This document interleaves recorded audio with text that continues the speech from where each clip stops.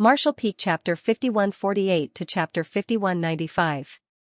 Chapter 5148, The Limit Translator, Sullivan and Victor N. Translation Checker, Pew Pew Laser Gun Editor and Proofreader, Leo of Zion Mountain and Dale Lidger Keys. Although he had succeeded in obtaining a subnest, Xianxia was not sure if it would work given the special connection between the Territory Lord Black Ink nests and the Feudal Lord Black Ink nests. Even so, he had to try it out to be sure. After putting the subnest into his small universe, Xianxia did not rush to hatch it. He just temporarily placed it somewhere isolated. A little while later, he, along with Feng Ying, left the place. "Squad leader, do you intend to destroy the Black Ink nest?" Feng Ying asked.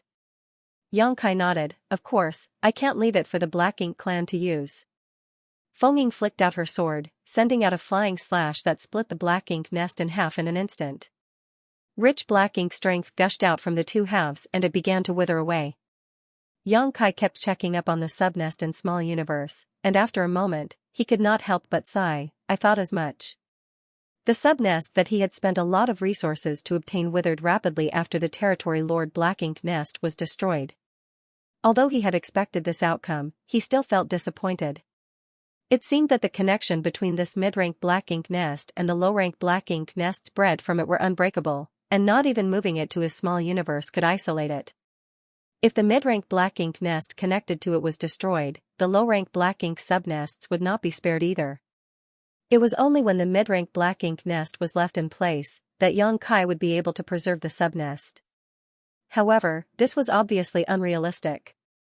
No matter how strong the expeditionary force was, they would not be able to fully eliminate all Black Ink clansmen around Blue Sky Pass. As long as the Black Ink clan here had not been completely annihilated, leaving any Black Ink nest around would only benefit the Black Ink clan. After composing himself, Xianxia used his divine sense to check the area and ascertained that this place was already empty. His allies who had stayed behind to collect resources had already left. Thus, he and Feng Ying used the universe transference law to return to Dawning Light. For a time, the expeditionary force's momentum was unstoppable. As it marched on, the Black Ink clan was unable to form any effective resistance against its overwhelming power, and most fled before they even arrived. Half a year after the expeditionary force's initial sortie, they had captured 4 domains owned by territory lords. They had also destroyed 4 mid-rank Black Ink nests and swept clean several dozen feudal lord fiefs. This was when the expeditionary force advanced in a straight path. It had to be said that they could have achieved much more if they were willing to take some detours. After 6 months, the expeditionary force finally encountered a tough battle. 3 territory lord domains away from the royal city, the Black Ink clan once again gathered an army numbered in the hundreds of thousands. This army fought the expeditionary force with dogged determination. The Black Ink clan's counterattack became fiercer as the expeditionary force marched deeper into their territory, as this human incursion was a huge insult to their pride. They had always been the ones to attack. This was the first time in countless years that the humans had attacked them so close to the royal city. These 3 territory lords' domains were all that was left before the humans could assault the royal city. It would be a great embarrassment for the entire Black Ink clan if their royal city was infringed upon. Although many territory lords died during the most recent siege of Blue Sky Pass, they were not totally annihilated. The original number of territory lords was greater than the number of 8th Order humans. Taking into account those who were not deployed, and those who had escaped from Blue Sky Pass though, there were at least 40 territory lords still alive. The Black Ink clan army, led by more than 20 territory lords, stood in front of the expeditionary force. The two sides fought nearly 100 battles in just 3 months. Each side incurred losses of varying degrees. The resilience and determination of the expeditionary force shocked the Black Ink clan, and many were killed in this defensive battle. Still, they continued to regroup, attack, and suffer over and over again without any hesitation. The Black Ink clan had a huge advantage in terms of location. Their reinforcements did not have to travel far, so they could easily gather together from all sides and even look for opportunities to surround the expeditionary force. The battle raged throughout this territory lord's domain, and it was so bloody that this vast stretch of the void soon turned into a massive grave for the Black Ink clan. It was not until a year later that the territory lord's domain was completely conquered. In that year of battle, more than 1 million Black Ink clansmen died. The nearby void was literally covered in thick black ink strength, and huge black ink clouds blotted out the sky. Other than the legions of Black Ink clan cannon fodder that were killed, 2 more territory lords had fallen in this year-long battle. As the remnants of the Black Ink clan retreated to the next territory lord domain, and the expeditionary force continued to advance, it was only to be expected that the humans would be greeted by fiercer counterattacks and resistance. This was similar to the situation that Xianxia encountered when he wreaked havoc in the Yinyang theater. The deeper he went into Black Ink clan territory, the more concentrated the enemy resistance became. The expeditionary force set up a temporary camp on a massive universe fragment in the domain of the recently conquered territory lord domain. The array masters arranged a massive grand array to isolate the surrounding Black Ink strength so that the soldiers could rest and recuperate. 38th Order Division commanders, led by Ding Yao and Liang Yulong, gathered in one of the largest tents. Xianxia was summoned and saluted before looking at the 2 men sitting in front. "What are your orders, seniors?" Ding Yao said, "How many universe arrays are needed to set up a direct link to Blue Sky Pass from here?" The universe array was an extremely convenient tool that allowed cultivators to use the universe transference law to return to it any time they wanted. As long as they were in the same world, there was, theoretically, no limit to the distance one could traverse. However, there were still limits to what individual cultivators could endure. This place was very far away from Blue Sky Pass. Even so, those from Blue Sky Pass could still use the universe arrays aboard the purifying Black Ink battleships to communicate with the expeditionary force. However, if a cultivator really tried to teleport back directly, not many of them would be able to survive the stresses of the transit through the void. Even a 7th Order Open Heaven Realm Master faced the risk of instant death if they attempted it. Perhaps only the 8th Order Masters could safely accomplish this. Thus, there had to be a transit point set up using another universe array. Xianxia was the only one capable of doing this, which was why the 8th Order Masters summoned him. Xianxia pondered for a moment before answering, "Considering the endurance limits of those in the 5th Order, 2 should be enough." Ding Yao nodded and replied, "As expected." Xianxia's heart skipped a beat as he asked, "Isn't the expeditionary force continuing?" Ding Yao shook his head, "We can't. Although the Black Ink clan suffered huge losses, we've also suffered casualties. The expeditionary force soldiers need to take purifying Black Ink pills every time they fight against the Black Ink clan. After such a long crusade, the purifying Black Ink pill stock is running low. The warships have also suffered varying degrees of damage, which could not be repaired in the heat of battle. Additionally, there are other considerations, so this crusade has to stop here." Xianxia understood all these issues and had also anticipated this happening sooner or later. In fact, those in the expeditionary force with a little bit of foresight were aware that they were at the limit of what they could do so far away from Blue Sky Pass. Casualties would begin to rapidly climb if the expeditionary force advanced any further. Additionally, the closer they got to the royal city, the more intense the Black Ink clan's resistance would become. Blue Sky Pass's forces could not bear such losses. Although the crusade was not completely successful, it was still a great victory for the humans to take the fight to the Black Ink clan. Privately, the soldiers were discussing when the expeditionary force would withdraw, but there were many different opinions and no definite conclusions. After all, only the 8th Order Open Heaven Realm Masters had the authority to decide such matters. A 7th Order Master like Xianxia did not have the authority to discuss such matters with the 8th Order Masters. However, what Ding Yao said seemed to indicate that he did not intend to withdraw. If they were to withdraw, why bother arranging more universe arrays? Xianxia suddenly realized something and asked, "Sirs, do you intend to permanently occupy the ground we've taken and reduce the territory controlled by the Black Ink clan?" Liang Yulong smiled and said, "You're a quick one. We intend to hold our position here, expanding our territory while reducing the Black Ink clans. The expeditionary force has spent so much time and paid so much to gain such a large swath of territory, how could we give it up just like that? The expeditionary force will not move forward, but we will also not retreat. We will build a forward outpost here and repel any Black Ink clansmen that dare to enter its range. The Black Ink clan must be seething to have lost so much territory. Just by the losses of the Black Ink clan after the battles, it would take them over 1,000 years to rebuild their forces. As long as the expeditionary force is here though, there is no way the Black Ink clan can completely restore their foundation.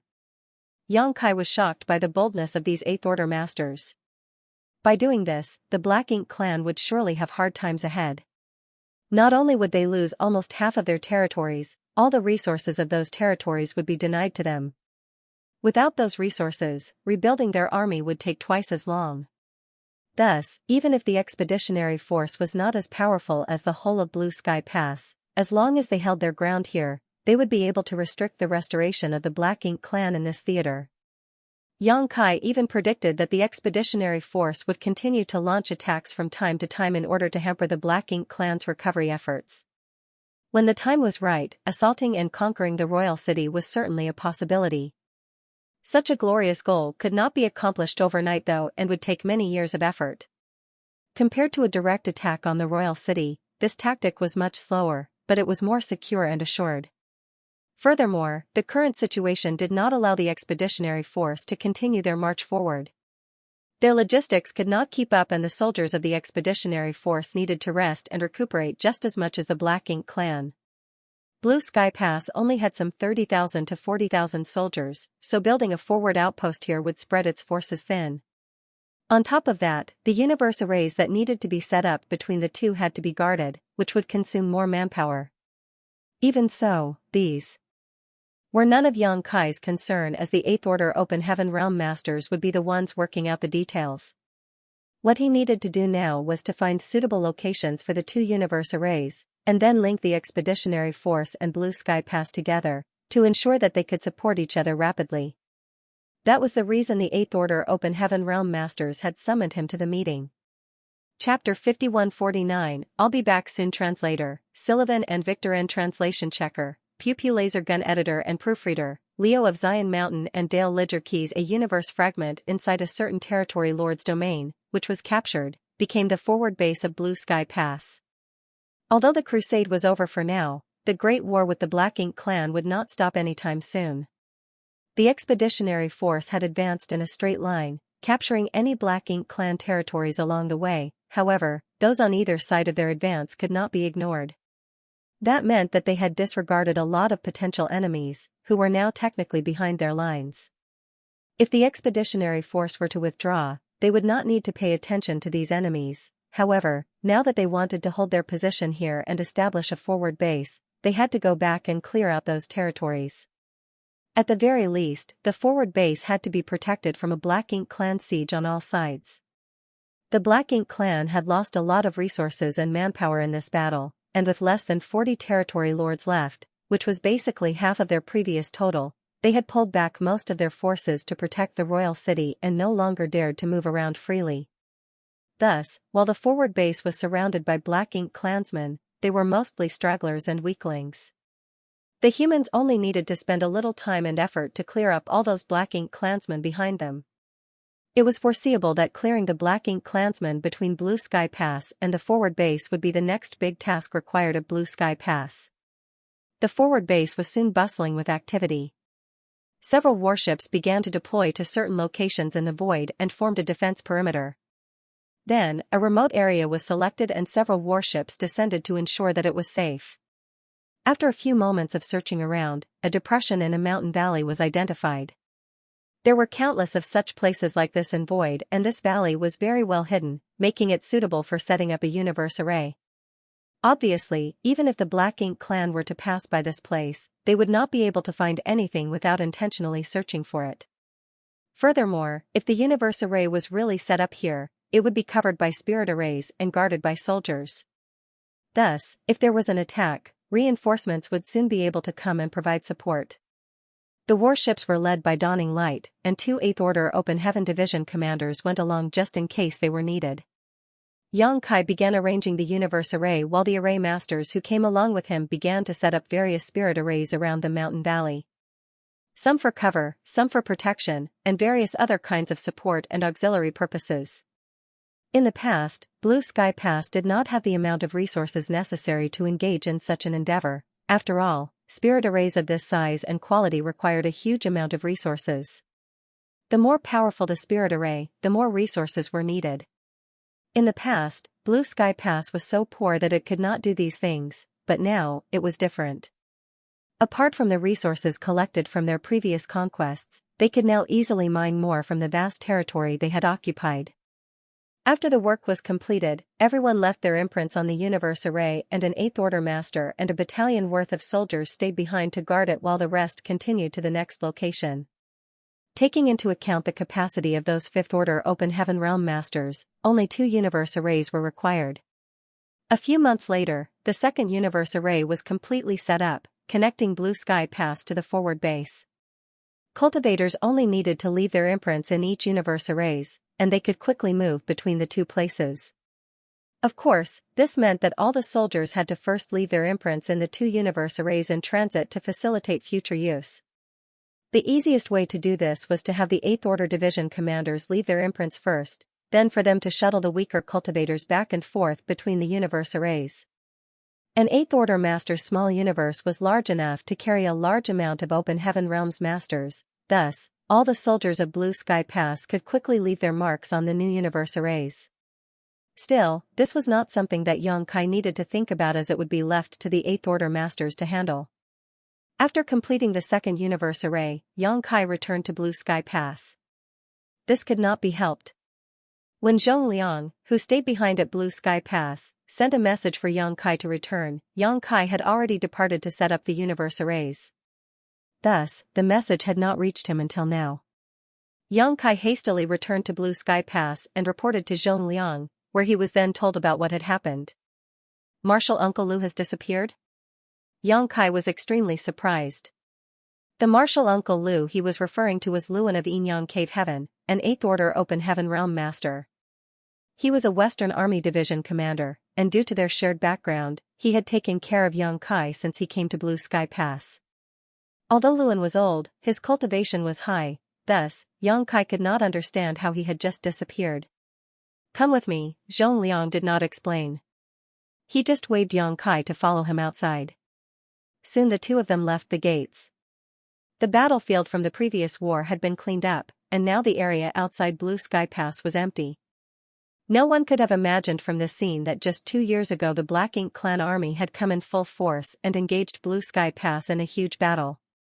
When he arrived, Xianxia was immediately drawn to a small crack in the void in front of him, and after a moment of observation, he could not help but frown. Zhongliang explained, "There was a universe cave heaven here, I don't know if you remember." Xianxia nodded lightly, "I remember. All the universe cave heavens and universe paradises outside of Blue Sky Pass were personally found and opened by him, and then filled with traps, thus, Xianxia naturally had some memory of them." Zhongliang continued, "Your martial uncle Lu was responsible for this universe cave heaven. We do not know who his opponent was, but he was likely quite strong. Their battle was still ongoing when the expeditionary force departed, but 6 months after the expeditionary force departed, this universe cave heaven suddenly collapsed and a void crack formed. Thereafter, your martial uncle Lu and his opponent were nowhere to be seen." Xianxia said with a frown, "When the universe cave heaven collapsed, the space would become disordered and a void crack would form. Martial Uncle Lu and that territory lord must have been caught up in it and dragged into the void." Zhongliang nodded, "Exactly, that old fart is a stubborn one. Most likely, he was unwilling to let that territory lord escape, which is why they ended up in this situation. This void crack was quite spacious when it was first formed, so I went inside to investigate, but as you know, the void is incredibly chaotic and I became disoriented the instant I entered. I could not find any trace of your martial Uncle Lu, so I have no choice but to withdraw while I still could. After so long, and with the void crack here close to healing, I'm afraid that your martial Uncle Lu might never come back. I'll go in to find him." Xianxia stepped forward. "Are you sure?" Zhongliang looked concerned. Xianxia grinned and said, "This junior will be right back." Thereafter, he manipulated space principles and plunged into the small void crack. In the void, chaos and void turbulence raged. Xianxia silently pushed his space principles to swim against the currents, leaving a trail of his aura behind along the way. At first, everything was calm, but as he swam deeper, disruptions in the turbulence began to appear. Xianxia examined these traces carefully and realized that they should be remnants of battle between masters. It was obviously the result of the fight between martial Uncle Lu and a certain territory lord. Zhongliang had come in before and was confused at the sight, but to Yang Kai, these traces were the best clues to find his targets. Following the traces, he began to search for them. This section of void was extremely dangerous because it had been greatly disturbed, making it even more chaotic than normal, with no semblance of direction or time. In this damned place, one would never know where he was or how much time he had spent there. Perhaps one could spend thousands of years inside the void, only to emerge and find that but a brief moment had passed in the outside world. Changes within the void were highly unpredictable. Only someone like Yang Kai, who was well versed in the Tao of space, could find some kind of order in this damned place. Using space principles, he made use of his divine sense, and was able to monitor his surroundings as he searched. After an unknown span of time, Yang Kai suddenly felt a disturbance and zoomed off in a certain direction. In no time, he came to a void turbulence and sensed a corpse floating and sinking into it. The corpse was covered with wounds and there was a fatal wound in its head. The expression on its face looked like it was glaring in disbelief before its death. It was a corpse of a Black Ink clansman. Yang Kai was relieved to see that this corpse was the territory lords who had fought against Luan. The fact that his corpse was here meant that Luan had won. After carefully identifying the territory lord's corpse, Yang Kai recognized that this guy should be one of the top 5 strongest territory lords in the Blue Sky Theater, on par with He Yuan from the Yinyang Theater. Now, it made sense why Luan, a senior 8th Order Open Heaven Realm Master, could not take him down quickly even with the geographical advantages. In fact, Luan did not have to be so determined to kill this territory lord. As early as when the plan was being implemented, Zhongliang and others had explained that if they could not win the fight quickly, then should escape before the universe cave heaven collapsed, otherwise, they would most likely be sucked into the void. Many 8th Order Division commanders did this, otherwise, there would not have been so many territory lords escaping that day. Luan apparently did not heed those orders though. He was willing to die to make sure that the territory lord did not escape. As a result, the two were sucked into the void. If this corpse was here, then obviously Luan should not be too far away, however, this whole place was directionless. Thus, if he got caught in one of the turbulent currents, there was no telling where he would drift to. Yang Kai continued his search, his divine sense extended to its limit. Yang Kai soon sensed a fluctuating life aura in the distance. This fluctuation was very unusual and obviously intentional to point out its location. Quickly reacting, Yang Kai smiled and flew through the void like a fish swimming upstream towards the unusual fluctuations. A short while later, Yang Kai came to an old man who was sitting cross-legged. With a grin, he called out, "Martial uncle, sorry for the long wait." Chapter 5150, The Hunt Translator, Sullivan and Pia Translation Checker, Pew Pew Laser Gun Editor and Proofreader, Leo of Zion Mountain and Dale Lidger Keys. Luan apparently also knew that Blue Sky Pass would send someone to find him. Naturally, this person had to be Yang Kai. After all, he was the only person who could freely transverse through the turbulent void. Naturally, Luan had tried to get out of the void, however, even if he was an 8th Order Open Heaven Realm Master, he could not find his way back through the chaotic space. Worse, he was injured after the battle with the Territory Lord, and was far from his peak state. Thus, instead of blindly looking for a way out, he opted to sit and wait. After all, Yang Kai was sure to come and find him. Similarly, him sitting still also helped Yang Kai locate him. Finding Luan and returning was not hard for Yang Kai. When he saw the two of them appear, Zhongliang, who had been waiting outside, couldn't help but breathe a sigh of relief. Every 8th Order Open Heaven Realm Master was a pillar in the human race's fight against the Black Ink clan. Furthermore, since the number of 8th Order Open Heaven Realm Masters in each Great Pass was not large, each of their deaths greatly impacted the human race. Thus, he was gratified to see Luan was alright. Still, since Luan's injuries were not light, he quickly headed back to rest and recover. Meanwhile, Yang Kai embarked on a journey to the forward base with the rest of Dawn. The forward base had been nailed deep within the territory of the Black Ink clan. In this recent war, Blue Sky Pass had achieved extremely brilliant results. The huge losses of the Black Ink clan were enough for them to be unable to recover for at least 1,000 years. Furthermore, that timeframe was dependent on their ability to destroy Blue Sky Pass' new forward base.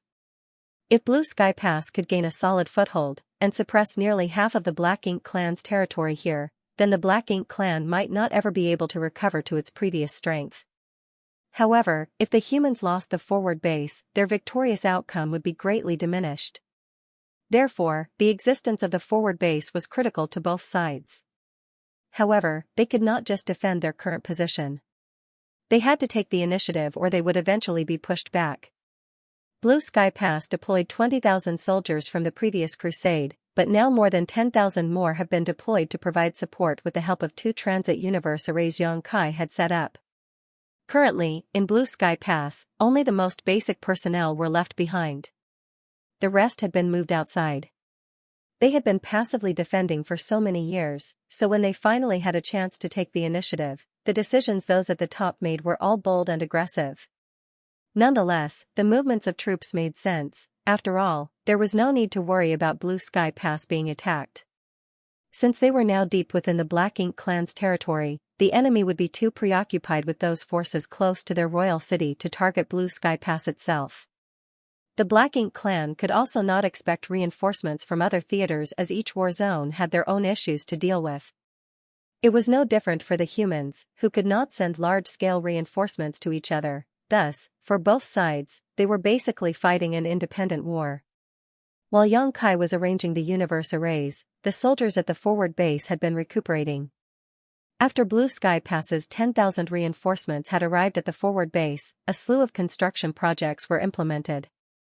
One by one, squads patrolled around the forward base, clearing out any Black Ink clansmen in the area. Even the 8th Order Open Heaven Realm Masters were moving, trying to use this opportunity to suppress the Black Ink clan as much as possible. Naturally, the Black Ink clan would not sit still and get attacked. Though they did not launch any large-scale battles, they continued with small-scale ambushes. In fact, almost every day, squads that ventured even a little far from the forward base would be ambushed by the Black Ink clan. The humans and the Black Ink clan had been fighting for hundreds of thousands of years in the space between Blue Sky Pass and the forward base. It was just that this time, the humans had the absolute advantage, thus, such ambushes were all but meaningless. After all, most of the territory lords here would not dare to move easily. Furthermore, human squads had their warships, which held an absolute advantage when faced against a small number of Black Ink clansmen. In fact, if a squad found itself dangerously outnumbered, or facing a powerful, unbeatable foe, the warships possessed defensive spirit arrays which would protect them. In the worst-case scenario, there was still the universe array aboard the purifying Black Ink battleships anchored at the forward base, which enabled them to escape the battle if necessary. Thus, as long as they still had some luck, and the situation was not that dire, there was no need for them to fear for their lives. In the void, a warship flew back and forth as a rays of bright light shot out from its hull. Unable to resist the powerful attack, the Black Ink clansmen burst into a mist of blood. Around the warship, there were several figures moving around, eliminating whatever scattered Black Ink clansmen were present using their own secret techniques. Within a short time, hundreds of Black Ink clansmen were killed. Miao Fei Ping flashed and flew back to dawning light, looking indifferent, with no joy or surprise in his eyes. With the baptism of blood and war, he had quickly matured and was no longer as helpless and nervous as he had been the first time he fought the Black Ink clan. Under normal circumstances, a 6th Order Open Heaven Realm Master like him would not leave their warship to kill the enemy directly. He should stay inside the protective spirit arrays on the warship and use its offensive arrays to deal damage. However, today's battle was different from the usual. They encountered some scattered Black Ink clansmen, so there was leeway for the 6th Order Masters to gain some direct combat experience. The Black Ink clan usually sent out massive armies, with powerful masters leading them. Thus, even a 6th Order Open Heaven Realm Master, who could not be considered weak, would find it difficult to survive in that chaotic battlefield. As a result, those below the 7th Order were generally tasked with controlling their warships' arrays. Of the hundreds of Black Ink clansmen Dawn encountered today though, only one was a feudal lord, and he was swiftly killed by Feng Ying. Meanwhile, the rest scattered like sand. A few 6th Order Open Heaven Realm Masters couldn't help but rush out of the warship to fight, and Xianxia didn't stop them. Such skirmishes could be found everywhere in Void. The soldiers of the forward base also began to refer to this kind of mission as hunting.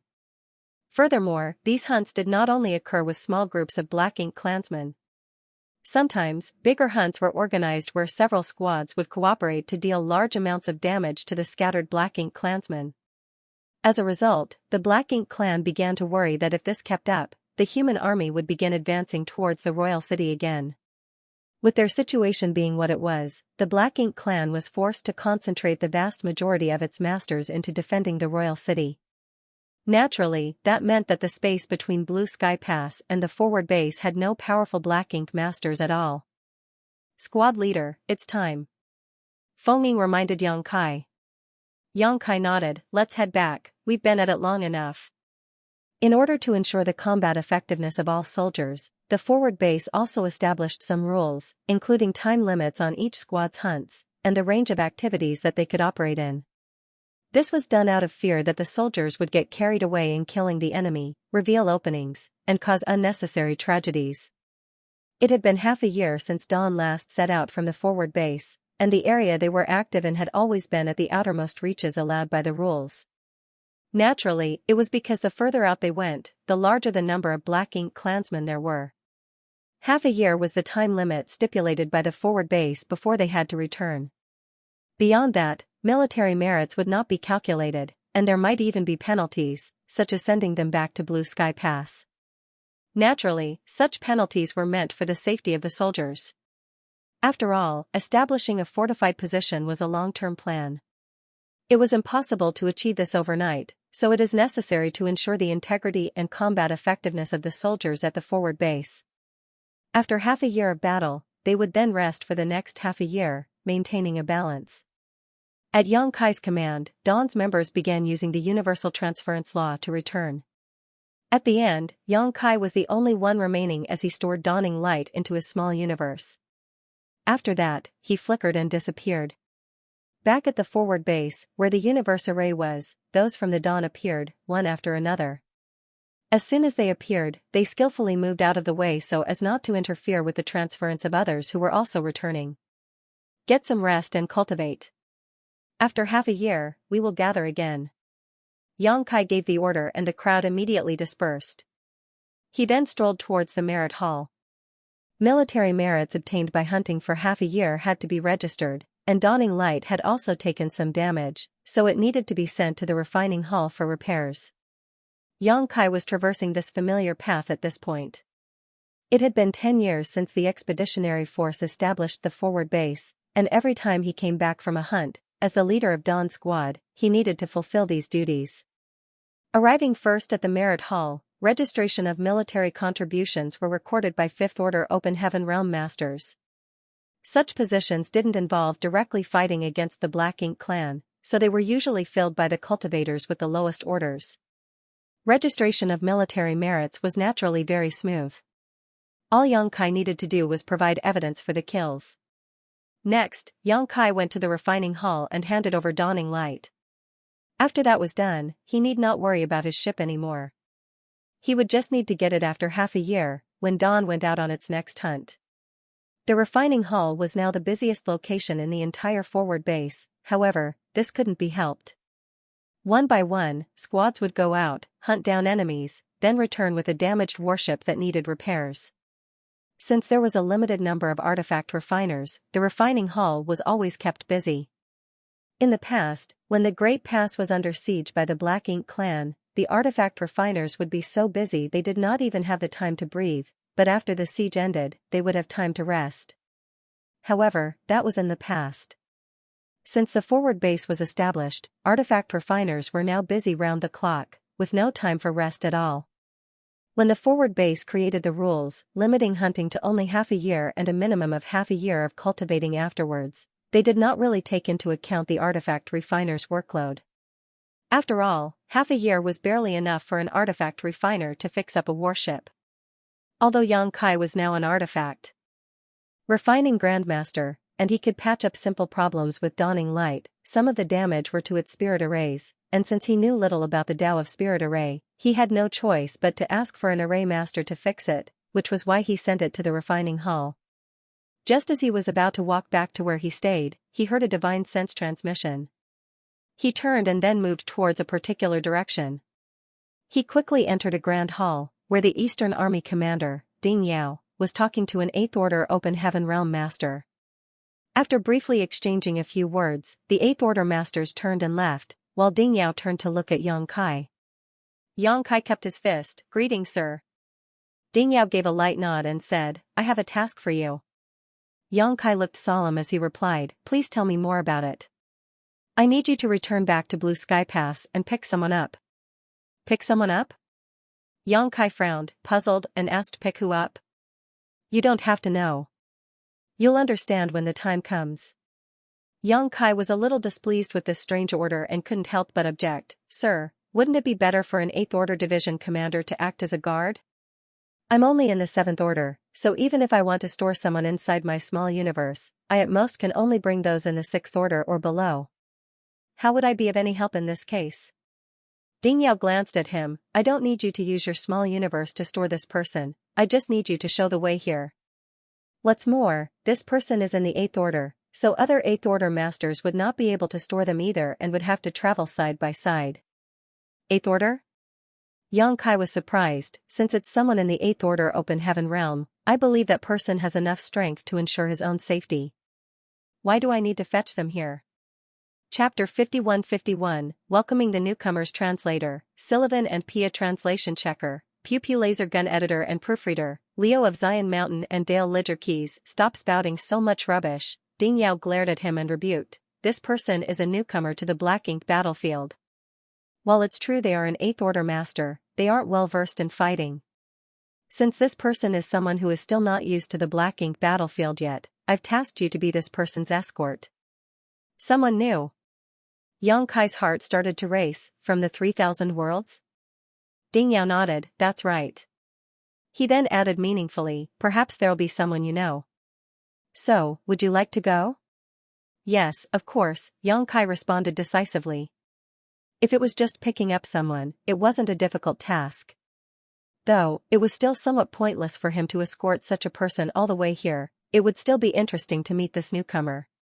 Since Ding Yao said that it might be someone he knew, Yang Kai was eager to meet them. Even if it wasn't an old acquaintance, more than 100 years had passed since he came to this Black Ink battlefield, so this was a chance to see if there were any new changes in the Star Boundary and Void Land after he left.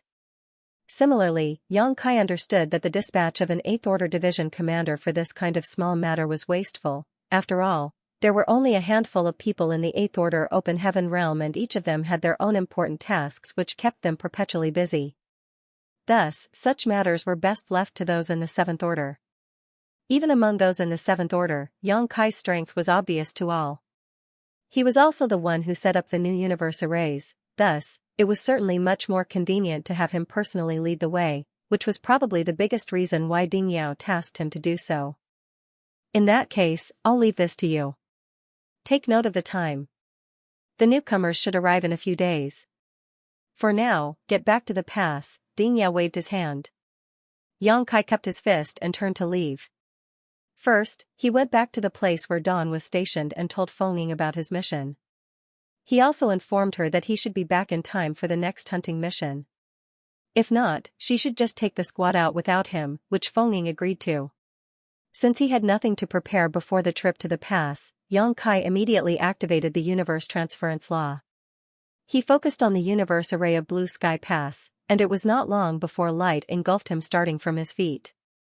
Usually, those in the 7th Order Open Heaven Realm would find it impossible to directly teleport from the forward base to Blue Sky Pass as the distance was too great.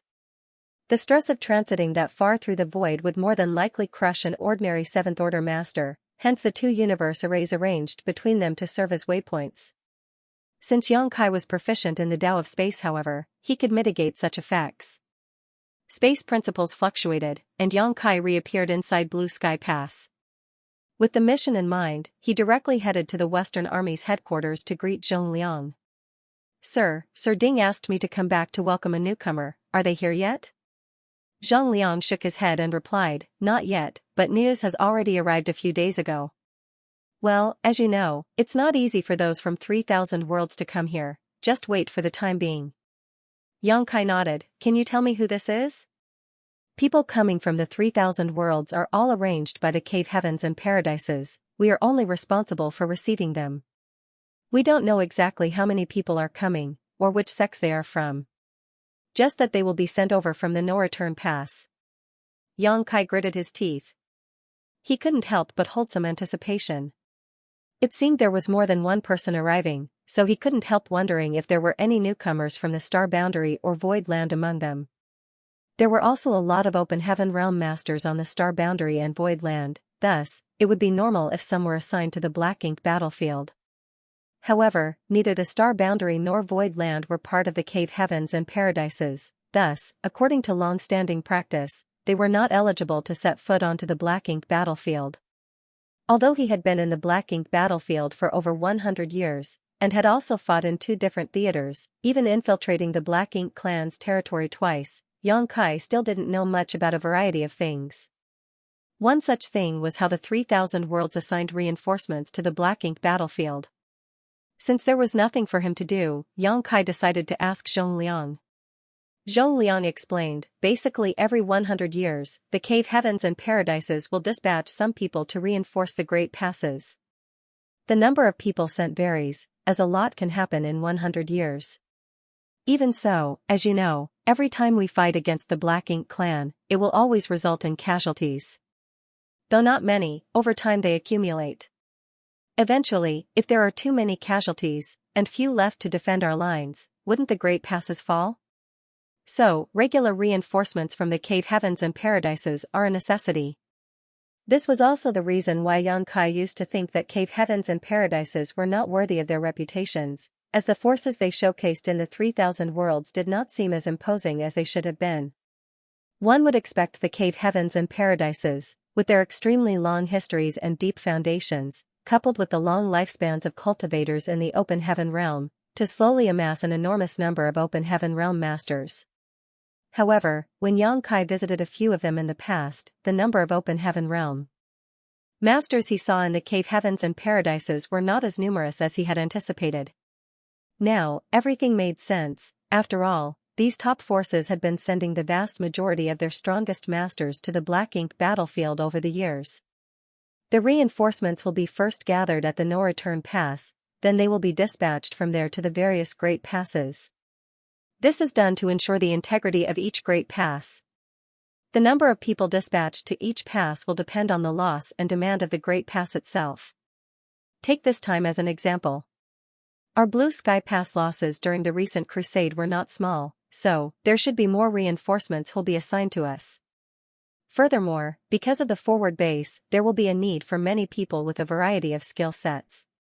This was the requirement of Blue Sky Pass, which we put forward to 3,000 worlds to meet. Well, I think news of what we have accomplished so far would make them feel gratified. Xianxia nodded in understanding, thought for a while, and then asked, there should still be many 8th Order Open Heaven Realm Masters in each Cave Heaven and Paradise's headquarters. Since the 3,000 worlds is essentially stable, why not transfer more of them to the Black Ink battlefield? That way, we'll be able to overwhelm the territory lords with superior numbers. It should not be that difficult to do, right? Zhongliang answered with a smile, it's not difficult, of course. The cave heavens and paradises have strong foundations and heritages, so it certainly won't be a problem to get a few more 8th Order masters assigned here, but have you thought through what that would mean? Would there be any decisive change if we really did as you said? There is currently no way to completely eradicate the Black Ink clan, so what is the use of this small advantage? Before you brought us the purifying light, the human race was basically powerless to resist the corrosion of Black Ink strength. Many had to sacrifice pieces of their small universes to protect themselves. We have fought against the Black Ink clan for so long, so what we want is not a small advantage to give us a more favorable position, but rather a way to completely eradicate the Black Ink clan. Before we find a way to do that, maintaining the current balance is the best option. Xianxia pondered over what he said before nodding in agreement. Zhongliang exhaled lightly. Our crusade this time was not only an experiment, but also a campaign to provide hope. If what we are doing works out well, in the next 100 to 1,000 years, we humans will be able to continue to reduce whatever available territory the Black Ink clan has. Eventually, we will be able to find a way to completely wipe them out. This is definitely a long-term goal, and it might even take several generations to accomplish. Even so, we will do it. Zhongliang would have never said these things to other 7th Order masters, but with Yang Kai, it was different. His arrival changed the whole landscape of Black Ink battlefield, and his contributions alone made him qualified to understand the plans of the higher-ups. When the day comes, all the top masters from the cave heavens and paradises will be sent to the no-return pass. At that time, what do you think will happen to the Black Ink clan? Yang Kai imagined the scene, where the hidden masters of the cave heavens and paradises all came out in force. The thought drew his imagination as he said, "They'll be in for an unpleasant surprise." Inside the grand hall, where the hyperspace array was located, Yang Kai sat cross-legged as his heart started pounding.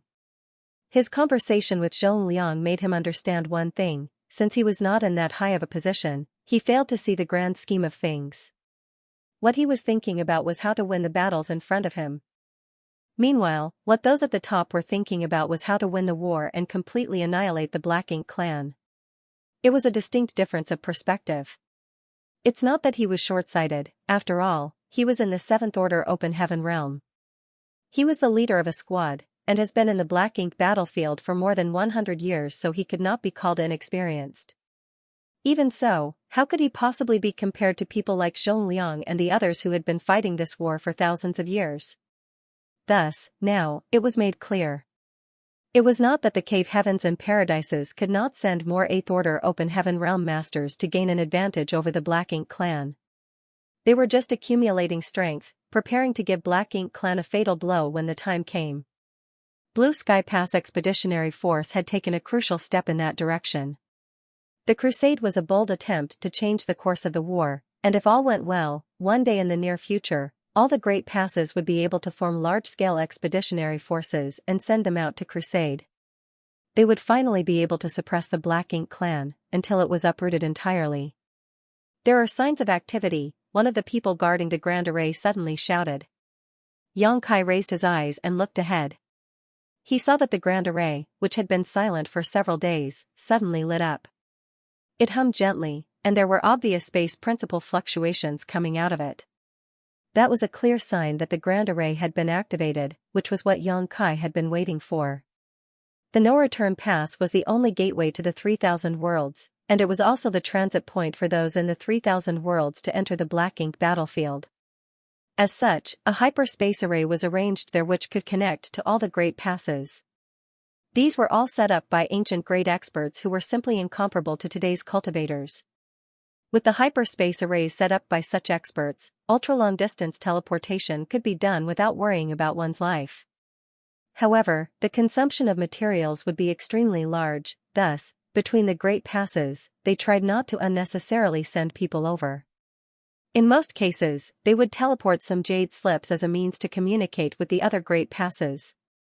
Under the gaze of the many cultivators guarding the Grand Array, a dazzling light suddenly filled their eyes. From it, a faint figure appeared. Yang Kai immediately felt an aura of someone in the 8th Order Open Heaven realm, but to his surprise, this aura was faintly familiar to him. As the light faded, Yang Kai discovered that there were already at least 100 people standing on the Grand Array, many of them appearing dizzy and disoriented as they had obviously not recovered from the ultra-long-distance teleportation. Although the arrangements of the ancient great experts were enough to allow them to teleport here safely, there were still some drawbacks of doing so. Immediately, Blue Sky Pass men, who had been prepared ahead of time, stepped forward and all kinds of secret techniques were activated to help alleviate the sequelae of these 100 or so people. It took just a moment for the 8th Order Open Heaven Realm Master to shake his head and focus his eyes. In the end, he was an 8th Order Master whose strength was incomparable to the rest who still needed some time to recover from the dizziness. Yang Kai suppressed his excitement, stepped forward, and saluted. Grand Master's noble bearing is still the same as ever, even after so many years. Ding Yao's words had been prophetic, as Yang Kai really knew someone who came here this time. He was a remnant of Great Evolution Paradise, Grandmaster Ma Fan. Yang Kai had dealt with him plenty of times. The first time was when he went to ask about refining array artifacts for Voidland's Grand Array. At that time, the proprietress took him to Grandmaster Ma Fan. Later, Ma Fan helped him improve the Void Yin-Yang mirrors. He even passed the Great Evolution Paradise's Good Fortune Divine Furnace to Yang Kai. Afterwards, many of the remnants from Great Evolution Paradise, led by Grandmaster Ma Fan, went to the Star Boundary to open a Tao temple. They did this in an attempt to revive the former glory. Thus, they were old acquaintances. Chapter 51-52, The Situation in the 3000 Worlds. Translator, Sylvan and Pia. Translation checker, Pew Pew laser gun editor and proofreader, Leo of Zion Mountain and Dale Ligerkeys. Ma Fan, who had recently broken through to the 8th Order, was clearly a great grandmaster in artifact refining now. It should be said that those who were great grandmasters were all 8th Order masters, equivalent to Dongguan and Ping from Divine Cauldron Cave Heaven, who Yang Kai was acquainted with. Yang boy. Grandmaster Ma Fan looked surprised, clearly never having anticipated he would meet Yang Kai here of all places. More than 100 years ago, Yang Kai dove into a void corridor and never came back. Without any news, whether he was even alive or dead was unknown. Nonetheless, his disappearance and sacrifice were no secret in the 3000 Worlds. After all, many were present when he went to seal the void corridor. Furthermore, although the Black Ink battlefield could pass some news back to 3000 Worlds, matters related to Yang Kai were still only known to a few top officials within the Cave Heavens and Paradises. Thus, Grandmaster Ma Fan was not aware that he was here. When he came to the Black Ink battlefield, he never expected to see Yang Kai. It was natural that upon seeing an old friend, they were both overjoyed.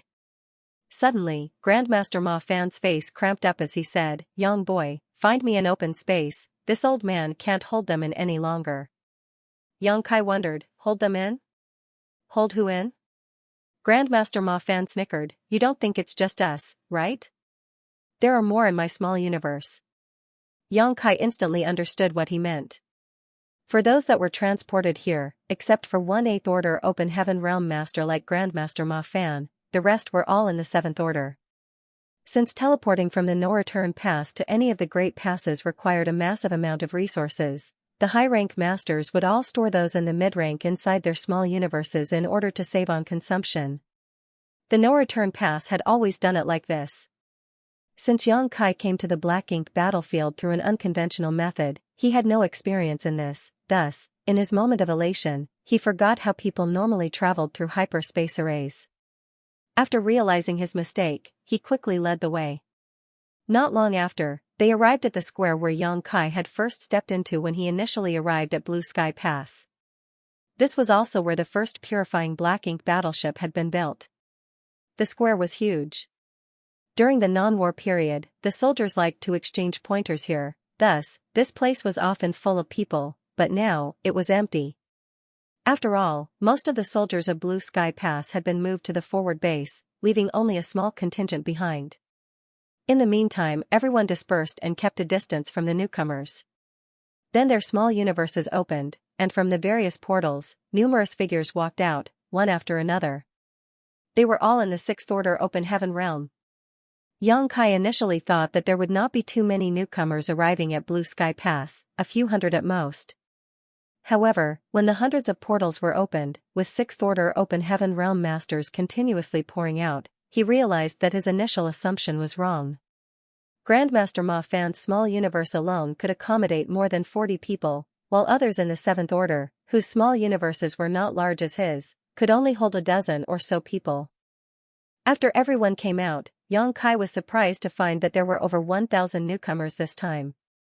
That was a huge number. Furthermore, everyone here was in the 6th Order and above. In other words, the Cave Heavens and Paradises had sent at least 10 cultivators at or above the 6th Order each, and that was not even counting the reinforcements sent to the other Great Passes. Which sect in the 3000 Worlds could do this? Which force had such a measurable heritage? Even in Void Land and the Star Boundary, how many 6th Order or 7th Order Open Heaven Realm Masters were there now?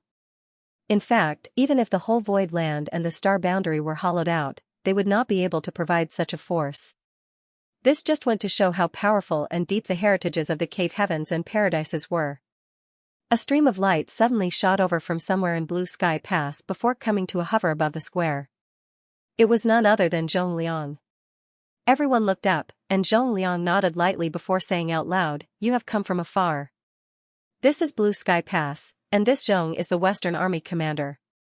Everyone saluted in unison, and Zhongliang returned the salute and continued, "You are from different cave heavens and paradises, and all of you were elites in your respective sects, but the Black Ink battlefield is different from 3,000 worlds. You need to remember that no matter which cave heaven or paradise you came from, after you set foot into Blue Sky Pass, none of that matters anymore.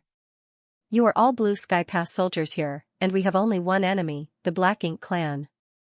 All those who are here now, and the ancestors who came before us, have sacrificed our blood, sweat, and even lives in this empty place to prevent the Black Ink clan from invading the 3,000 worlds. Countless have fallen on this battlefield for countless years, the next one may be me, or it may be one of you, but as long as the cave heavens and paradises stand, the Black Ink clan will never step into 3,000 worlds. You are all from cave heavens and paradises, so before you left, the elders of your respective sects must have warned you about all of this. Blue Sky Pass and the Black Ink battlefield have many things you will gradually need to become familiar with. This zone will give you one piece of advice now, and I hope you will remember it in your hearts: survive. Not matter what, do not give up. I say this from the bottom of my heart, and truly hope you will keep it in mind at all times. Now, this zone still has responsibilities to attend to, so it is not convenient for me to remain here. Yang Kai, take them to register themselves and make preparations. Yes. Yang Kai bowed. Zhongliang turned and left. It was not troublesome to register in Blue Sky Pass, but it took some time for over 1,000 people to go through this process. As the only 8th Order Open Heaven Realm Master among the newcomers, Grandmaster Ma Fan was naturally the first to register. After receiving his identity token, he went to Yang Kai and handed him a jade slip. "This is what your wives had asked me to pass to you." Yang Kai reached out and took it solemnly. "Many thanks." Grandmaster Ma Fan snorted. "It's understandable for someone young to be rather unscrupulous, but brat, you really have gone a little too far." Yang Kai smiled awkwardly, without defending himself as he took the jade slip. He scanned it using his divine sense and his expression gradually softened. There was nothing really special in the jade slip, just a few words from his loved ones. The first one was written by Yu Rumeng, the charm demon saint, then it was Xianing Chang, Shui Yu, Ji Yao, Chu Huashang, and Tao Lingwan's turn. They each only wrote a sentence or two at most. Yu Rumeng was as hot-tempered as ever as she snapped, "If you dare to die outside, I will take my sisters and have them all remarry." Little senior sister was much gentler. "Junior brother, you must take care of yourself when you are outside. The most important thing is to make sure you protect yourself." The seductress from Yinyang Cave Heaven was bold as usual. "If you are lonely outside, you can find a senior sister from Yinyang Heaven to discuss the Tao of Yin and Yang. Make sure you don't look for someone else from some other place, okay?" All this made Yang Kai smile and warm his heart. There were no messages from Su Yan, Zhu Qing and Shanqing Luo in the jade slip. Obviously, they are still in the divine spirit ancestral land, and did not know much about what was happening in the outside world. After reading the jade slip over and over again, Yang Kai held it tightly to his chest and asked, "Great Master, how is the situation over in the 3,000 worlds?" Grandmaster Ma Fan casually remarked, "Things are as usual. Those that are unaware remain the same, calm and stagnant, but those in the know are all aware that there is currently a huge undercurrent surging under the seemingly calm surface. I don't really need to say much about other things, just the influence of your star boundary alone is huge. It is truly deserving of its reputation as an open heaven realm cradle. Countless geniuses have emerged from the star boundary over the years, and every cave heaven and paradise has gained a lot. In the eyes of those great forces not in the know, the top great forces are just expanding their influence and getting stronger. However, only those of us aware of the truth understand that everything is done in preparation for the war against the Black Ink clan. So, we need to cultivate more people with greater strength.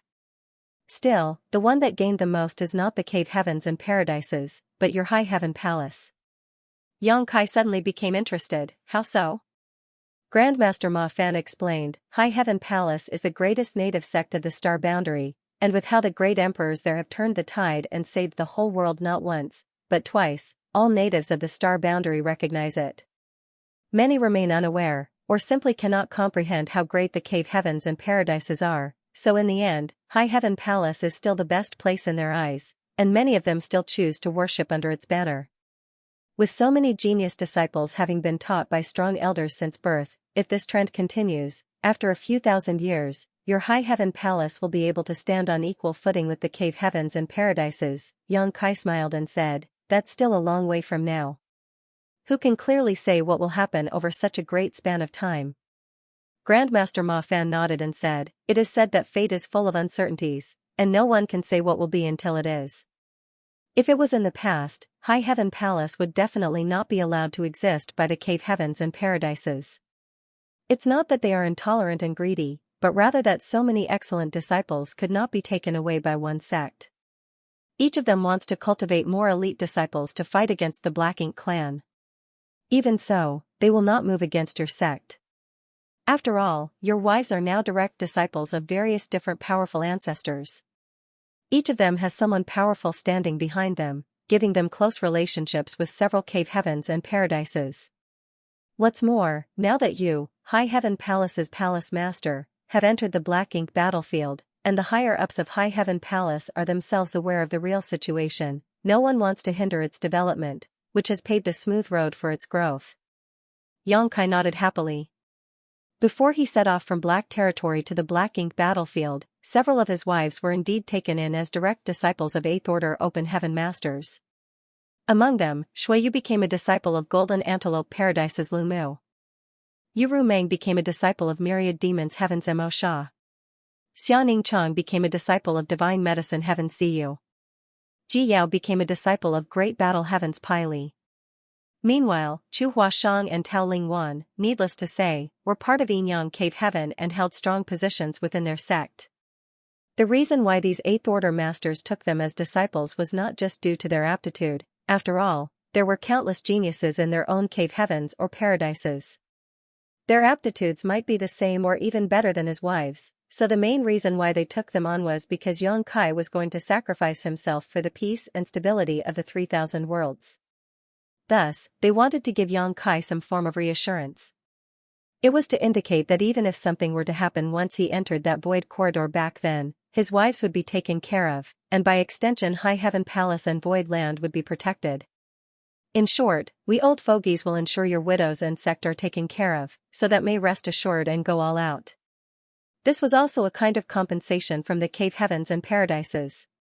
Of course, his wives were all talented enough to become direct disciples of these 8th Order Open Heaven Realm Masters. After all, each of them had directly ascended to the 6th Order Open Heaven Realm and could thus be expected to reach the 8th Order in the future. Fortunately, Xianxia's personal strength and accomplishments in the Tao of Space were exceptional. On top of that, he possessed various unique methods which helped him survive. Since he came to the Black Ink battlefield from Black Territory, he had overcome plenty of difficulties and managed to live till now.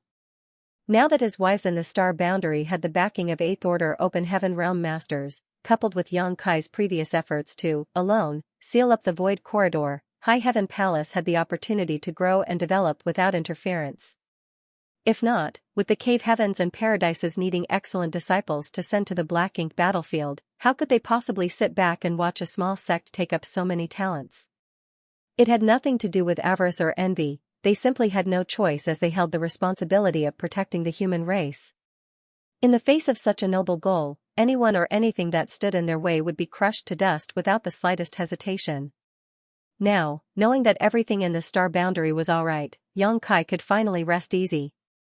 Chapter 5153, Zhangzhou Translator, Sylvan and Pia Translation Checker, Pew Pew Laser Gun Editor and Proofreader, Leo of Zion Mountain and Dale Ledger Keys. Since the Star Boundary was well and good, and High Heaven Palace was thriving with strong momentum, what else could possibly worry Xianxia? On the other hand, disciples of the cave heavens and paradises willingly shed their blood in the Black Ink battlefield as they waged war against the Black Ink clan for no other reason than a strong sense of responsibility to protect the 3,000 worlds. The situation of the Star Boundary and High Heaven Palace was enough to allow Xianxia to rest easy. Actually, I didn't expect to meet you so soon, Grandmaster Ma Fan sighed. I wanted to settle down in the Black Ink battlefield first, and then find out where you were. I didn't think that you would be here. Say, young boy, you were something like a half-disciple of Yinyang Cave Heaven, so why didn't you go to Yinyang Pass? Xianxia shook his head and said, I didn't come here through the normal route, so Blue Sky Pass was the first great pass that I encountered. As a result, I settled here. Overall, against the Black Ink clan, it'll be the same no matter which Great Pass I go to. Grandmaster Ma Fan gave him a fixed look, then nodded, fair enough. Yang Kai suddenly remembered something and curiously asked, why did you come to the Black Ink battlefield, Grandmaster? You are a remnant of Great Evolution Paradise, so even if you've made it to the 8th Order Open Heaven realm, logically speaking, you didn't need to come here. Grandmaster Ma Fan snorted, I don't need to be part of the Cave Heavens and Paradises to fight against the Black Ink clan, right? As long as I have the heart it is more than enough. Brat, what qualifications do you have to tell an old master like me that I need to be part of the Cave Heavens and Paradises to come here? Yang Kai scratched his head and could only laugh bitterly, Grandmaster, please calm yourself. Being asked to calm down only sent Grandmaster Ma Fan into a rage. Just because I was no longer part of the Cave Heavens and Paradises, this old master needed to ask their permission to come here. Great Evolution Paradise used to be one of them, and ever since I advanced to the 7th Order Open Heaven realm I had repeatedly requested to be assigned to the Black Ink battlefield, but every single time they rejected me. Bastards! The Black Ink battlefield is not their backyard, so why not just let me come? Yang Kai didn't know how to answer. He wouldn't have known about it if Grandmaster Ma Fan hadn't mentioned it himself.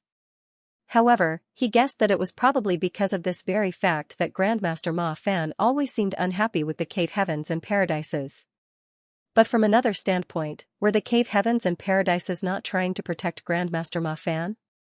After all, Great Evolution Paradise had fallen, and only this old man was still around, struggling to support it by himself.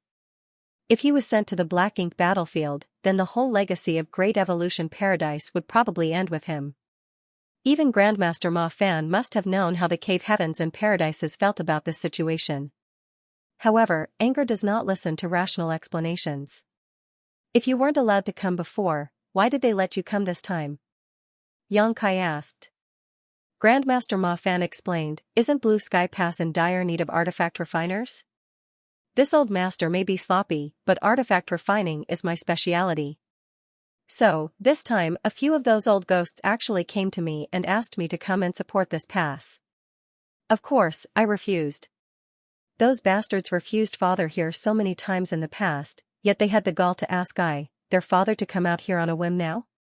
Who do they think I am, huh? How dare they? Yang Kai nodded like he was a chicken pecking rice and flattered, yes, that's how it should be, Grandmaster. It was right for you to refuse. But, Grandmaster, why did you change your mind? Grandmaster Ma Fan snorted and said, this father has a firm will, but I'm still no match for those old bastards when it comes to cunning. They kept using soft and hard tactics to get me to agree, and eventually, after thinking it through, I realized that Great Evolution Paradise now has no lack of worthy successors. So, I decided I should come over to join in on the fun. Yang Kai expressed his understanding, but was laughing secretly in his heart. This old man is certainly prideful. He wanted to come all along but refused out of pure stubbornness. However, now, it seemed that it is not a coincidence that Grandmaster Ma Fan was assigned to Blue Sky Pass. Due to Blue Sky Pass Crusade, they had an urgent need for a large number of artifact refiners. Furthermore, Ma Fan was extremely proficient in the Tao of artifact refining, thus, it was only natural that he was assigned here. Grandmaster Ma Fan added, half of the 1,500 reinforcements who had came to support Blue Sky Pass this time are proficient in spirit arrays, alchemy, or artifact refining. Those who are proficient in artifact refining actually account for 80% of those numbers. I have to ask, what happened in Blue Sky Pass? Did all its artifact refiners die or something? Why do you need so many to come and support you? Yang Kai laughed and said, spirit arrays, alchemy, artifact refining are all specialized professions. No matter which great pass, talents proficient in them are heavily protected and will not easily enter the battlefield. In fact, unless a great pass is destroyed, these masters won't die. No artifact refiners from Blue Sky Pass have died. The reason why we needed your help is because Blue Sky Pass launched a crusade recently, and we have now established a forward base deep within the territory of the Black Ink clan. Of course, it's still a distance away from a royal city, with 3 territory lord territories between them. Over there, soldiers have been engaging in skirmishes with the Black Ink clan on a daily basis, so warships are constantly being damaged. The original number of artifact refiners wasn't sufficient to keep up. A crusade? Grandmaster Ma Fan's eyes lit up. Not only him, but the other Open Heaven Realm masters, who had already been registered, were interestedly listening in. They were not specifically trying to eavesdrop, but Yang Kai and Grandmaster Ma Fan's conversation was quite open, so it was naturally for those nearby to overhear. After all, everyone here was at least in the Sixth Order Open Heaven Realm. Before they arrived, the elders of their sects had mentioned the situation of the Black Ink battlefield to them, thus, they had a general understanding of the status quo.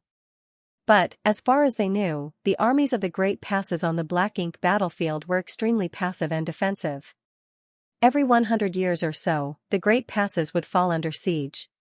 On the other hand, it was extremely difficult for them to go on the offensive. Thus, when they just arrived at Blue Sky Pass, and heard a crusade had been made, it made them excited. After all, one would always get more passionate when on the attack than when passively defending. Senior brother, can you share more about this crusade? I'm new here, so although I know a little bit about it, it's just from word of mouth. I haven't seen it, nor participated in it. So, I'm really curious. A young man asked. Yang Kai turned his head to look at the source of the voice. It was from a handsome youth that looked like he came from a wealthy background and had a face as smooth as jade. He had a dignified appearance and wore a spotless white robe. Even amongst all those in the Open Heaven realm, he stuck out. He seemed so perfect that those around him, be it consciously or unconsciously, seemed to distance themselves, as if afraid of being compared to him if they stood too close. However, this man obviously did not let this bother him. There was even a hint of arrogance in his indifferent expression. Yang Kai was now in the Seventh Order Open Heaven realm and he had cultivated for many years, so his vision was quite sharp. Thus, as soon as he saw this young man, he understood that he didn't just look young, but was young. He was unlike most cultivators in the Open Heaven realm, who, because of their long lifespans, it was difficult to judge their age based on their appearance alone. Based on Yang Kai's estimation, this youth before him was only 200 or 300 years old. Yang Kai's face remained as usual, but his heart was slightly shaken. Seventh Order at 200 or 300 years old? It's not an exaggeration to say this person is a favored son of heaven. For someone at his age to reach the Seventh Order Open Heaven realm, the only possible way is to directly ascend to the Seventh Order. It's impossible for him to directly enter the Sixth Order and then cultivate to the Seventh Order in such a short time. It had to be noted that those that directly entered the Seventh Order Open Heaven realm were basically precious seedlings that had the opportunity to become old ancestors in the future. Yang Kai had only met one such person so far, Luo Ting. He met her in Yinyang Cave Heaven's Samsara Pavilion.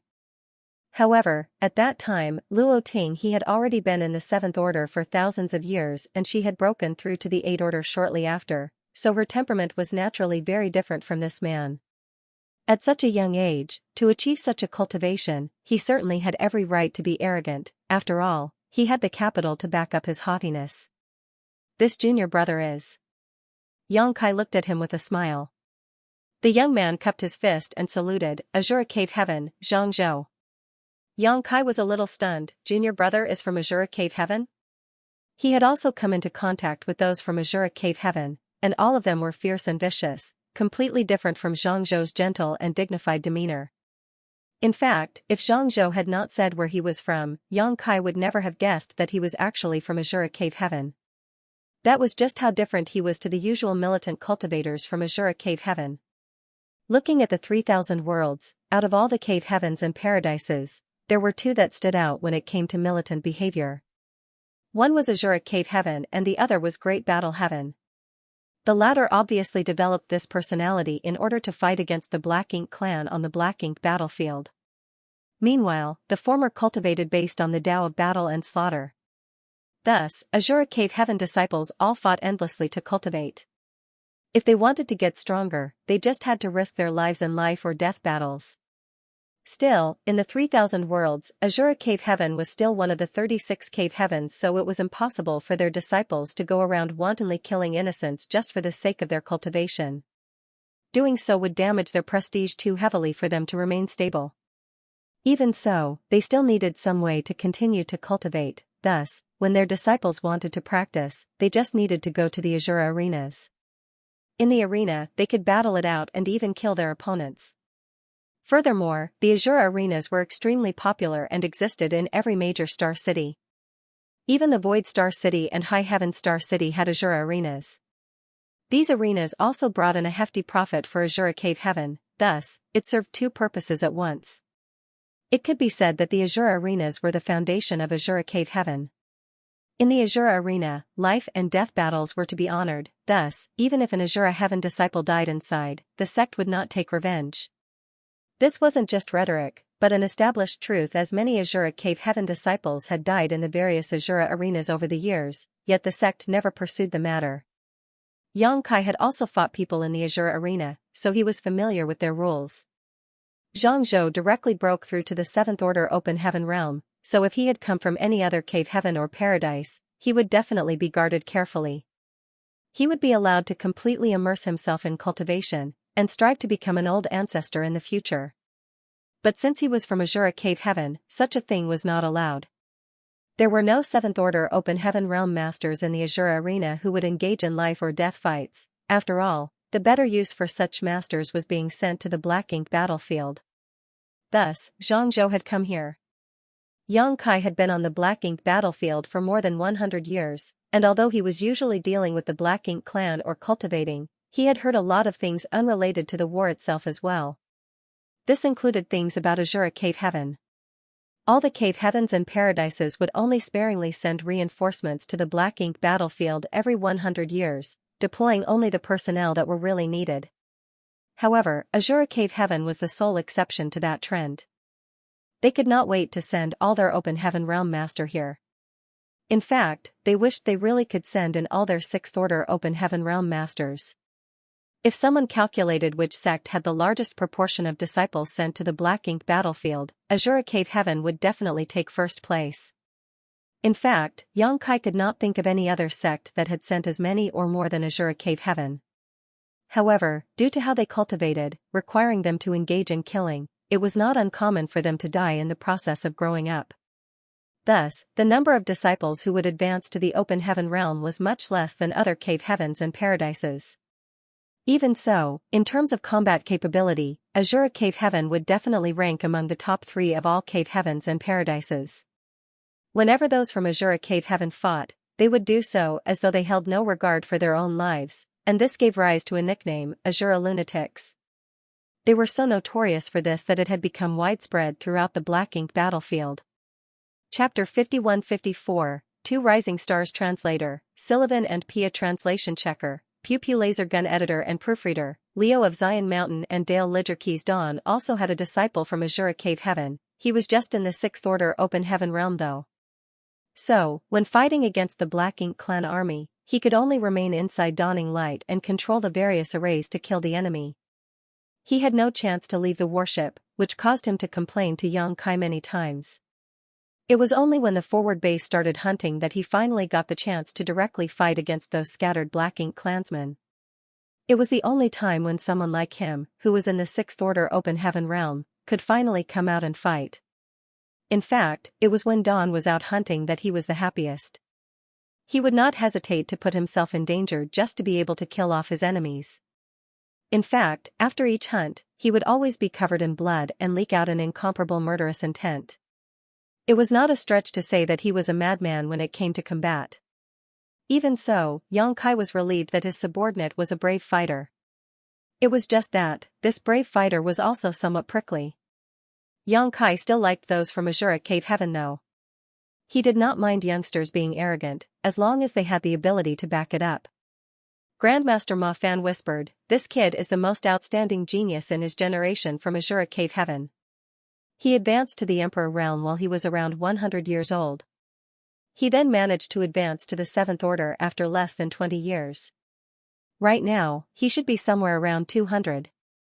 His future is many times better than yours. He's also the first person from the star boundary to advance directly to the 7th Order Open Heaven realm and is known as one of the star boundary's 2 rising stars. The other being your disciple, Xiaoya. On the day he advanced to the Open Heaven realm, the top masters of the various cave heavens and paradises stationed in the star boundary all rejoiced and celebrated. After all, his successful breakthrough proved once and for all that the star boundary was worthy of its status as the open heaven realm cradle. Xianxia nodded silently and did some quick calculations. When Xianxia was practicing in the star boundary, he had already come to Black Ink Battlefield. So, it was not strange for him to have never heard of such an outstanding person before. What would junior brother like to know? Xianxia asked with a smile. Xianxia said, as long as it's about the crusade, anything is fine. Looking around, Xianxia could see many curious eyes. Although some of the 6th Order and 7th Order masters standing here were older than him, on the Black Ink Battlefield, age did not matter. He was a well-regarded senior to them. Xianxia then began talking about the battle that nearly wiped out the Black Ink clan army, and many things about the crusade. As they listened, the newcomers could feel their blood boiling. They could not wait to enter the battlefield and kill tens of millions of Black Ink clansmen, to make it feel like all the time they spent cultivating had been worthwhile. Xianxia looked at them with interest.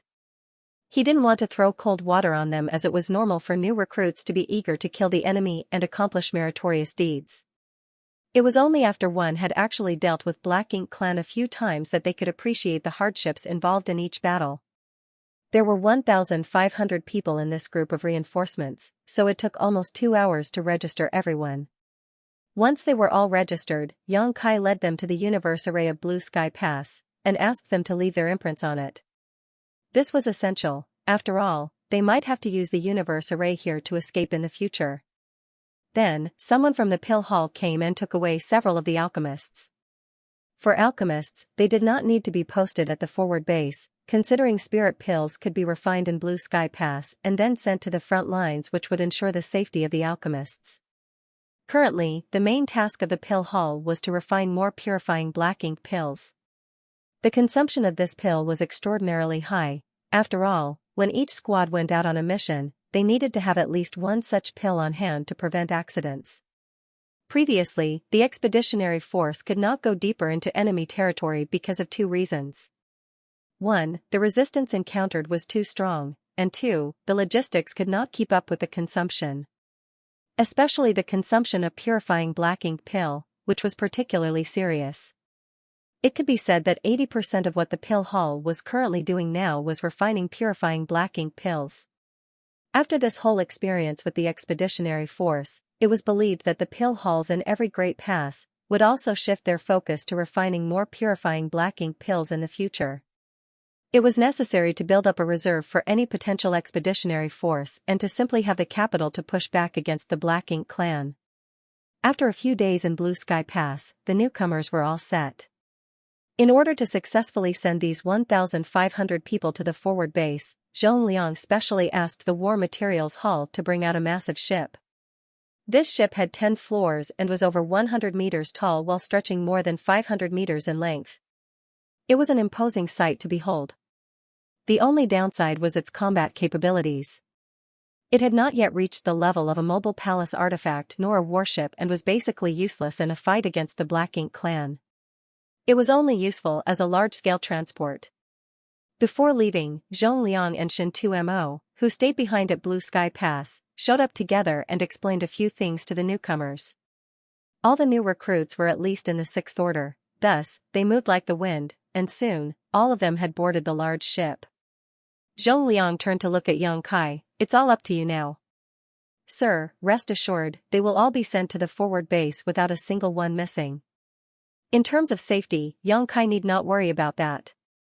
Although there might still be some scattered Black Ink clansmen along the way, these newcomers were not weak and all of them were extremely eager to fight, as though they could not wait to encounter the Black Ink clan.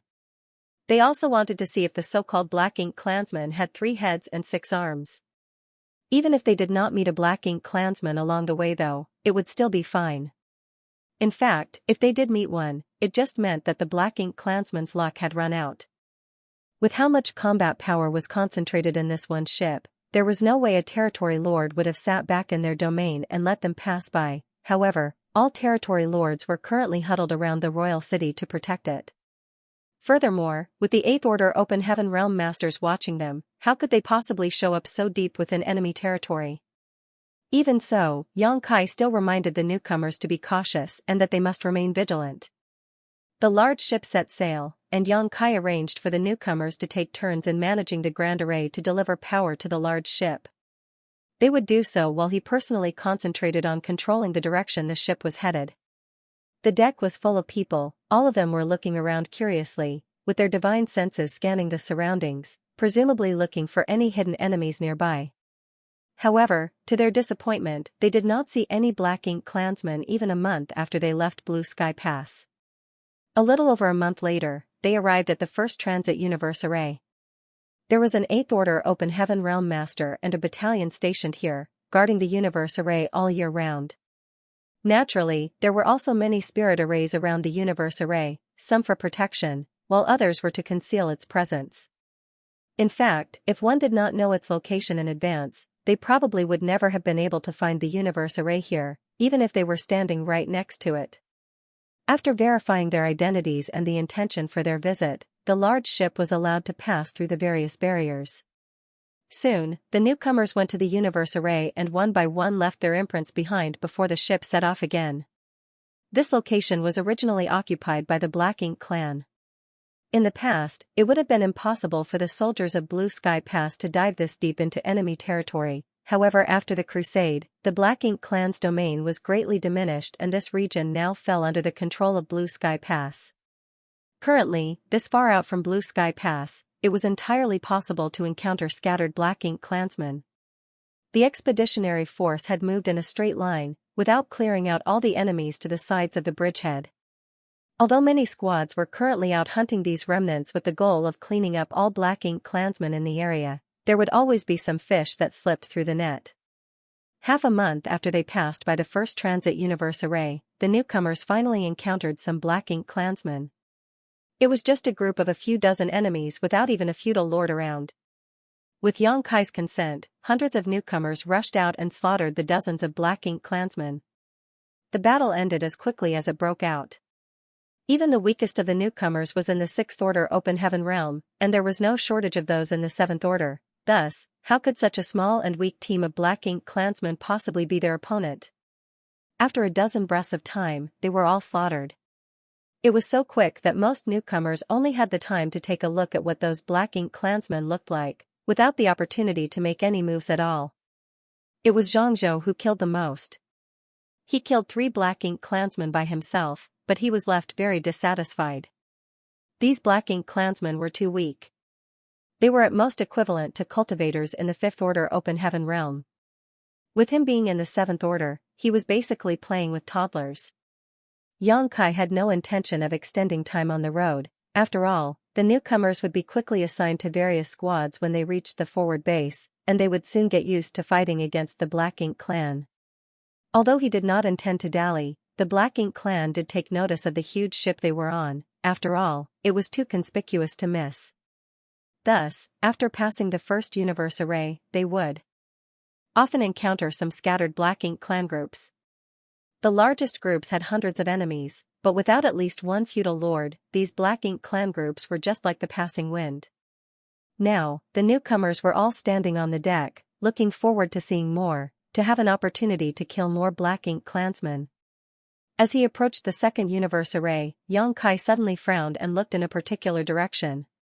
At that location, there seemed to be a lot of Black Ink clansmen gathering. Yang Kai even detected a feudal lord among them. They were very close to the universe array, and although there was an 8th Order Open Heaven Realm Master and a battalion assigned to protect this location, due to the importance of this place, they were only responsible for protecting the spirit array. They were not tasked to clean up the surrounding Black Ink clansmen. If the large ship of newcomers were to approach the universe array, the Black Ink clan might discover its location. With that in mind, Yang Kai changed their heading slightly, sailing straight for where the Black Ink clansmen were gathering. Half an hour later, a battle broke out, and the newcomers, as always, rushed out with their blood boiling. There were a lot of Black Ink clansmen gathered, but still fewer than the newcomers themselves. In that chaotic battle, many Black Ink clansmen were wounded if not killed, and even the feudal lord was killed by Xianxia. Xianxia had advanced to the 7th Order not long ago and still needed to consolidate his cultivation. Even so, the feudal lord was still not his opponent, which went to show how powerful the cultivators from Azura Cave Heaven were. Xianxia had found out that this guy's polite appearance was just a disguise. He was no different from any other Azura Cave Heaven disciple he met in battle, bloodthirsty and vicious. Xianxia was the last to return, covered in fresh black blood with his murderous aura as strong as ever. The others on board looked at him in awe. Xianxia checked on him, and a strange light flashed in his eyes. "Junior brother, are you injured?" Xianxia slowly shook his head. "Senior brother, it's just a small scratch. It's no big deal." Xianxia nodded and earnestly explained, "Battles against the Black Ink clan must not be taken lightly. Perhaps they are not as powerful as you, but they have their unique abilities." Xianxia nodded and said, "I understand." Xianxia smiled and said, "In that case, rest." Xianxia silently sat cross-legged. After making sure there were no other Black Ink clansmen around, Xianxia sailed the large ship towards the universe array. Having experienced this once before, this time, without Xianxia needing to give any orders, everyone already knew what to do and moved to leave their imprints the universe array before setting off again. There were only 2 transit universe arrays between Blue Sky Pass and the forward base, so after passing the second, it would only take a month for the reinforcements to reach their final destination. For Xianxia, that would mean that he had basically completed the task assigned to him. The rest would be handled by Ding Yao and Liang Yulong, who would be assigning the newcomers to their respective squads and roles. After several small skirmishes, the morale of the newcomers was at an all-time high, and some overly excited ones were even encouraging Xianxia to look around to see if they could find more Black Ink clansmen. Xianxia naturally wouldn't agree to their request, thus, many of the excited newcomers soon grew bored. On the deck, Grandmaster Ma Fan suddenly whispered, "Is there something wrong?" Xianxia turned to look at him. "Grandmaster, why would you suddenly ask such a question?" Grandmaster Ma Fan frowned and shook his head. "I can't say for certain, but it feels as though you're concealing something." Xianxia smiled. "What could I possibly be concealing? Everyone here is still new to the Black Ink battlefield, but they will all one day experience what it's like to suffer a loss here. Through that pain, they'll be able to wise up. Of course, if everything remains so smooth, it won't be good either. They'll start to get too prideful and arrogant. The Black Ink clansmen we've encountered so far were all not strong and they were few in number, so they were easy to deal with. But, if we come across a large army, like those during the siege, it will be different." Grandmaster Ma Fan looked at him, still suspicious, even though he knew that Xianxia's words were right. At that moment, Xianxia gently clapped his hands, attracting the attention of all the newcomers. "You're all new here, but now that you've seen Black Ink clansmen, and even killed some of them, I need to warn you. Don't think that they will always be as weak as this. If you dare to think in this manner, you probably won't be far from your graves. The Black Ink clan is an extremely difficult race to deal with. Their numbers are inexhaustible, and they will stop at nothing till they kill us all. What's more, they have all kinds of strange and insidious abilities. For countless years, the human race has fought against them on this Black Ink battlefield and guarded the tranquility of the 3,000 worlds with only one principle: be cautious and careful. I hope that after you arrive at the forward base and join your respective squads, you can also learn from our predecessors. Only by surviving can you kill more Black Ink clansmen. Carelessness will only lead to annihilation." Many newcomers listened openly and nodded lightly, but some did not move and remained silent. After all, they were all in the 6th order and above. None of them could be considered children. They had been cultivating for so many years, so they knew the truth and felt they did not need to be lectured like this. Xianxia took a look around of the crowd for a moment, smiling lightly before he turned to look at a particular individual and asked, "Junior brother Xianxia, do you have anything to add?" Xianxia was startled and slowly shook his head. "No." Xianxia seemed to be anticipating something as he smiled warmly. "Is there really nothing you'd like to say?" Xianxia frowned slightly but didn't say a word. Just when the newcomers were wondering why Xianxia suddenly called out Xianxia, the latter suddenly pushed his aura. His world force rumbled, and he slammed a palm to the side. When this sudden change happened, no one managed to react, not even Grandmaster Ma Fan, who was standing nearby. Standing beside Xianxia were a few 6th order masters. They were caught completely unprepared while Xianxia was merciless with his strike. With the power of this palm, these sixth-order open heaven realm masters would be gravely injured even if they did not die. However, his palm was abruptly stopped. Almost immediately after he made his move, Yang Kai had rushed towards Xianxia. When the two palms collided, world force rampaged. The fallout of an exchange between two masters in the seventh order was extremely violent, and the shockwave was so strong it split the boat in half. Only then did the newcomers realize that something was wrong, and they all spread out. When they looked back, Yang Kai was already fighting with Xianxia. Both of them were extremely fast, and neither had any intention of defending at all. They simply continued to attack each other recklessly. Cultivators from Azura Cave Heaven were like this. No matter how gentle and elegant they appeared in normal times, once they fought they would change into complete madmen. Even so, the newcomers didn't expect that the genial senior brother, who came to welcome their batch of newcomers, would be even stronger and more ferocious than Xianxia. No one could understand what was happening, except for Grandmaster Ma Fan, who frowned thoughtfully. As the battle continued, many people still could not comprehend what had happened. Nonetheless, they grew more curious about Yang Kai's identity. After all cultivators from Azura Cave Heaven were crazy when in battle. Even if they were in the same realm, cultivators from the other cave heavens and paradises were not willing to easily clash with those from Azura Cave Heaven. Mainly because they really went for the kill when they fought.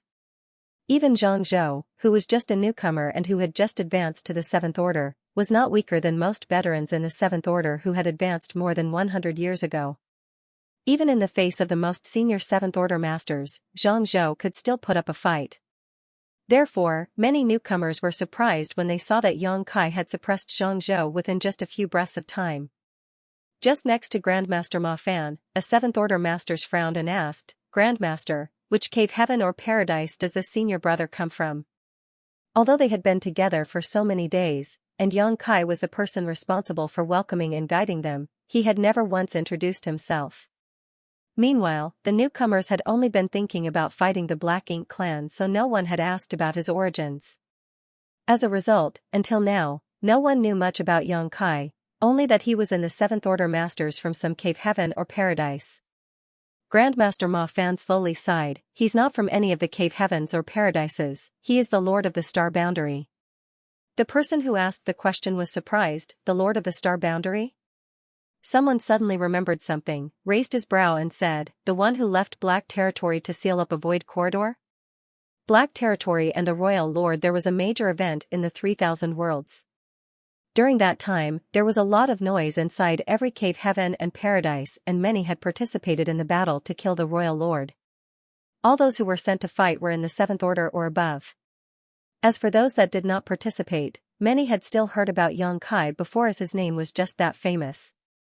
However, there were only a handful of people who had met him in person, so it was only natural that they could not recognize him. Him. Grandmaster Ma Fan nodded. So that's why. No wonder senior brother Yang can easily suppress Xianxia. Someone sighed with emotion. Yang Kai's deeds were practically legendary in the 3,000 worlds. When he was still in the Emperor realm, he stirred up the entire 3,000 worlds because he wanted to directly ascend to the seventh order open heaven realm. As a result, it attracted the joint suppression of several cave heavens and paradises. When he was just a sixth order master, he fought with and killed a master in the seventh order from Thousand Cranes Paradise. Even so, the event that really made him famous was the war in Black Territory. After fighting in that great battle, he alone dove into a void corridor, using his mastery over the Tao of space to seal it. He had not returned, and there was no news of him since then. Such a legend had actually been standing amongst them, yet none of them knew. However, if they thought about it carefully, he was indeed one of the few people who could possibly set foot in the Black Ink battlefield without having any cave heaven or paradise behind him.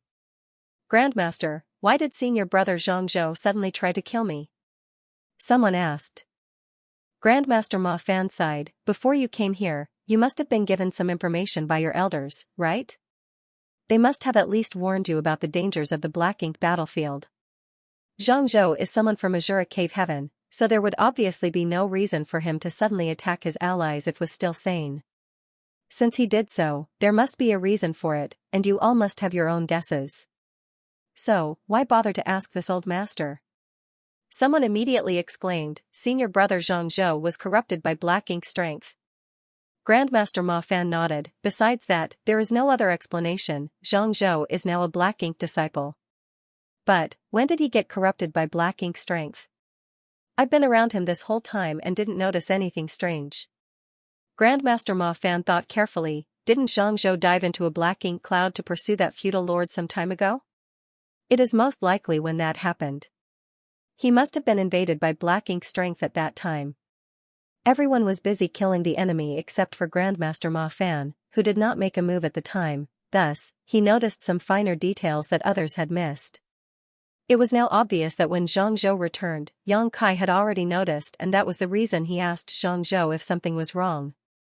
Otherwise, there was no way to explain what happened next, let alone explain why Xianxia suddenly attacked and Yang Kai could stop him in time. Yang Kai had clearly been waiting for this to happen. At this thought, Grandmaster Ma Fan snickered and shook his head. Yang Kai was aware of this and was confident he could deal with it, thus, there was no need to worry about anything else. That brat most likely didn't immediately resolve the issue because he wanted to take this opportunity to teach these newcomers a lesson. It didn't have to be Xianxia who got corrupted, it just happened to be him, so young boy just made use of it. It was just as Yang Kai had said, people grew from experience, especially painful ones. On the black ink battlefield, being arrogant and prideful would never end well, even more so for someone like Xianxia who advanced directly into the 7th Order and was raised by Azura Cave Heaven. He was the best of the best, so it was only natural for him to grow arrogant. Even when Xianxia noticed himself being invaded by black ink strength, his first instinct was to solve the issue himself, so he was unwilling to ask others for help. Unfortunately, he overestimated his own ability and underestimated the horror of black ink strength. Now, after being fully corrupted, he had degenerated into a black ink disciple. Grandmaster, do we need to help? Someone asked. Since this was the legendary Yang Kai, who was able to kill someone in the 7th Order when he was only in 6th Order, now that he was in the 7th Order, he naturally would not face any issues dealing with Xianxia. However, different situations had their own difficulties. With the strength Yang Kai had shown, it was clear he would easily be able to defeat Xianxia, but it might prove difficult to capture him alive. However, if the Grandmaster took action, there would certainly not be any problems. Still, Grandmaster Ma Fan shook his head and said, no need. The outcome has already been decided. Everyone turned their heads back and saw Xianxia's figure becoming more and more sluggish. It was as if he was slowly sinking into a swamp. Every time he moved, space principles would bind him down more intensely. Soon, pitch-black black ink strength poured out from Xianxia's body, and even his eyes turned black, making him look extremely ominous. However, no matter how hard he struggled, he could not extricate himself from his situation. His movements were getting smaller and smaller, as if he was chained by invisible forces, and after a while, he was completely unable to move despite the surging black ink strength inside and outside of him. Yang Kai then stretched out his hand and dragged Xianxia back to the crowd of newcomers. The newcomers swiftly distanced themselves. They did not want to be contaminated by black ink strength, after all. However, at this moment, they were thoroughly shocked. No one expected that two people, who were both in the 7th Order Open Heaven realm, would have such a decisive winner and that one of them would be easily captured alive. To be able to do this, meant that Yang Kai had completely eclipsed Xianxia in terms of strength. When Yang Kai left Black Territory, he was only in the 6th Order Open Heaven realm. He only recently, a little more than 100 years ago, managed to advance to the 7th Order on the Black Ink battlefield. Thus, technically, he was still a newly promoted 7th Order Master. Thus, he should be on par with Xianxia in terms of them both being new to the 7th Order. Even so, the difference in their strength was so astonishing it left all newcomers in shock. Xianxia was still struggling, but under the shackles of space principles, he seemed to have been exiled to another time and space. No matter how hard he struggled, it did not help. Yang Kai did not immediately disperse the black ink strength in his body, rather, he continued his lesson. Black ink disciples are rare nowadays, but even so, you need to be aware of this truth. Everyone here should already know that if a black ink disciple does not stimulate the black ink strength inside of them, their outer appearance will be no different to that of a normal cultivator, making it difficult to identify them. In the past, if a cultivator was invaded by black ink strength, it was impossible to resolve unless they sacrificed a piece of their small universe. That was the only method our ancestors had to deal with the corruption of black ink strength. The moment black ink strength invaded their small universe, they would immediately cut off that part of their small universe. That was the only way to protect themselves. This is why you will see some in the Fifth Order Open Heaven Realm and Blue Sky Pass. When they came to the black ink battlefield, they were the same as you.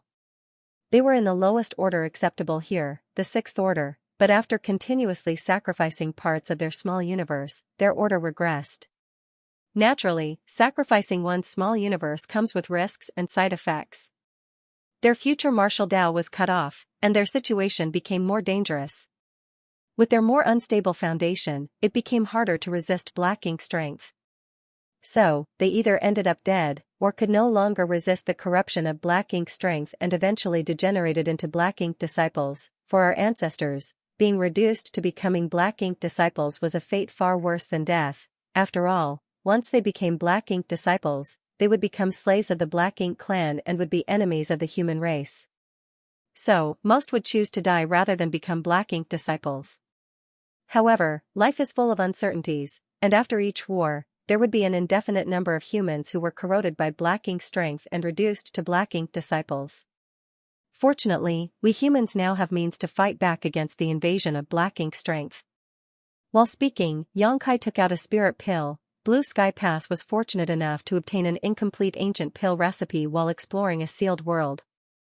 Under the leadership of two great Grandmaster alchemists, the pill hall was able to deduce the pill recipe for the purifying black ink pill. This pill in my hand is one such pill.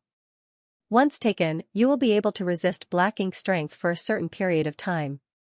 It can also disperse a certain amount of black ink strength inside one's small universe. However, this pill has its own limitations. If you have already become a black ink disciple, taking it will have no effect, so you cannot be too over-reliant on it when fighting against the black ink clan and always need to remain cautious. Someone then asked, Senior Brother Yang, according to you, it is useless for Senior Brother Xianxia to take a purifying black ink pill in this situation, so what should we do? Xianxia smiled and explained, in this situation, we have to use other means to deal with it. Saying so, his left and right hands suddenly lit up with yellow and blue light. He clasped his palms together, and a pure white light illuminated the void. The white light enveloped Xianxia, and in an instant, a sound which reassembled sizzling oil could be heard. Xianxia struggled in pain, but as the sound died down, the black ink strength in his body was dispersed and purified, allowing him to calm down within a few breaths. That was purifying light. It can be used to dispel and purify black ink strength and is arguably the greatest nemesis of black ink strength. The newcomers whispered to each other for a while.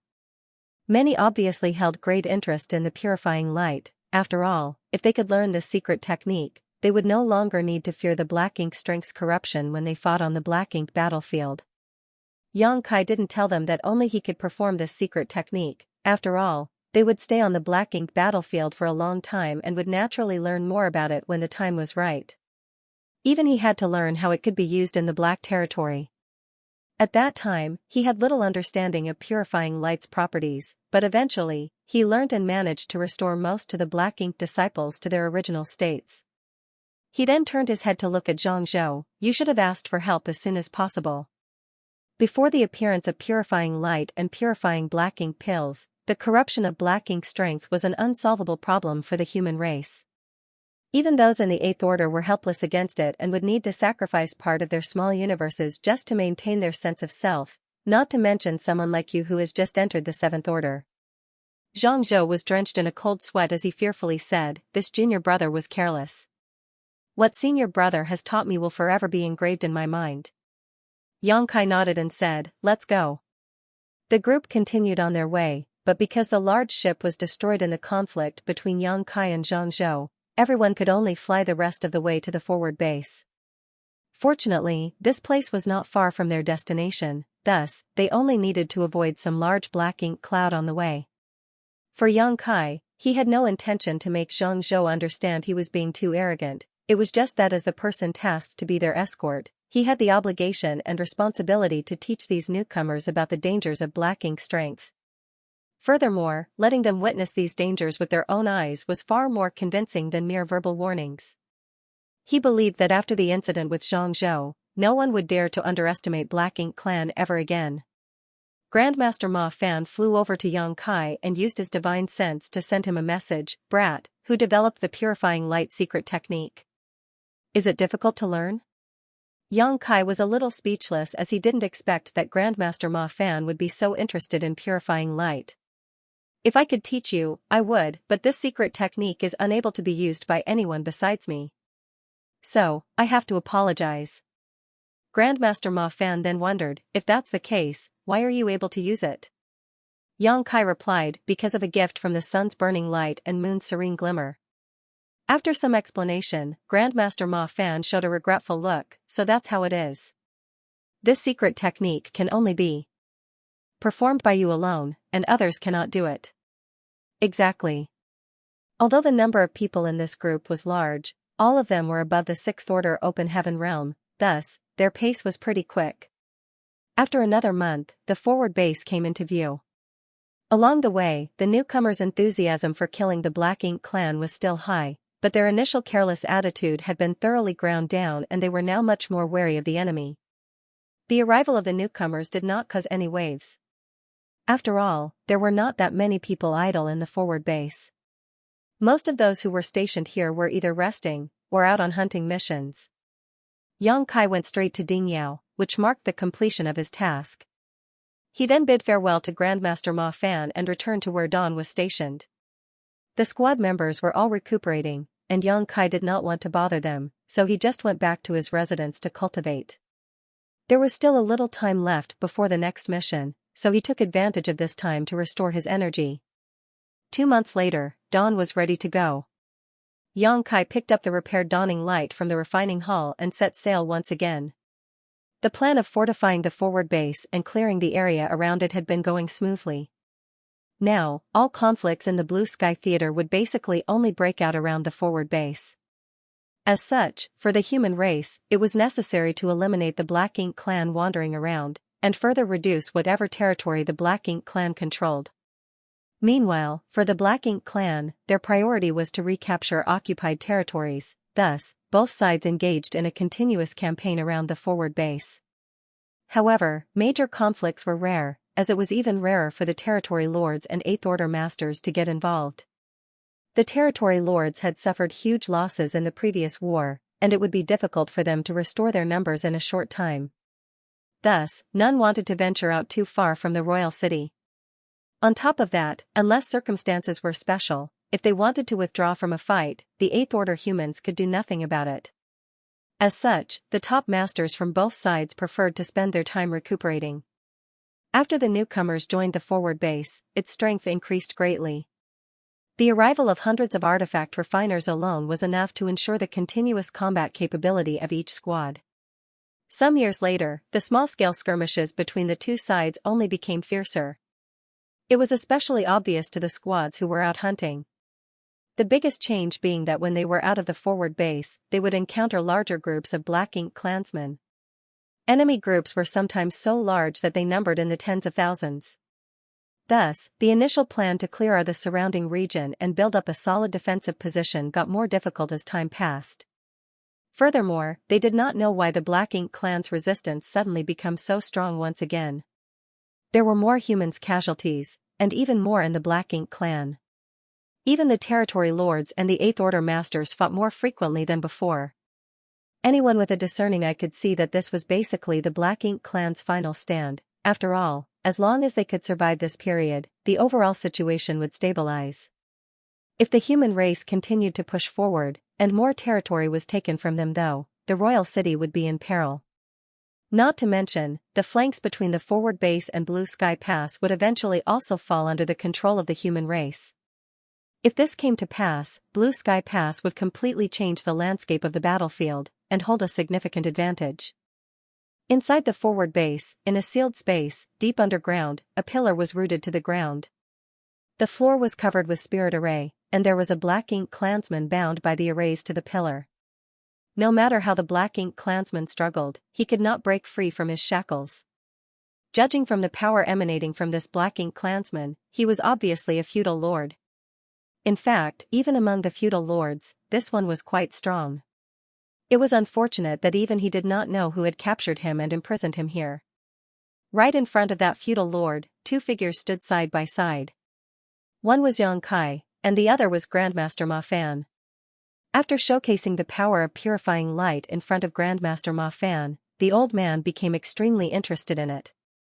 Although Xianxia repeatedly reiterated that only he could cast it, he still continued to pester Xianxia with questions, obviously wanting to study it more.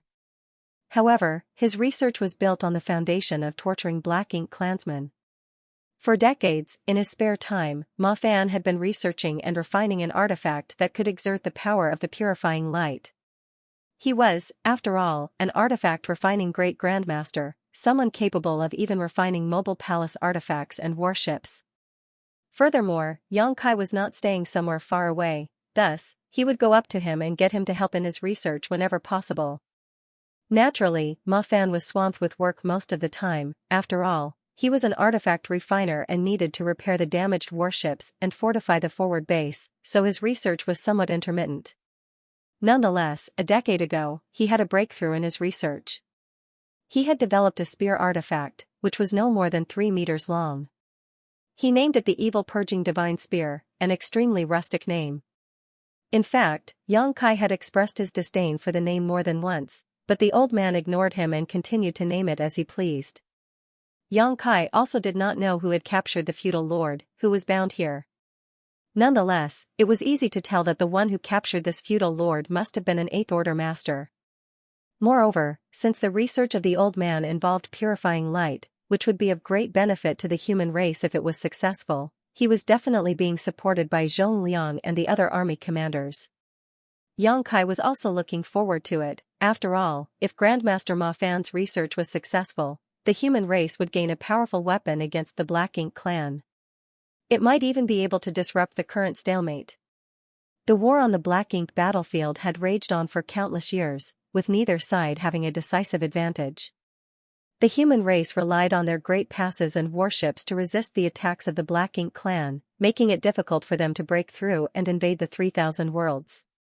Meanwhile, although the Black Ink clan always suffered heavy losses after each major war, the humans could not completely weed them out, since as long as they had enough Black Ink nests and resources, they could quickly restore their numbers and find a chance to make a comeback.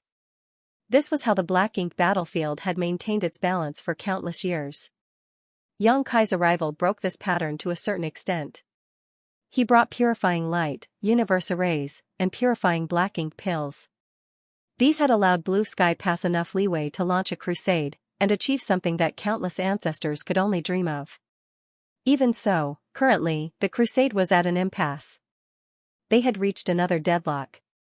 Under the increasingly tough resistance of the Black Ink clan, they could no longer move forward. The arrival of Grandmaster Ma Fan might be able to break the pattern again. Of course, his research was still only in its early stages. Technically, there were a lot of artifact refining great grandmasters in the human race. In fact, every great pass had at least 2 to 3 of them.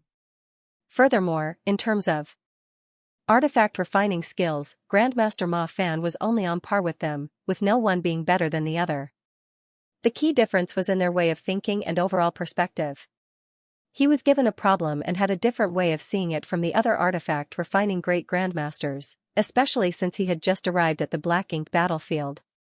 In the old man's own words, the artifact refining great grandmasters stuck in the Black Ink battlefield have lived far too long following the same pattern, so all they thought about was defense. Thus, they were extremely focused on methods to make the mobile palace artifacts and warships more durable and how to reduce the losses of human soldiers. He was different though. Although he was definitely old, he could be said to be a rookie here, thus, he had the vigor and determination of a newcomer. From his perspective, the best defense was a good offense. After all, no matter how strong or tough the walls were, there was no point if they could not eradicate the Black Ink clan. It was precisely this unique perspective that gave birth to the idea of developing the Evil Purging Divine Spear. Of course, it also had something to do with Xianxia showing him purifying light. while guiding and teaching the newcomers upon their initial arrival. At that time, Xianxia had said something which he may not have realized had become deeply ingrained in Grandmaster Ma Fan's heart. Purifying light is the greatest nemesis of black ink strength. If it was the nemesis of black ink strength, why not find ways to further utilize it?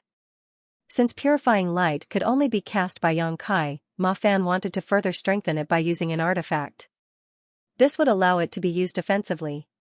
With this in mind, the evil purging divine spear came into being. This was also strongly supported by Zhong Liang and the others. In fact, the feudal lord imprisoned here was captured by Zhong Liang himself. Furthermore, this was not the first feudal lord that had been captured.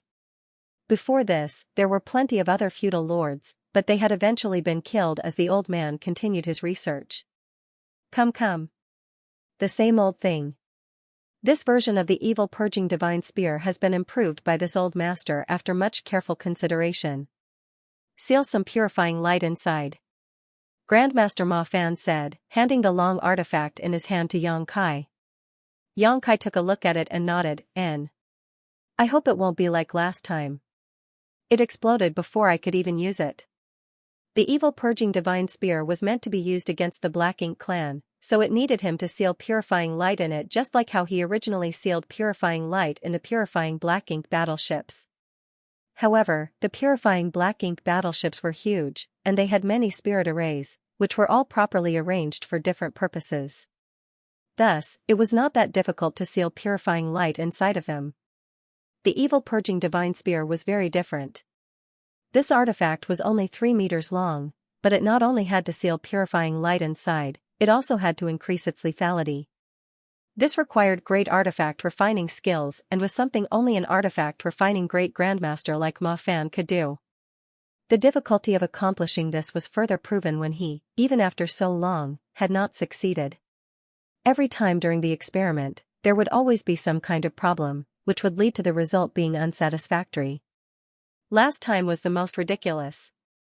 Xianxia had just sealed purifying light inside the spear, when it exploded. At that time, all kinds of burnt materials splattered across Xianxia's face, making it black like coal, while all his hair had been sticking up after being blown away. Even the old man could not stop himself from laughing at the comical scene. This time, Xianxia brought up that incident again, and Grandmaster Ma Fan immediately glared at him. It'll be fine. Why would it not? Brat, you're so long-winded. Look. You already know that if this succeeds, we will be famous. Our names will go down in history and will last forever. At that time, we can basically take half the credit for eradicating the Black Ink clan. They had been getting along with each other for many years and knew each of their backgrounds and personalities. So, they hardly had any scruples when speaking with each other. Xianxia naturally knew the importance of the evil purging divine spear, so he stopped talking about it and began casting purifying light while holding the evil purging divine spear. Under normal circumstances, once purifying light had been cast, unless Xianxia deliberately suppressed it, it would slowly dissipate. After all, strictly speaking, purifying light was just a form of energy that appeared as white light. Under Xianxia's control though, the dazzling white light slowly poured into the evil purging divine spear. The spear contained a small storage space, which Grandmaster Ma Fan improved upon after carefully studying the various spirit arrays in the purifying Black Ink battleship. The feudal lord, who was bound not too far away, suddenly became restless. His eyes were round as he stared at the deadly white light, madly struggling to escape. It was evident that his eyes were filled with horror. Purifying light was the nemesis of Black Ink strength, so although this feudal lord didn't know what the white light was, he instinctively felt threatened by it. Both Xianxia and Grandmaster Ma Fan were not surprised by this situation, as every feudal lord who had been captured before reacted the same way when they saw purifying light. But, their minds were completely focused on the evil purging divine spear at the moment. Under the close attention of 2 pairs of eyes, the purifying light slowly disappeared without a trace, completely pouring into the evil purging divine spear.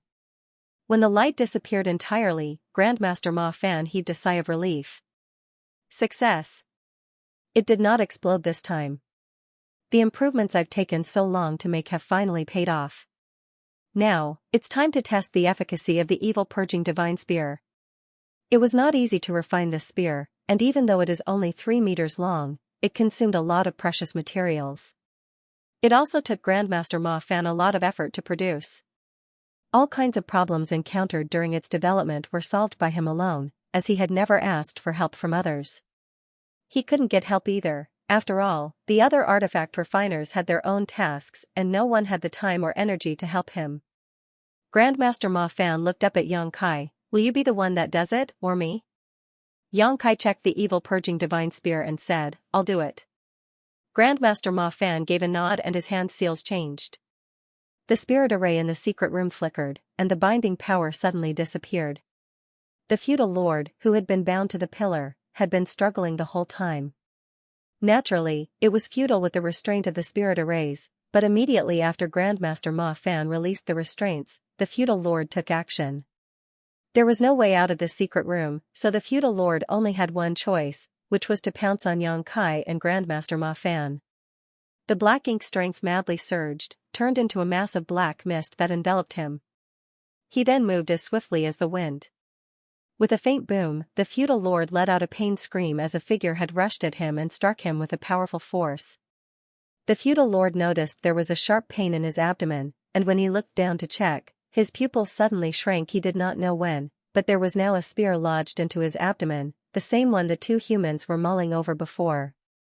For feudal lords, such an injury was not considered light, but it was not considered fatal either, thus, as long as they had enough time, they could restore themselves.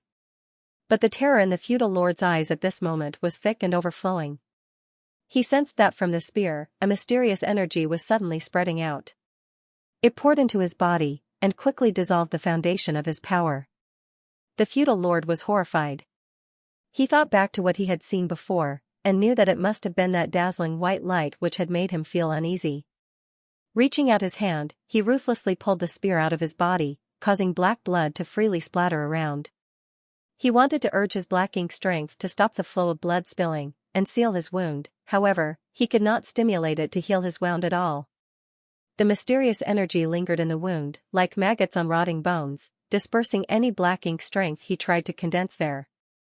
Worse, it was also eating away at his strength. Looking down, he could even see a dazzling white light blooming from inside the wound. Kill me, and you can go free. Yang Kai shouted and rushed forward to punch the feudal lord. The feudal lord gritted his teeth and fought back, exchanging blows with Yang Kai. He didn't know if what this human said was true, but regardless, he could not sit still and wait to die. After all, he was a proud black ink clansman, who had become a feudal lord. He was resilient and would not give up hope so easily. However, his own situation was worse than he had thought. Under the erosion of the mysterious energy, his strength had plummeted, and no matter how hard he tried, it was difficult for him to exert much of his strength. After half an hour, the feudal lord fell to the ground panting. His face was strangely pale, and the huge gap in strength between him and his enemy made him no longer want to resist.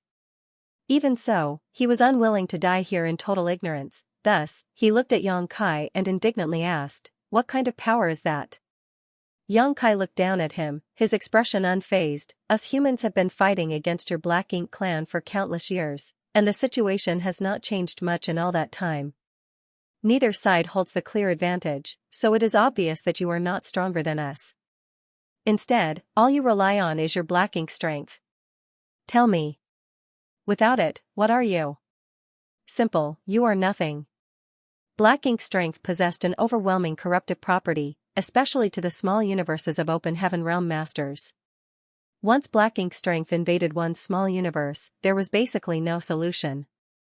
Before Yang Kai arrived on the Black Ink battlefield, the human race had fought against the Black Ink clan under this harsh condition. This was why the human race heavily relied on a large number of warships to provide favorable platforms for cultivators below the 7th Order Open Heaven Realm to fight. The 7th Order Masters, on the other hand, often had to fight the Black Ink clan in close combat. Not only did they have to resist the attacks of those from the Black Ink clan, but they also had to constantly resist the corruption of Black Ink strength. This made it difficult for them to display their full strength. Just now, the strength of this feudal lord had been suppressed by the purifying light that was invading his body. The Black Ink clan finally had a taste of the same suffering that the human race had experienced over the course of countless millennia. The Black Ink clan had been relying on the Black Ink strength, but now, the human race could rely on purifying light. Instead of killing the feudal lord, Xianxia simply imprisoned him once more. His injuries weren't serious, so he would be back on his feet with some rest after the remaining purifying light had dissipated, allowing Grandmaster Ma Fan to continue experimenting on him. The suppression effect is about 30%, Xianxia stated his conclusion outside the secret room. The so-called 30% was how much the evil purging divine spear's purifying light could suppress the feudal lord's Black Ink strength. It was quite a terrifying number. If an ordinary master were to suddenly lose 30% of their strength in a battle against an evenly matched opponent, they would almost certainly be doomed. Not to mention that in the same realm, a seventh-order human was generally stronger than a feudal lord to begin with. It could be foreseen that if the evil purging divine spear was introduced into the battlefield, the seventh-order masters would be able to slaughter feudal lords as easily as slaughtering chickens and dogs. Nonetheless, the old man was still dissatisfied with these results and slowly shook his head. There's still room for improvement. After this thing hits the enemy, the release of the purifying light is a bit slow. If a feudal lord reacts quickly and pulls it out before the purifying light fully erupts, it may not be very effective. Do you have any good suggestions? Xianxia couldn't help but burst into laughter. That's your field of expertise, I'm just assisting you, what advice can possibly I give? Grandmaster Ma Fan knew he would say this and was just asking for the sake of asking. Alright, this old master will come up with something. Saying so, he turned around and left. Xianxia called out from behind, Grandmaster, 2 hands are better than 1. Why don't you have a chat with Grandmaster Donghua and the others? The old man didn't say anything, so it was hard to tell whether he was listening or not. In any case, after this experiment, Xianxia knew that the evil purging divine spear had basically been successfully completed. It was just that it was far from meeting the criteria for general use on the battlefield. In the Great War between the two races, the people responsible for changing the course of the war were always the small number of top masters, such as those in the Eighth Order masters or territory lords, the old ancestors and royal lords. Grandmaster Ma Fan refined the evil purging divine spear not just to deal with feudal lords, but also to deal with the territory lords. The royal lords were just too strong, so even if the purifying light did work on them, no one could guarantee its effect. There were also far too many feudal lords, so it would not be practical to use the evil purging divine spears on them. Firstly, most artifact refiners could not refine them, and secondly, Xianxia did not have the time, energy, or resources to seal purifying light into so many evil purging divine spears. As such, the optimal targets were the territory lords. The best steel should be used to make the sharpest blade. Currently, the evil purging divine spear was able to suppress 30% of a feudal lord's strength, but that didn't mean it could do the same for against a territory lord. However, even if it was only 10% effective, it would be enough to drastically tilt the outcome of a battle. It was difficult to replicate Blue Sky Pass's 100-year plan. Several decades ago, the Black Ink clan had suffered a huge loss outside Blue Sky Pass, with over 30 territory lords being killed and a huge chunk of their territory being occupied. Be that as it may, this plan could not be implemented twice. Furthermore, most of the universe cave heavens outside Blue Sky Pass were either damaged or completely destroyed in the battle between the territory lords and the Eighth Order Open Heaven Realm Masters, meaning they could no longer be used. The human race urgently needed a new tactic or weapon that could provide them with an edge over the Black Ink clan, one that was useful not just to Blue Sky Pass, but to all great passes. That was the future that the evil purging divine spear was designed to bring. If the purifying light brought by Xianxia gave the human race the possibility of going on the offense, then the birth of the evil purging divine spear would turn this possibility into reality.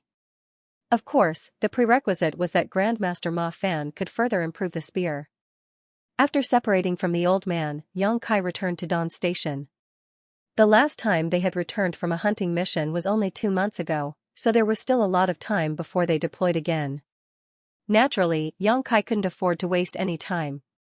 He had never slacked off in his cultivation, but the time required to rise from the beginning of the 7th Order to the 8th Order was measured in millennia, so there was no time to waste. Time quickly passed by and several months went by in a flash.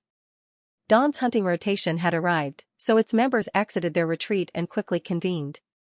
Yang Kai then personally went to the army headquarters to report in. This was a necessary process before executing any mission. The forward base could only coordinate everyone's efforts if they were in control of the movements of every squad, so one could not simply leave at will. Entering Zhong Liang's office in the army headquarters, Yang Kai cupped his fist. "Sir, Dawn requests permission to deploy for a hunting mission." Zhong Liang, who was neck-deep in paperwork behind the desk, tossed a jade slip straight to Yang Kai without even raising his head. Catching the jade slip and reading it, Yang Kai was pretty taken aback and asked, "Sir, isn't this place a bit too far?" Recorded in the jade slip was the area that Dawn would be responsible for this time. Every time a squad came to accept a mission, the army headquarters would assign a region of the void to the squad leader. After all, every action executed outside the base needed to have a certain order, otherwise, if a bunch of squads were acting in one area, no one would be responsible for the other areas. The region Zhong Liang had assigned to the Dawn this time was quite deep into enemy territory, a place Dawn had never been before and one that was quite close to the Black Ink clan's territory. Such a position meant more military merits, but it also carried corresponding risks. Zhong Liang looked up at him and asked, "What's wrong? Are you afraid?" Yang Kai immediately became stubborn. "Afraid? My Dawn has earned the greatest amount of military merits in the past few decades.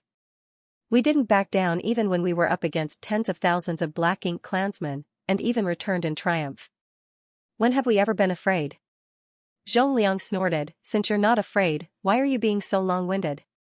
Yang Kai stated, smiling, "This junior just wants to know if there is any deeper meaning behind the army headquarters deployment. After all, no one has ever been sent to this place before."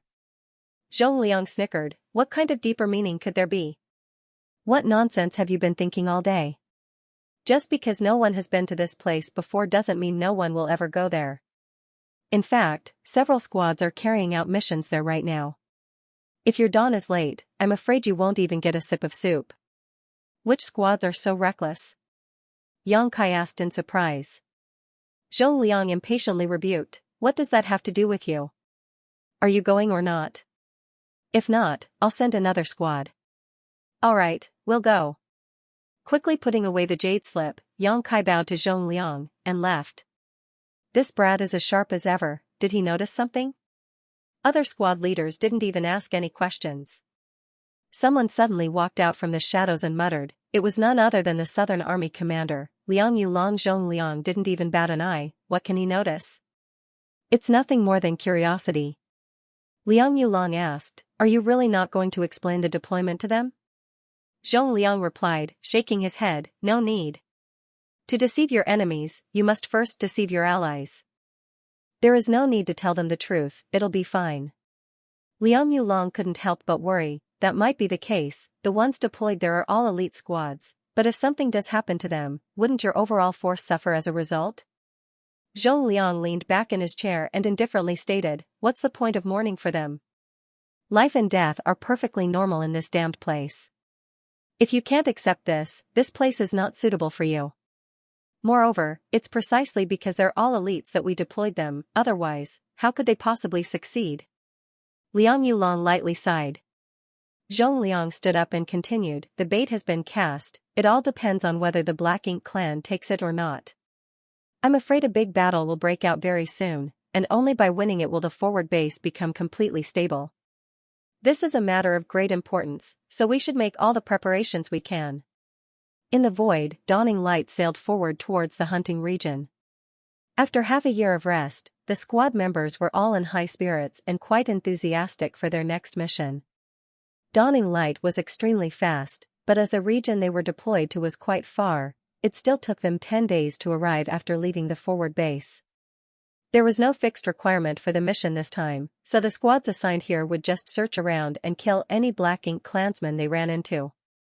As a result, most of the time, there was nothing much to do.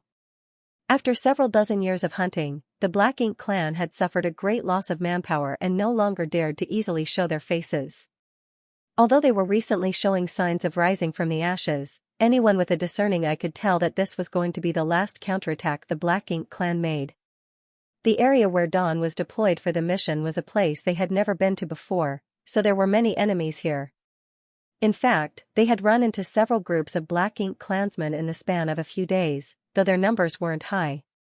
These scattered enemies were completely powerless before Dawn. Today, while Dawn was searching for more prey, Xianxia, who was standing on the deck, suddenly turned his head, looking in a certain direction. He carefully sensed for a moment before making a gesture towards that direction. The squad member responsible for steering immediately adjusted Dawning Light's course. The squad members also gathered around, performing their respective duties. Feng stood beside Xianxia and gazed ahead. Squad leader, is something wrong?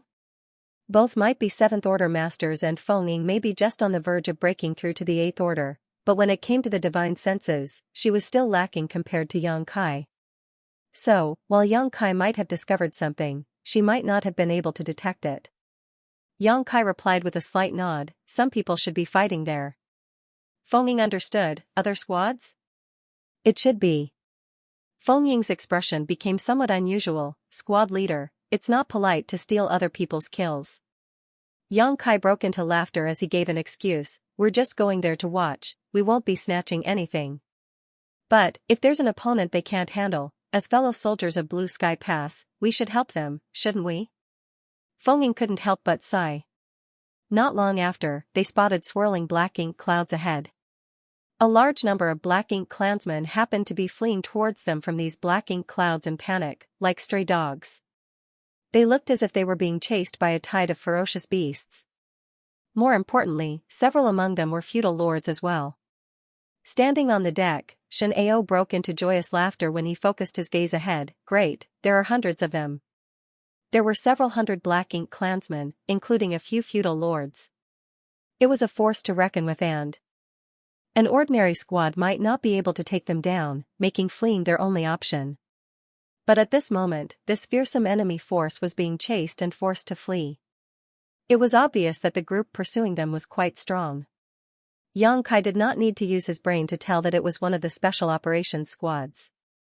There was more than one special operations squad like Dawn and Blue Sky Pass, in fact there were a few of them. Of course, based on the time they were established, all these squads were veterans. There weren't many such squads like this, but each one was capable of carrying out important tasks that other squads couldn't. Before the appearance of the Dawn, these special operations squads were always competing with each other, but in just a few short decades, Dawn's presence became like a mountain pressing down on their heads, making it hard for them to breathe. It was not surprising either as the Dawn had obtained far more military merits than any of their squads in the 2 wars fought in the past 100 years. All of them felt suffocated because of this. During the hunting missions assigned at the forward base, every squad went all out in order to win this round, so that a newcomer, Dawn, would know that the honor of their seniors could not be shaken. Are we going to steal or not? Although Ning Qiji was asking Xianxia, the expression on his face obvious said that he was itching to have a go. Xianxia was well aware of the secret rivalry between the special operations squads and Dawn, but he never cared about it. Strictly speaking, Dawn and the other squads' military merits gained from killing enemies on the battlefield were almost the same. Be that as it may, Dawn had acquired enormous military merits from other sources, such as the Void Yin-Yang mirrors Xianxia had introduced, and Zhu Feng Territory Lord, who he and Bai Yi killed together. There were also those kills obtained when Xianxia took Dawn into the various universe cave heavens and paradises during the 100-year plan not long ago. These military merits still belonged to Dawn, so it appeared that their military merits far surpassed the other special operations squads after each great battle, allowing them to firmly occupy first place in the merit hall. The military merits gained during the current hunting mission weren't much, basically on par with other squads, so the rankings in the merit hall were constantly fluctuating for the recent period. The higher-ups were also aware of this rivalry, but they had no intention of stopping them. This kind of contest was not a big deal, in fact, it motivated the soldiers to kill even more enemies. Stealing others' prey was a common occurrence in hunting missions, but it was basically always Dawn doing the stealing. The Black Ink clansmen targeted by Dawn were simply unable to escape from Xianxia's space principles, giving them a distinct edge. That was why Ning Qiji asked this question. Xianxia immediately replied, "What stealing? My Dawn's reputation has been ruined by you. Do you know what those other squads called us? They call us gadflies, insects that specialize in sucking blood, even the blood of our fellow comrades. How disgraceful. Shin Ao silently circulated his strength, reminding, squad leader, although Dawning Light has a concealment array around it, it has a distance limit. Any closer and this group of Black Ink clansmen will likely discover us. Furthermore, you should have already noticed that these Black Ink clansmen are fleeing in a panic. The squad behind them wouldn't be able to catch them even if they wanted to. What's more, it's highly likely that it's the old turtles. If we ignore them, these Black Ink clansmen may very well escape. Hearing this, Xianxia agreed with a nod. You make a good point. Since that's the case, we can only take action. As soon as he finished speaking, he pointed forward and shouted, kill them. The squad members were already prepared, so as soon as Xianxia gave the order, the warship began to hum as a series of spirit arrays were activated one after another, energizing the ship's artifacts. The next moment, beams of light shot straight towards the fleeing Black Ink clansmen, one after another. Many of the Black Ink clansmen turned pale with fright. They had never imagined that there would be another human warship blocking their way and, in a flash, they suffered heavy casualties. The salvo of attacks instantly destroyed the Black Ink clan formation. After launching the initial attacks, Dawning Light charged straight into the center of the enemy forces like a bolt of lightning before the Seventh Order Masters leapt out of the ship and unleashed their divine abilities. The Black Ink clansmen numbered in hundreds, but in front of the Dawn, they were still not enough. Forget Dawn, Xianxia alone could take care of this many enemies without an issue. In just a few dozen breaths, all of the Black Ink clansmen had breathed their last breath, with not a single one escaping. It was only at this moment that a warship finally flew over from the direction the Black Ink clan had fled. This warship style was quite different from Dawning Light's. Dawning Light had undergone several major modifications, although most of them were at the expense of Xianxia's military merits as they were still being managed by Feng Ying. As a woman, she had her own sense of aesthetics, so Dawning Light's overall appearance was quite sleek and refined while having various performance upgrades. The warship that had just arrived was quite different. At first glance, it looked rough and crude. Rather than a warship, it looked more like a mobile fortress. There were over a dozen miscellaneous artifacts on the deck, all of which were offensive artifacts. On top of that, there was a thick and solid shielding that looked like a turtle shell on the top of the warship. Just as Feng Ying had her own sense of style, the other special operations squads modified their warships according to their unique tastes. Unlike Dawning Light's performance upgrades, this warship focused more on overwhelming offense and defense. The dozen or so artifacts installed on the deck were quite terrifying, and the protective barrier over it provided quite a strong defense. A warship like this was much stronger than the Dawning Light in both offense and defense, but due to focusing on these aspects, its speed suffered greatly. Of all the special operations squads, this one's warship was by far the slowest, earning them the moniker Old Turtles. Just like how Dawn had gained the moniker Gadflies, there was also the Breeze Squad, whose warship's features were the complete opposite of the Old Turtles. They had greatly enhanced their speed, while sacrificing their offense and defense capabilities. The other squads often ridiculed them for killing their enemies just like a breeze blowing on one's face. Basically, the Black Ink clan simply treated them as nothing more than tickles. Apart from them, there were also the Wild Boar Squad, who would charge straight like wild boars, without any sense of strategy. They would plunge straight in wherever there were more people, often throwing their own allies into disorder while pushing their enemies to their wits' ends.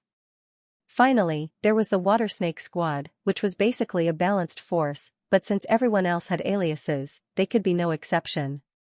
Since their warship had the character dragon engraved on it, they were called the Water Snakes by the other squads. Ashish, dragons evolve from snakes in legends, thus Water Snake Squad. In the entire Blue Sky Pass, there were only 5 special operations squads, and they constantly fought each other over military merits, openly and secretly. Their sight had even gained quite a bit of notoriety. The Old Turtles arrived late, with Chai Feng, their squad leader, standing on the deck. His heart ached when he saw the Black Ink clan corpses littered across the void and snapped, "It really is you gadflies. Look at what you've done." Xianxia chuckled, "Senior brother Chai, you sure came quickly." This group of Black Ink clansmen were running away, and this junior brother was afraid that you wouldn't be able to catch up, so I had to intervene and take care of them on your behalf. No need to thank me. Chai Fang gnashed his teeth and glared at him. Thank you my ass. Why did you come here? Weren't you still resting? Since the Black Ink clansmen were already dead, there was nothing they could say that could change the situation. What he couldn't figure out was why the gadflies had been sent here. We finished resting. Yang Kai stretched out his hand and stroked the side of the ship, his body leaning slightly. As for why we're here, it's naturally at the orders of the army commander. Why? Is senior brother Chai afraid that my Dawn will wipe out all the Black Ink clansmen here, and you won't get any kills? How about we work together then? Dawn will eat the meat, and you can drink the soup. Chai Fang immediately spat in disdain. Forget it, I'm afraid we won't even be able to get a single sip if I work with you gadflies. He cupped his fist and bid goodbye, farewell. I hope we never meet again. Just as he was about to turn around and leave, he suddenly thought of something and turned to Yang Kai. Where are you going? A mischievous smile bloomed on Yang Kai's lips. We have no fixed direction, we are just roaming around here and there. Chai Fang's jaw clenched as he pointed in a certain direction. We're going this way, fuck off as far as you can from us. A short while later, the old turtle's warship flew in the direction Chai Fang had pointed and soon disappeared. I heard that one of their members just advanced to the 7th Order a few years back. I guess the rumors are true. They have 8 7th Order masters now, Feng Ying suddenly stated. Dawn's roster was quite distinguished compared to ordinary squads, with a total of 37 members, 6 of whom were 7th Order Open Heaven Realm masters.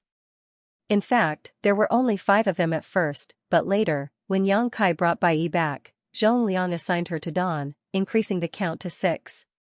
Since even a new special operations squad like Dawn had such a distinguished roster, the other elite squads would naturally be better. After all, they were established many centuries back. The number of members the other 4 special operations squads had was basically 50. Furthermore, the members of these squads would often advance, which was why they had so many 7th Order masters. 8 7th Order Open Heaven Realm masters wasn't even the largest number among the special operations squads. The Water Snakes had 10. At first, there were more than 10, but even for a special operations squad, having 10 7th Order masters was already a bit too much. So, whenever another member of their advanced to the 7th Order, he or she would be assigned to another squad.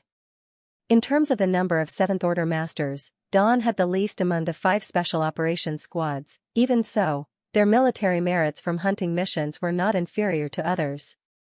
With a combat power like Yang Kai's added to the mix, which couldn't be calculated according to normal standards, their kills were naturally no less than other squads. Not to mention Yang Kai, Feng Ying and Bai Yi were both among the top elites of the 7th Order masters. In fact, among all the 7th Order masters in Blue Sky Pass, aside from Yang Kai, Feng Ying could be said to be the strongest. As for Bai Yi, her proficient in the Tao of archery made her unmatched in long-range combat. Yang Kai smiled and stated, we should focus on ourselves. Our Dawn does not need to compete with others in terms of the number of 7th Order masters. On that note, senior sister Feng, you should advance when you are ready. You don't need to worry about anything. In this damned place, an 8th Order Open Heaven Realm master is much more valuable than a 7th Order one. Feng Ying had reached the absolute peak of the 7th Order a long time ago, so her next step would be to break through to the 8th Order. However, no one could help her in this matter, she could only rely on herself. Hearing this, she replied with a nod, I don't have any worries. Although there is competition between the various squads, that's a good thing.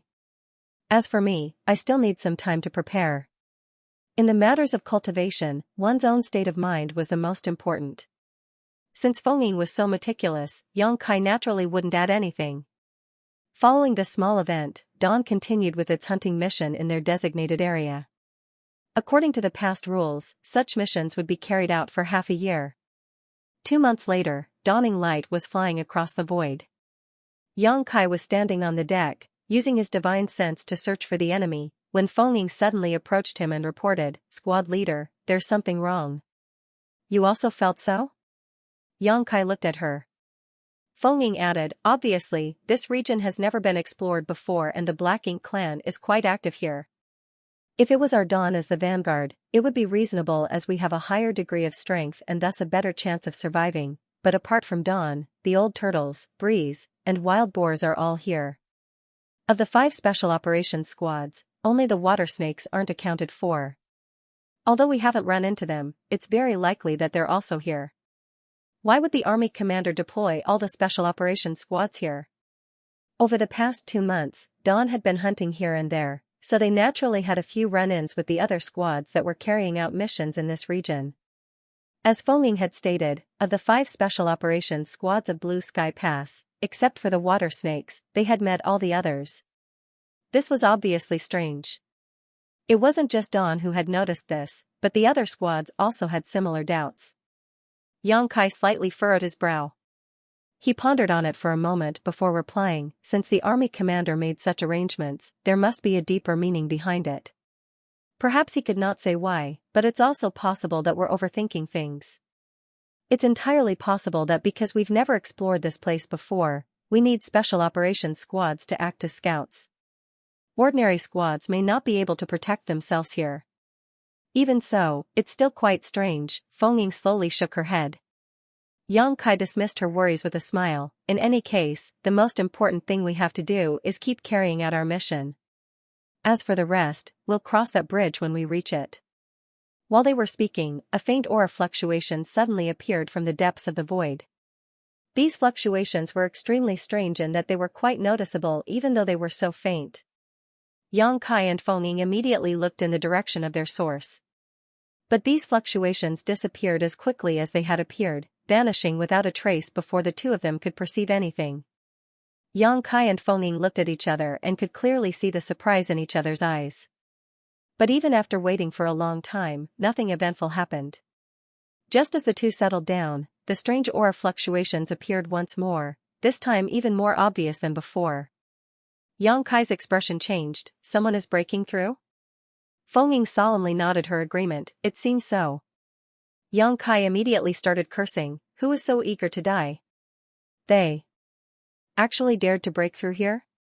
Don't they know it's better to return to the forward base and break through there?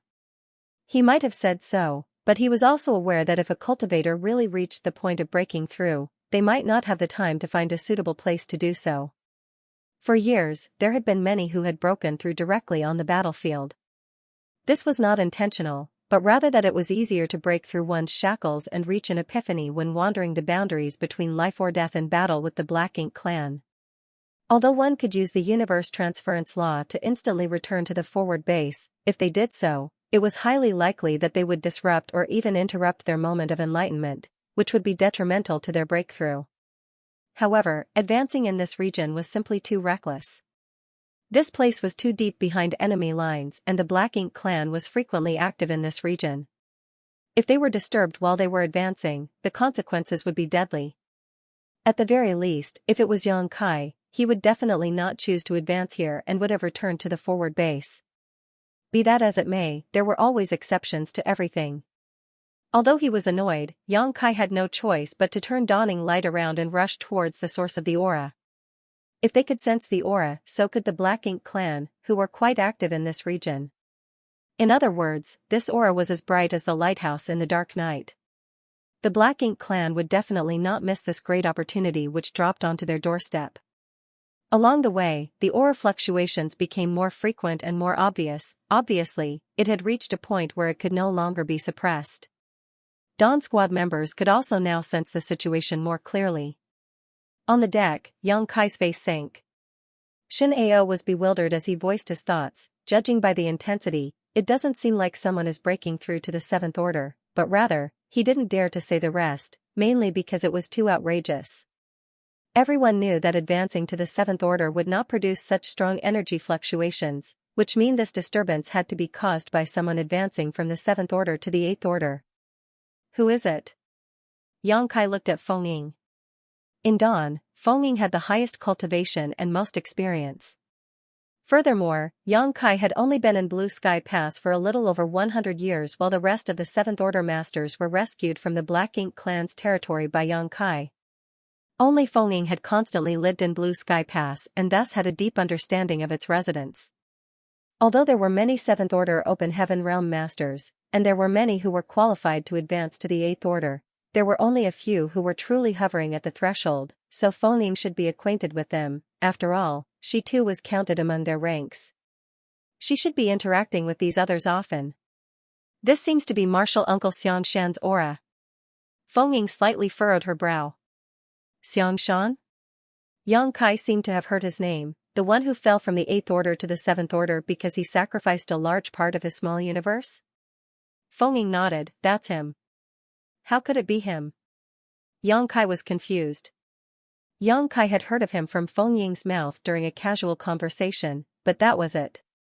Before Yang Kai's arrival to Blue Sky Pass, the corruption of black ink strength was extremely harmful to the human race, and this kind of harm was not limited to 6th order and 7th order Open Heaven Realm Masters. Even 8th order Open Heaven Realm Masters could be affected, though this happening was quite rare. Be that as it may, accidents were bound to happen during the lengthy war against the Black Ink clan on the Black Ink battlefield. Thus, even 8th order Open Heaven Realm Masters could be corrupted by Black Ink strength. Xiangshan was one of the few unfortunate ones. He was originally an 8th order Open Heaven Realm Master, but when he was fighting against a territory lord, he was ambushed by another nearby territory lord and suffered heavy injuries. Although he had relied on his great strength to survive and escape, his small universe had been invaded by Black Ink strength already. In that intense battle, he had to cut off parts of his small universe 5 times, causing his order to drop from the 8th order to the 7th order. In fact, cutting off a part of one's small universe didn't necessarily mean that one's order would fall. Yang Kai had cut off a portion of his small universe because of the world spring, and doing so had caused his strength to fall, but his order did not regress. Most people would find themselves in similar situations when only 1 or 2 pieces of their small universe were cut off, but if they continued to do so, a drop in order was inevitable. Regression in order was very troublesome, as even after repairing one's small universe and rebuilding their foundation using a profounding spirit fruit, the drop in order could not be reversed. One would need to cultivate again and find a chance to break through. Although there was no exact data on this process, according to the soldiers' performance in the past, it was far more difficult for a cultivator to break through to the next order after they had been forced to cut off pieces of their small universe. Only 2 or 3 out of 10 people could successfully advance once again. If not for this, there wouldn't have been so many 5th order Open Heaven Realm Masters in the past, even with a much more abundant supply of profounding spirit fruits now than in the past. If those fruits could restore their order, all of them would have returned to the 6th order Open Heaven Realm. Xiangshan's fall in the order was nearly 3,000 years ago. Although he had used a profounding spirit fruit to repair his damaged small universe afterward, he was still stuck in the 7th order. 3 millennia ago, Feng had just arrived on the Black Ink battlefield. Although she had some understanding of Xiangshan's situation, she wasn't very clear about it, and those in the past refrained from speaking about it. So, no one knew exactly what happened back then. Nevertheless, Xiangshan was an extremely special existence in Blue Sky Pass because he did not belong to any squad. Even when he fought against the Black Ink clan army, he fought alone. Although he was currently only in the 7th order, he had the foundation of an 8th order master, so he was often able to display strength far beyond the 7th order. To a certain extent, he was almost on par with Yang Kai. Are you sure it's him? Yang Kai asked. Feng nodded in confirmation. Martial Uncle Xiangshan is also from my Blue Sky Paradise. When I first came to the Black Ink battlefield, I received some guidance from Martial Uncle. Although I have rarely interacted with him over these past few years, I will never forget his aura. It wasn't that Feng didn't want to interact with him, but rather that Xiangshan preferred to keep to himself like a lone wolf. He had a strange temperament and always fought alone before going into secluded retreat. So, it was difficult to meet him, even for Feng. In fact, when I came to Blue Sky Pass, the Western Army commander was Martial Uncle Xiangshan. After his cultivation fell, Martial Uncle Zhong Liang took over the position, Feng added. At this moment, the matter of the Western Army commander was not on Yang Kai's mind. He had thought that some 6th order Open Heaven Realm Master was advancing to the 7th order, but by the looks of it, it was a 7th order Open Heaven Realm Master advancing to the 8th order. What should we do now? No matter what reason Xiangshan had for staying in this region to advance, this fierce aura could not be concealed and would definitely attract the attention of countless Black Ink clansmen. Just like how the territory lords were the main force of the Black Ink clan, the Eighth Order Open Heaven Realm Masters were the backbone of the human race. Now that the balance between the number of Eighth Order Masters and territory lords in the Blue Sky Theater had already been destroyed, how could the Black Ink clan just watch another Eighth Order human appear? Even if Xianxia thought with his feet, he knew that a large number of Black Ink clansmen would soon be rushing over to interfere. Perhaps even some territory lords would make an appearance. Pondering for a moment, Xianxia turned around and ordered, "Senior Brother Qi, I'll have to trouble you to return to the forward base and report this matter to the army commanders. Ask them to quickly send reinforcements." Qi Taichu also understood the gravity of the situation and immediately nodded in response, "Yes." In a flash, he appeared outside Dawning Light as he used the universe transference law to return to the forward base. Xianxia then turned to the other members and suggested, "A fierce battle is upon us, so all of you should quickly try to recover your strength. You may not have a chance to rest later." Everyone readily agreed. Dawning Light continued to fly forward, but Xianxia still felt uneasy. Although he had asked Qi Taichu to return to the forward base to report and ask for reinforcements, only Qi Taichu could use Dawning Light's universe array to immediately return. Other soldiers could not do the same, thus, even if an Eighth Order Master was deployed, it would take at least 10 days for them to arrive. All kinds of things could happen during these 10 days. Xianxia couldn't help but be a little resentful. This Xianxia is such an insensible bastard. If you are about to break through to the Eighth Order, why did you come to a place like this? Aren't you just looking for trouble? In any case, since things had already reached this point, there was no point in complaining. As Dawn happened to be at the right place at the right time, they would naturally fight to the death to protect Xianxia. No matter what, they could not allow the Black Ink clan to interfere with Xianxia's advancement. After all, this matter would decide whether Blue Sky Pass would have another Eighth Order Master or not. Dawning Light's speed was pushed to the limit, but even so, it still took them over a day to reach the place where Xianxia was breaking through. It was a deathly silent asteroid and there were many Black Ink clan corpses floating around it, evidence of a huge battle having been fought here. When dawn arrived, they spotted a warship flashing through the void in the distance. The entire warship was surrounded by arcs of lightning and flickering with a dark blue glow. From the deck, secret techniques and artifacts were being cast, shooting at the several figures surrounding the warship. Although this warship was quite agile, its efficiency in killing enemies was not very high. At the very least, it was not comparable to Dawn. Fortunately, not too many Black Ink clansmen were attacking the warship, nor were they too strong. By the time Dawn arrived, more than half of these Black Ink clansmen had already breathed their last. After Dawn joined the battlefield, the remaining survivors were swiftly wiped out. The two warships converged in the void as a figure flew over and landed in front of Xianxia. "Junior Brother Yang, you're also here." Xianxia nodded in response, "Senior Brother 1. The newcomer was Xianxia, the squad leader of the Breeze Squad. Xianxia had many dealings with him, so they could be considered friends. "What's the current situation?" Looking at the asteroid below, Xianxia could vaguely see a figure sitting cross-legged. He was the source of the fluctuating aura. Xianxia replied, furrowing his brow, "We arrived just half an hour earlier than you, so I've no idea either." Of the 5 special operations squads, Breeze's warship was the fastest, so it was only natural that they would be the first to arrive. However, when they got here, they happened to run into a detachment of Black Ink clansmen who were trying to interfere with Xianxia's advancement. "Junior Brother Yang, do you know who the guy below is? Why is he alone and why can't I see any of his squad members?" Xianxia asked. Xianxia replied with a sigh, "If I'm not mistaken, the one advancing is Senior Xianxia. Has Senior Brother 1 heard of him?" Xianxia was extremely taken aback, "It's actually him." Judging by his expression, he had obviously heard of Xianxia, but since the latter was a reclusive person, his face wasn't well known. Even Feng rarely got to see him, so although Xianxia had heard of Xianxia, he had never seen him and thus didn't recognize him. It wasn't difficult to understand why he was here alone. Rumor had it that after he fell from the 8th Order to the 7th Order, his temper had become extremely strange, and very few could cooperate with him. Considering his original 8th Order Open Heaven Realm status, there had been several squads that had tried to recruit him, but none of them had succeeded. In the end, the army commander could only let him move about solo.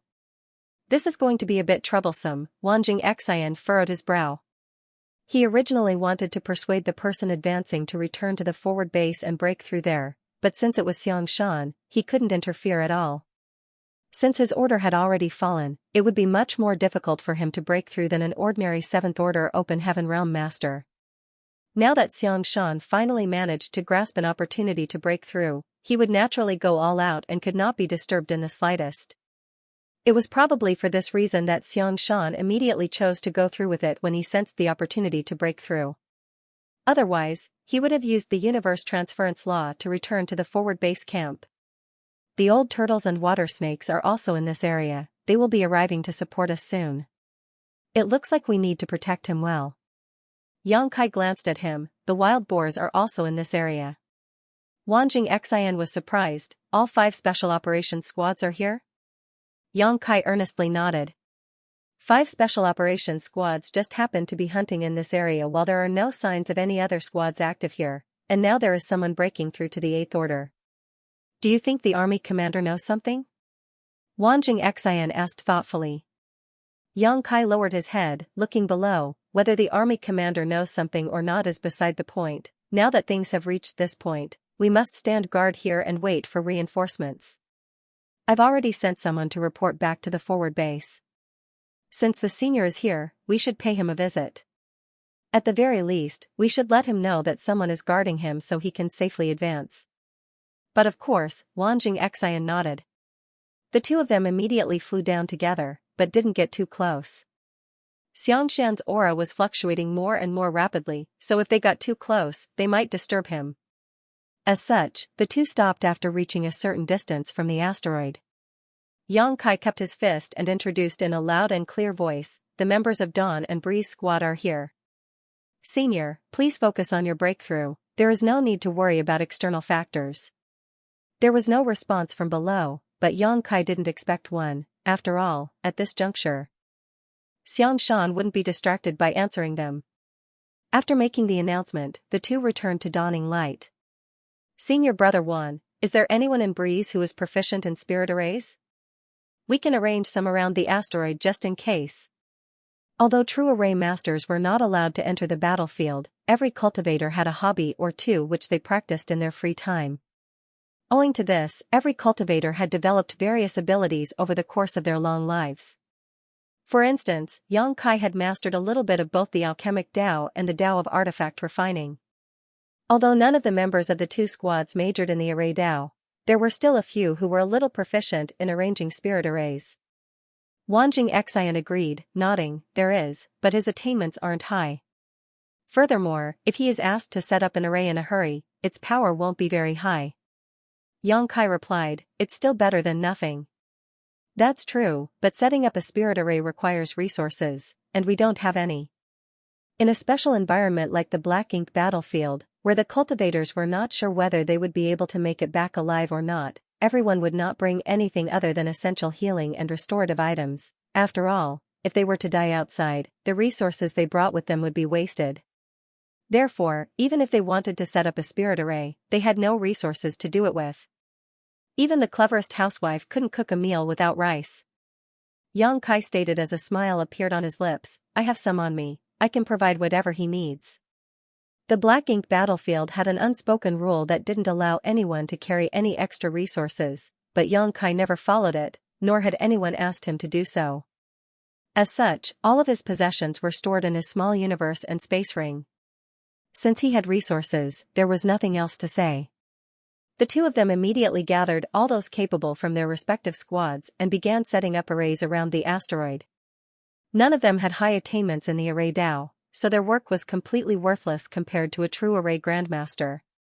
None of them could say for sure how effective this arrangement would be, so the main force protecting the asteroid was still them. While they were bustling about, a figure walked out from Dawning Light's cabin. It was none other than Chi Taichu, who had been sent back by Xianxia to report this matter. Seeing him return, Xianxia quickly asked, "What did the forward base camp say?" Chi Taichu reported, "The army commander told us to stand guard and wait for reinforcements. Division commanders have been dispatched, But as this place is quite far from the forward base, even an 8th Order master will need at least 10 days to arrive. Yang Kai let out a sigh. This was within his expectations. In the end, their position was simply too deep into enemy territory. Many Black Ink clansmen in the vicinity had been alerted to this disturbance and were already swarming around, hiding in clusters of black ink clouds and shattered asteroids, watching from afar. Fortunately, due to the deterrence of the 2 human race warships, none of them dared to approach, but this situation would not last long. Once the Black Ink clan had gathered a certain amount of force, they would definitely launch an attack. Their current situation was like sharks swarming over from all around after smelling blood. During the tortuous wait, many simple and crude spirit arrays were set up around the asteroid. They were not proficient enough to lay profound spirit arrays down, so they could only make do with these. After another 3 days, more Black Ink clansmen had gathered. Some were even daring enough to test the limits of Yang Kai and the others' endurance, constantly provoking them from a distance. Wanjing Xian couldn't help but send a voice transmission to Yang Kai, "Junior brother Yang, you guard this place while I lead some people to kill these bastards." Yang Kai persuaded, "That's not appropriate. My Dawn only has 37 members. If you leave, we may not be able to protect the entire area by ourselves. If any of them managed to slip through the net and made their way to Senior Xiang and interrupted his breakthrough, everything would be for naught." Wanjing Xian suggested, "Then why not take your Dawn squad to kill them, while we guard this place? It's the same principle, we should just wait and see." Wanjing Xian speechlessly stated, "Even if we don't take any action, do you think the Black Ink clan won't? The longer we wait, the more Black Ink clansmen will gather. By then, the situation will be very hard to control. We might as well take advantage of this opportunity to kill some of them and reduce the pressure we will face later." Yang Kai stated with a smile, "The Black Ink clan has reinforcements, but we don't." Wanjing Xian was stunned for a moment before asking thoughtfully, "You mean, it's been a few days since we arrived here, but we haven't seen any trace of the other squads? Since they're all in this area, they should have been here by now, no matter how far away they were. Since they haven't appeared yet, it means they're hiding somewhere, waiting for an opportunity to act. We should wait for now, and when the time is right, I'm sure they'll appear and take the Black Ink clan by surprise. There's no need for us to act. Since they have not made their moves yet, it's only because there's too little meat to eat." Wanjing Xian thought about it for a moment before cursing, "Damn it, we came too early and lost the opportunity to get more kills. If I had known that things would take such a turn, I would have come later and then would have been able to kill to my heart's content." Yang Kai burst into laughter, joking, "Among all the squads, your Breeze squad is the fastest. Who else could have arrived earlier than you?" Wanjing Xian was slightly depressed, "I guess, you're right." While they were speaking, a powerful energy fluctuation came from a certain place, followed by deafening bangs as a series of secret techniques and divine abilities suddenly lit up the void, hitting the asteroids and dispersing the Black Ink clouds. The next moment, a wild laughter reverberated through the void as a raucous shout rang out, "Ha ha ha, there are so many fish here. Brothers, let's run wild." Hearing this voice, Wanjing Xian felt a headache coming on. "That pig is here." Yang Kai's face also twitched. The wild boar's way of doing things was as unrestrained as ever. They could have acted stealthily, but no, they had to make a huge scene, like they were afraid that the Black Ink clan wouldn't know of their arrival. It was the wild boar's signature style to always rush forward without a second thought. Under the leadership of their squad leader, Zhi Yuming, the entire squad had taken this as their way of life. From another side, someone immediately started cursing, "You freaking pigs, can't you think a bit before you act? Why would you purposely alert the enemy? Arg, you drive this old master crazy." Another cold snort came from another side, "If these pigs knew how to think, they wouldn't be pigs." Immediately, chortles of laughter and people cursing in disdain rang out across the void. To the Black Ink clansmen's shock, who were lingering in the vicinity, 3 human warships started attacking from 3 different directions. Fearsome artifacts and secret techniques blasted out from each of these 3 ships, raining down on the Black Ink clansmen. The Black Ink clansmen were dumbstruck for a moment. Without their knowledge, they had been surrounded. Originally, all of their attention had been focused on the human breaking through on the asteroid, and the 2 human squads guarding him. The sudden appearance of the other three squads had thrown their thoughts into chaos. Although they put up a brave fight under the coordination of some of the feudal lords, these suddenly appearing human squads were clearly different from ordinary. Not only were they much bigger, but the proportion of Seventh-order masters in them was also extremely terrifying. Furthermore, the power each warship could display was far more fearsome than what average human warships could. These were the special operations squads of the human race. Having fought with the humans for so many years, the Black Ink clan naturally had some understanding of the special operations squads. They knew that there weren't many special operations squads on the human race's side, just 5 in the Blue Sky Theater, but each one was capable of defeating a feudal lord army. The Black Ink clan came to the conclusion that if they wanted to take care of such a squad, they would need the territory lord to personally act, or at least 20 feudal lords. This was for one squad, and right now, there were 5 such squads here. Although there were many Black Ink clansmen, they were mostly weaker low-rank and high-rank clansmen. They were simply unable to contend with these special operations squads. Under the leadership of their respective squad leaders, the 3 squads rampaged through the void, with the wild boars acting the fiercest. In just a short time, all the Black Ink clansmen present in the vicinity had been slaughtered, leaving mangled corpses floating about everywhere. The outcome was decided. Wanjing Xian heaved a sigh. Junior brother Yang's foresight was on point. The old turtles and water snakes were indeed hiding nearby, but unfortunately, all their plans were destroyed by that pig. Yang Kai chuckled, "You can't say that. Those 2 squads probably wanted to wait for the Black Ink clan to gather more troops before starting the bloodbath, but although senior brother Zhu acted a bit rashly, this isn't a bad outcome either." Wanjing Xian nodded, lamenting a little. When will the wild boars change their style? Yang Kai and Wanjing Xian had no intention of taking part in such a one-sided battle as right now. The most important thing was to protect Xianxia, not fight for military merits. What's more, this was only the beginning. Things would surely become grimmer with time. Whether it was Yang Kai or Wanjing Xian, after being squad leaders for so many years, they both understood the principle of conserving their strength before battle. Just as the 3 elite human squads made their appearance, far away, the Black Ink clan territory lords were gathering in a hall on a giant asteroid in the depths of the void. The Black Ink clan had suffered heavy losses in the last large-scale war, especially in regards to territory lords, of whom several dozen had been killed. It could be said that they had lost an arm and a leg, infuriating the royal lord. Immediately after, the human race army stormed out of the Great Pass to launch a crusade. With morale at a record low, the Black Ink clan lost vast swaths of territory to the human expeditionary force, only halting their advance 3 territory lord territories away from the royal city.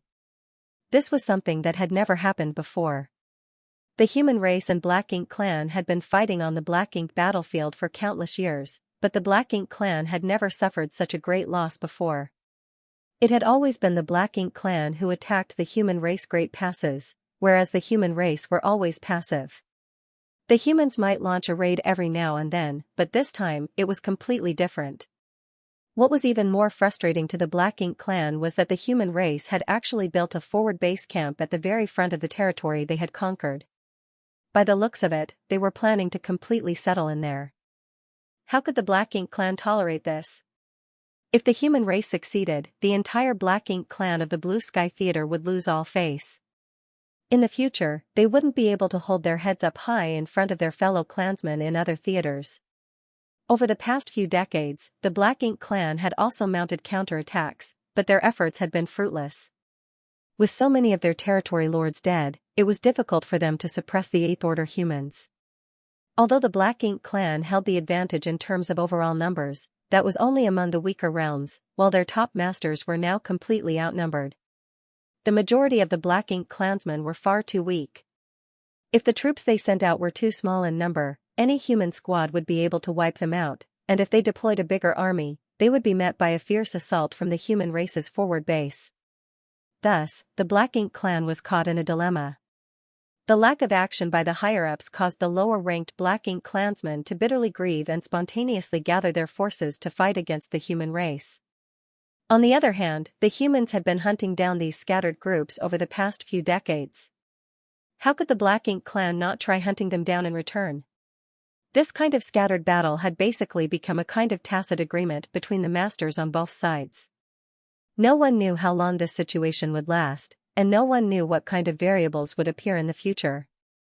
The human race forward base had many Eighth Order Open Heaven Realm Masters gathered, forcing the territory lords to form a coalition in order to prevent the human army from continuing their conquest or simply picking them off one by one. This asteroid was originally a feudal lord's fief, and was only a few million kilometers away from the human race's forward base. In the vastness of the void, such distance was quite short, almost within fighting distance. If one stood at the edge of this asteroid, they could even vaguely see the human outpost. Because it was quite close to the human race's forward base, this place had become the front line for the Black Ink clan's resistance. At this moment, many territory lords were gathered here, not to discuss some battle plan or anything, but to wait for that variable that would change the situation, hoping to break the stalemate. The territory lords had already been waiting here for several decades, but that was nothing more than a snap of the fingers to them. Suddenly, a feudal lord rushed out from the fief's low-grade black ink nest and hurried into the main hall. He put his fist before his chest and respectfully reported, "Sir, I bear an urgent report." One of the territory lords opened his eyes and asked, "Is there any movement at the humans' forward base?" The feudal lord quickly replied, "It's not about the forward base, it's in the depths of the void, near Sir Gusong's territory." Gusong's territory was the territory of a territory lord, and it wasn't very close to this place, but it happened to be a space where the two races were fighting. "What's going on over there?" the territory lord asked. The feudal lord replied, "There's news that a human is breaking through to the Eighth Order there." As soon as he reported this, the other territory lords, who had remained silent all the while, opened their eyes as one of them leaned slightly forward. "Someone is advancing to the Eighth Order over there? Is the news accurate?" The feudal lord replied, "It's absolutely accurate." A feudal lord observed the situation at close range. There are indeed signs of a human breaking through from the Seventh Order to the Eighth Order. The reason why this news had reached this place so quickly was naturally because of the Black Ink Nest's network ability, otherwise, it would have been impossible for it to arrive so quickly. "Damn it, is the human race going to gain another Eighth Order master?" one of the territory lords indignantly cursed. After the last war, the balance between the number of territory lords and Eighth Order masters had been broken. If the humans gained another Eighth Order master, it would put even more pressure on the remaining territory lords. One of the territory lords coldly snorted, "The humans are taking us more and more lightly, actually trying to advance to the Eighth Order at that position. They've gone too far. The advancement of the human race depends heavily on opportunities. When an opportunity is before them, they won't be able to suppress it even if they want to. Forcefully suppressing it will only lead to terrible consequences. Since that human chose to advance in that location, they must have had no other choice. Is there any point in discussing this? Are we just going to sit back and watch the humans gain another Eighth Order master? What else can we do? Don't tell me you want to go and stop him? Not to mention the distance, even if we can make it in time, who can guarantee that this isn't some human plot? Didn't we suffer enough last time?" The group of territory lords fell silent. Even the territory lord who had just spoken didn't say anything. The insidious and cunning schemes of the humans were too deeply ingrained into the Black Ink clan's hearts. They had suffered heavy casualties because of the humans' schemes in the last war. It was an extremely important matter for a human to advance to the Eighth Order. If they wanted to break through, they would have made careful arrangements beforehand, so how could they have advanced so far off in the void? Thus, when the territory lords heard about this matter, their first reaction was that the human race was plotting something, possibly having set up a trap to lure them out and kill them. But if they didn't do anything about it, it would be quite frustrating. After all, this was an Eighth Order Open Heaven Realm master. If they could kill him before he broke through, they would be able to deal a big blow to the human forces. At this moment, the feudal lord who had come in to report the situation spoke again. "There is one more thing I must inform sirs about." "What is it?" According to the feudal lord who relayed the news, the one who is breaking through might be Xianxia. As soon as he reported this, all the territory lords were shocked. A territory lord with a braid behind his head asked darkly, "Are you sure it's that Xianxia?" 3 millennia ago, the name Xianxia had a great deterrence on the Black Ink clan. It was not surprising either, as when he was the army commander of the Western Army, he had killed 7 territory lords relying on his deep heritage and fearsome strength. This was an almost insurmountable achievement. It had to be said that neither the humans nor the Black Ink clan would lose 8th Order masters or territory lords in a battle very frequently. Even in large-scale wars, having more than 2 or 3 such masters fall would be considered unusual. It would be considered a great achievement if any 8th Order master was able to kill 1 territory lord in 1,000 years, but during his tenure as Western Army commander, Xianxia had killed 7. That was an astonishing feat. Moreover, his style of doing things was extremely unyielding and had caused the Black Ink clan army to suffer great losses many times. His name was a taboo in the Black Ink clan in this era, and many of the territory lords present had once lived under his shadow. There was also one thing that made the Black Ink clan unable to eat or sleep in peace, and that was Xianxia's aptitude.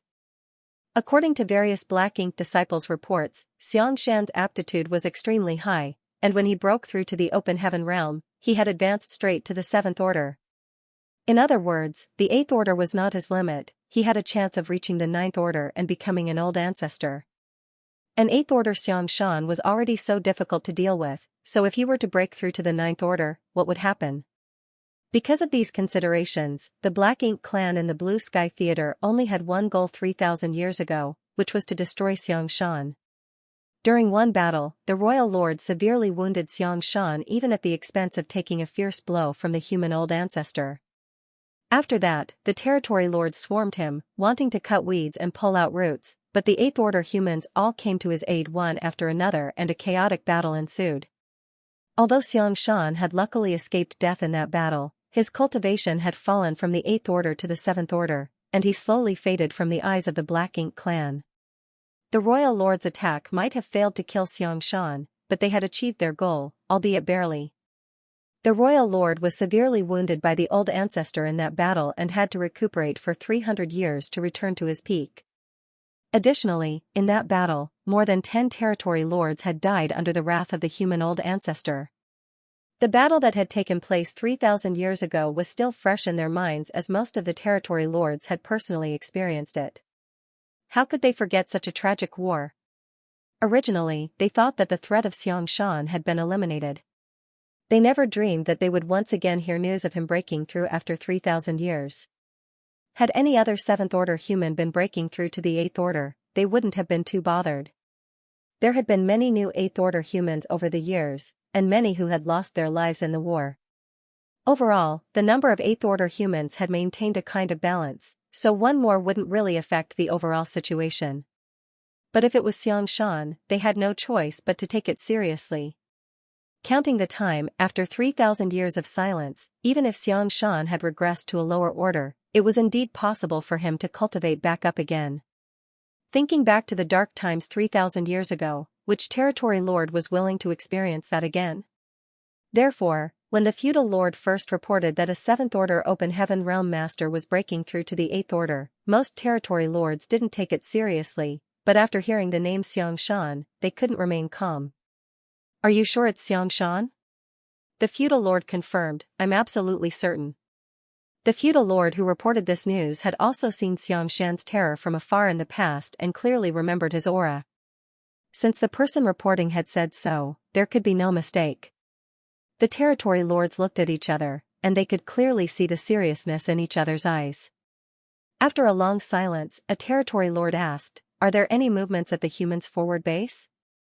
"I don't know, but I can ask," another territory lord replied. Saying so, he sent a message with his divine sense. A moment later, the territory lord reported, "Just half a day ago, 2 8th Order masters emerged from the forward base, making a beeline towards Gusong's territory. It seems that news of Xianxia's breakthrough has been reported back to them. Those division commanders must be heading there to guard him." In other words, Xianxia's breakthrough should have been an accident, otherwise, the humans wouldn't be scrambling to make arrangements now. It's still hard to say if this is another of those human schemes. Whether it's a scheme or not, we can't ignore Xianxia's advancement. If he returns to the 8th Order, he will be the most difficult enemy we have to deal with. None of the territory lords can resist him. Yes, we must stop Xianxia from breaking through, no matter what. Even if the humans are plotting something, they won't be able to do anything with Xianxia's position being so far away. In fact, we might as well beat them at their own game. What do you mean? Wu Jiang, Mao Qi, Zhong Ning, and Hong, who are not here, send a message to any two of them to intercept those two 8th order humans and stop them from assisting Xianxian. Then send a message to the other two to investigate Xianxian's advancement. If the humans have not planned any ambushes, they can take action, and everything will be solved. If there is an ambush waiting for them, they should still be able to escape if they work together. As soon as he suggested this, the territory lords pondered for a moment before one of them nodded in agreement. Good, we'll go with that. One of the territory lords also questioned, although that's the case, we still don't know where all the 8th order humans are. If they are all lying in ambush near Xiangshan, wouldn't we be walking right into a trap if we send fewer people? The territory lords suffered heavy casualties in the last war, so we can't afford to lose any more. The territory lord who had made the proposal first suggested once more, that's why we should launch an attack on their forward base. We don't need to achieve anything decisive, just cause a big enough disturbance to figure out the situation at their base. If we can determine the number of 8th order masters there, we can basically determine the situation on Xiangshan's side. At that time, we can inform Wu Jiang and the others, so that they can act appropriately. Attack the forward base? One of the territory lords furrowed his brow. If a war breaks out, it won't be so easy to quell, and we will have to pay a certain price. If we win, it's fine, but if we lose, the Black Ink clan will completely lose the territory occupied by the humans. We won't have enough troops to continue fighting. Compared to Xiangshan's breakthrough, it is worth it, no matter what the price is. Since we have different opinions, we might as well vote. Those who agree to attack the forward base, please rise. After a moment, more than a dozen territory lords stood up. Basically, all of the territory lords who were standing had lived during Xiangshan's era, and most of the sitting territory lords had just recently advanced. From this, it was obvious that the old territory lords were all extremely wary of Xiangshan. They were willing to pay any price in order to kill him. Compared to these territory lords, the new territory lords of the last 3 millennia didn't fear Xiangshan so much. They were satisfied with their current state and didn't think that a large-scale war with the human race was a good idea at this point. However, most of the territory lords had already agreed to fight, so they couldn't influence the overall situation. A storm was brewing, and war was about to break out. Over the past few years, the Black Ink clan's various reinforcements had gathered around this feudal lord's fief, forming a stalemate with the forward base. The Black Ink clan didn't dare act rashly, and the human soldiers in the forward base didn't have any intention of getting themselves into a large-scale battle. But today, because of a single person's breakthrough, this stalemate was about to be broken. The Black Ink clan began to mobilize their troops and advance towards the forward base. Although their actions were extremely well hidden, how could such a large deployment possibly be hidden from the vigilant humans? Inside the temporary army headquarters of the forward base, a group of 8th order masters was waiting with Zhong Liang and Liang Yulong in the lead. Suddenly, a 7th order master entered, cupped his fist, and reported, "The Black Ink clan has started moving." Zhong Liang's eyes flickered with a sharp gleam. They took the bait. The group of 8th order masters were all excited. They had been worried that the Black Ink clan would not act, and only once they did would it mean that their plan could be implemented. This wasn't surprising though, as the bait they had thrown out was no small matter to the Black Ink clan. Be that as it may, no one was certain what the Black Ink clan's choice would be without a concrete report, so they had been waiting here on tenterhooks. A worried look appeared on Liang Yulong's face. "I wonder if senior brother Xiang's situation is going well." Zhong Liang said, "Since senior brother Xiang has agreed to this plan, he must have made some preparations. There's no need to worry about him, we just need to do our own thing. Send a message to Blue Sky Pass and tell Ding Yao that they can start." Good. Someone immediately complied. 2 figures shot through the void, both of them in the 8th order open heaven realm. They were flying quite fast, making a beeline towards a certain direction. While flying, one of them sent a voice transmission. "Brother Zhang, do you think the Black Ink clan will take the bait this time?" Hearing this, the 8th order master surnamed Zhang smiled. "We'll know if there is any obstruction along the way. However, I'm sure that the Black Ink clan will not be able to resist. After all, this concerns senior brother Xiang." If I were a territory lord, I would definitely not allow him to advance peacefully. They finally made him fall to the 7th Order, so how could they allow him to advance back to the 8th Order? The other 8th Order asked curiously, does senior brother Xiang hold such a great deterrence to the Black Ink clan? The 8th Order surnamed Zhang answered, brother Sun, you haven't been on the Black Ink battlefield for long, so you haven't seen senior brother Xiang's power with your own eyes. When he was commanding the Western Army, he tossed around the territory lords like they were chickens. It could even be said that their faces would be filled with dread at the mere mention of his name. The cultivator surnamed Sun sighed, alas, I didn't get to see senior brother Xiang's divine might. I hope his breakthrough this time goes smoothly. Xianxia added, although it will be much more difficult to break through after a drop in one's order, it shouldn't be a problem for senior brother Xiang with his aptitude. All we need to do is wait for good news. It just so happens that Blue Sky Pass needs someone to play the opening act, and senior brother Xiang was about to break through. After learning of the plan, I volunteered for this duty. After chatting for a while, the two of them stopped talking and continued on their way. 2 days later, the two masters who were speeding forward suddenly came to a stop at the sight of 2 black ink clouds approaching from the opposite side. The next moment, 2 huge figures appeared from the black ink clouds, attacking them without saying a word. The 2 8th Order masters naturally wouldn't just sit back and wait for their deaths. Each cast their own divine abilities to fend off the attackers descending from the darkness. Shortly after, the 4 figures separated and faced off against one another. The 8th Order surnamed Zhang coldly glanced over and snorted, Mao Qi, Zhong Yan. Having fought with each other for so many years, this man surnamed Zhang naturally recognized who these 2 territory lords were. After exchanging a glance with the cultivator surnamed Sun, both of them calmed down. As these 2 fellows had suddenly appeared and blocked their path, it was apparent that the Black Ink clan had taken the bait, otherwise, there was no reason for these 2 to come here and stop them. Everything was going according to the plan. It was laughable that the 2 territory lords didn't even notice. Mao Qi was even more valiant and spirited as he coldly shouted with a look of disdain on his face, this road is blocked. The 8th Order master surnamed Zhang sneered, shamelessly boasting. Without wasting another moment, he summoned his sword with a wave of his hand, sending out a flurry of sword lights towards Mao Qi on the other side. The cultivator surnamed Sun and Zhong Ning engaged in a one-on-one battle. Neither side held a decisive advantage. Be that as it may, as far as the 2 territory lords were concerned, so long as they could stop these 2 8th Order masters here, that was enough. They really did not care if they could do anything to them or not. The 2 of them had also learned the seriousness of the situation from the message sent via the black ink nests.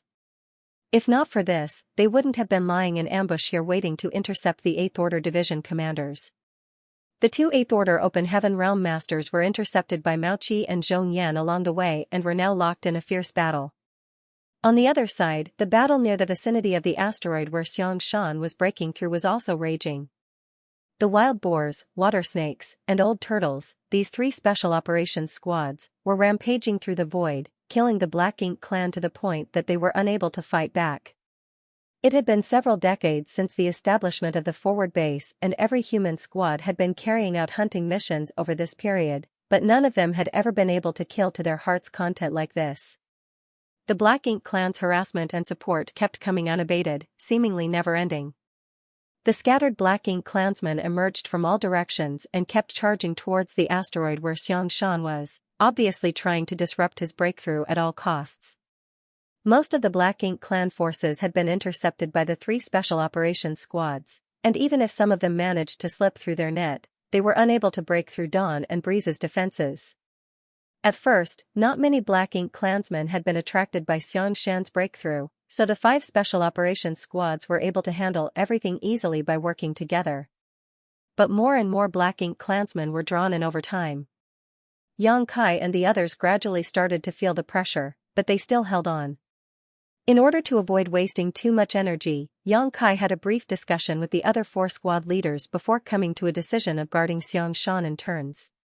No matter what, the 5 squads ensured that 2 would remain at the periphery of the asteroid, preventing the Black Ink clan from approaching while the other 3 fought further out at full force.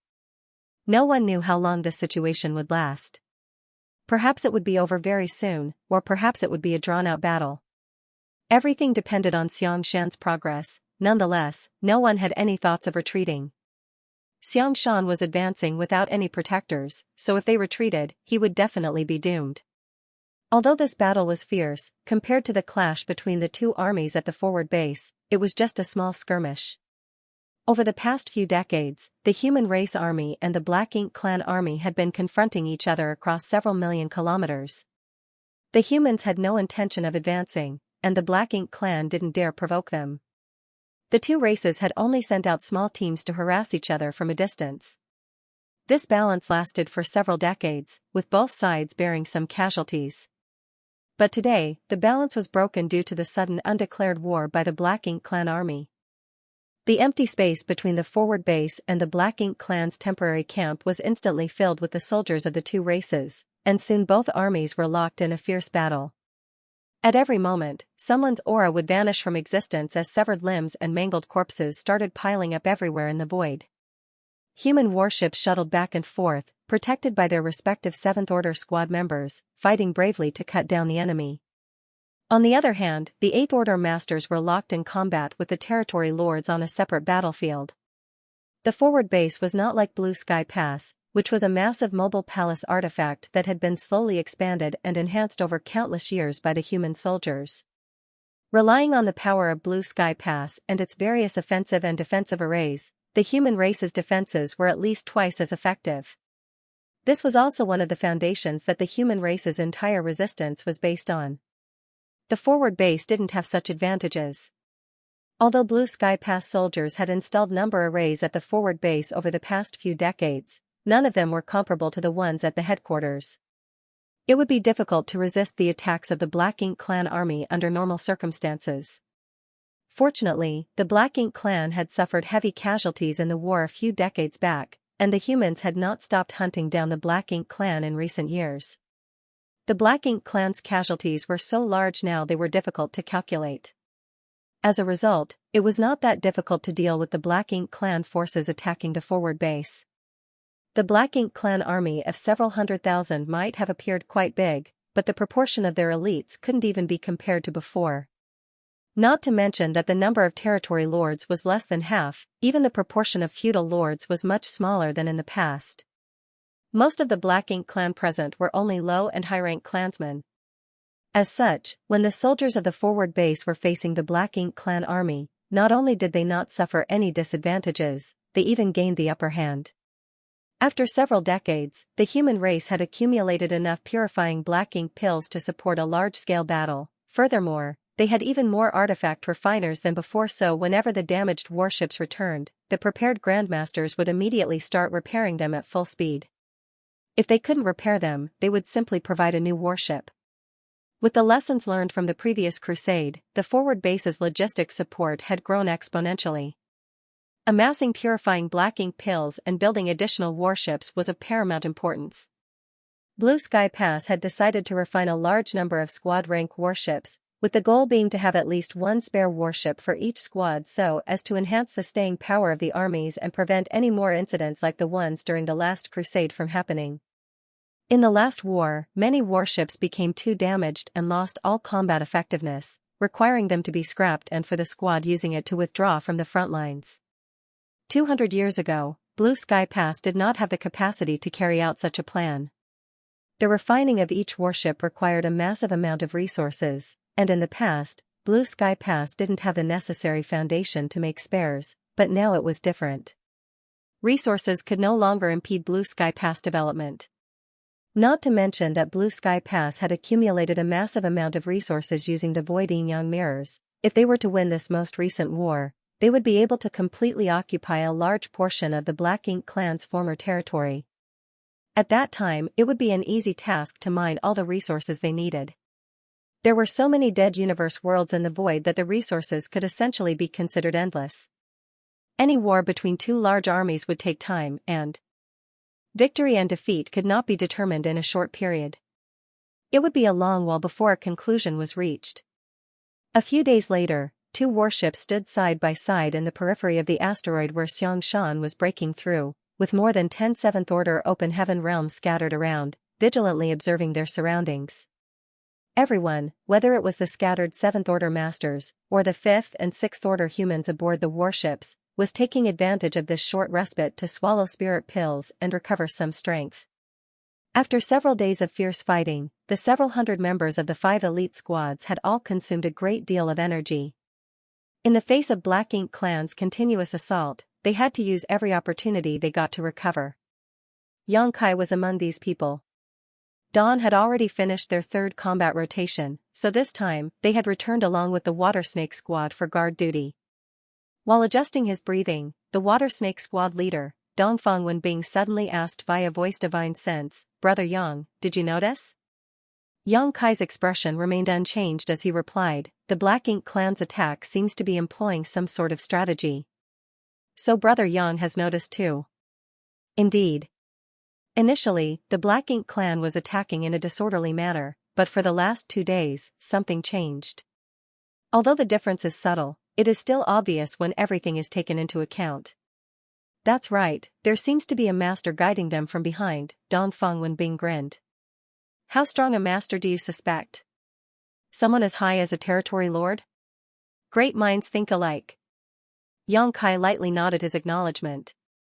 In fact, he had been searching for this Black Ink Clan master hiding behind the scene this whole time. Unfortunately, he failed to pinpoint their location. If there really was a territory lord hiding nearby, it would be difficult for him to discover them amid the raging battle in the void, as the chaotic energy fluctuations propagating everywhere could completely obscure a concealed aura. On top of that, he was only a 7th Order master, so trying to find a hidden territory lord was naturally not easy. Dongfang Wenbing's smile cramped. "I was just speaking randomly. Could it be that there really is a territory lord here?" Xianxia solemnly stated, "It's quite possible." Dongfang Wenbing went slack-jaw at this revelation. "Brother Yang, don't try to scare me. You have mastered the Tao of space, so you can escape from a territory lord if one appears, but we can't.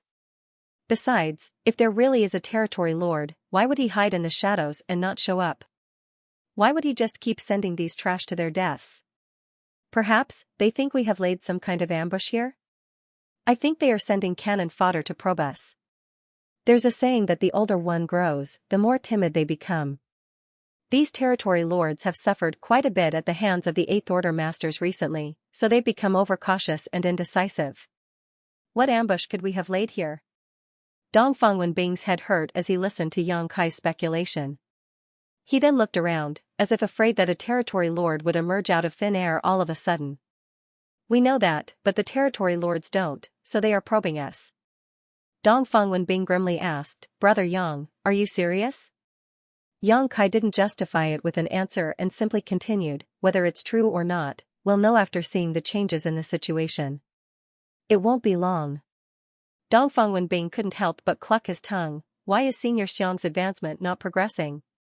The sooner he breaks through, the sooner we'll be able to escape this abyss of suffering. Just as Dongfang Wenbing had mentioned, Xianxia's advancement had not made much progress. Although his aura was circulating methodically and showing no signs of collapsing, there were no signs of progressing either.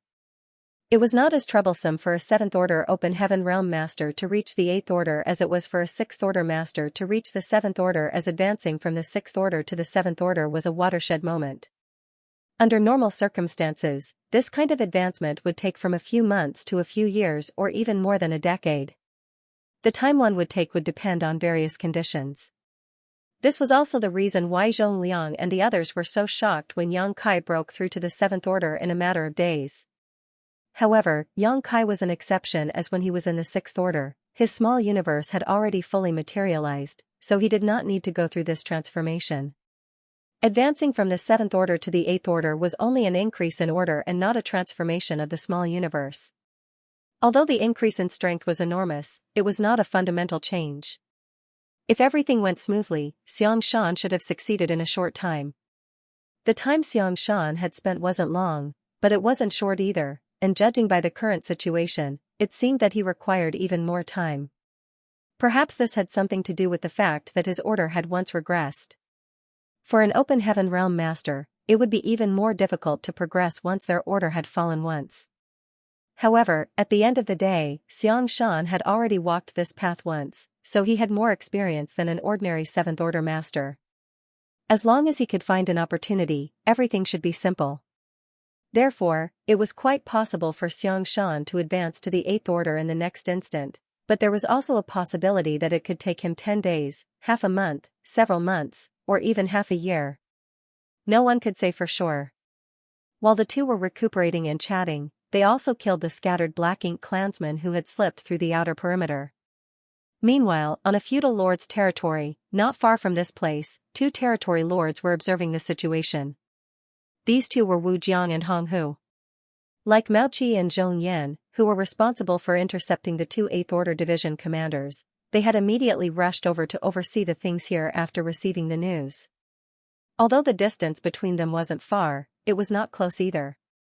Even with their eyesight, the 2 territory lords couldn't clearly see what was happening around the asteroid. Be that as it may, the casualties and incompetence of the lower Black Ink clansmen was not hidden from them, making them greatly dissatisfied with the Black Ink clan's performance. Those wastes. A few human squads actually managed to stop them. How useless, Wu Jiang cursed angrily. Hong Hu shook his head. Those squads seem to be the human special operations squads. They're much stronger than ordinary squads. Wu Jiang coldly snorted. So what if they're special operations squads? There's only so many of them. Even if they have to pay with their lives, our troops should be able to flatten them. Hong Hu sighed in response. I'm afraid it won't work. Even if we continue sending more and more people over, it won't help, they'll just be defeated one by one. They have a total of 5 squads, and at any given time, 2 seem to be resting while the other 3 are defending. It's impossible to break through their blockade without overwhelming strength. What do you think we should do? Hong Hu pondered for a moment before suggesting, amass our power and crush them in one fell swoop. Wu Jiang impatiently asked, there's no need to go through so much trouble. If you and I fight, how can they be our opponents? No. Hong Hu quickly stopped him. Have you forgotten what happened to Wu Ying and the others a few dozen years ago? Over 200,000 of our troops were ambushed by the humans and defeated in one fell swoop, causing our Black Ink clan to suffer a great loss in the next battle due to a lack of manpower.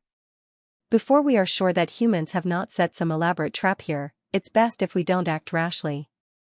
Wu Jiang's expression changed. He naturally remembered what happened to Wu Ying and the other territory lords back then. It might have happened a few decades ago, but to the territory lords who lived long lives, it was like it happened just yesterday. Although he was angry, he knew that Hong Hu's worries weren't unfounded. Xianxia was breaking through in this damned place and 5 elite human squads had just happened to be around to guard him. No matter how he looked at it, something was amiss. Although they had yet to sense the auras of any 8th Order masters, who could guarantee that those sinister and devious humans were not lurking nearby? The human race's spirit arrays were extremely exquisite, and even a simple one could easily conceal one's aura. The reason why they had been waiting here was because on one hand, they wanted to use their subordinates to attack and probe the situation, and on the other hand, they were also waiting for news from the front lines. Once they confirmed that there was no trap here, they would definitely make a move. Xianxia's prestige was quite dreadful, but that was when he was in the 8th Order. As for the current Xianxia, any random territory lord could easily deal with him. If they took down Xianxia, they would deal a heavy blow to the human race and also restore some of their lost prestige. There was still no definite news from the front line, so it was likely that their companions were still assessing the situation. Wu Jiang and Hong Hu could not remain idle while waiting for the news, though, as they had their own matters to attend to. After a brief discussion, the 2 territory lords gave orders to the attacking Black Ink clansmen to retreat and urged the nearby Black Ink clansmen to rush over to assist. At the periphery of the asteroid where Xianxia was advancing, the Black Ink clan suddenly retreated like a tide, leaving a mess in their wake. Under Zhu Yuming's leadership, the Wild Boar squad relentlessly pursued them, like they were hell-bent on exterminating the entire Black Ink clan. Fortunately, Chai Feng quickly stopped him. Don't chase after a cornered enemy. Our mission here is our priority. Zhu Yuming cursed a few times. Although he was still somewhat unwilling, he knew the gravity of the situation and quickly led his squad back.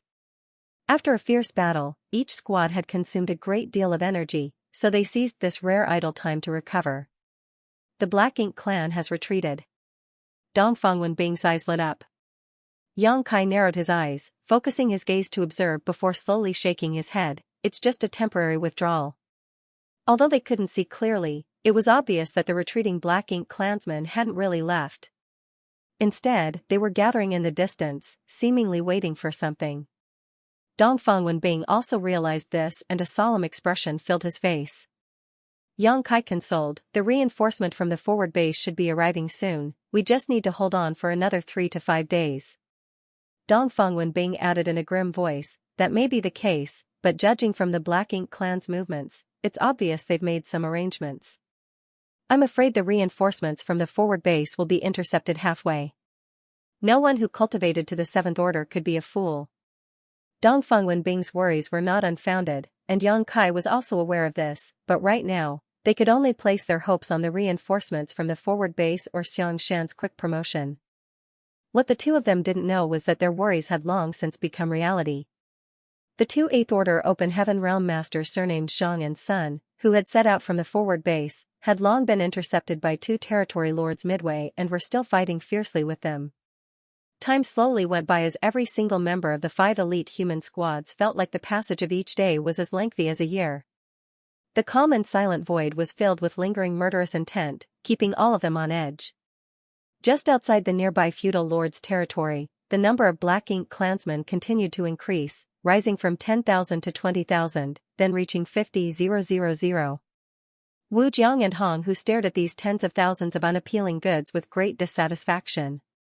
Although they had urgently summoned the nearby Black Ink clan forces to this place, the number of troops they could muster was still extremely small. This couldn't be helped though, as most of the Black Ink clan forces had been transferred to the front lines to confront the forward base over the past few decades.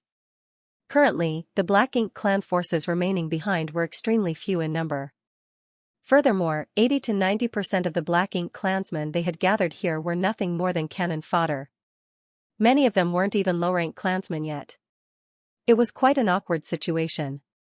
It wasn't that the 2 territory lords were incompetent, but rather that even a clever housewife couldn't cook without rice. There weren't any powerful forces nearby for them to deploy, so their hands were tied. If the quality wasn't good enough, then they could only make up for it with quantity. They didn't hold out any hope that these Black Ink clansmen would be able to accomplish anything, but they could still be used for attacking and probing. 2 days later, they barely managed to gather 80,000 troops, which seemed to be the upper limit. They couldn't mobilize any more. Under the orders of the 2 territory lords, the 80,000-strong army marched towards the asteroid. From a distance, the human squads promptly discovered the approaching threat. The number of enemies was like a tidal wave, making their scalps tingle. The wild boar squad leader, Zhi Yuming, let out a long roar, whereupon all the human soldiers who were still recovering started moving. 3 warships lined up in a straight line, their spirit arrays humming slightly. Immediately, various lights began to flicker and fluctuate on the hulls of the warships. Yang Kai and Dongfang Wenbing remained motionless. Their 2 squads were responsible for guarding Xianxia in this rotation, so they would not make any move unless the situation reached a critical point. As the enemy army drew closer and closer, the sight of 80,000 Black Ink clan soldiers attacking them made the humans feel like they were facing a tidal wave, giving them great psychological pressure. At that moment, Zhi Yuming's roar reverberated through the void, "Kill!" With a loud bang, the 3 warships shook violently as dazzling beams of light shot out from various weapon ports, bombarding the Black Ink clan army. The Black Ink clan army was thrown into disarray as countless Black Ink clansmen were reduced to dust by the beams of light. A few beams even cut right through the approaching Black Ink clan army. Thousands of Black Ink clansmen had fallen from just the opening salvo of attack. Everyone was stunned at the sight of this, but they quickly understood. Although there were many Black Ink clansmen attacking, they were not invincible. Most of them were weak cannon fodder, otherwise, so many of them would not have died just like that. The soldiers in charge of controlling the warship's artifacts didn't need to be told what to do. They once again channeled their world force into their artifacts and launched another barrage of attacks, further increasing the casualties suffered by the Black Ink clan. The vicinity of the 3 warships was densely packed with Black Ink clan forces. It was almost impossible. To spot the figures of the three warships and the Seventh Order masters protecting them, only the energy fluctuations constantly spreading into the void gave the assurance that they were still alive. The entire picture looked like black ants swarming towards three candies fallen on the ground, wrapping them up entirely. A large number of Black Ink clansmen suddenly bypassed the three entangled warships and rushed towards the asteroid. Dawn and the water snakes had already made their preparations. The warships immediately opened fire, unleashing all of their might as the Seventh Order masters circulating their world force madly to unleash their strongest divine abilities towards the places where the most Black Ink clansmen were gathered. Xianxia had pushed his space principles to the limit. All the Black Ink clansmen who tried to approach the asteroid immediately felt as if they had fallen into a swamp. Their movements became sluggish, giving the two squads a chance to kill them at a distance. All thanks to his space principles, just two squads were somehow able to stop the enemy's thrust. Most of the Black Ink clansmen were nothing more than serfs, so their strength wasn't even worth mentioning. Any of the humans present here could easily kill a large number of them, but there were simply too many of them. Xianxia could not be disturbed while he was breaking through, so if any Black Ink clansman broke through the defensive line, no matter how weak they were, it could cause a huge disaster. For the time being, the battle was still under control, but it was hard to say how long the human squads could keep things that way.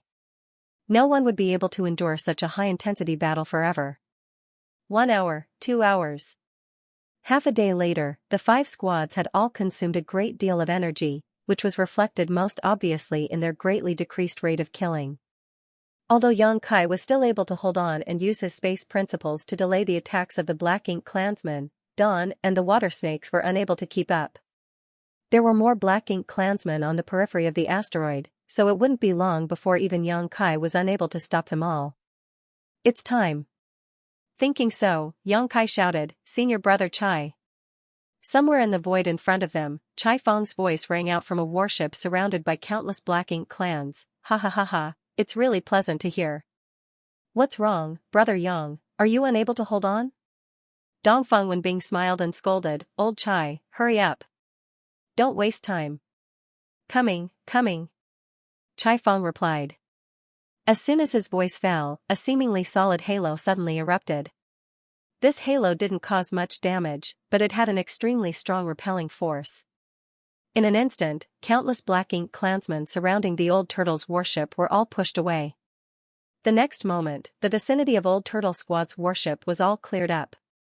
The pushed-away Black Ink clansmen had not suffered any casualties, and resumed their offense on the Old Turtle Squad once more after a brief pause. But why would the Old Turtle Squad take them seriously? The giant warship turned around and rushed towards the asteroid, smashing all of the Black Ink clansmen who tried to stop it into pieces. In the blink of an eye, the Old Turtle Squad's warship flew past Dawn and the water snakes and stopped near the asteroid. Standing at the bow of the ship, the burly Chai Feng formed various hand seals with a solemn look on his face, his world force surging madly. All 50 members of the Old Turtle Squad were acting in concert with him. They took their respective positions and performed their respective tasks, their hand seals constantly changing. 8 profound gates, open. Boundless heavens, open. Immovable as mountains, yin-yang perception, open. Along with Chai Feng's shouts, the Old Turtle Squad's warship shone with a dazzling radiance. Every time it glowed, the halo of light assumed a tangible shape, not only enveloping the warship, but the entire asteroid beneath it as well. At the top of the Old Turtle's warship, the tortoise-shell-like object suddenly ballooned, transforming into a massive barrier that surrounded the entire asteroid. In the blink of an eye, the Old Turtle Squad created an impenetrable barrier around the asteroid. Every warship of Blue Sky Pass 5 Special Operations Squads possessed their own specialties. The Old Turtle's warship had the strongest defense, and not only could its defenses cover itself, but it could even form a large defensive region by sacrificing its mobility. Over the years, many human squads had managed to escape death with the protection of the Old Turtle Squad. In terms of popularity, besides Dawn, the Old Turtle Squad was the most popular squad in Blue Sky Pass because fighting alongside provided an extra layer of safety and security. At this moment, the Old Turtle Squad had displayed their full defensive capabilities. For this reason, the entire warship had completely sacrificed its mobility and offensive abilities. In other words, the old turtle squad was now nothing more than an immobile target. Nonetheless, it was more than enough. This defensive state of the old turtle squad was Yang Kai's greatest reliance when it came to protecting Xianxia. Furthermore, the protection of the old turtle squad was far stronger than the combined strength of Dawn and the water snakes. From the beginning, Yang Kai and the others had planned for the old turtle squad to be only responsible for defending, but Chaifeng refused. It was a rare opportunity to rack up some kills, so who would be willing to watch from the back? That was why they had been rotating to guard this place. But now that the situation had developed to this point, Dawn and the water snakes could no longer guarantee Xianxian's safety, so they had no choice but to rely on the turtle shell of the old turtle squad. They would let the Black Ink clan take a bite at it, but even the best teeth would crack on this turtle shell. On another side, seeing that the old turtle squad put up their defenses, Dawn and the water snakes' warships no longer had any worries and started a bloodbath. First, they exterminated the Black Ink clan forces surrounding the asteroid, then they rushed towards the void, leaving a bloody trail behind them. In terms of defense, the old turtle squad was second to none, even the other 4 elite squads couldn't come close. But in terms of killing, the old turtle squad was undoubtedly the slowest. Now that they had switched between defense and offense, Dawn and the water snakes did not have to worry about guarding Xianxia, so their speed of killing increased dramatically.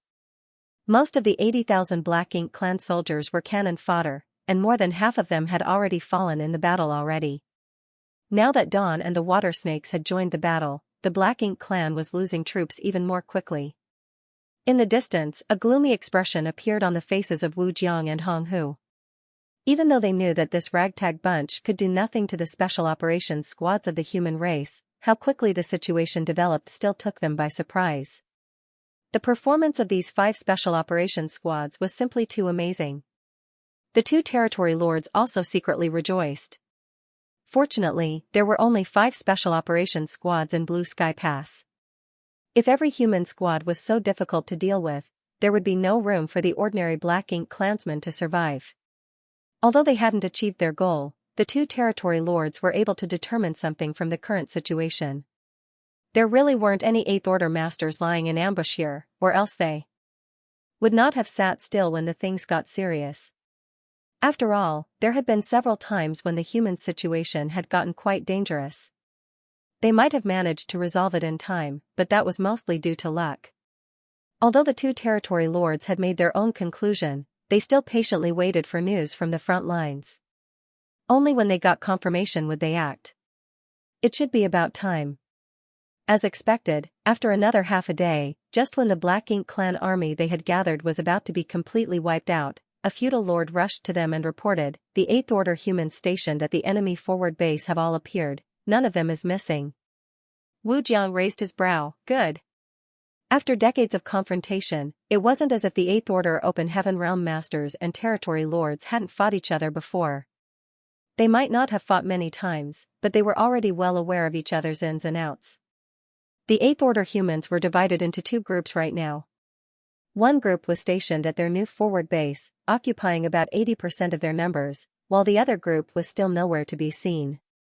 The Black Ink clan speculated that these remaining 8th Order masters should be guarding Blue Sky Pass. After all, the humans attached a great importance to Blue Sky Pass, so it was impossible for there to be no masters guarding it. Blue Sky Pass was situated too far from here, so as long as they could determine the location of the 8th Order masters they knew to be stationed at the forward base, they could determine if there was any ambush here or not. Now that it had been verified that the 8th Order masters of the forward base were all fighting on the front lines, they no longer had any concerns. Hong Hu was obviously more on the cautious side though and asked, "What about their old ancestor?" The feudal lord reported, "I don't know, but there's no news from the royal city. I guess that the royal lord and the old ancestor are still locked in a confrontation. Several decades ago, when the humans began their crusade, the old ancestor left Blue Sky Pass and entered the heart of the Black Ink clan territory.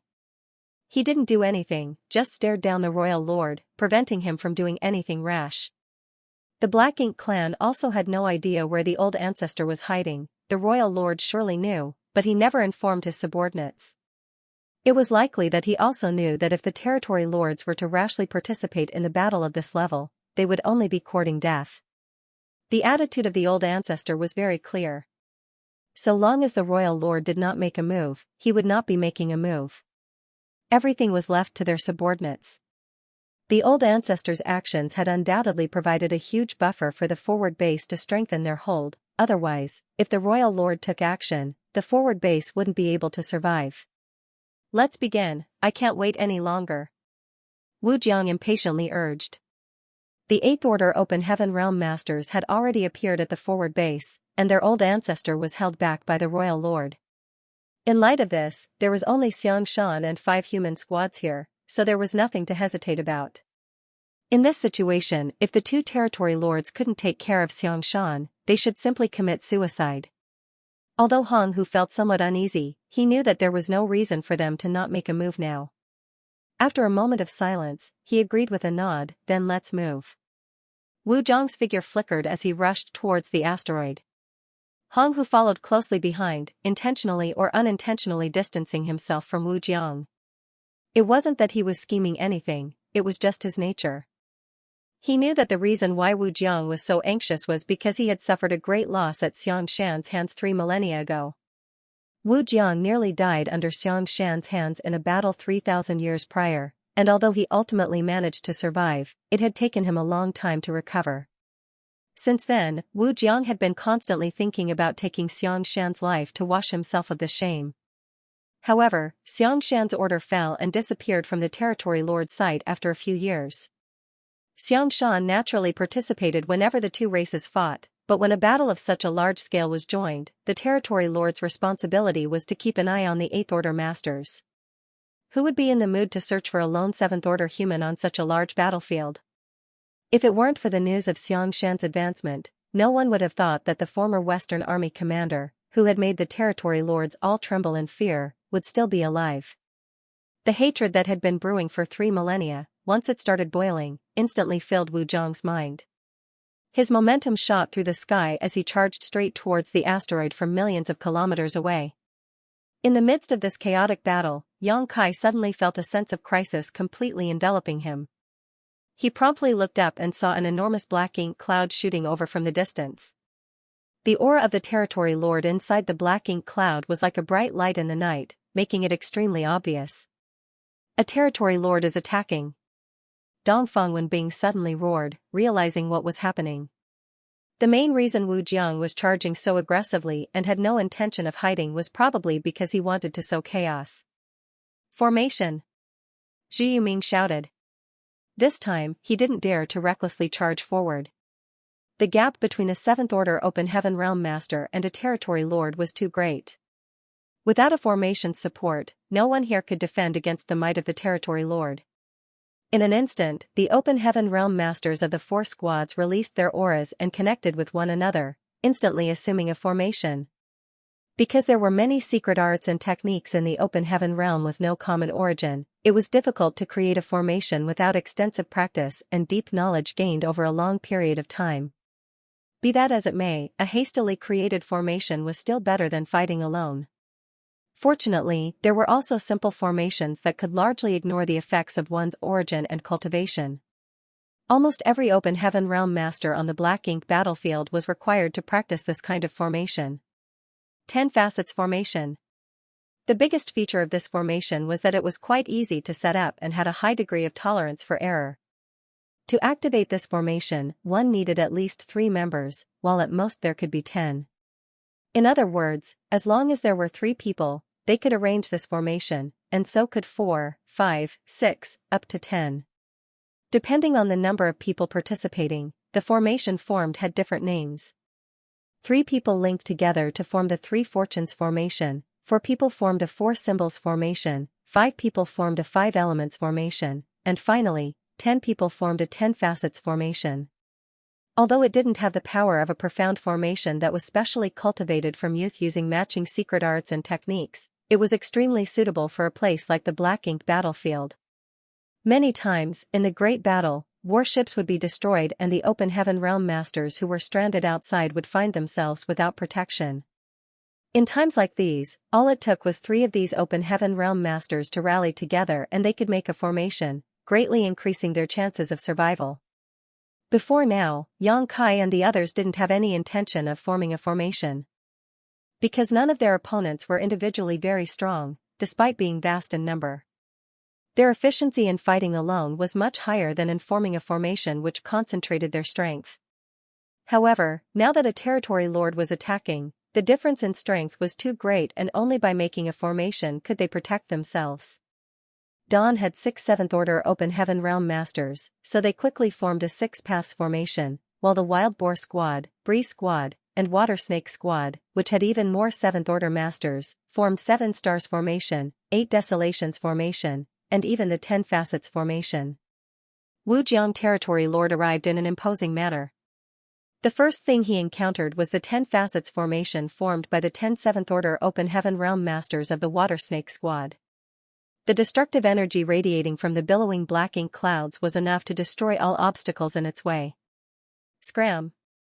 Wu Jiang was completely focused on killing Xianxia and was in no mood to pay attention to others. He wanted to break through the blockade of the human squads right away, and as such, in the face of the incoming Water Snake Squad, he promptly channeled his power into his palm and ruthlessly smacked it down. The moment the Water Snake Squad came in contact with Wu Jiang's attack, the 10 7th Order Open Heaven Realm Masters of the Water Snake Squad jolted and their faces went pale as an overwhelming power swept over them. 2 or 3 of 7th Order Open Heaven Realm Masters with the weakest foundation even spat out mouthfuls of blood and could see stars circling before their eyes. Fortunately, everyone had taken a purifying black ink pill in advance, otherwise, they would have been easily invaded by black ink strength as their small universes were in turmoil right now. Once they had been corrupted by black ink strength, they would have been in big trouble. But with this exchange, the Water Snake Squad immediately realized the huge gap between them and their opponent. Not every 7th Order Open Heaven Realm Master got to fight territory lords multiple times in a short span of 100 years like Yang Kai, who even had the unique experience of killing territory lords. In their long lengthy career of fighting on the black ink battlefield, their opponents had basically been the feudal lords under the territory lords. Very few people had the chance and experience of fighting against the territory lords. Their lack of experience had caused them to suffer quite a bit. Fortunately, there were more than one squad. Right behind them were the wild boars that was best at charging in and running amok and the agile Bree Squad. More than a dozen 7th Order Open Heaven Realm Masters of the 2 squads assumed 2 battle formations. When the Water Snake Squad was repelled, the others attacked Wu Jiang from the left and right with the leaders of both squads taking point. All the 7th Order Masters gathered their entire strength and unleashed their strongest divine abilities. Immediately after, their fearsome energy left dazzling trails as they slashed towards Wu Jiang from either side like a giant pair of scissors. Wu Jiang was enraged. The black ink clouds started billowing as the might of the territory lord was fully displayed. The moment his divine ability erupted, the 2 squads flanking from both sides momentarily paused before they were pushed away. The next moment, Wu Jiang's cold snort came from within the black ink cloud, "Know your place." The moment he finished speaking, Dawn Squad flew straight towards the black ink cloud with Yang Kai leading the way under the cover of the other 2 squads. In the 6-pass formation, Yang Kai held the core position, and his aura was closely linked with Feng Ying's and the others. Owing to the battle formation, part of the strength of the rest of his squad members was added to his. The next moment, Yang Kai felt his strength suddenly break through its limits. He already had the Azure Dragon Spear in his hand, which he thrust straight towards the black ink cloud. Immediately after, a crisp sound of metal clashing rang out, accompanied by a muffled grunt. But before Yang Kai could make another attack, a large hand reached out from the black ink cloud, smashing straight down at him. Yang Kai's pupils constricted as he urged space principles, teleporting the entire 6-pass formation back by a great distance, causing the giant hand to hit nothing. Right then, the Water Snake Squad, which was the first to be repelled, had recovered and made another charge. The Wild Boar Squad and Bree Squad also attacked from the left and right. Noticing this, Yang Kai led Feng Ying and the others to press the attack. The long spear in his hand left shadows covering the entire sky, enveloping the black ink cloud. The universe trembled and the void collapsed. The 7th Order Masters from the 4 Special Operations Squads joined together in battle formation to fend off the territory lord, halting Wu Jiang's aggressive charge. The squad leaders were not surprised by this result. After all, they were not ordinary squads, but the elite special operations squads of Blue Sky Pass. Each squad had at least 6 7th-order Open Heaven Realm Masters, so with 4 such squads cooperating, they had enough to gather more than 30 7th-order Masters. Such a force could easily stop an ordinary territory lord even without assuming any battle formation, let alone now when they had formed 4. Under the combined power of these battle formations, the strength each squad could display surpassed that of the 7th-order Open Heaven Realm. Although they still had not crossed the line of the 8th Order, they could be considered quasi-8th Order Masters in terms of raw strength. In other words, the power displayed by these 4 Special Operations Squad formations was almost equivalent to 4 quasi-8th Order Open Heaven Realm Masters attacking Wujiang. If such strength couldn't stop Wujiang, then they wouldn't deserve to be called Special Operations Squads. Be that as it may, Yang Kai and the others' actions was accompanied by a great deal of risk, and the slightest mistake could lead to a tragic end. As such, all the members of the 4 squads were on edge and didn't dare to relax. The 4 warships could no longer take part in this battle. All the 7th Order Masters had gone out to meet the enemy, leaving only the 5th and 6th Order Open Heaven Realm Masters behind. If they rashly interfered in a battle of this level, they would only be adding chaos to the battlefield and might even disrupt the rhythm of their 7th Order leaders. What's more, the warships weren't as agile, so if they really joined the battlefield, and if the territory lord was not able to do anything to Yang Kai and the others, he would surely target them in frustration. As such, the 4 warships immediately retreated from the battlefield. Fortunately, they had plenty of other things to do. Many of the Black Ink clan troops had managed to slip through the net and were now desperately attacking the asteroid in an attempt to break the turtle shell of the Old Turtle Squad. The Old Turtle's defenses were able to fend off their attacks for a time, but it wouldn't last forever. The arrival of the 4 warships had provided timely assistance. When the power of secret techniques and offensive arrays poured out from the warships, the Black Ink clan's cannon fodders were instantly wiped out. On the other side, Wu Jiang furiously roared as he unleashed his territory lord strength to its utmost limit. Nonetheless, he was unable to break through the 4 squads' defenses no matter how furious he was, which made him even angrier as he felt he had lost all face. He had come to find trouble with Xianxia, so how could he be in the mood to waste time with these 4 squads? But by the looks of it, if he failed to break through the 4 squads' blockade, he could forget about reaching Xianxia. Humans are truly hateful. Their individual strength isn't anything special, but together, they could still unleash much greater power.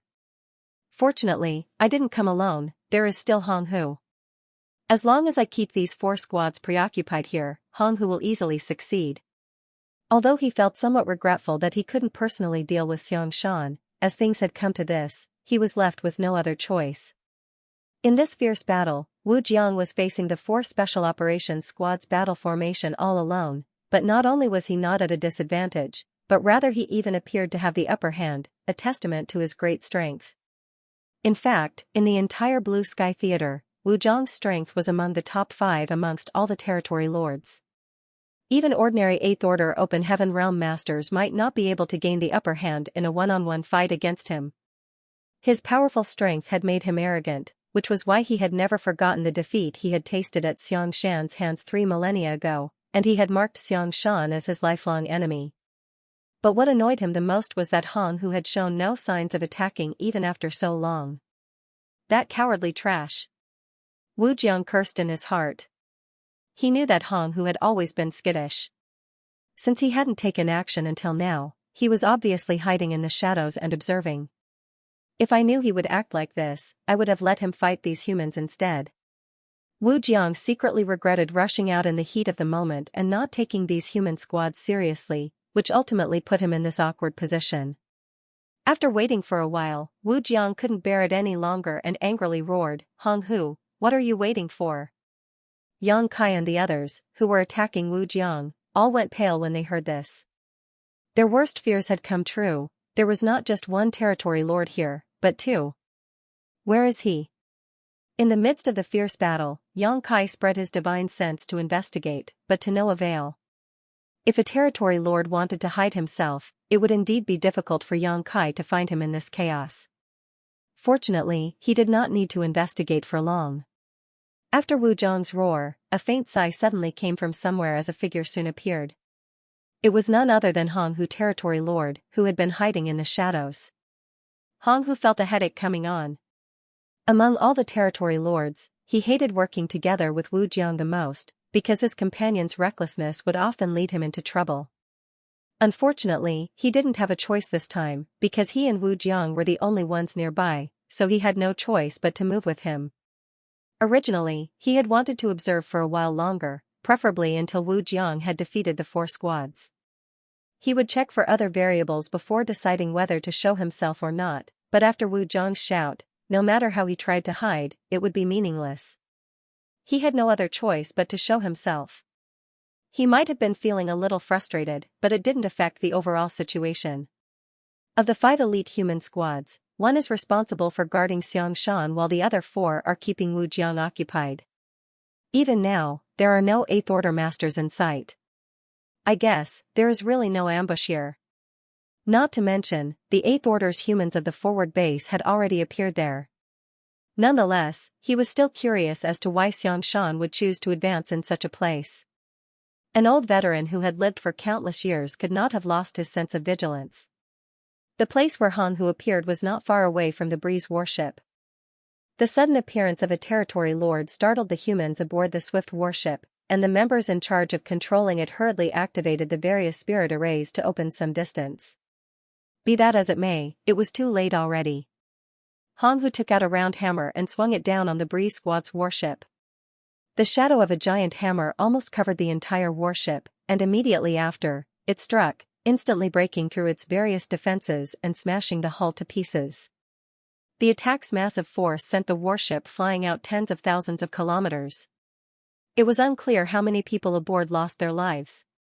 Although the defenses of the Breeze squad's warship were stronger than those of an ordinary warship, it was still the worst among the 5 special operations squads. Their prime focus was speed, so it was naturally difficult for them to block a blow from a territory lord. This sight completely shook up the Breeze squad leader, Xianxia, his eyes cracked wide open in dismay. He did not care about the warship one bit, as it could be repaired with some military merits, but if any of the warship's crew was killed, that was a permanent loss. Xianxia's heart bled at the very thought. Be that as it may, he could do nothing regardless of how much he wanted to rescue them. The combined effort of 4 special operations squads' battle formations could barely stop Wu Jiang's advance, so if even one retreated, the remaining 3 would be no match for the enemy.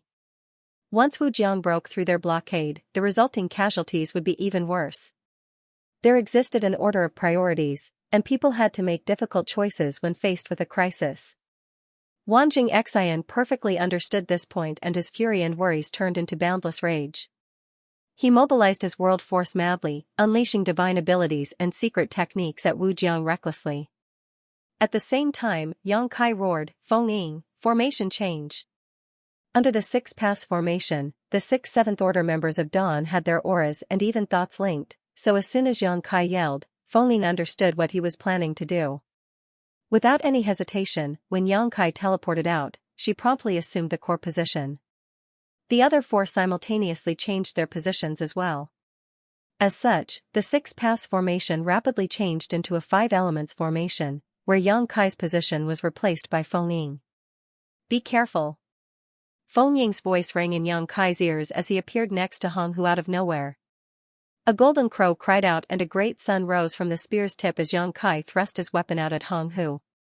Yang Kai could not ignore Hong Hu because after sending Breeze squad's warship flying, he smashed the hammer in his hand down on the Wild Boar squad's warship next.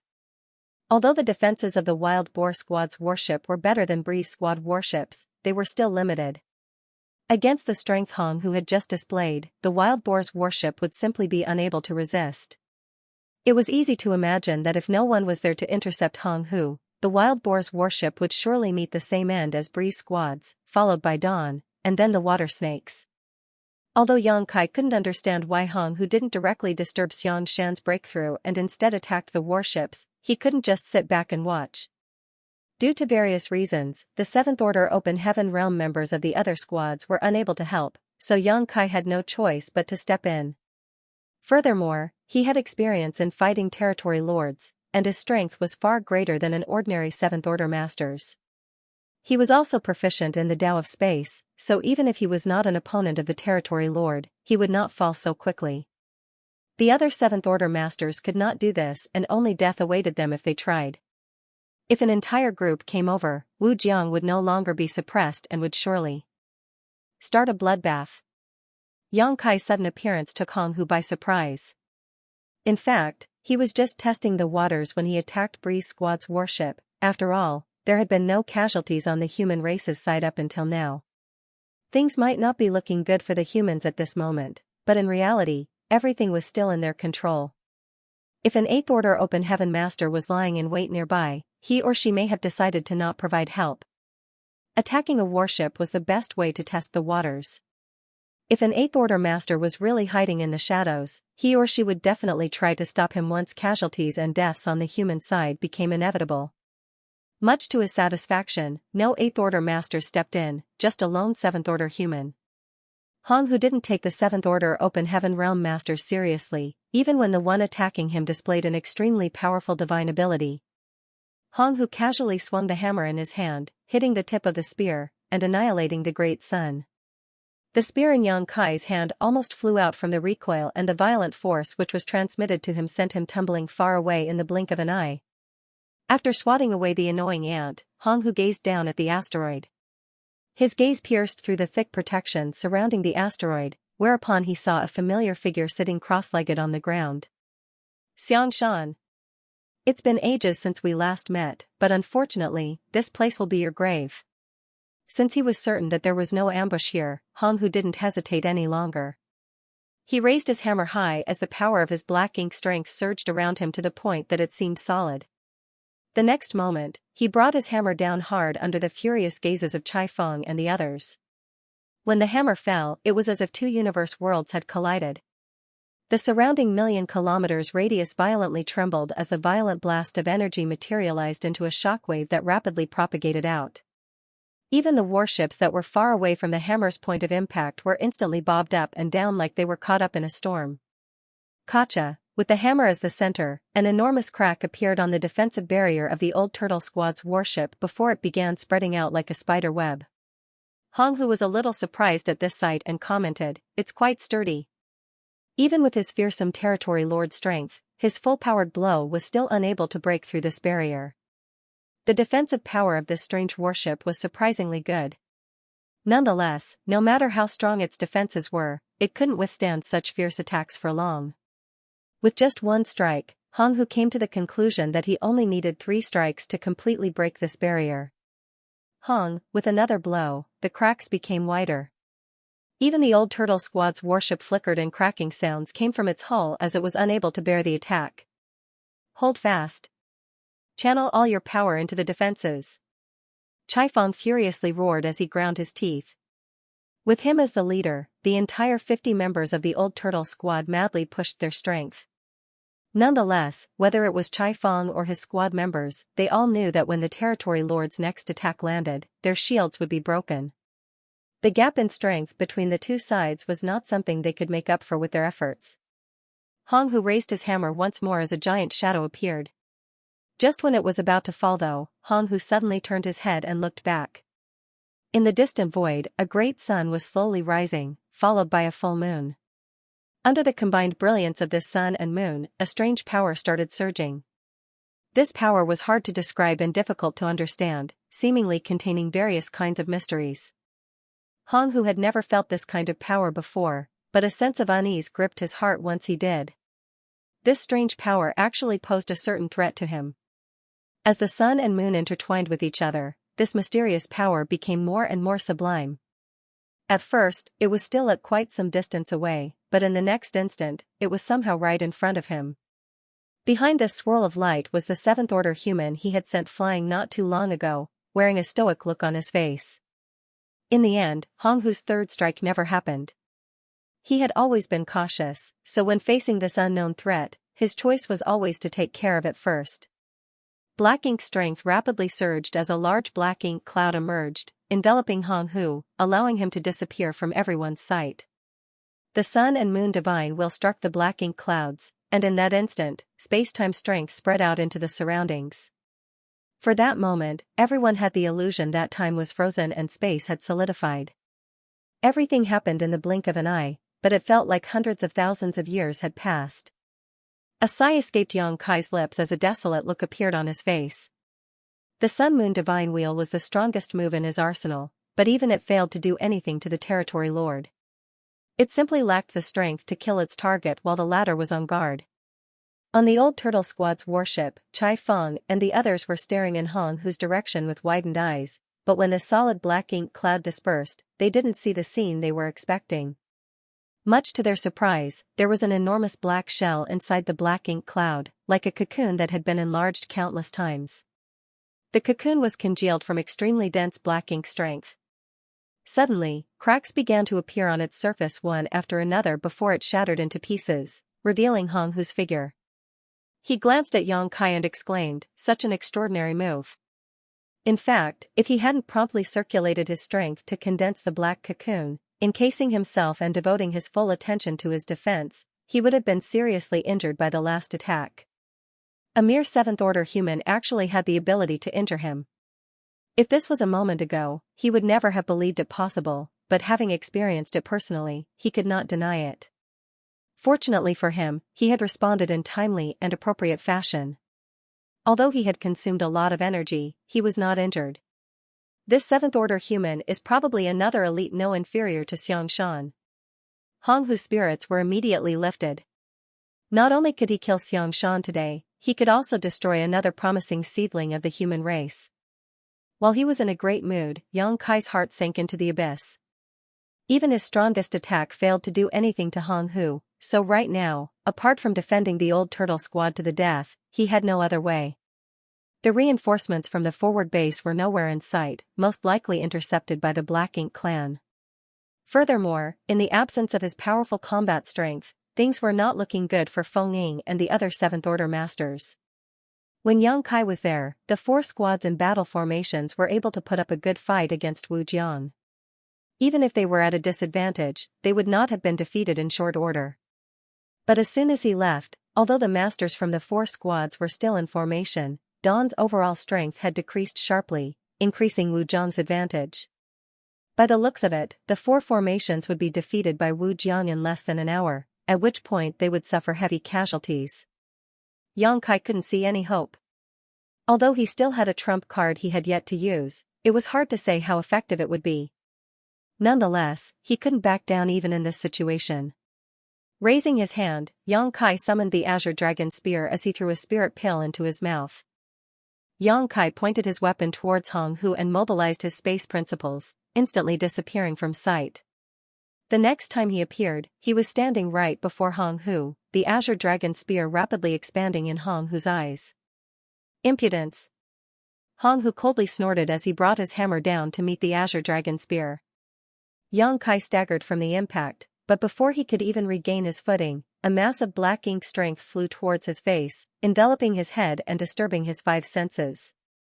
It became impossible for him to see or hear anything, even his divine sense was greatly suppressed. He instinctively blocked an incoming attack with his spear, but he was sent flying as a result of his hasty defense, his chest caved in and several of his ribs broken. Hong Hu exclaimed in surprise. He hadn't held back in his last attack. Under normal circumstances, a seventh-order human would have not been able to block such a blow and would have lost his life on the spot, but much to his surprise, the human before his eyes survived, albeit with heavy injuries. As expected of an elite seedling, such a person cannot be allowed to grow. Hong Hu became even more determined to kill Yang Kai. Nonetheless, he didn't immediately chase after him, he wanted to finish off Xianxia first. In comparison, he was more wary of Xianxia.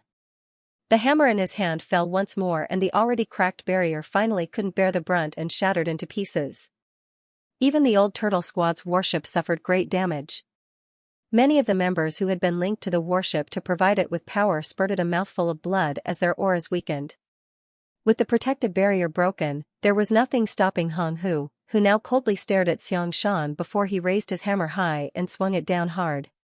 Chai Feng and the others helplessly stared at the oncoming attack in horror. At this moment, none of them had the strength to stop this blow. Not only would Xianxia die, but even the asteroid below would probably be blown to pieces. This did not escape the eyes of the masters near Wujiang. All of them wanted to help, but they were unable to interfere. Before, they were the ones who had been pestering Wujiang, but now, Wujiang was the one who was tying them down. Just as despair filled everyone's face, a beam of light suddenly came shooting out from below. This attack was extremely sudden and came without any warning. Hong Hu only noticed it when it was practically on top of him, causing him to jump in fright and hastily defend himself. Even a territory lord like him was forced back by this blow. Looking down, he noticed that Xianxia, who had been sitting cross-legged on the asteroid, happened to have opened his eyes at some point and was staring at him with a smile. Hong Hu was terrified. This is a trap, this is definitely a trap. Although Hong Hu didn't notice any traces of any 8th Order Open Heaven Realm Masters, when he met Xianxia's mocking gaze, he knew that his worries had come true. The human race had once again set up a sinister trap here to lure him and Wujiang out. It was laughable that even with all his caution, he had failed to see through this. Although he might not have an idea on what the human race's goal was or where the trap was, Hong Hu was a decisive person. After realizing that the things were not good, he immediately tried to escape. But it was already too late. Before Hong Hu could make any move, Xianxia was already flying towards him like a bolt of lightning. When Xianxia moved, it appeared as if he had summoned something, and while he was charging, his aura steadily rose. In just 3 breaths of time, his cultivation had risen from 7th order to the 8th. As the two clashed in the void, their black ink strength and world force clashed to form a violent storm. On the old turtle squad's broken warship, squad leader Chai Feng and his squad members were all dumbfounded. It never occurred to them that something like this would happen at this desperate moment and came as a pleasant surprise to them. After giving it another thought though, Chai Feng came to realize that the reason Xianxia was able to advance to the 8th Order Open Heaven Realm at just the right moment could not be a coincidence, rather, it had to be intentional. In other words, Senior Xianxia had always been able to break through at any moment, but he had been holding his advancement back for some purpose. Naturally, it was impossible for an ordinary 7th Order Master to break through to the 8th Order like this, but it was different for Xianxia. He was originally an 8th Order Master's and the reason his order had dropped was only because he had cut off too much of his small universe in the past. He had the base of an 8th Order Master from the start, and after painstakingly cultivating for 3 millennia, he had already regained and strengthened his incomplete foundation. After 3 millennia, as far as he was concerned, it was just a matter of course to return to 8th Order so long as the opportunity appeared. Chai Feng even suspected that Xianxia had advanced to the 8th Order already, but for some reason, had been acting like he was in 7th Order Open Heaven Realm. As for what this reason was, he was temporarily unable to guess. Squad leader, is that a purifying black ink battleship? A pale-faced squad member suddenly asked.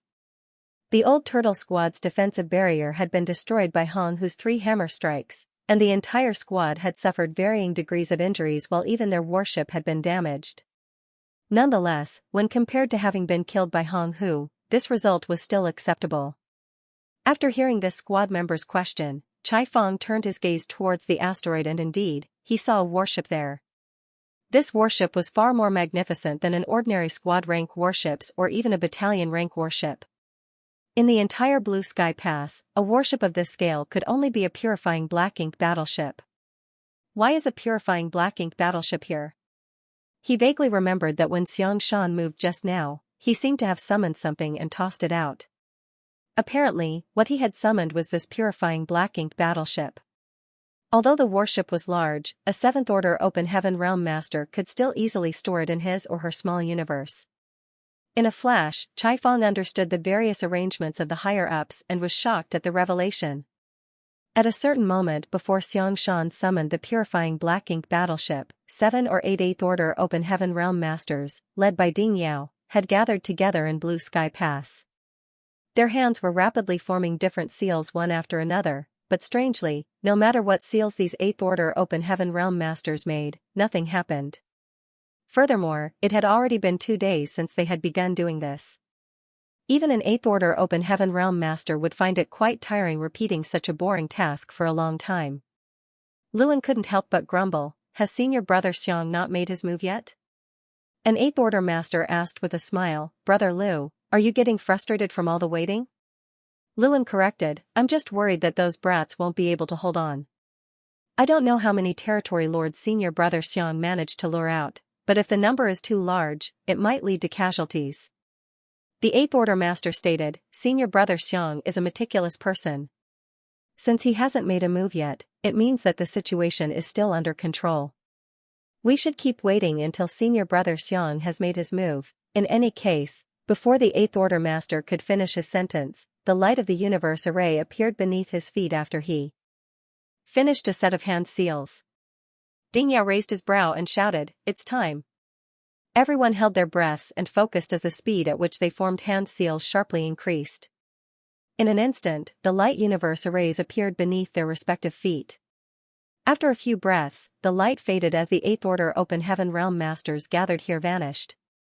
The next moment, all the Eighth Order Open Heaven Realm Masters stepped out of the purifying black ink battleship on an asteroid billions of kilometers away, with Ding Yao in the lead. After looking around, Ding Yao immediately understood the situation and shouted, act according to the plan. As soon as he relayed the order, 5 Eighth Order Open Heaven Realm Masters flew towards Xiangshan while the remaining 3 rushed towards Wu Jiang. At this moment, Hong Hu's face was filled with indignation. Ever since he had received the message from the territory lords on the front lines, asking him and Wu Jiang to come here to kill Xiangshan, he had suspected that this was a scheme set up by the humans. What kind of character was Xiangshan? If he really wanted to advance to the Eighth Order, how could he not have anyone guarding him? Why would he choose this damned place to advance? After multiple probes, and a sacrifice of close to 100,000 Black Ink clansmen, as well as a careful investigation of the surrounding region, when they found nothing suspicious, nor any ambush, Han Hu's fear of Xiangshan breaking through forced him to take action. But just as he was about to deal with Xiangshan, something unexpected happened. Xiangshan actually returned to the Eighth Order in an extremely short time, making it impossible for Hong Hu to easily kill him. This sudden turn of events made Hong Hu realize that this was definitely a trap. The only thing he failed to understand was what could Xiangshan even do to him even if he had returned to the Eighth Order. Had it been 3 millennia ago, when Xiangshan was at his peak, Hong Hu would definitely not have been his opponent. If he had been down on his luck, he might have even been killed by Xiangshan. However, things were different now.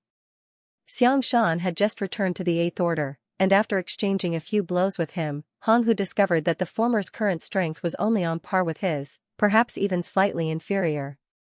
In his current state, he couldn't kill Xiangshan, nor could Xiangshan kill him, so what was the purpose of this trap? Just as he was feeling puzzled, powerful auras suddenly emerged from the nearby asteroid out of nowhere. Naturally, they were the auras of Eighth Order Open Heaven Realm Masters. 8 of them. The moment he noticed these auras, Hong Hu noticed 5 figures rushing in his direction from the asteroid from the corner of his eye.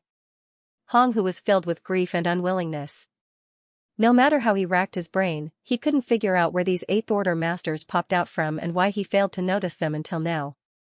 He couldn't figure it out, but he knew that if he didn't escape now, he would never be able to. Xiangshan alone might not be able to do anything to him, but if 5 more Eighth Order humans were added to the mix, it would be another matter. He was no match for those kinds of odds. But how could Xiangshan allow him to escape? Immediately, all kinds of divine abilities and secret techniques were shot out, but they were not intended to injure the enemy, rather just to obstruct Hong Hu's escape. This was why Xiangshan had specially summoned a net-like artifact. This artifact instantly fell over Hong Hu's head and transformed into an invisible binding force, preventing him from escaping.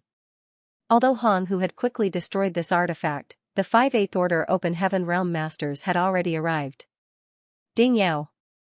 Hong Hu was shocked at the sight of the person leading the team. Naturally, he was well aware of the army commander of Blue Sky Pass Eastern Army. Not just Ding Yao, all army commanders were the strongest of the Eighth Order humans. Every territory lord knew them well. But, shouldn't Ding Yao be guarding Blue Sky Pass? What's he doing here? Also, the other Eighth Order Masters here have never appeared at the forward base before. They should all be guarding Blue Sky Pass. While he was reeling from shock, the 5 Eighth Order Masters stood in a pentagonal position around him under Ding Yao lead. Each of them stood tens of thousands of meters apart, but their auras were closely linked together, forming a battle formation. 5 Elements Formation. Different from the 5 Elements Formation formed by the 5 7th Order Masters of Dawn, this one was powered by 5 8th Order Masters. The world force of the connected 8th Order Masters instantly filled the entire void, turning it into a quagmire that could swallow all things. Trapped in this battle formation, Hong Hu's strength was instantly suppressed by 30%. He felt as if every inch of his body had grown heavier, as if a mountain was pressing down on him. He wanted to escape, but no matter how he moved, Ding Yao and the others followed him like shadows, maintaining a distance of a few tens of thousands of meters between them and trapping him between them. Hong Hu's face was filled with despair. By the time the 5 Elements formation was complete, Xianxia had already withdrawn as there was no need for him here. He didn't remain idle though and headed straight towards Wujiang. Just a moment ago, the 3 8th Order Masters led by Luan had arrived at Wujiang and the 4 Special Operations Squad's location. In fact, when the auras of these 8th Order Open Heaven Realm Masters appeared, not only did Hong Hu and Wujiang sense them, but their appearance was also noticed by the 7th Order Masters of the 4 squads. Similar to Hong Hu, Wujiang immediately realized that the things were not looking good for them and he tried to shake off these squads to escape. He was no match for so many 8th Order Open Heaven Realm Masters. As for whether Hong Hu could escape or not, he couldn't care less about it at this point. However, the 4 Special Operations Squads knew that their reinforcements had arrived, so how could they let the enemy escape so easily? A single squad couldn't stop Wujiang, and even if all 4 of them joined forces, it would still be difficult, but at least they were able to delay him. Brats, move aside. A shout came before 3 8th Order Open Heaven Realm Masters with Luan in the lead arrived and took over the fight with Wujiang. The 4 Special Operations Squads all felt relieved and quickly retreated. With 3 against 1, Wujiang instantly fell into a disadvantageous position, but this was not the end of his misery as shortly after, Xianxia also arrived. Wujiang furiously roared and struggled for his life, causing black ink clouds to billow around him, but against 4 enemies of equal strength, his defeat was only a matter of time. When Yang Kai hurriedly returned from the distance, what he saw next left him dumbfounded. Hong Hu's hammer strike caused his vitality and world force to be thrown into turmoil and sent him flying tens of thousands of kilometers away. Even with his powerful dragon vein, he was seriously injured. After stabilizing himself, he immediately rushed back, but he had never expected to see the scene before him. Led by Ding Yao, 5 8th Order Open Heaven Realm Masters had formed a strange formation around Hong Hu, trapping him. No matter how Hong Hu struggled, he was unable to break free. Ding Yao and the others were sticking to him like maggots on rotting bones, constantly maintaining a certain distance from him. On the other side, Wujiang was also being besieged by 4 8th Order Open Heaven Realm Masters. The battle here was far more intense than Hong Hu's, causing space to split apart and the void to tremble. Yang Kai even saw Xianxia in the mix, but at this moment, he was already an 8th Order Open Heaven Realm Master. Less than 10 breaths had passed since Yang Kai was sent flying and his return, but the situation had changed drastically.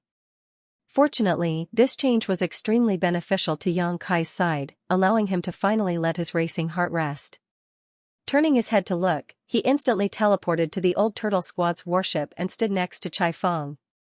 The Old Turtle Squad's warship was in a very bad state. The entire warship was in tatters with practically all of its spirit arrays having exploded. Even the Great Turtle Shell artifact on top of the warship was covered in deep cracks. After returning, the warship would have to undergo an extensive repair before it could return to the battlefield. Also, Chai Feng and the others' auras were somewhat weak. Obviously, they had suffered varying degrees of injuries. Is this the arrangement of the seniors? Yang Kai asked with a frown. Although he didn't know why things had suddenly changed so drastically, Yang Kai had some guesses judging by the current situation. That should be the case, Chai Feng nodded and resentfully complained, but they kept us in the dark. How did they get here? Yang Kai asked again. Chai Feng silently pointed down. Yang Kai gazed down and instantly understood, seeing the purifying black ink battleship left on the asteroid. They thought to use a purifying black ink battleship like this? The way the 8th Order commanders think is truly unrestrained and creative. Although he didn't know who came up with this idea, It was pretty obvious that this purifying black ink battleship had been stored in Xianxia's small universe. At the critical moment, when they were finally summoned, Ding Yao and the others who had been back in Blue Sky Pass were able to use the purifying black ink battleship's universe array to instantly arrive here to assist. Although this place was far from Blue Sky Pass, 8th Order Open Heaven Realm Masters were strong enough to withstand the pressures of transferring across such distance through the void. It would not have worked if 7th Order Masters tried to teleport here from Blue Sky Pass, as they would have been crushed during the transit. Of the two battlefields, one was 5-on-1, while the other was 4-against-1. Regardless of which one it was, the humans had the absolute advantage. It was quite obvious that Hong Hu and Wu Jiang Territory Lord would not survive this encounter. But when Yang Kai saw how Ding Yao and the others were moving, it didn't seem like they were trying to kill Hong Hu. On the other hand, Luan and the others attacking Wu Jiang were using all kinds of lethal moves, overwhelming Wu Jiang and reducing him to a sorry state. Judging by the battle formation used by Ding Yao and the others and their behavior, it seemed apparent they wanted to capture Hong Hu alive. Seeing this, Yang Kai immediately recalled the feudal lord imprisoned in the basement of the forward base as Grandmaster Ma Fan's image involuntarily flashed in his mind. He immediately understood what was going on. Capturing a feudal lord alive was not difficult, as any 8th Order master could do so. However, Yang Kai had never heard of a territory lord being captured alive. After all, only an 8th Order Open Heaven Realm Master could fight against a territory lord. Just because there was no precedent didn't mean the human race couldn't do it, but Blue Sky Pass didn't meet the conditions in the past to accomplish this. A territory lord's black ink strength was extremely rich and powerful, so even an 8th Order Open Heaven Realm Master would be at a risk of being corroded by it. Also, what would the point of capturing a territory lord alive be? It would be a waste of time and effort only to produce a prisoner that would have to constantly be guarded by powerful masters. Relatively speaking, defeating a territory lord in battle was easy, killing them was hard, and capturing them alive was all but impossible. Nonetheless, the current situation was different. The human race already had a way to deal with the corruption of black ink strength. On top of that, the research on the evil purging divine spear had made great strides with Grandmaster Ma Fan's efforts. Obviously, experimenting on feudal lords was no longer able to satisfy Grandmaster Ma Fan's needs. He needed a territory lord to perform more comprehensive experiments to improve the evil purging divine spear further. Having been encircled by Ding Yao and the others, Hong Hu seemed to be the target of this operation. As for Wu Jiang, he could only be killed. Territory lords were tenacious, so one was more than enough to experiment on. There was no need to bring two back. The members of the Special Operations Squads returned one after another, even their respective warships flew over. The Breeze Squad even brought back their heavily damaged warships. The Breeze Squad's warship had been sent flying by Hong Hu and suffered extensive damage not long ago. It was unclear how many were dead and how many were injured, so Breeze's squad leader Wanjing Xian was extremely worried. However, at that time, he was still preoccupied with Wu Jiang and had no time to check up on his squad members. Until now.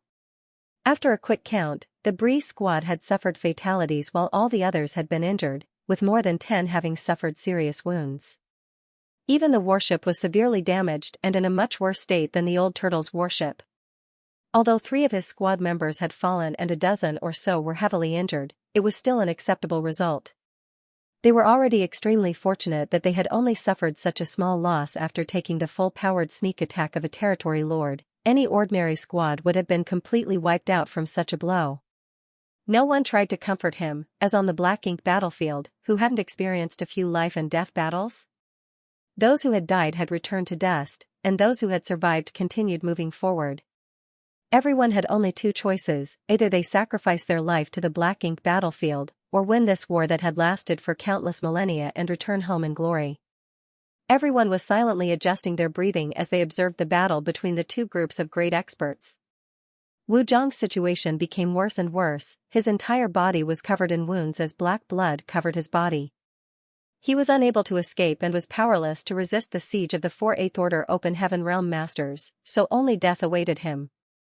On the other side, the range where Hong Hu could move was further suppressed. Ding Yao and the others were originally tens of thousands of meters away from him, but now they were only a few thousand meters away. It was obvious that once the distance between them shrank to a certain extent, he would lose all ability to resist. Hong Hu obviously knew this as well and had been desperately struggling, but it was clear he was on his last leg. There weren't many opportunities to witness a battle between 8th Order Open Heaven Realm Masters and Territory Lords without any other worries, so all the members of the various elite squads were watching intently, hoping to gain some insights. An hour later, a blade of light cut into Wu Zhang's body as a roar of unwillingness escaped his lips and his eyes bulged in fury. A small crack soon appeared on his forehead as Xianxia's figure brushed past him before his body split in twain. An invisible wave of aura silently spread out into the depths of the void from the fall of a territory lord. Luan, Xiangshan, and the other 8th Order Open Heaven Realm Masters all let out a sigh of relief. Fighting a territory lord who knew he was going to die was really exhausting. After Wu Jiang realized that he had no hope of escaping alive today, he had desperately lashed out in an attempt to drag at least one of them down with him, and it wasn't like he didn't have a chance to succeed.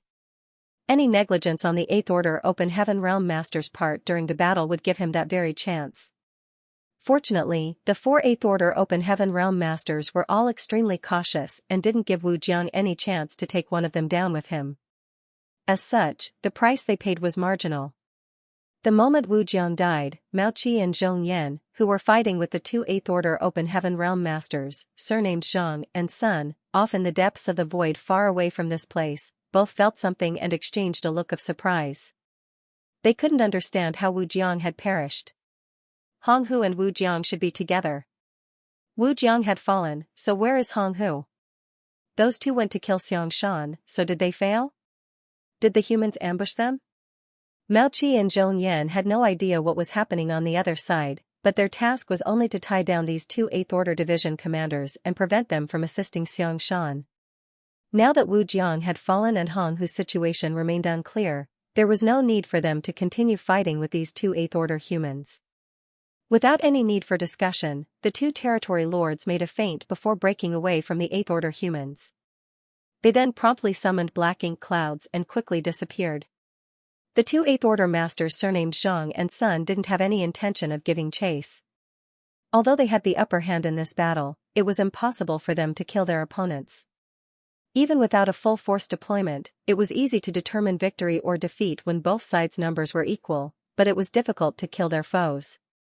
The 8th Order master surnamed Zhang turned his head in a certain direction and thoughtfully made a guess. They should have succeeded. The 8th Order master surnamed Sun nodded in agreement. The shockwave from the death of a territory lord was very weak, almost undetectable, but it was definitely there. Let's head back.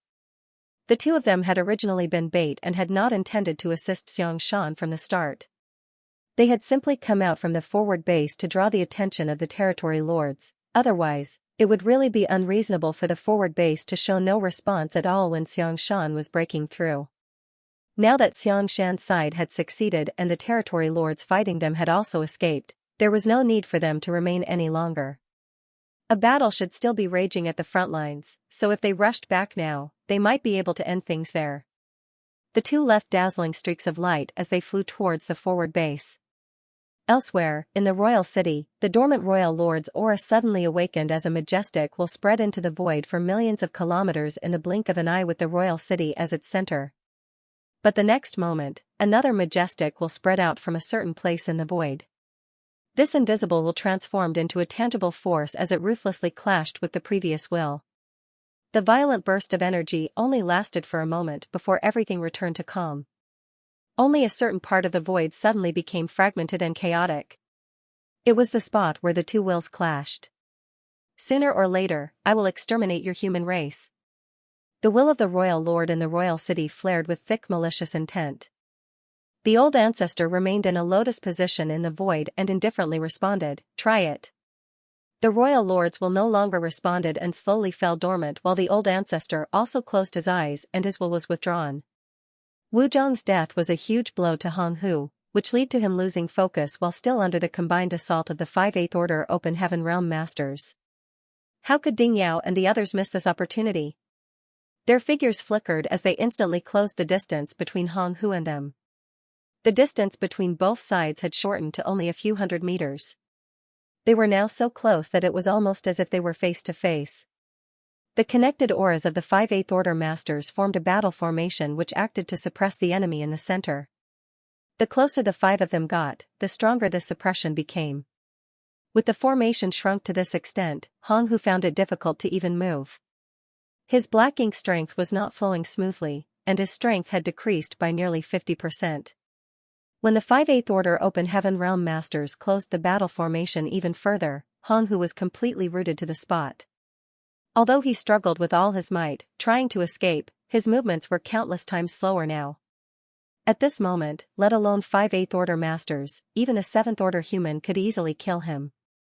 Knowing that he could not escape this disaster, Hong Hu laughed in anguish before completely giving up struggling.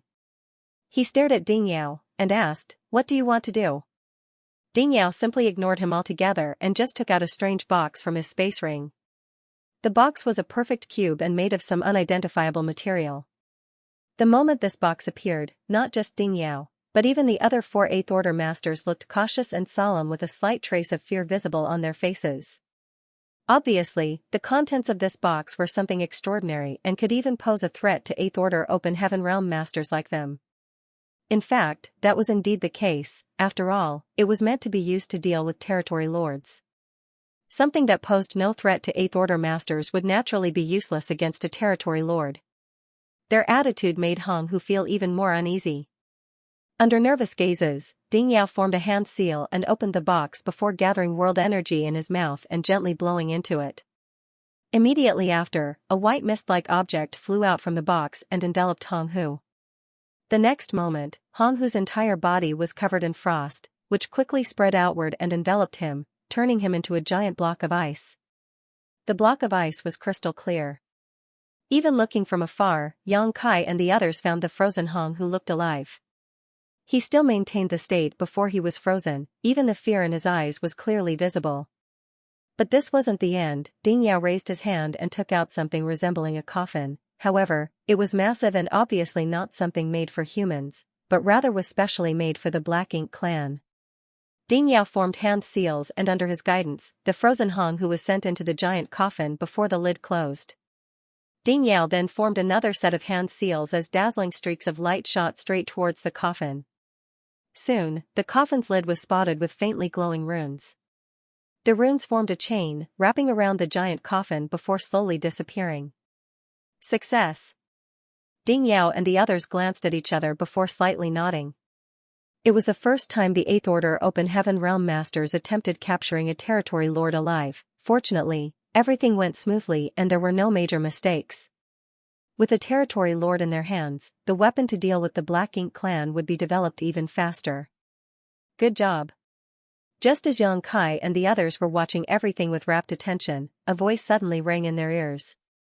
Everyone turned their heads and saw Xianxia wearing a green robe, calmly floating over. Everyone might have been exhausted after the battle, but the fact that Xianxia was able to approach them without anyone noticing was still a great testament to his strength. Greetings, Senior Xiang. Everyone respectfully bowed and cupped their fists. Xianxia waved his hand as Yang Kai and the others involuntarily straightened up. Hong Hu isn't the strongest amongst all the territory lords, only somewhere around the middle of the ranks, but in terms of caution, he is second to none. Your efforts lowered his guard and successfully lured him out. Although I could have advanced to the 8th Order at any time, the timing of my initial attack had to be perfect. If I acted too early, it would only alert the enemy, and if he sensed that something wasn't right, he would have immediately fled. So, when I made my move, I had to ensure that I could pin him down. Bree squad leader, Wanjing Xian, pursed his lips and nodded. Junior understands. He knew that the reason why Xianxia had come and explained himself them, 7th Order Masters, was because when the Bree squad's warship had been attacked by Hong Hu, Xianxia had not taken action to save it. If Xianxia had taken action at that time, their warship would definitely have remained safe, and they wouldn't have more than a dozen seriously injured and 3 dead. But that was not the best time for Xianxia to act. There was no need for him to explain himself in the first place. Wanjing Xian was a 7th Order Open Heaven Master and a squad leader. He understood that the situation called for Xianxia to not make any move. Nonetheless, Xianxia still explained it to them. When my junior brothers stepped onto this black ink battlefield, they all resolved to sacrifice themselves for the sake of the human race if need be. It is our greatest honor to lay down our lives on the battlefield. Xianxia slightly nodded his acknowledgement. Now that this matter has been settled, you can accompany me here and rest for a while. Yes. Everyone nodded their agreement. It was true that they needed to recuperate. The 5 special operations squads had consumed a great deal of strength in this battle, and every squad had suffered injuries of varying degrees. The warships of Old Turtle and Breeze squads were also severely damaged. Xianxia too needed to rest after just recovering his 8th order cultivation. Although there was no problem with his cultivation, he still needed some time to consolidate it. What's more, the 5 special operations squads here needed someone to look after them as they recuperated, and Xianxia was the best candidate. While they were talking, Ding Yao and the others had already finished making arrangements. After a brief communication, the 5 8th Order masters surrounding Hong Hu each activated the Universe Transference Law and returned to Blue Sky Pass. While the other 3 8th Order masters led by Luan, were responsible for escorting the giant coffin to the forward base and quickly disappeared from everyone's sight. Xianxia and the 5 special operations squads were left behind to rest. The special operations squads flew towards the asteroid to find a place to recuperate, while the purifying black ink battleship that had been summoned was naturally retrieved by Xianxia. In fact, when they had planned to use this purifying black ink battleship, the 8th Order Open Heaven Realm Masters had already been mentally prepared for it to be destroyed by the Territory Lords, but Hong Hu was too skittish, so after discovering that Xianxia had returned to the 8th Order Open Heaven Realm, he immediately made a run for it, completely ignoring the giant warship. Of course, even if he really did attack the purifying black ink battleship, Xianxia would not let him succeed so easily. After putting away the purifying black ink battleship, Xianxia headed straight towards the place where Dawn was recuperating. Seeing him arrive, Yang Kai swiftly got up, but was just as quickly made to sit back down by Xianxia. Xianxia sat cross-legged across from him, looking at him with a smile. I heard that the purifying black ink battleship was built by you. Yang Kai blushed with shame and stated, Junior simply provided the idea. The one who really refined it was someone else. He found it a bit strange. It had been over a century since he had arrived on the black ink battlefield, and a lot of time had passed since the purifying black ink battleships entered service, so why was Xianxia acting like he didn't know about it? As if he could see through what was going on in Yang Kai's mind, Xianxia explained, I've been in a retreat for the last 3 centuries. When I came out, everything had changed quite a bit. Yang Kai understood. Since Xianxia had been in seclusion for 300 years, it was natural for him to be unaware of the existence of the purifying black ink battleships. How could ordinary people have the privilege to be in a retreat for so long? Only someone like Xianxia, who had once been an 8th Order master, would be permitted to enter seclusion for several hundred years. It's good to have some changes. I'd be more concerned if nothing had changed during that time. Xianxia stared into the depths of the void, his gaze deep and profound. Too much time has passed, yet we humans haven't made any progress on the black ink battlefield. Generation after generation of sacrifices have only brought about a temporary peace, but how long can this status quo last? So, humans need to change. Some of the new things you've brought with you will be of great advantage to us. Changing the topic, Xianxia asked, judging by your previous fight with Hong Hu, it seems you still have some trump cards you haven't used? Yang Kai agreed, nodding, indeed, but their strength is limited. Even if I used them, it may not have made much difference. Attacking with his dragon bead and the purifying light were Yang Kai's last 2 trump cards, but if he were to really use his dragon bead, it might crack again. In the worst-case scenario, it might even be destroyed. Then, it would take him uncountable years to recover. As for purifying light, it was definitely a powerful weapon against the Black Ink clan, but if Yang Kai used it, at most he would be able to catch Hong Hu off guard and injure him, but it wouldn't be able to achieve a decisive effect. At that time, the secret of the purifying light would also be exposed.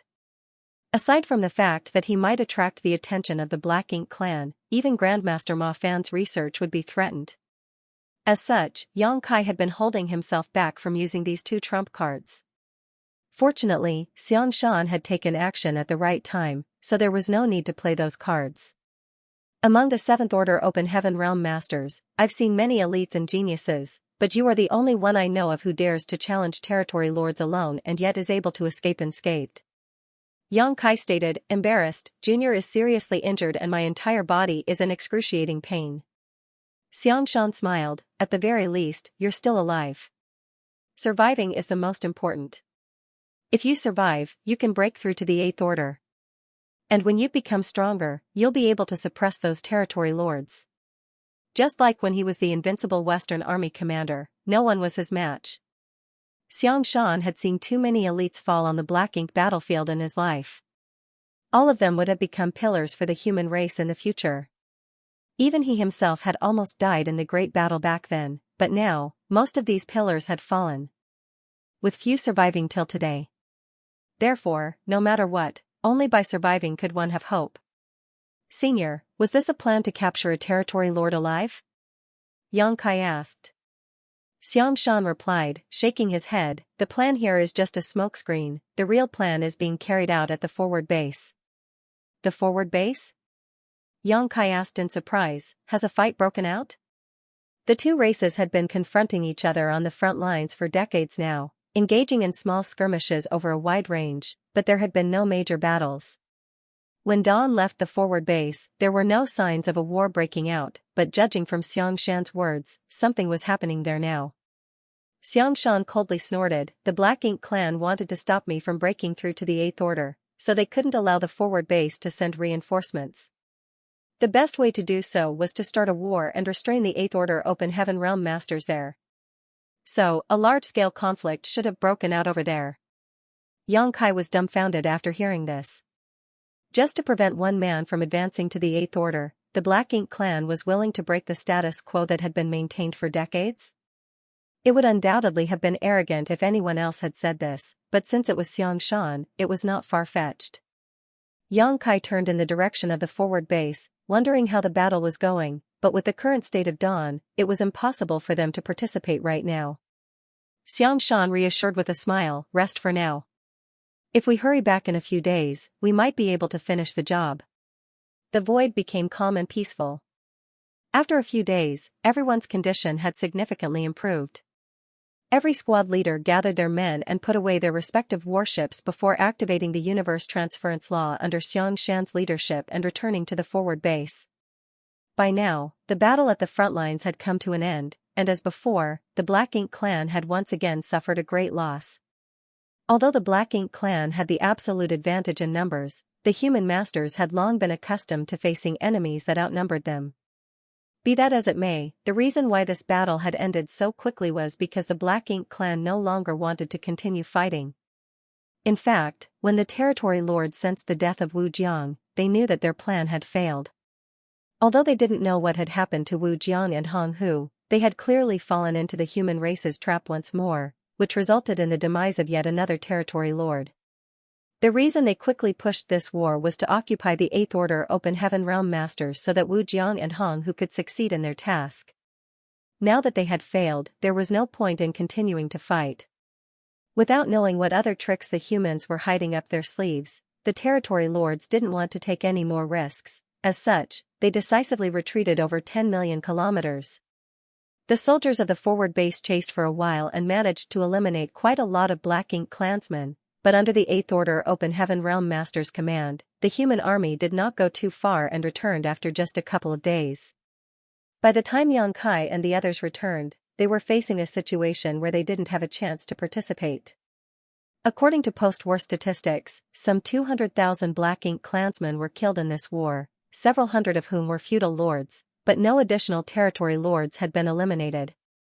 It wasn't a particularly good result, but considering that the humans were fighting the Black Ink clan at the forward base and not the Great Pass, it was still acceptable. After this battle, the situation calmed down. The Black Ink clan had completely given up over half of their territory. In fact, if the humans were to travel between Blue Sky Pass and the forward base, they would no longer see any traces of the Black Ink clan, nor would they see the Black Ink clansmen and humans hunting each other anymore. Blue Sky Pass had achieved great success in their campaign against the Black Ink clan. When the news spread to other passes, it immediately caused morale and envy to soar. Nonetheless, everyone knew that Blue Sky Pass success could not be repeated. The basis for this victory was the battle outside Blue Sky Pass fought a few decades ago. In that battle, Blue Sky Pass had used a century-long plan to kill over 30 territory lords at once, dealing a heavy blow to the Black Ink clan. Blue Sky Pass had Xianxia find and open portals to the Universe Paradises and Universe Cave Heavens, where these traps were set up, but other passes had no such person with similar skills. On top of that, the crusade and establishing a functional forward base in the Black Ink clan's territory required 2 universe arrays to act as transit points, allowing the humans to rapidly attack the Black Ink clan as well as retreat to Blue Sky Pass. If the expeditionary force advanced deeper without these transit points, the Black Ink clan would eventually exhaust their strength, resulting in mass casualties. Right now, Xianxia was the only one who could arrange universe arrays. Blue Sky Pass victory was closely tied to Xianxia's existence, and there was only one of him, so the other passes could not reenact the same feat. Furthermore, the Black Ink clan forces in the other theaters had become much more vigilant after this news spread. Now, the Black Ink clan was extremely cautious when they were besieging the Great Passes. They were afraid that they would repeat the same mistake they had made at Blue Sky Pass and fall into the traps and schemes of the humans. But no matter how the Black Ink clan at other Great Passes investigated, they failed to find any similar traps outside the Great Passes, which put them at ease. From the moment the human cultivators stepped into the Black Ink battlefield, they would have to undergo a great battle every 100 years or so. Furthermore, they were unable to relax even after the battle as they had to collect resources, recover their strength, and make preparations for the next war. The special environment of the Black Ink battlefield also trapped the human race at the Great Passes, making them unable to move forward or retreat. Even if they went looking for cultivation resources, they were unable to venture too far or risk being ambushed. However, this situation at Blue Sky Pass had changed a little. The loss of the latest battle had caused the Black Ink clan to completely give up on the idea of reclaiming their lost territory. Now, whenever the soldiers of Blue Sky Pass went out, as long as they didn't venture beyond the forward base and into Black Ink clan territory, they basically didn't encounter any enemy forces. The vast void had become Blue Sky Pass backyard where the humans could roam freely. In this peaceful situation, the soldiers of Blue Sky Pass could focus on cultivating to increase their strength. This peaceful cultivation period lasted for 2 centuries. No one could quite get accustomed to the quiet atmosphere and everyone was feeling extremely uneasy. No battle had broken out for the last 200 years, which was simply unbelievable in a special environment like the Black Ink battlefield, but this was the result of the many great victories in the Blue Sky Theater. Furthermore, judging by the Black Ink clan's attitude, this peace might last even longer. The Black Ink clan could not recover from the massive casualties they had suffered in only 2 centuries. Most of the human race soldiers rarely had a moment of peace, but now that they had plenty of resources and time, they worked hard to cultivate and their strength increased rapidly. In the last 2 centuries, the number of 7th Order masters had increased by almost 300. But not everyone was able to relax. Compared to the leisure most ordinary soldiers enjoyed, the busiest people of Blue Sky Pass were undoubtedly the alchemists and artifact refiners. The crusade carried out by Blue Sky Pass was just a test, and after it concluded, the higher-ups discovered many issues. The first problem they faced was the supply of purifying black pills. These pills were critical to ensuring that their soldiers would not be corrupted by Black Ink strength. Although there was still the purifying light to rely on, only Xianxia could replenish it, and the total supply was limited. As such, once a large-scale crusade began, purifying Black Ink pills would be the best weapon to deal with Black Ink strength. These pills were needed in massive quantities, enough so that each soldier had at least a few dozen of them. Therefore, over the past 200 years, Blue Sky Pass alchemists had been refining purifying Black Ink pills day and night. Not only was Blue Sky Pass acting like this, but so were the other passes. Besides the purifying Black Ink pills, there was also the problem of warships. During the crusade, many warships suffered serious damage and could not be repaired promptly. The 5th Order or 6th Order Open Heaven Realm Masters would be exposed to danger without the protection of the warships. As such, the artifact refiners were also working hard to refine more. The goal was to at least ensure that every squad had a backup warship, so when the first was inevitably disabled or destroyed, they would have a spare. The entire Blue Sky Pass had nearly 40,000 soldiers, and each squad had 12 to 15 members or so. The artifact refiners thus had to refine some 3,000 extra warships to meet the requirements. This was a huge project. Compared to the alchemists, the artifact refiners had to work even harder.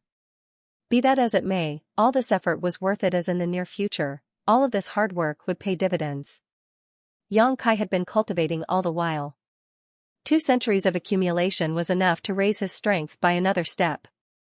Although he was still far from reaching the 8th order, he had made great progress compared to 200 years ago. After all, other cultivators could only rely on refining the open heaven pills and various cultivation materials, but his small universe was special. Even if he didn't refine any resources, his foundation would still continue to grow. The accumulation over time made his rate of growth extremely impressive. Coupled with the World Tree clone in his small universe, Xianxia's refining speed was much faster than an ordinary 7th order open heaven realm master, and his world force was both purer and denser than ordinary. He was not in retreat all the time. In fact, no one could cultivate in retreat for a long time in a place like the Black Ink battlefield. Every decade or two, he would take Dawn out on patrol. Although the Black Ink clan had completely abandoned a large part of their territory and no one would run into any Black Ink clansmen while patrolling the rear, they still had to maintain vigilance and could not lower their guard just because of that. Every squad had to take turns patrolling, so Dawn was no exception. In addition to patrolling, they still had to mine resources in turns. A large number of resources had been discovered in the territory currently occupied by the humans in the Blue Sky Theater. Naturally, these resources needed to be harvested.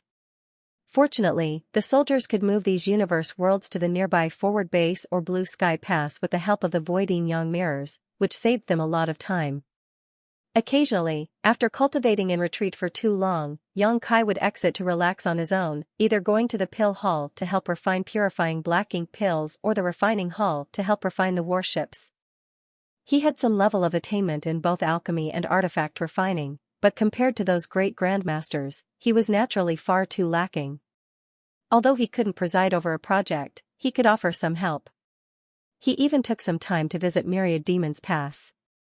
After spending a massive amount of military merits, Xianxia was able to obtain private tutelage from Myriad Demon's Heaven's old ancestor on the mysteries of the Demon Eye of Annihilation and Black Purgatory Eye.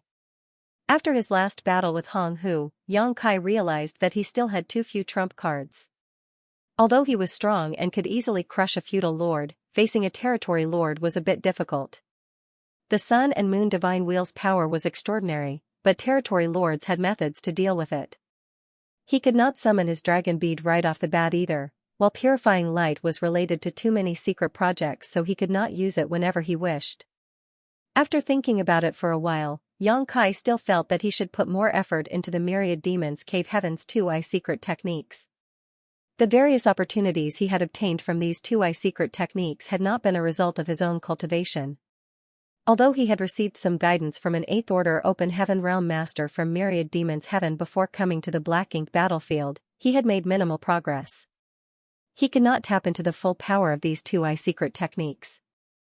Under such circumstances, the guidance of the old ancestor of Myriad Demon's Heaven was extremely valuable to him. Although it cost a lot of military merits, Xianxia didn't regret it. Xianxia spent an entire month at the Myriad Demon's Pass where he learned all kinds of profound knowledge from the Myriad Demon's Heaven old ancestor, making it a fruitful trip. On top of that, the total amount of military merits he had didn't decrease much as before Xianxia left. Myriad Demon's Heaven's old ancestor asked him to find and open the portals of the hidden universe paradises and universe cave heavens around the pass. Obviously, the old ancestor had heard about how Blue Sky Pass wiped out the Black Ink clan army and killed some 30 territory lords in the process.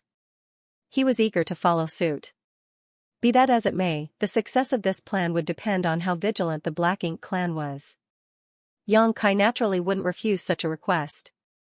Although it took him over a year, as long it helped the humans kill more enemies, he considered it time well spent. In general, Xianxia's cultivation was much easier than others. He could spend less time on it, but still achieve far more than anyone else. This was his greatest advantage.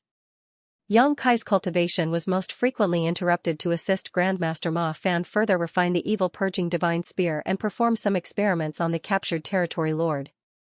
Hong Hu, who had previously been captured by Ding Yao and the others, was now imprisoned in a secret underground room at the forward base.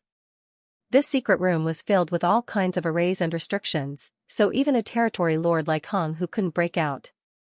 The territory lord was not experimented upon as frequently as the feudal lords who came before him, but tests were still run every 3 to 5 years. Yang Kai was not required to do much, just pour purifying light into the evil purging divine spear refined by the Grandmaster Ma Fan. As for the rest, he didn't need to worry about it. Naturally, Grandmaster Ma Fan and the other 8th Order Open Heaven Masters would conduct the actual experiments. The research of the evil purging divine spear took Grandmaster Ma Fan a great deal of effort and time, and the progress was slow. Over the past 2 centuries, the general shape of the evil purging divine spear remained almost unchanged, but Yang Kai could feel that each time Grandmaster Ma Fan refined the evil purging divine spear, it would be different from before. The results of these experiments were sometimes good, sometimes bad. The reason why they had to run tests once every 3 to 5 years was not because of some problem on the human race side, but rather because of Hong Hu. Every time they experimented on him, the evil purging divine spear would be stabbed into him and the purifying light would be instantly released, injuring him. Even though he was a territory lord, it would still take him 3 to 5 years to recover. Only after he had fully recovered would they be able to conduct the next experiment. This was a test of patience. Fortunately, whether it was Grandmaster Ma Fan or the other 8th Order Masters, none of them lacked patience. As for Hong Hu, who had been captured alive, he had spent 2 centuries of imprisonment and this hellish torture. Compared to Wu Jiang, who had fallen in the last battle, Hong Hu once felt that his luck was quite good. The 8th Order Open Heaven Realm Masters did not want to kill him and instead focused on capturing him alive from the very beginning. Otherwise, the one who had died that day would not have been Wu Jiang, but him, Hong Hu. He believed that the 8th Order humans didn't have a specific goal, but randomly choose one between Wu Jiang and him. For any sentient being, survival was a basic instinct, only if one was alive could there be hope. However, after 2 centuries of imprisonment and torture, Hong Hu finally realized that sometimes, it was better to be dead than alive. A life worse than death was the best description of his current situation. As a territory lord, his strength and willpower were naturally second to none, but every time an 8th Order Open Heaven Realm Master stabbed that damnable spear into his body and that dazzling white light erupted, Hong Hu felt like he was being boiled alive. He didn't know what kind of secret technique this light was, but he knew that it contained a kind of power that perfectly countered black ink strength. His black ink strength rapidly melted under this power. This was simply the nemesis of black ink strength, the natural enemy of the entire Black Ink clan. The fact that the human race had actually mastered this kind of secret technique caused Hong Hu to greatly panic. In fact, when he first saw this dazzling white light, Hong Hu remembered a certain event. 3 centuries prior, when the Black Ink clan army attacked Blue Sky Pass, there was a moment when a similar dazzling light erupted at a certain spot on the battlefield. At that time, Hong Hu was quite far away from that location, so he was not able to see it clearly and only caught a glimpse of that pure light before it faded away. It was not long after that the aura of a territory lord was extinguished.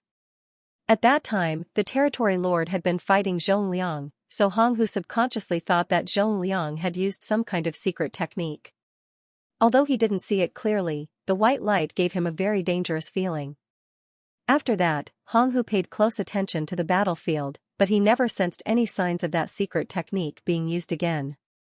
After discussing it with the other territory lords, all of those who had sensed the white light felt the same sense of unease. The territory lords secretly paid attention to this and tried to find out the mysteries of this white light to no avail. Furthermore, that white light never appeared again after that incident. So, the Black Ink clan gradually forgot about it. Only after Hong Hu was captured did he personally witness how this white light came into being, and he finally understood that this secret technique had always been in the hands of the humans. It was only that after the first time, it had never been used on the battlefield again. It was a power that could suppress Black Ink strength, but the human race had not used it. What this meant was already self-evident, and coupled with the hellish experiments the humans had been conducting on him over the years, how could Hong Hu not understand the intentions of the humans? This secret technique had great limitations. Probably, only very few humans could master it, so it was impossible to disseminate it broadly. That was why the humans wanted to refine this spear, so they could distribute this secret technique in the form of an artifact. Once the humans succeeded, the defenseless Black Ink clan would face a huge disaster, and the first to bear the brunt of this crisis would undoubtedly be the territory lords. Because the humans were experimenting on a territory lord like him, they were definitely targeting the territory lords. Once too many territory lords died, the foundation of the Black Ink clan would be shaken and the entire race would be in danger. Hong Hu wanted to spread this news, but how could he do that? Right now, all he could do was endure the torment and torture. Since even someone from the Black Ink clan could realize this, how could Xianxia fail to notice it? The evil purging divine spear affected a lot of things, so before it was distributed everywhere and to everyone, the secret of the purifying light must not be exposed, otherwise, it would make the Black Ink clan vigilant, making it difficult to achieve the maximum effect. That was why Xianxia held himself back from using purifying light when he was facing Hong Hu that day. 3 centuries ago, when he, Feng Ying, and the others returned to Blue Sky Pass, Xianxia had used purifying light amidst the Black Ink clan army. It could even be said that it was an accident. Although this event had made the Black Ink clan somewhat vigilant, they did not take it too seriously. Every once in a while, they would encounter some methods of the human race which they did not know about, but if it was essentially a one-off, it wouldn't arouse much suspicion. However, if purifying light appeared again and again, the Black Ink clan would definitely take precautions. After 2 centuries and dozens of experiments and improvements, the development of the evil purging divine spear had finally reached its final stage. Today, Xianxia was awakened from his cultivation and followed Zhongliang and Grandmaster Ma Fan into the underground chamber. Hearing footsteps, Hong Hu, who had been resting in the secret room, opened his eyes. When he saw the 3 of them arrive, a trace of pain and helplessness flashed across his eyes. For the past 2 centuries, every time these 3 came together, they would torment him to the point where he was unable to resist. After having gone through these hellish experiments a couple dozen times already, Hong Hu had become a little numb to the whole ordeal. So, when he saw these 3 arrive again, he understood what he would be going through once more. Under his cold gaze, Grandmaster Ma Fan took out the reforged evil purging divine spear from his space ring and handed it to Xianxia. Xianxia reached out and took it. He carefully examined it before raising his brow. It's a finger length shorter than last time, and it seems the materials are also different. Grandmaster Ma Fan explained with a nod, I have made some changes. In the past, the refinement of the evil purging divine spear required quite a lot of skill and rare materials. This time, the skill required to refine it has been lowered and the materials used have also been reduced. This was going to be mass-produced, so the requirements for artifact refining skills and materials had to be reduced as much as possible. For example, the previous evil purging divine spear that had been refined by Grandmaster Ma Fan was powerful and sufficient for battle, but only artifact refining great grandmasters could refine it, which hindered its production on a large scale. Things that couldn't be supplied in large quantities couldn't play much role in a war waged by millions upon millions of people. At most, they could only be used by elite soldiers in individual duels. On top of that, they also had to consider the consumption of materials. In short, the easier and cheaper to refine, the better. Currently, the evil purging divine spear's research was no longer conducted by Grandmaster Ma Fan alone, but rather led by him and included Dong Wenping and another artifact refining great grandmaster. The evil purging divine spear was the result of their brainstorming. The 3 artifact refining great grandmasters were extremely concerned about it and spent basically all of their time, when they were not refining warships, on it. Now was the time to verify the results. Xianxia cast purifying light and enveloped the evil purging divine spear in his grip. Under the effect of the arrays engraved in the artifact, the purifying light flowed into the spear like water and was quickly sealed inside. Xianxia took a look at the evil purging divine spear in his hand before turning to Zhongliang. Shall we start? Zhongliang nodded his agreement, and, let's begin. Saying so, Zhongliang quickly formed a set of hand seals as the faint buzzing of spirit arrays echoed across the room. The next moment, Hong Hu, who was imprisoned and unable to move, regained his freedom and quickly retreated several dozen meters, glaring at Yang Kai with a look of rage on his face. He knew that the thing in this human kid's hand was about to attack him. If he couldn't avoid it, another round of torture would follow. Even if he managed to avoid it, it would keep coming at him until he couldn't avoid it. Nonetheless, he still struggled. He had never thought about escaping from this place. Facing two 8th Order Open Heaven Realm Masters, one of them being Zhong Liang, he was obviously outmatched. Furthermore, there were all kinds of spirit arrays surrounding this place. Unless he broke these spirit arrays, he would never be able to escape from here. Just as Hong Hu was preparing himself, Yang Kai poured world force into the evil purging divine spear, which instantly started vibrating lightly before shooting straight towards Hong Hu, leaving a streak of light in its wake. The reason why Yang Kai was the one doing the experiment was because his cultivation was just right. If Zhong Liang was to personally take action in this sealed environment, Hong Hu wouldn't be able to avoid this attack no matter what, and there would be no point in experimenting.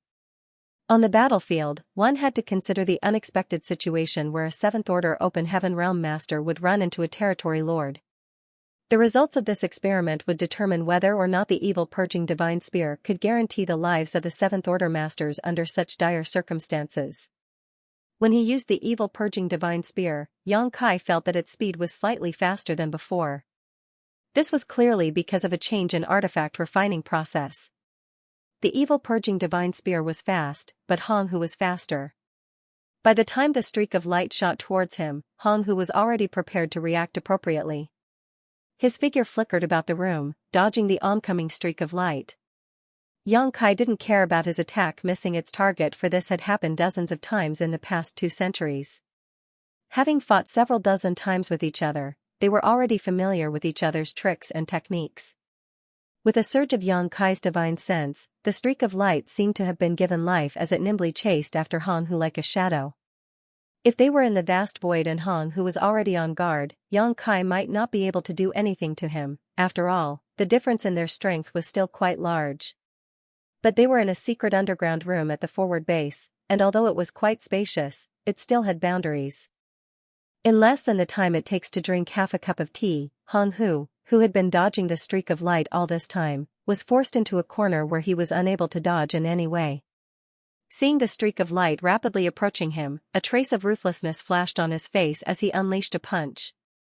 Even before his punch reached its target, dense black ink strength emerged from his fist and instantly enveloped the evil purging divine spear. Right then, pure white light bloomed from the tip of the spear, mostly dispersing the black ink strength, but the streak of light didn't slow down, not in the least, and shot straight into Hong Hu's chest. Even someone as strong as a territory lord had his skin and flesh torn apart by the streaking light as the evil purging divine spear pierced him. The next instant, Hong Hu's body went stiff before it started violently quivering as he let out a deafening cry, like a wounded beast. The purifying light sealed in the evil purging divine spear had erupted. Generally speaking, even though the evil purging divine spear had a certain degree of lethality, its ability to actually kill a territory lord was quite minimal. Nonetheless, its main focus was not to kill, but to inject purifying light into its target, which was the best weapon against the Black Ink clan. With a furious roar, Hong Hu grabbed the evil purging divine spear in his abdomen and fiercely removed it, drawing a fountain of blood with it. But Zhong Liang, who had been waiting all this time, rushed straight at him without giving Hong Hu any chance to breathe. In the blink of an eye, the two of them became locked in a fierce battle, causing the surrounding barriers to wildly flash. Yang Kai and Grandmaster Ma Fan quickly retreated until they were standing at the edge of the barrier. The layers of shields in the underground room were enough to withstand the fight between Zhong Liang and Hong Hu for a while without being destroyed. Of course, they would not be able to withstand the shockwaves from the battle between an 8th Order Open Heaven Realm Master and a territory lord forever, but it was already good enough. Zhong Liang attacked with all kinds of lethal moves as a fearsome murderous intent radiated from him, forcing Hong Hu to focus on dealing with him. Under normal circumstances, even if a territory lord like Hong Hu couldn't defeat Zhong Liang, he wouldn't be defeated in a short time. But this time, Zhong Liang only took an incense stick worth of time to beat Hong Hu to the point that his entire body was riddled in wounds and his aura was extremely weak. He did not have even a little bit of strength to fight back. After a short while, Zhongliang returned with a refreshed look on his face. Hong Hu's enormous body lay limp on the ground like a corpse, his aura extremely feeble. 20%. Zhongliang looked towards Grandmaster Ma Fan with an excited look on his face. This is the result when Yang Boy used the evil purging divine spear and the purifying light had to be released before the spear hit its target. If an 8th order master like us were to use it, we should be able to bring out the full power of the evil purging divine spear. It should be somewhere between 20% and 30% effective in the field. Grandmaster Ma Fan let out a long sigh of relief, finally. Although this experiment could be already considered a success judging by the results, nothing was certain before they had obtained Zhongliang's evaluation. After dozens of experiments and countless days of brainstorming and improvements over the past 2 centuries, the current evil purging divine spear was finally ready to be put into use on the battlefield. A 20% suppressive ability was the criterion set by the higher-ups, because according to the 8th Order Master's estimations, if the evil purging divine spear could reduce the strength of a territory lord by 20%, they could easily kill them. If it was any less than 20%, it would greatly lower the chances of a kill. In that kind of situation, if the territory lord felt that things were not looking good for them, they would be able to escape. And once they had their guards up against the evil purging divine spear, the next time they used it, they would have lost the element of surprise and it would not be as effective. 20% might not seem much, but it was actually quite substantial. For instance, if Hong Hu's strength had not been reduced by 20%, with the usual gap between Zhongliang and Hong Hu's strength, it would have taken the two at least half a day to determine a victor. But now, Zhongliang only took an incense stick to beat Hong Hu up so badly that the latter couldn't even fight back. If he wanted to, he could even have taken Hong Hu's life. Comparing the two situations, the evil purging divine spear had played a decisive role. Grandmaster, many thanks for your hard work. After 2 centuries, the dark clouds have finally been dispelled and we can see the face of the sun. Zhongliang gave a deep bow. If we annihilate the entire Black Ink clan someday, Grandmaster will have made the greatest contribution. Ma Fan waved his hand casually and humbly stated, humans and Black Ink clan cannot coexist. This old man only did what he was supposed to do. This old man doesn't care if it's meritorious or not, just don't forget what you promised me. Zhongliang solemnly assured, of course not.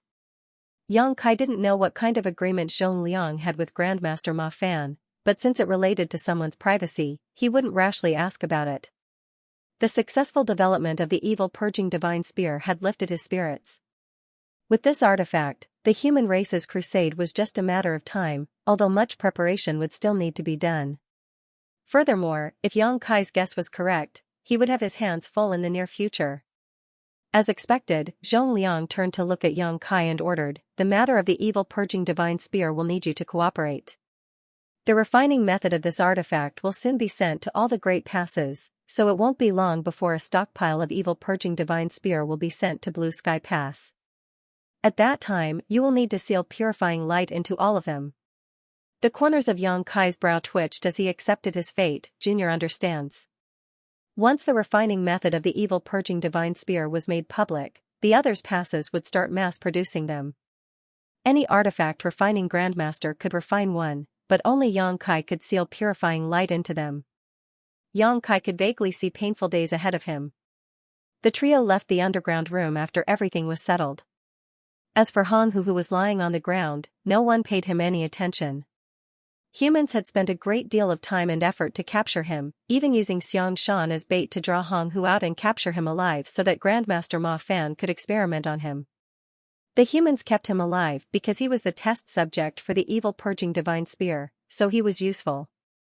But now that the evil purging divine spear had been developed, there was naturally no need to keep him alive. Furthermore, it was quite dangerous to imprison a territory lord in this place. Hong Hu was definitely doomed. Yang Kai once again went into a retreat to cultivate. Since he knew that he wouldn't have much free time in the future, he naturally treasured this opportunity all the more. Furthermore, both the forward base and Blue Sky Pass had been peaceful for a long time now, so there was nothing else he could do other than enter retreat. Last time, when he visited Myriad Demon's Pass, Yang Kai had received personal guidance from the Myriad Demon's Heaven's Old Ancestor, which greatly advanced his comprehension of the 2-eye techniques. Be that as it may, the cultivation of his secret techniques required time.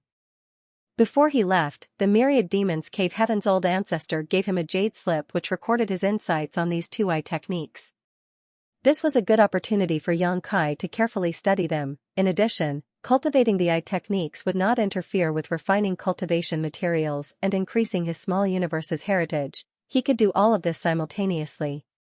In the blink of an eye, 5 years went by. Xianxia was roused from his secluded cultivation. He exited the secret room and found a man waiting outside. Senior Brother Wang. Xianxia kept his fist in greeting. Senior Brother Wang was Zhong Liang's adjutant, a 7th Order Open Heaven Realm Master. Usually, whenever Zhong Liang had any orders, he would be the one to pass them on.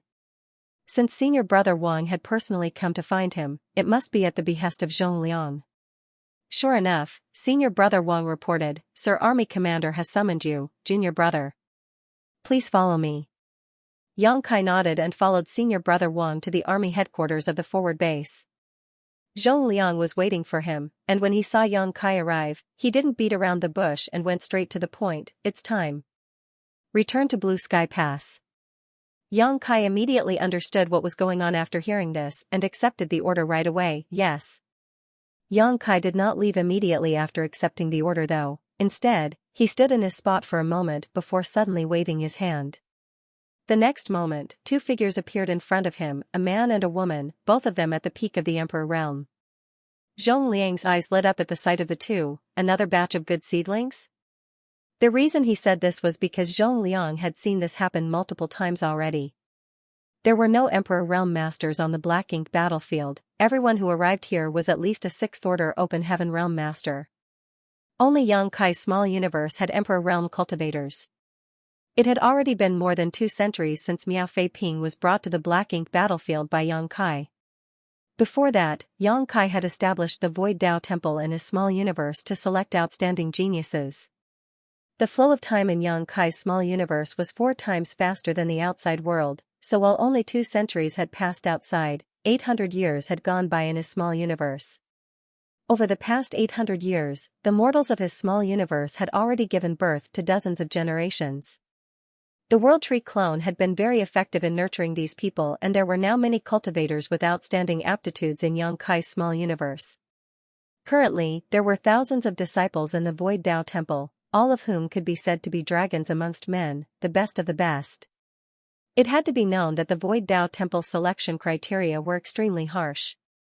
Ordinary geniuses could not enter the Void Dao Temple, only geniuses among geniuses were qualified. Those cultivating in the Void Dao Temple didn't have to worry about food or clothing, nor did they lack cultivation resources, so their rate of growth was extremely fast. When they reached the peak of the Emperor Realm, the Void Dao Temple Master would explain to them the mysteries of the Open Heaven Realm and the outside world. If they wanted to improve further, Xianxia would bring them out and allow them to advance to the Open Heaven Realm on the Black Ink battlefield, becoming a part of Blue Sky Pass. Over the past 2 centuries, over 100 cultivators had left Xianxia's small universe. On average, one would appear every 2 or 3 years. Each of them would advance straight to 6th Order. There had been 2 who had even broken through directly to the 7th Order. Directly to the 7th Order. In other words, these 2 had a chance of reaching the 9th Order Open Heaven Realm in the future. Who wouldn't be jealous of such talent? In comparison, although those that directly advanced to the 6th Order Open Heaven Realm would only be capable of reaching the 8th Order, these kinds of geniuses would still be core disciples in the various cave heavens and paradises in the 3,000 worlds. Every single one of them would enjoy the same kind of treatment as Chu Huashang and Gu Pan. Basically, geniuses like them would only appear once every century, but they actually appeared in batches from Xianxia's small universe. Sullivan, Xianxia has become the broodmother. The World Tree clone's feedback was extremely potent. And this situation was when it was Xianxia's small universe, which had a very low population. It was difficult to imagine what kind of grand effect it would have in the star boundary, which had a far larger one. Of course, his small universe's population might not be as huge as that of the star boundary, but because of the difference in time flow, he also had his own advantages. The star boundary could not compare with his small universe in this regard. All in all, Xianxia's small universe and the star boundary had their own unique strong points. At first, Xianxia would carefully look after the disciples who had come out of the Void Dao Temple, and guide them one by one. Before they had ascended to the open heaven realm, Xianxia had carefully prepared everything for them and even personally guarded them when they were breaking through. However, as the number of people increased, Xianxia found that it was too time-consuming and exhausting to do this by himself. On average, one person would leave his small universe every 2 or 3 years. And it took months or even half a year to prepare everything for them and ensure that their breakthroughs would be smooth and successful. Once or twice would be nothing, but doing it a few dozen times or even 100 times was not something Xianxia could take anymore. So, Xianxia had left this matter to Blue Sky Pass a long time ago. The disciples, who came out of the Void Dao Temple, were handed over to the higher-ups of Blue Sky Pass, leaving the rest to them. This was mainly due to his own indolence, but much to Xianxia's surprise, it was welcomed by the 8th Order Open Heaven Realm Masters. It was not surprising when he thought about it though, because the aptitude of these disciples was quite outstanding. Any one of them would have a chance of advancing to the 8th Order in the future. Every cave heaven and paradise would be ready to snatch up such geniuses. Unknowingly, these disciples from the Void Dao Temple had attracted the attention of the 8th Order Open Heaven Realm Masters. The reason they had fought over these disciples wasn't because they wanted to take them in as legacy disciples. They were on the black ink battlefield where they could lose their lives at any moment, so taking them in as disciples didn't hold much meaning because no one knew how long they could live or how long their disciples would live. The reason why they were fighting over it was mainly because they had gotten bored over these past few years. Most of the 8th Order Open Heaven Realm Masters had already cultivated to the utmost peak of their martial Tao, and could not advance any further. Xianxia still needed to cultivate in retreat to improve his own foundation, but they did not have to. It could be said that in a situation where there was no battle, most of the 8th Order Open Heaven Realm Masters were idle. At times like these, anything could spark their interests, such as these newcomers who had just come from the Void Dao Temple. Particularly when all these newcomers had outstanding aptitudes and were only in the Emperor realm. They had extremely high potential, and as a result, every single one of the cultivators who had come from Xianxia's small universe was extremely popular in Blue Sky Pass. Xianxia was quite happy to see this. There were over 68th Order Masters gathered in Blue Sky Pass, so no matter what field these disciples liked or what talents they had, they would be able to find a suitable master. So now, when any disciple wanted to leave the small universe, Xianxia would leave them to Zhongliang. At this moment, the 2 Emperor Realm Masters, one male and one female, were slightly taken aback by Xianxia's appearance. They quickly bowed to Xianxia, "Greetings, Dao Lord." Xianxia had basically not appeared in his small universe for the past few hundred years, so naturally no one had seen his true appearance in that time. The ordinary disciples of the Dao Temple didn't know about the mysteries of Void World, but for those who wanted to leave and improve their martial Dao, the presiding temple master would explain everything to them. He would tell them that the first person they meet after leaving this world would be the Dao Lord of the entire Void World, its true master. At the same time, he would inform them about the situation they would face after leaving the Dao Temple and advancing to the Open Heaven Realm. If these disciples still decided to go ahead, Xianxia would bring them out. And if they were afraid of the dangers of the outside world and wanted to protect themselves, Xianxia would not force them. After all, fighting with the Black Ink clan was not something they could force upon someone. Those disciples who chose to stay in the small universe naturally wouldn't have another chance to break through to the Open Heaven Realm. Every choice had its pros and cons, so it was best to stick to their own choice. For the past 1,000 years, the Void Dao Temple had raised many elite disciples.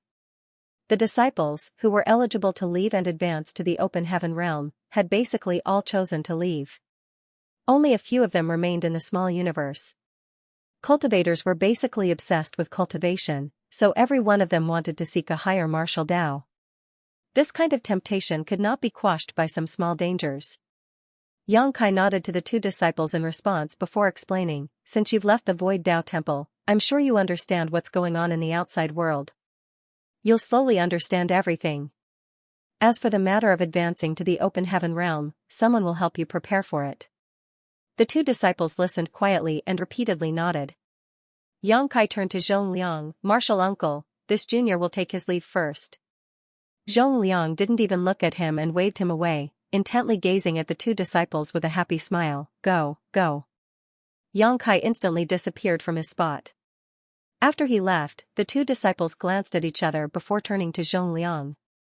The latter's smile made them a little confused, so they secretly released their divine sense to investigate, but the next moment, they discovered that this amiable-looking senior's cultivation was as deep as the sea, and they were unable to gauge its depth. So this is an open heaven realm master. The two of them immediately understood. They were both at the peak of the Emperor realm, so no one in Void World was stronger than them. One had to be at the legendary open heaven realm for them to be unable to detect their cultivation, and an extremely high-order one at that. Greetings, senior. The two quickly bowed. Zhongliang chuckled, there's no need to be so polite.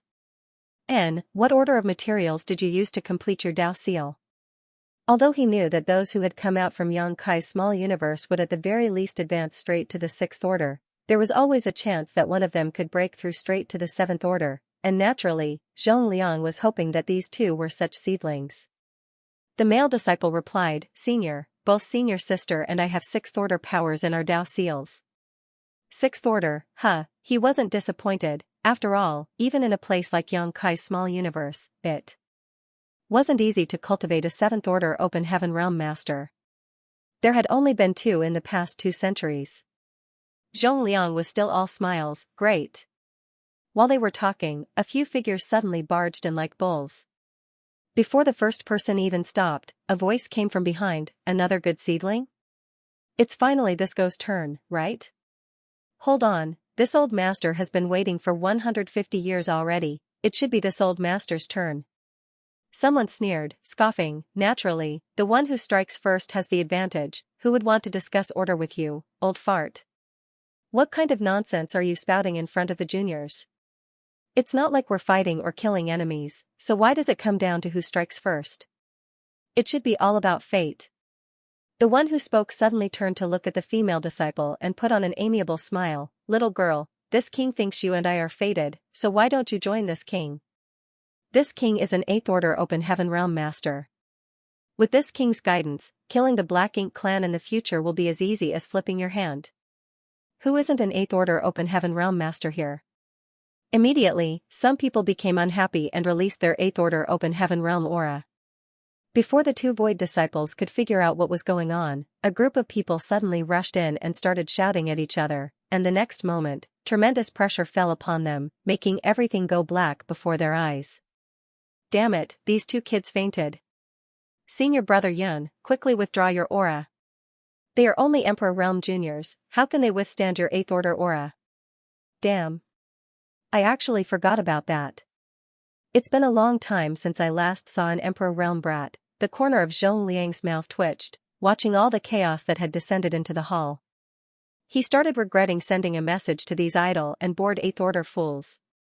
These 2 must have been traumatized by these 8th order bastards. Next time, if any good seedlings appear, I will not let them rush in at once like this. After leaving the 2 disciples for Zhongliang to deal with, Yang Kai left and used the universe transference law and returned to Blue Sky Pass. He was not worried about the 2 Emperor Realm Masters advancing to the Open Heaven Realm. They would be personally guided by an 8th Order Open Heaven Realm Master during their breakthrough, which would be more useful than his guidance. Not to mention, he had personally refined a batch of Heavenly Yuan Seal stabilizing pills and left them with Zhongliang.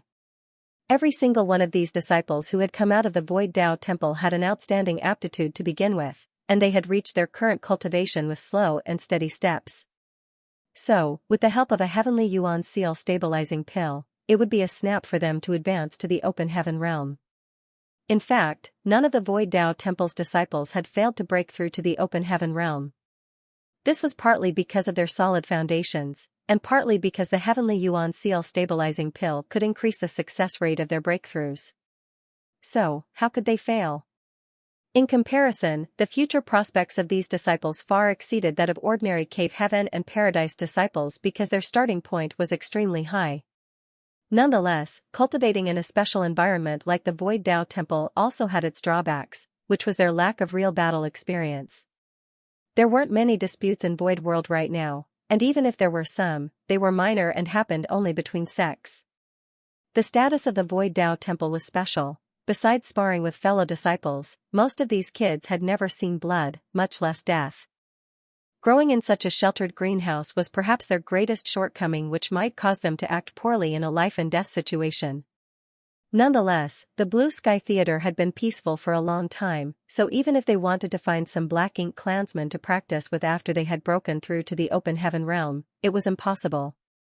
Xianxia had always wanted to set up a Black Ink nest in his small universe and use the subnest to nurture some weak Black Ink clansmen, allowing the disciples of the Dao Temple to familiarize themselves with how to fight with this enemy. Unfortunately, his attempts had all failed. If he wanted to place the subnest, he would need to ensure a mid-rank Black Ink nest was permanently under human control, and Xianxia could not do something about that. Therefore, one could not judge these disciples based on their smooth and unhindered cultivation, because it remained unclear how much strength they could display during battle. Everything depended on their future performance. However, there was something else that made Xianxia quite happy. This was these disciples' compatibility with the Tao of Space, Tao of Time, and Spear Tao. These three great Taos were Xianxia's foundation, especially the Tao of Space. Xianxia had mastered it the most, followed by the Tao of Time. In his small universe, there were quite a lot of Tao essences of these three grand Taos. Tao essence could not ordinarily be seen or touched, but they could be comprehended. Perhaps it was because they had grown up in void worlds since birth that their compatibility with these three grand Taos was very high. Of over 100 open heaven realm masters who had come from his small universe, 4 of them could cultivate the Tao of Space, 3 could cultivate the Tao of Time, and as many as 20 could cultivate the Spear Tao. Some people had also displayed extraordinary talent in alchemy and artifact refining, which was definitely related to Xianxia's attainments in the 2 grand Taos. Although the Tao essences of alchemy and artifact refining were not as rich as his 3 main grand Taos, they were still plentiful. If a cultivator who lived and grew up in Xianxia's small universe was naturally gifted in these Taos, it would be very easy for him or her to comprehend the mysteries contained within these Tao essences. Overall, the future cultivation path of the disciples of his small universe was somewhat related to the grand Taos he himself dabbled in. Such a proportion was already quite impressive. Xianxia had no intention of accepting any more disciples. To him, Zhao Yibai, Xiaoya, and Sui were more than enough. Not to mention, the Tao of Space and Tao of Time were both extremely unorthodox grand Taos. Ordinary cultivators would find them extremely difficult to even gain a basic understanding of them, let alone cultivate them. Even the Spear Tao was not the easiest to master. However, many of the cultivators from Xianxia's small universe were inherently able to cultivate these 2 grand Taos. This was one of the reasons why the 8th Order Open Heaven Realm Masters valued these disciples. During Blue Sky Pass Crusade, Xianxia's universe arrays had played a huge role, but Xianxia was just one person. So, Blue Sky Pass success was difficult to replicate in other theaters. Be that as it may, if these talented disciples succeeded in cultivating the Grand Tao of Space, they would definitely be able to play a great role in the future. Whether it was the Tao of Space or the Tao of Time, basically no one in the entire Blue Sky Pass could teach them besides Xianxia, but Xianxia had no time to give these disciples personal guidance at all times. As such, he had engraved his insights on these 2 grand Taos and many related secret techniques onto jade slips and offered them to the War Materials Hall over a century ago. If anyone needed to cultivate these 2 grand Taos in the future, they could acquire this knowledge by spending military merits in the War Materials Hall. Although Blue Sky Pass had not faced any battle in a long time, it was still easy for cultivators to earn some military merits. They could obtain them by mining resources, going out on patrol, or assisting in alchemy and artifact refining, so there was no need to worry about their future cultivation. Of course, if Xianxia had free time on his hands and was in a good mood, he would summon these disciples to teach them. In the past 2 centuries, Xianxia had given 2 lectures, one on the Tao of Space and one on the Tao of Time, allowing these disciples to reap great benefits.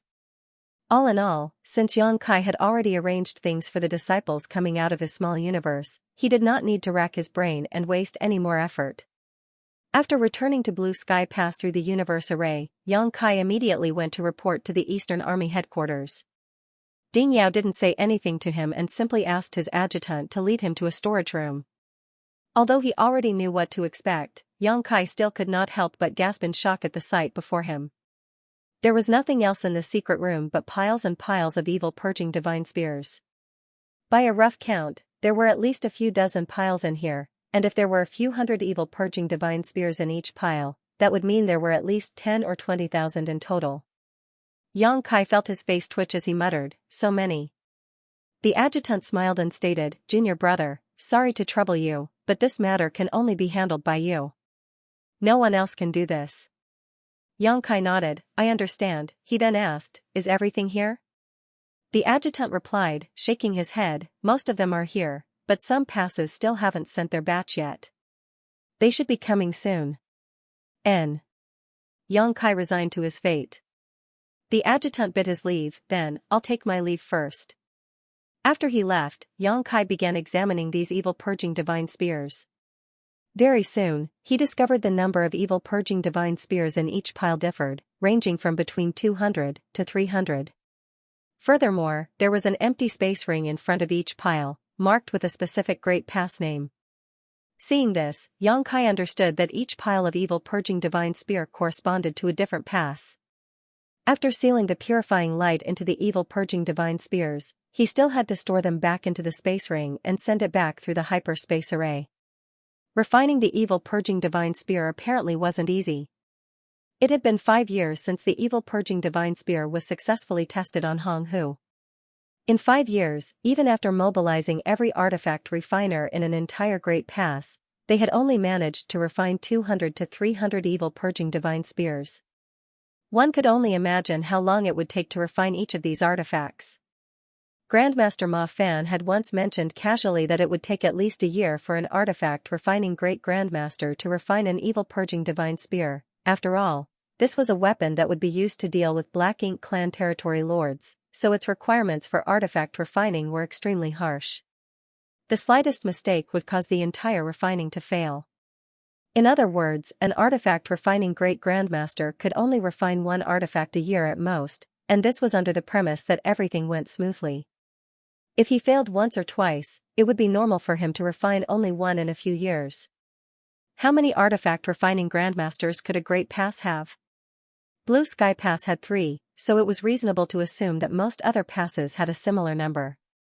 Under the presumption that there was no failure in refining, the number of evil purging divine spear a pass could refine in 5 years was still only 10 to 15.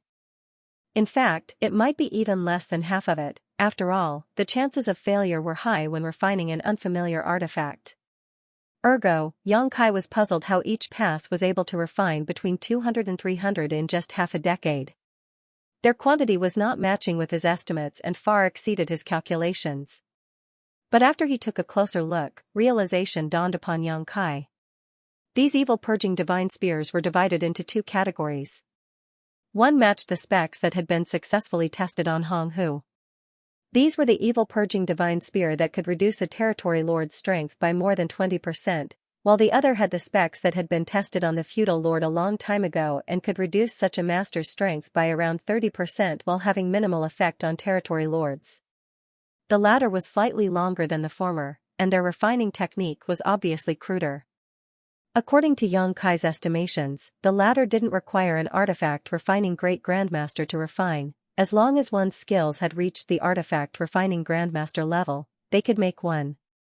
By the looks of it, Blue Sky Pass had shared the methods of refining both evil purging divine spears with the other passes, who subsequently refined both types. Obviously, there was a deeper consideration for doing this. Territory lords were equivalent to 8th Order Open Heaven Realm Masters, who were the cornerstones of their respective race. The humans would need to use the evil purging divine spears refined by the Great Grandmasters in order to deal with territory lords, but it was quite difficult to refine such evil purging divine spears, so the output was not high. Furthermore, it would be an overkill to use such a weapon against a feudal lord. And so, the evil purging divine spear refined by the artifact refining Grandmasters would come in handy. These evil purging divine spears weren't as powerful as the territory lord version, but their production rate was much higher. They were perfect for using it against feudal lords, who were much larger in number.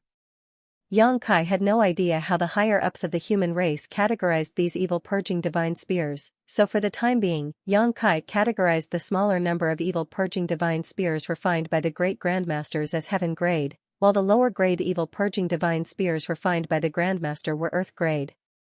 Overall, the ratio of earth to heaven grade evil purging divine spears was about 12-1. What he needed to do now was infuse the purifying light into all these evil purging divine spears. Looking at the piles before him, Yang Kai once again realized he had long and toilsome task ahead of him.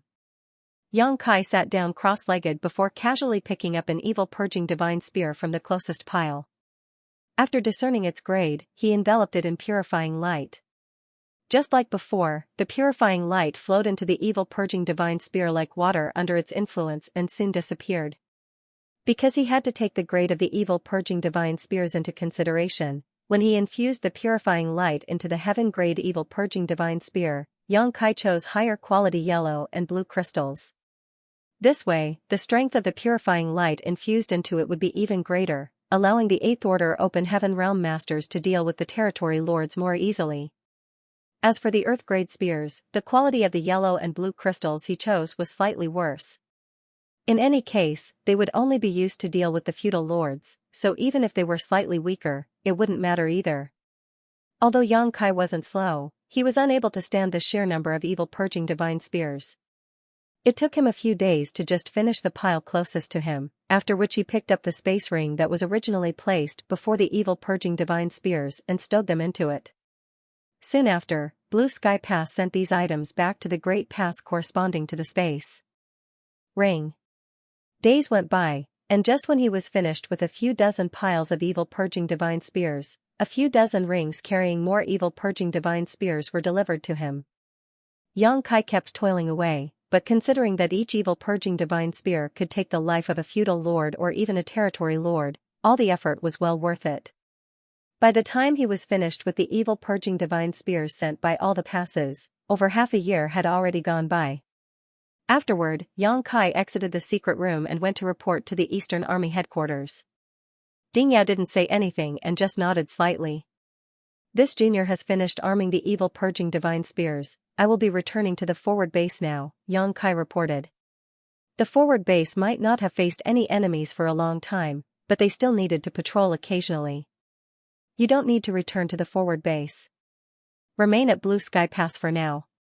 Yang Kai was slightly taken aback. Is there a new mission? Ding Yao shot a glance at him. Are you hoping for a new mission? Yang Kai clucked his tongue as he defended himself. No, nothing like that. Peace is best. Ding Yao waved him off impatiently as Yang Kai quickly excused himself. Walking out of the army headquarters, a slight furrow appeared on Yang Kai's brow. Ding Yao's sudden order to stay at Blue Sky Pass was a bit confusing, but since it was an order, he could only comply. Yang Kai returned to his residence, deactivated the restrictions and walked into the small courtyard. Just as he was about to use this opportunity to go into a retreat, he felt something amiss. He looked around and noticed life auras coming from the rooms on either side of the courtyard. Someone is here? Yang Kai was confused, but after carefully sensing it, he discovered that the auras belonged to Feng Ying and Bai Yi. Wait. Why are they back? Yang Kai had returned to Blue Sky Pass from the forward base for various matters over the years, but he had always returned alone while Dawn had always been guarding the front lines. He might be the squad leader, but Dawn was strong enough to carry out various missions without him. Dawn had not returned with him this time either, so Yang Kai didn't understand why Feng Ying and Bai Yi were here. After pondering for a moment, Yang Kai walked to the left wing and gently touched the restriction. Soon, Feng Ying appeared in front of Yang Kai. Squad leader, you're back? Feng Ying immediately commented. Yang Kai nodded in response. Why have you also returned? Feng Ying answered, the pass ordered us to return, so we have. Ordered? Yang Kai was a bit astounded. He originally thought that Feng Ying and Bai Yi had returned for some reason, but after knowing that it was an order from the pass, there was nothing left to say. Feng Ying, after hesitating for a moment, finally added, not just our Dawn squad has been recalled, even Junior Brother Chai's squad was recalled, along with several other squads. Senior Brother Chai is also back? The corner of Yang Kai's brow twitched. The so-called senior brother Chai was none other than the old turtle squad leader Chai Fong. Feng pursed her lips as a smile bloomed on her face. Junior brother Chai came looking for you earlier. Why is he looking for me? Yang Kai cautiously asked. Feng Ying replied, emphasizing each word, Junior brother Yang took great care of this Chai on the battlefield, so this Chai should naturally treat junior brother Yang well and express my gratitude. Well, these are junior brother Chai's original words.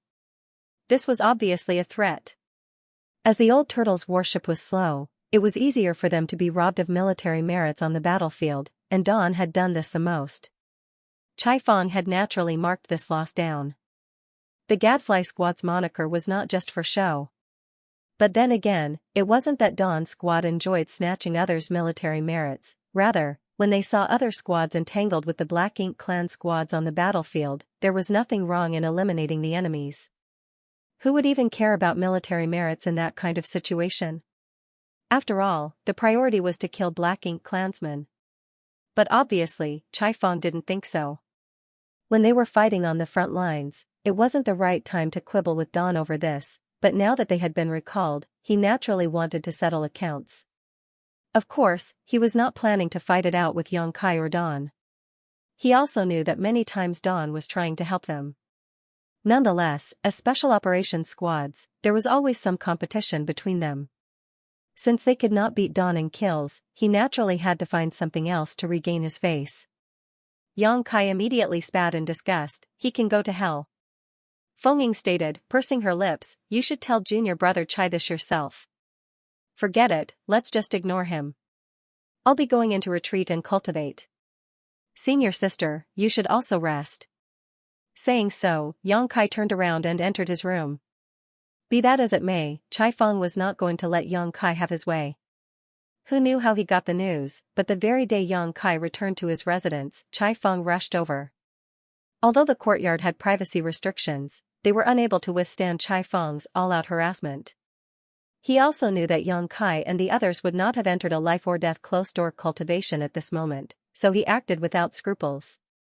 Alarms kept blaring as the restrictions activated. Whether it was Yang Kai, Feng Ying, or Bai Yi, none of them were able to peacefully cultivate. Helpless, Yang Kai had no choice but to come out. He deactivated the restriction and looked at Chai Fong with a look of disgust, who was making a ruckus outside the courtyard. Senior brother Chai, why are you here instead of cultivating? Chai Fong maliciously grinned as he palmed his fist, didn't senior sister Feng tell you? Why does little brother ask when you already know the answer? Yang Kai helplessly asked, rubbing his forehead, does senior brother want to fight? Chai Fong decisively replied, no. Although we're not from the same sect, we fought side by side on this battlefield for so many years, so how can we fight? This Chai doesn't know how to control his strength. What if I injure you, junior brother? Of course, he was just being stubborn and unwilling to admit defeat. The main reason Chai Fong was refusing was because he felt that he was definitely not Yang Kai's opponent. Yang Kai could even kill a territory lord. Although there were circumstances, such as taking advantage of the situation, few Seventh Order masters in the entire human race had ever killed a territory lord. Chai Fong had witnessed Yang Kai fight with his own eyes. A feudal lord was no different than a chicken before Yang Kai, his terrifying strength had long surpassed the Seventh Order. In terms of combat strength, Chai Fong admitted that he was far inferior to Yang Kai, so how could he fight him? He would simply be digging a pit for himself. Then, what does senior brother want? Yang Kai asked. Chai Fong meaningfully grinned as he swiped his space ring and took out a jug of wine. This Chai did not lie when I said I wanted to express my gratitude. Look, I brought everything. Yang Kai immediately understood. Since the old turtle squad had lost to Dawn on the battlefield, he wanted to regain face in a drinking competition. Looking at the wine jug in Chai Fong's hand, Yang Kai immediately felt frustrated. He had once engaged with Chai Fong in a drinking contest back at the forward base. In the end, Yang Kai lost and became completely inebriated. He was ridiculed by the other squad leaders as a result. Men were very strange creatures. In the eyes of almost all men, one's alcohol capacity was also a standard of their worth. If one's alcohol capacity was as vast as the sea, they would naturally be able to drink to their heart's content. If a man got drunk after just 3 glasses, he was simply not a man. Yang Kai was now a 7th-order open heaven realm master with a robust foundation and strong physique. Not to mention a single jug of wine, even 100 or 1,000 jugs wouldn't be enough to make him drunk. If his world force was taken into account, he could easily detoxify any amount of wine. But since it was a drinking competition, they naturally would not be using any of their strength. There would be no point in competing if they really used their world force. During the drinking competition, everyone would seal their strength and compete with their innate capacity. In this aspect, Chai Fang seemed to have a higher capacity than Yang Kai. Senior brother, I still need to cultivate. How about this, I'll just accept this wine as. Before Yang Kai could finish speaking, Chai Fang pushed him into the courtyard. Enough with the nonsense, since this chai has come today, I don't plan on leaving. Yang Kai staggered back, helplessly watching Chai Fang take out a set of table and chairs and arrange them. He then took his seat and gestured to Yang Kai to take the seat across from him. He was staring at Yang Kai very fiercely, assuming the posture that either you die or I perish. Yang Kai reckoned that he was most likely doomed today. Sit. Why isn't junior brother sitting? If you don't sit, I'll think that you're looking down on this chai. Chai Fang glared angrily. Yang Kai forced a laugh. Senior brother, there's no need to go this far. Helpless, he sat down opposite Chai Fang. The moment he sat down, Chai Fang instantly pushed the jug of wine to Yang Kai. Afterward, he took out another jug, opened the lid, and poured it down his throat. The corner of Yang Kai's brow twitched staring at this. Chai Fang had completely emptied the jug in less than a dozen breaths. He then wiped his mouth and stated, "Good. Junior brother, please help yourself. This chai will first drink a few jugs to moisten my throat." Saying so, a small mountain of wine jugs appeared beside him with a wave of his hand, and he started drinking them like they were water. Damn it. Yang Kai's heart was gripped with apprehension. If this continued, he would definitely lose. The only choice he was left with was to call for reinforcements. Taking advantage of the other party's drinking, Yang Kai secretly sent a message. A short while later, Yang Kai finally finished his jug, but Chai Fang had already finished 4 or 5. They were on completely different levels. Fortunately, a figure rushed in from outside at that moment.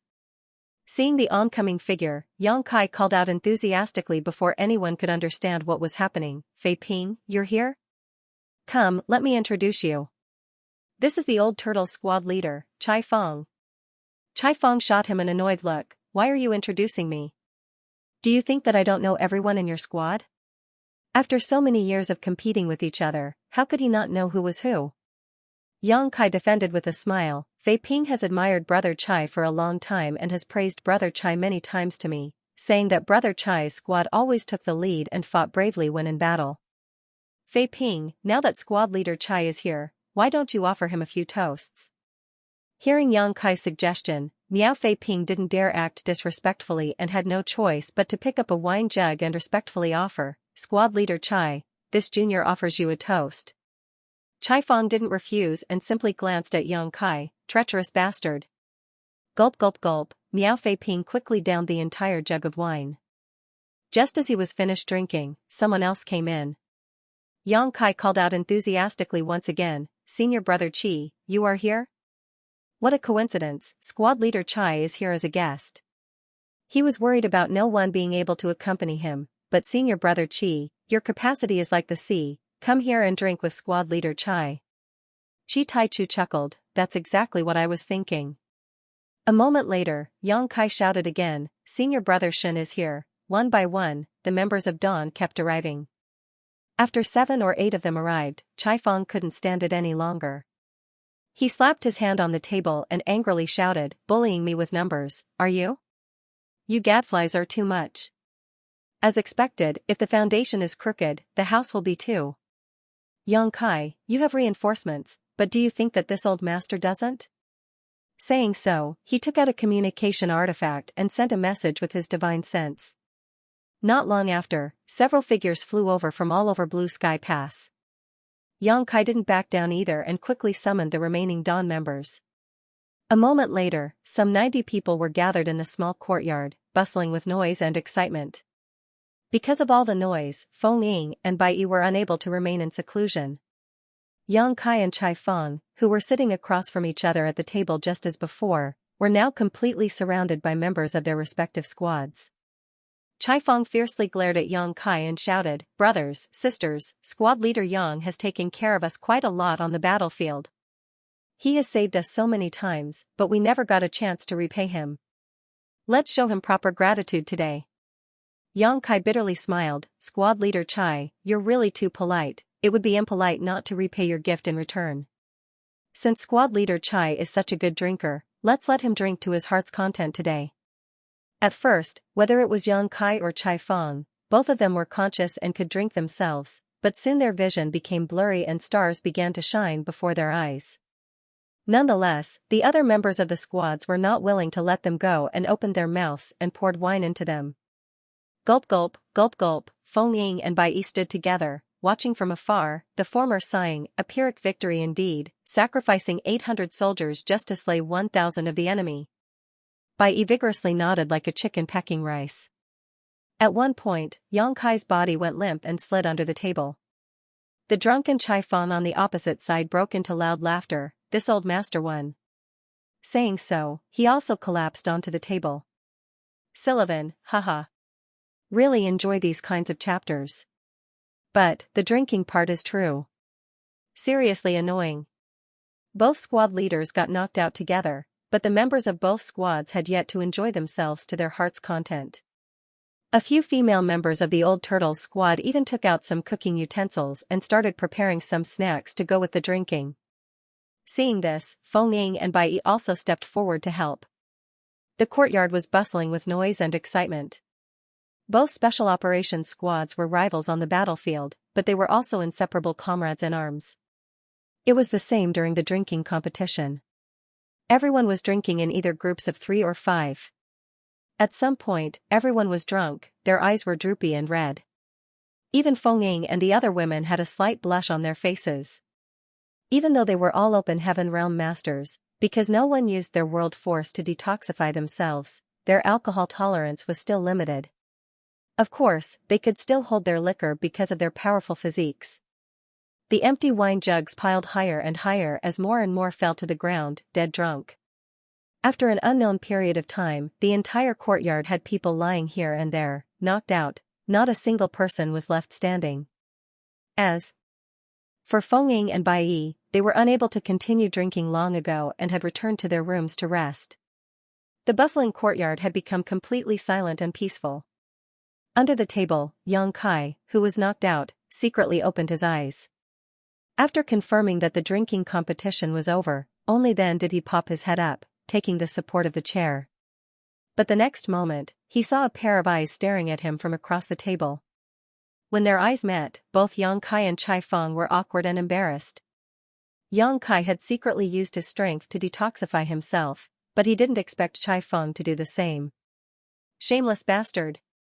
Both of them cursed in their hearts. After calming himself down, Yang Kai sat back down with no change in his expression.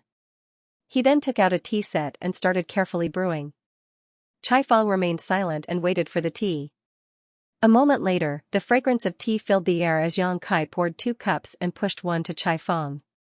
Chai Feng picked up the cup and took a sip. For a moment, alternate sounds of sipping filled the silent courtyard. After finishing a pot of tea, Chai Feng suddenly opened his mouth and stated, "I'm afraid that something big is about to happen." Yang Kai slightly furrowed his brow. "Seen your brother noticed?" Chai Feng nodded his affirmation. "It seems you did too." Yang Kai continued, "Generally, 80% of the pass forces are concentrated at the forward base, and this status quo has been maintained for over 200 years. Although there hasn't been any fighting for a long time, we still need to be on guard against the Black Ink clan's counterattack. In light of this, it's a little unusual to suddenly recall 2 special operations squads." Chai Feng added with a nod, "It would have been nothing if it was just our squads, but recently, many squads had been returning one after another. All of them must have received recall orders.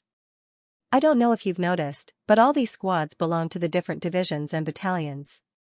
In other words, none of the returning squads belong to the same battalion. Do you have some hypothesis?" Yang Kai asked.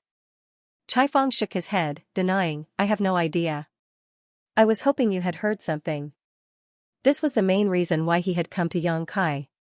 The drinking competition was just an added bonus. Yang Kai frowned, voicing his thoughts. If the pass is planning an attack, they should have gathered their forces at the forward base, but for some reason, they have been recalling us. It seems little brother doesn't know anything. Although Yang Kai suspected that whatever the pass upper echelons were planning had something to do with the newly developed evil purging divine spear, he believed that doing so would be a reckless thing. He might have infused purifying light into quite a lot of evil purging divine spears, but each pass still had only 200 to 300 in total. These evil purging divine spears could be given to the elite soldiers, but it would not change the course of the war that much. After all, the evil purging divine spears were one-time use consumables. In his opinion, the evil purging divine spears would be best used only after amassing a considerable amount of them. They should either not use them, or use them only to force the Black Ink clan into a corner. Since this matter concerned the evil purging divine spear, Yang Kai couldn't reveal too much to Chai Fong. The higher-ups have always been very secretive, so I'm afraid no one will know what they're planning until the last moment. Chai Fong couldn't help but grumble. It was the same when they had used Xianxia's breakthrough to lure the Black Ink clan territory lords out last time. The special operations squads had no idea and tried to protect Xianxia at the cost of their lives, but in the end, the upper echelons of the pass had been well prepared. But it was only reasonable to not inform them, because only when they put their lives on the line would the territory lords believe that the human race had not planned some kind of trap. Had they known the plan beforehand, they might have revealed some clues. Senior brother, don't worry about it. If they're really planning to do something, we will know soon enough, Yang Kai comforted. Chai Fong nodded slightly. Junior brother, if you receive any news, please inform me as soon as possible so that I can make preparations. Good. Then, this Chai will take his leave first. Chai Fong stood up and shouted, all of you, get up. Don't keep lying like corpses. 50 of you lot were beaten by just 30 people, stop making fools of yourselves. As soon as his voice fell, the members of both squads lying in the courtyard got up one by one. Everyone circulated their strength to dispel the effects of the alcohol. The members of the Old Turtle squad looked very ashamed while Dawn's squad, on the other hand, was beaming with smiles. Under Chai Fong's lead, the Old Turtles quickly left. Dawn's members also left after them, leaving the courtyard in a mess with Yang Kai alone, who silently tidied up everything. A few days later, Yang Kai, who was cultivating, was once again summoned to the army headquarters. But the moment he stepped into the army headquarters, he heard a familiar angry shout coming from the main office, why can't I go? Old Zhong Liang promised me. Grandmaster Ma Fan? Yang Kai was slightly taken aback. He had no idea that Grandmaster Ma Fan had returned to Blue Sky Pass. Grandmaster Ma Fan had been staying in the forward base since he had arrived at the Black Ink battlefield. Since he was here, Yang Kai felt that the situation inside Blue Sky Pass was even more complicated than he expected. Moreover, Zhong Liang's promised Grandmaster Ma Fan had just spoken about was quite concerning. When the evil purging divine spear experiment was over, Grandmaster Ma Fan had reminded Zhong Liang to not forget his promise, and Zhong Liang had assured that he had not. Yang Kai didn't know what Zhong Liang had promised to Grandmaster Ma Fan, but by the looks of it, things had gone wrong. Ding Yao seemed to disagree, which had caused Ma Fan to burn with fury. While these thoughts were running in his mind, he walked into the office. As he had guessed, he saw Grandmaster Ma Fan inside, but the old man was like an angry rooster, glaring at Ding Yao. Meanwhile, Shen Tumo tried to persuade him, Grandmaster, please calm down. Brother Zhong had indeed promised you, so logically speaking, Brother Ding and I should accept Brother Zhong's decision, but times have changed. The evil purging divine spear was invented by you, so you need to oversee the project if further modifications are required. The evil purging divine spear will determine the future of the human race and change the course of its future. Ergo, Grandmaster should remain at Blue Sky Pass for the big picture. Bullshit. Grandmaster Ma Fan spat in anger. Yang Kai could not help but shrink his neck at the sight of this. Even an ordinary 8th Order Open Heaven Realm Master wouldn't act so presumptuously before these two army commanders. However, not only was Ma Fan an 8th Order Open Heaven Realm Master, but he was also an artifact refining Great Grandmaster. This old man already has one foot in the grave, so why would I care about the big picture? That's something you army commanders need to worry about. What does it have to do with me? The reason this old man has been holding on even after so many years is because I am unable to face my ancestors. Now that I've a chance to fulfill my lifelong wish, you guys are not letting this old man go? What kind of bullshit logic is that? Besides, although this old man was in charge of developing the evil purging divine spear, the refining process has already been spread to the other passes. If any improvements are needed in the future, those old farts can figure it out, so why should I worry about it?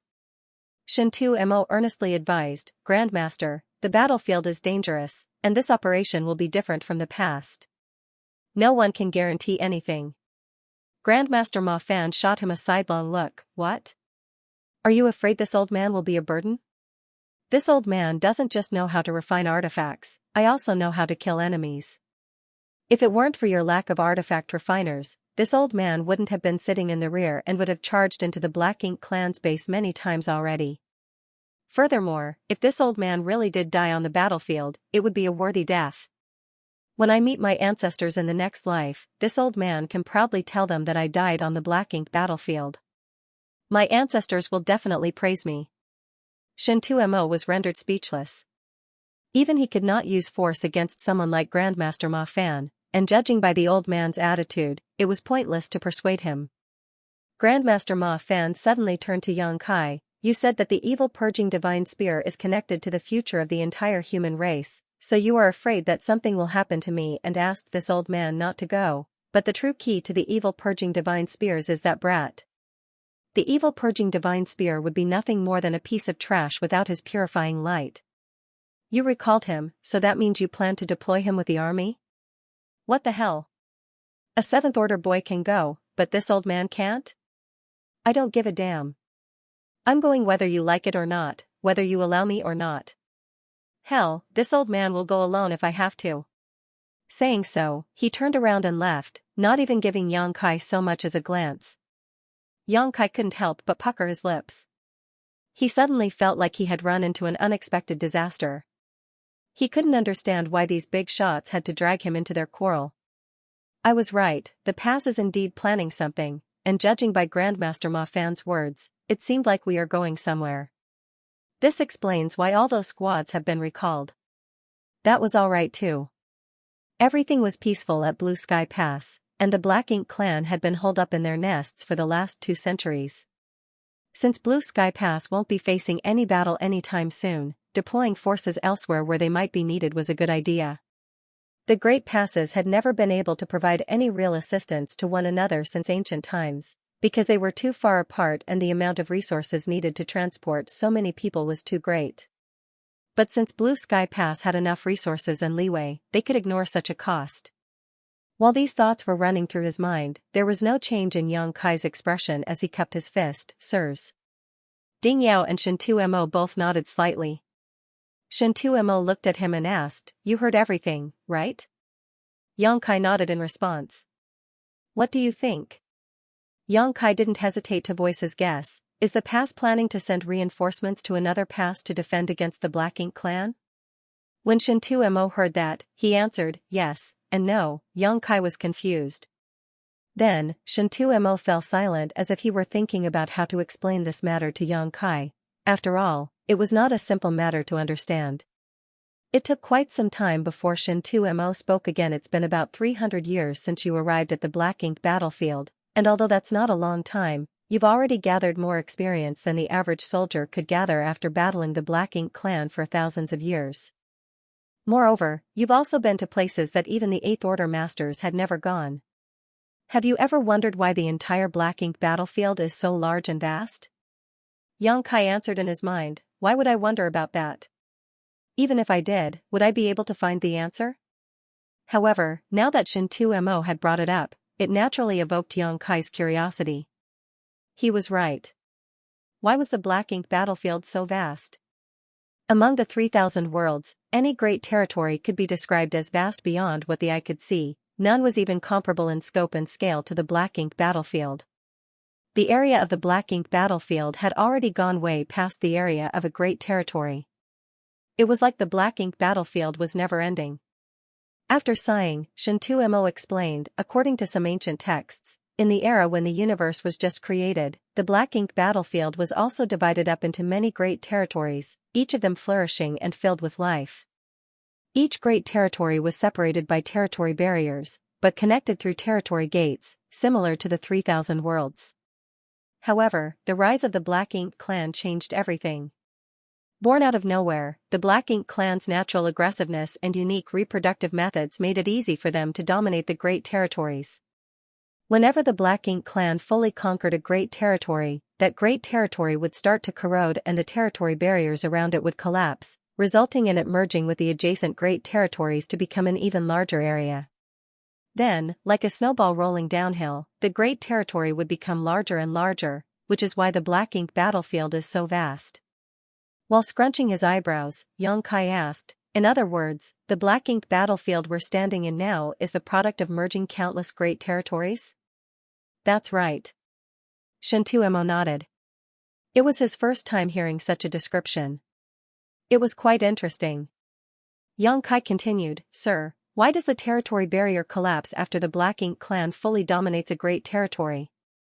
Also, how do we conclude whether the Black Ink clan has fully conquered a great territory? Shaking his head, Shintuemo replied, I don't know either. All the knowledge I have about this matter comes from reading those ancient historical records, but the contents in those documents aren't complete anymore, and no one can determine if the contents written are real or fake. However, this theory is able to explain why the Black Ink battlefield has such a vast area. Then, where did the Black Ink clan come from? A typical Black Ink clansman is bred from a Black Ink nest, and Black Ink nests are divided into different ranks. A low-rank Black Ink nest is the subnest of a mid-rank one, so if we trace that logic, what is the primary nest, where were the Royal Lord Black Ink nests originally spawned from? That question had confused Xianxia for a long time, but he still hadn't found an answer to it. Ever since he found out about the secret behind the Black Ink nests, he began to wonder about their origin, therefore, he seized this opportunity to ask Shintuemo, wanting to get an answer to his questions. However, Shintuemo shook his head, I don't know. Before you discovered the secrets behind the reproduction of Black Ink nests, we humans had no idea they were even linked. That answer naturally disappointed Xianxia, but when he thought about it, he suddenly had a more pertinent question to ask, Sir, why are you telling me these things? Just now, Xianxia was asking about why so many squads had been recalled from the forward base, so how did the topic suddenly change to this?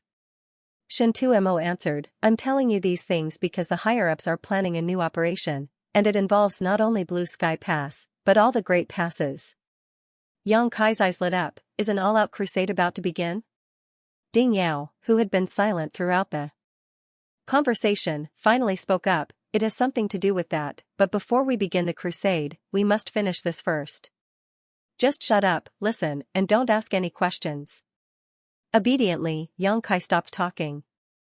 Shintuemo continued, back in the ancient era, the Black Ink clan were on a rampage, and the great territories were falling rapidly. In the face of this threat, some human-grade experts banded together and created 108 great passes in the Black Ink battlefield to fight back against the Black Ink clan. This initiative has blessed the following generations to this day. Without these 108 great passes, the current 3,000 worlds might have already become the Black Ink clan's territory, and you and I might never have existed. Although these 108 passes seem to be fighting independent campaigns, in reality, we are all closely connected into one, creating a strong line of defense. While he was talking, he stretched out his hand and drew something in the air. Then, pure world force gathered together to become a large tapestry of light. Under his control, the light rays divided into two distinctive areas, one white and one black. He then pointed at the white area, this region corresponds to the 3,000 worlds. After that, he pointed at the black area, and this represents the Black Ink battlefield. He then pointed at the middle area between the two, and a drop of golden light suddenly appeared, this is the no-return pass, which has been guarded by the Dragon and the Phoenix clans since ancient times. It is also the only connection point between the 3,000 worlds and the Black Ink battlefield. All reinforcements from the cave heavens and paradises, as well as our resources from the 3,000 worlds must pass through the no-return pass. So, we can say that the no-return pass is the 3000 world's last line of defense. With a wave of his hand, Xianxia caused more than 100 golden lights to appear in the black ink battlefield region and arrange themselves into a semicircle that shielded the no-return pass. This was the first time Yang Kai clearly saw the actual arrangement of all 108 great passes in the black ink battlefield. He asked in shock, "Is this the real arrangement of all the great passes?" Xianxia nodded and explained, "That's right. Such an arrangement can ensure that every great pass has a theater to defend, and as long as we can defend our own theaters, the Black Ink clan will never be able to step foot in the 3000 worlds." Yang Kai was astonished. The ancient great expert's abilities are truly awe-inspiring. At that moment, Ding Yao came forward with his hands behind his back. "We humans have been relying on this defense line to hold back the Black Ink clan for countless years. Although we've sacrificed more elite soldiers than we can count, we were able to ensure the freedom of the 3000 worlds. However, something happened 30,000 years ago, which completely changed our situation." While saying so, he stretched out his hand, and under Yang Kai's gaze, one of the over 100 golden lights suddenly turned black. Yang Kai felt his heart sink and could vaguely guess what had happened 30,000 years ago. As he expected, Ding Yao elaborated, 30,000 years ago, the Black Ink clan managed to break through Great Evolution Pass, which was guarded by Great Evolution Paradise. The old ancestor of Great Evolution Pass led tens of thousands of soldiers to fight with the Black Ink clan for several years, and the whole army was almost wiped out while the old ancestor himself died in battle. Since then, Great Evolution Pass has been in the hands of the Black Ink clan. Despite having guessed as much, Yang Kai still felt depressed when hearing Ding Yao mention this incident. Almost the entire army of a great pass was wiped out, and even the old ancestor overseeing the pass had died in battle. That battle must have been a huge blow to the humans, as it was not only the loss of a great pass, but also the annihilation of a paradise. That was the first and only time since ancient times that humans lost a great pass. That battle also caused the Great Evolution Paradise to wither away. The humans considered that matter a great shame, which is why Yang Kai had never heard about it directly despite joining the Black Ink battlefield for over 300 years. Those who knew about this were mainly the 8th Order Open Heaven Realm Masters, who wouldn't tell him such things. Cultivators under the 8th Order had no idea about this incident. In fact, Yang Kai first heard about this news from Heiyuan Territory Lord. Yang Kai didn't know what actually happened 30,000 years ago that caused Great Evolution Pass demise, but he knew that something was obviously not right about that battle because not only was the army almost wiped out, but even the 9th Order Old Ancestor had been killed. An Old Ancestor's strength is on par with that of a Royal Lord, or possibly even slightly superior, so how could the Black Ink clan manage to easily defeat a Great Pass with an Old Ancestor assuming command? Also, why did the Great Evolution Pass fall so quickly? Yang Kai asked in confusion. Ding Yao explained, though an Old Ancestor can fight a Royal Lord to a standstill quite easily, what about when it's 2 against 1? Yang Kai was shocked. Did the Black Ink clan deploy 2 Royal Lords to that battle? Nodding, Ding Yao replied, "We only learned about this after the fact. It's not easy for a human to advance to the 9th Order, but that is true for the Black Ink clan's Royal Lords too. Such a master might not appear even once in several thousand years. Back then, there had only been one Royal Lord in the Great Evolution Theater, and he had been fighting with the Great Evolution Pass Old Ancestor for countless years, so they knew each other very well. However, one of the territory lords advanced to become a Royal Lord, and the Black Ink clan was able to keep that hidden from Great Evolution Pass Old Ancestor. Then, while the Old Ancestor was in midst of fighting with the old Royal Lord, that newly advanced Royal Lord managed to launch a sneak attack and severely injure the Old Ancestor. How could the Old Ancestor win a battle in such a situation? Xianxia added, although the Great Evolution Pass Old Ancestor died in battle, he was able to bring down one of the Royal Lords with him. In a way, his death wasn't in vain. In a battle, where it was 2 against 1, and being severely injured, the Great Evolution Pass Old Ancestor still managed to kill one of the Royal Lords before he died. It was a feat worthy of being recorded in history. Though you're only a 7th Order Master, you've joined many secret operations, so you must know that the humans are preparing for a grand crusade. With a nod, Yang Kai replied, I understand. Then, Ding Yao pointed at the black dot symbolizing the Great Evolution Pass. If we want to start a crusade, we must first take back Great Evolution Pass. Otherwise, our lines will have a critical weak point. This is the purpose of the recent personnel rearrangement made by the Inner Sanctum. Not only is it happening in Blue Sky Pass, but also at the other Great Passes. Xianxia now understood the situation. In the meantime, he also finally understood why Grandmaster Ma Fan was so excited back then. He was one of the few remnants of Great Evolution Paradise, and now that he found out that the humans were planning to take back Great Evolution Pass, of course he would want to have a part in the campaign. Great Evolution Pass was the place his ancestors shed blood to protect and where they were buried. Standing from Grandmaster Ma Fan's point of view, he had to go take a look no matter what and pry their lost Great Pass from the Black Ink clan's clutches as revenge for his ancestors. However, Shen Mo and Ding Yao were wary about that and didn't want Grandmaster Ma Fan to join the operation, which would naturally lead to the latter flying into a rage. In such a situation, perhaps everyone would be against him joining this operation. In fact, Xianxia even suspected that Grandmaster Ma Fan was able to be enlisted into the Black Ink battlefield 200 years ago because the humans had been planning to take back Great Evolution Pass even then.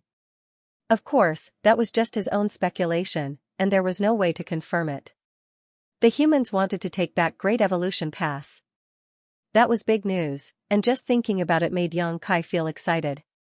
As far as the main crusade went, the first step was to recover Great Evolution Pass. That was because the Great Pass had fallen into the hands of the Black Ink clan, and if not recovered, once the humans began their crusade, the Black Ink clan might harass them from the rear. Therefore, the humans had to tie up all loose ends that might affect their crusade before it could begin. Xianxia suddenly thought of a problem. Sirs, according to your story on how Great Evolution Pass fell into the hands of the Black Ink clan, there must still be a royal lord assuming command over there. If we want to defeat a royal lord, we must have an old ancestor with us. Could it be that the old ancestor from our side will be personally leading the army to Great Evolution Pass? Although it had been quite a while since Blue Sky Theater had seen open hostilities, the old ancestor still couldn't leave the Great Pass at will. Once the Black Ink clan discovered that the old ancestor had left, they might try something. By then, they wouldn't be anyone restraining the Black Ink clan's royal lord, and although Blue Sky Pass could not be easily overtaken, such a battle would definitely cost them the forward base. Once that was gone, all their hard work for hundreds of years would be wiped away. Blue Sky Pass wouldn't do such a stupid thing. Shen Mo replied, there will be an old ancestor leading the army in this battle to recover our territory, but not the one from our pass. Xianxia frowned. Who would it be? It wasn't an easy decision to let the old ancestor leave a theater, regardless of which Great Pass they were overseeing. You also know this old ancestor. Someone I know? Xianxia was stunned. When he thought about it, he knew only 3 old ancestors. One was Blue Sky Pass old ancestor, one was Yinyang Pass old ancestor, and the other was Myriad Demons Pass old ancestor. He hadn't met the other old ancestors yet. But Shen Mo just said that the battle to recover their territory had nothing to do with the old ancestor of Blue Sky Pass, so there were only the old ancestors of Yinyang Pass and Myriad Demons Pass. The one leading this campaign will be the old ancestor of Yinyang Pass. The image of the gluttonous little girl immediately appeared in Xianxia's mind, and his brow twitched slightly. He thought it might be the one from Myriad Demons Pass, but did not expect it to be the one from Yinyang Pass. That person was not very reliable. Was it really feasible for her to lead the army to recover Great Evolution Pass? However, Xianxia was more concerned about another thing. If she leaves, who will assume command of Yinyang Pass? Just as Blue Sky Pass old ancestor couldn't easily lead Blue Sky Pass, Yinyang Pass had the same situation. The presence of each old ancestor was a great deterrent to the Black Ink clan. Hearing his question, Ding Yao hesitated for a moment and said, 200 years ago, Yinyang Pass Southern Army Commander, Wu Qing exhibited signs of a breakthrough, so he returned to the 3,000 worlds via the no-return pass. He then succeeded in breaking through to the Ninth Order Open Heaven realm at Red Cloud's Cave Heaven. Not knowing whether he had felt it wrongly, Xianxia felt that Ding Yao was full of envy when he said that. However, Xianxia was still surprised by the news. Senior Wu has advanced to the Ninth Order. Ding Yao and Shen Mo nodded together, and Shen Mo urged, this is a top-secret matter. Even in Yinyang Pass, only the 8th Order Open Heaven Realm Masters know about it, so don't make a big fuss about it. Yang Kai nodded instinctively, but his mind was still in a state of shock. Wu Qing had broken through to the Ninth Order Open Heaven realm. This was great news to the humans because they now had another old ancestor. Now, Yinyang Pass had two old ancestors.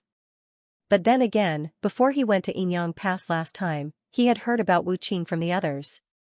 Wu Qing carried a profound fish, one of the four universe pillars, so he did not fear the black ink strength's corruption. As he was already very strong, he would frequently dive into the Black Ink clan's territory alone and stir up trouble. The Black Ink clan and Yinyang Theater resented him very much, but they couldn't do anything about it. Wu Qing had been an Eighth Order master for many years and had been on the verge of a breakthrough for some time now. Therefore, he was known as the one who was most likely to break through to the Ninth Order Open Heaven realm in recent years. That wasn't a secret among the Great Passes, but no one knew when or even if he could advance successfully. No one knew if he would suddenly have a bout of enlightenment and break through, or perhaps he would stay in the Eighth Order Open Heaven realm for another 10,000 years without any change. It was not just a matter of accumulation, but also about luck and opportunity. It was not until more than 200 years ago that Wu Qing had an epiphany and immediately returned to Red Cloud's Cave Heaven via the no-return pass. Ordinary cultivators who came to the Black Ink battlefield could never return to the 3,000 worlds, but it was different with Wu Qing's situation because he had the profound fish, so it was impossible for him to be corrupted by Black Ink strength. Moreover, he was in a special state whereby he was about to make a breakthrough, so his return was permitted as it had strategic importance. Another reason was that the process of advancing into the Ninth Order Open Heaven realm would cause a huge commotion, so if Wu Qing remained in Yinyang Pass during his advancement, the Royal Lord would definitely become aware of it. Once the Black Ink clan noticed, they would become warier. Therefore, the best choice was for Wu Qing to return to the 3,000 worlds and quietly break through at Red Cloud's Cave Heaven first. It could be said that every Eighth Order Open Heaven realm master that was about to break through to Ninth Order Open Heaven realm would be returned to the 3,000 worlds to their master sect before they break through.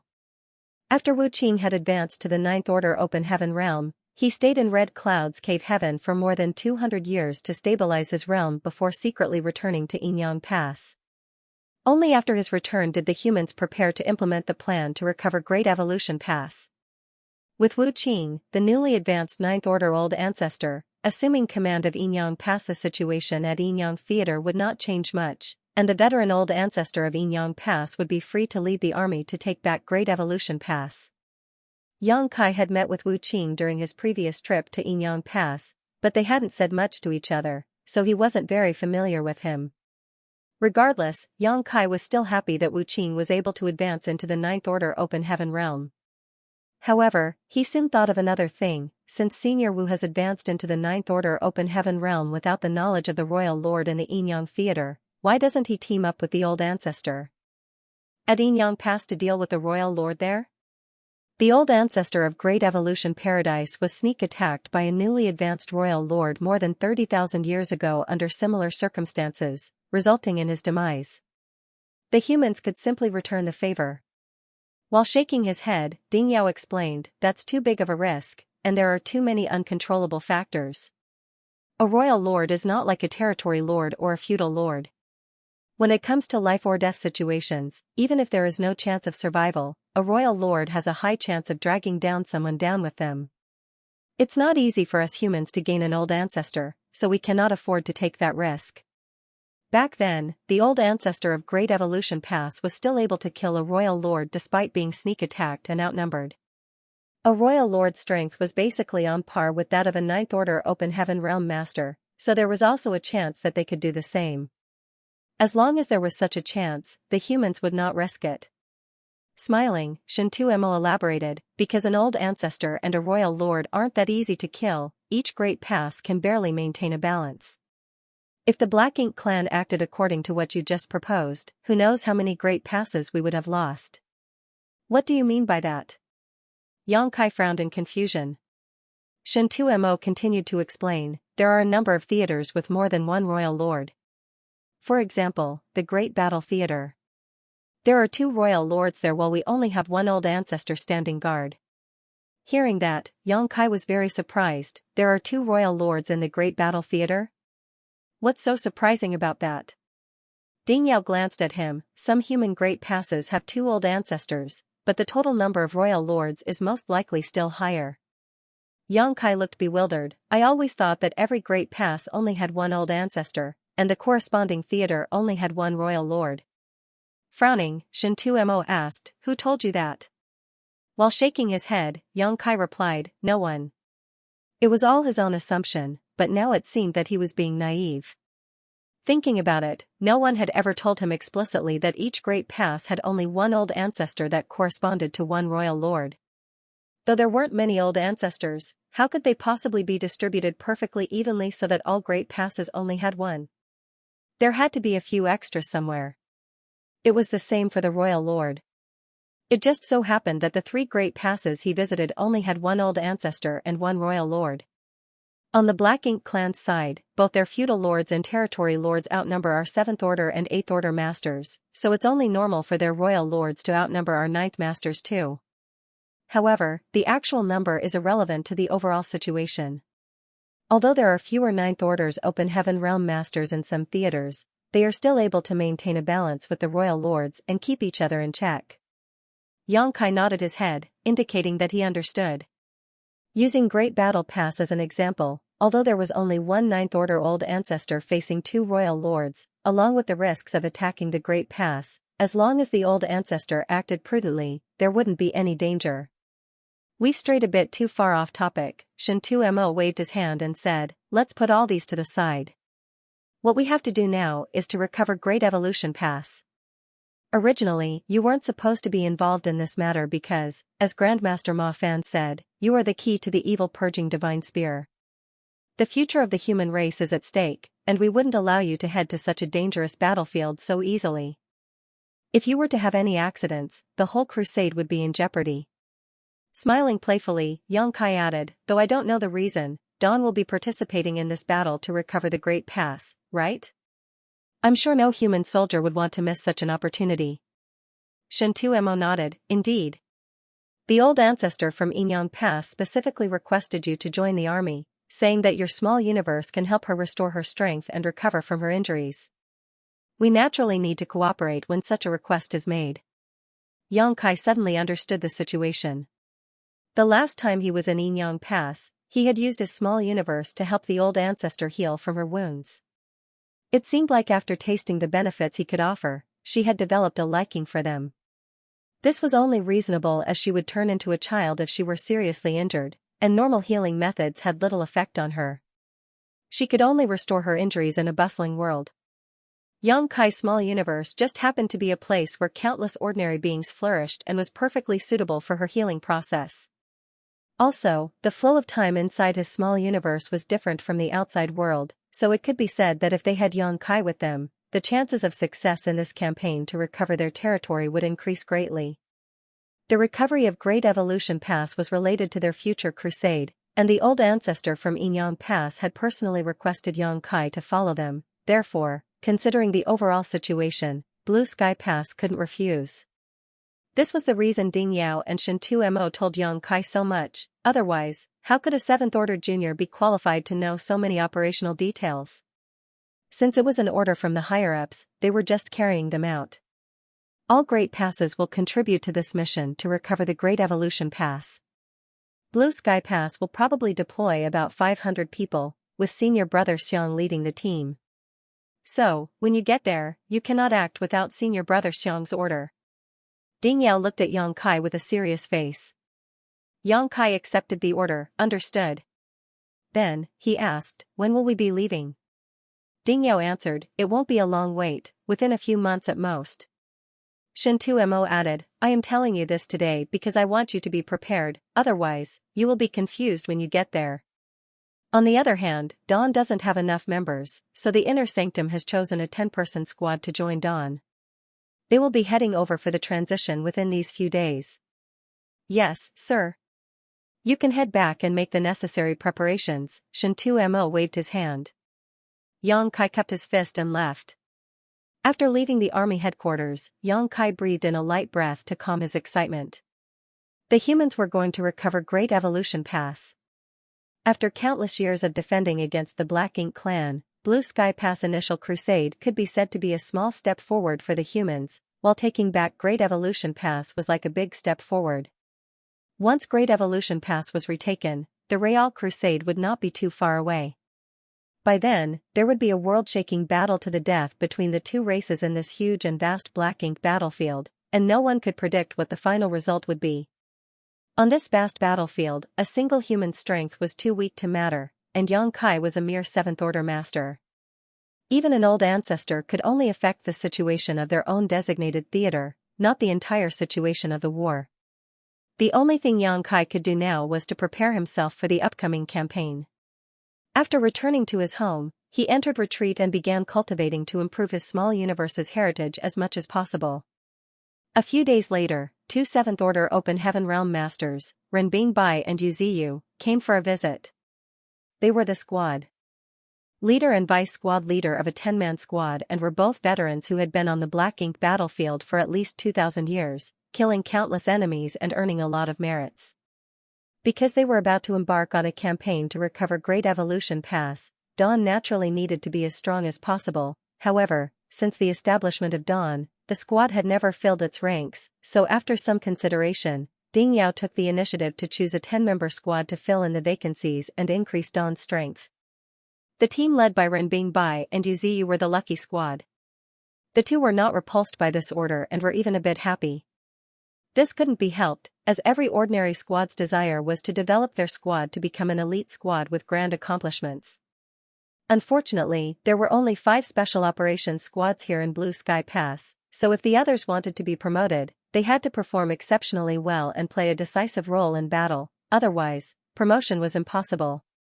The creation of Dawn was also because Yang Kai was too important for Blue Sky Pass, which was why the army commanders granted a special exception. Of course, the military merits Dawn earned after its establishment did live up to its title as a special operations squad.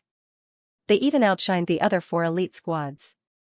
Although Renbing Bai and Yu Ziyu's squad were quite strong and had earned a lot of military merits in its time, their capabilities were still far from being able to be promoted. So, when they were suddenly ordered to join Dawn, they were a bit confused, but were still happy to report to Yang Kai. In every war it participated in, Dawn would rank first in the War Materials Hall in terms of military merits. More importantly, Dawn still had vacancies. Many cultivators wanted to join Dawn and fight as part of the squad, but unfortunately, Yang Kai, the squad leader, never intended to recruit new members over the years. Renbing Bai and Yu Ziyu did not expect that a sudden transfer order from the higher-ups would allow them to fulfill this wish. In the courtyard, Yang Kai gave the two 7th-order Open Heaven Realm Masters a warm welcome. Although they had never met each other before, they were comrades who fought together on the Black Ink battlefield, so there was no estrangement between them when talking about killing the Black Ink clan and restoring peace. After a few rounds of drinks, the atmosphere became very lively.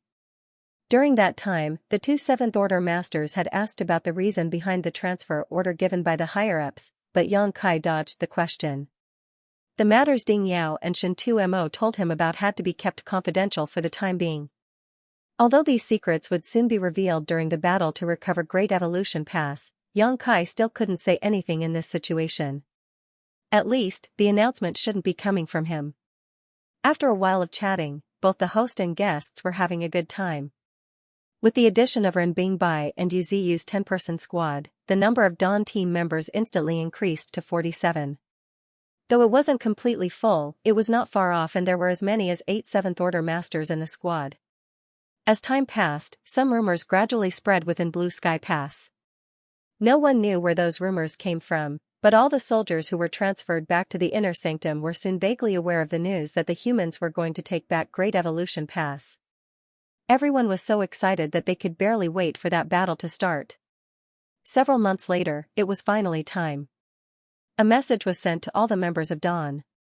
Once they had all assembled, they were led by Yang Kai to Blue Sky Pass Main Square, where squads of varying numbers had gathered from all directions of the Inner Sanctum.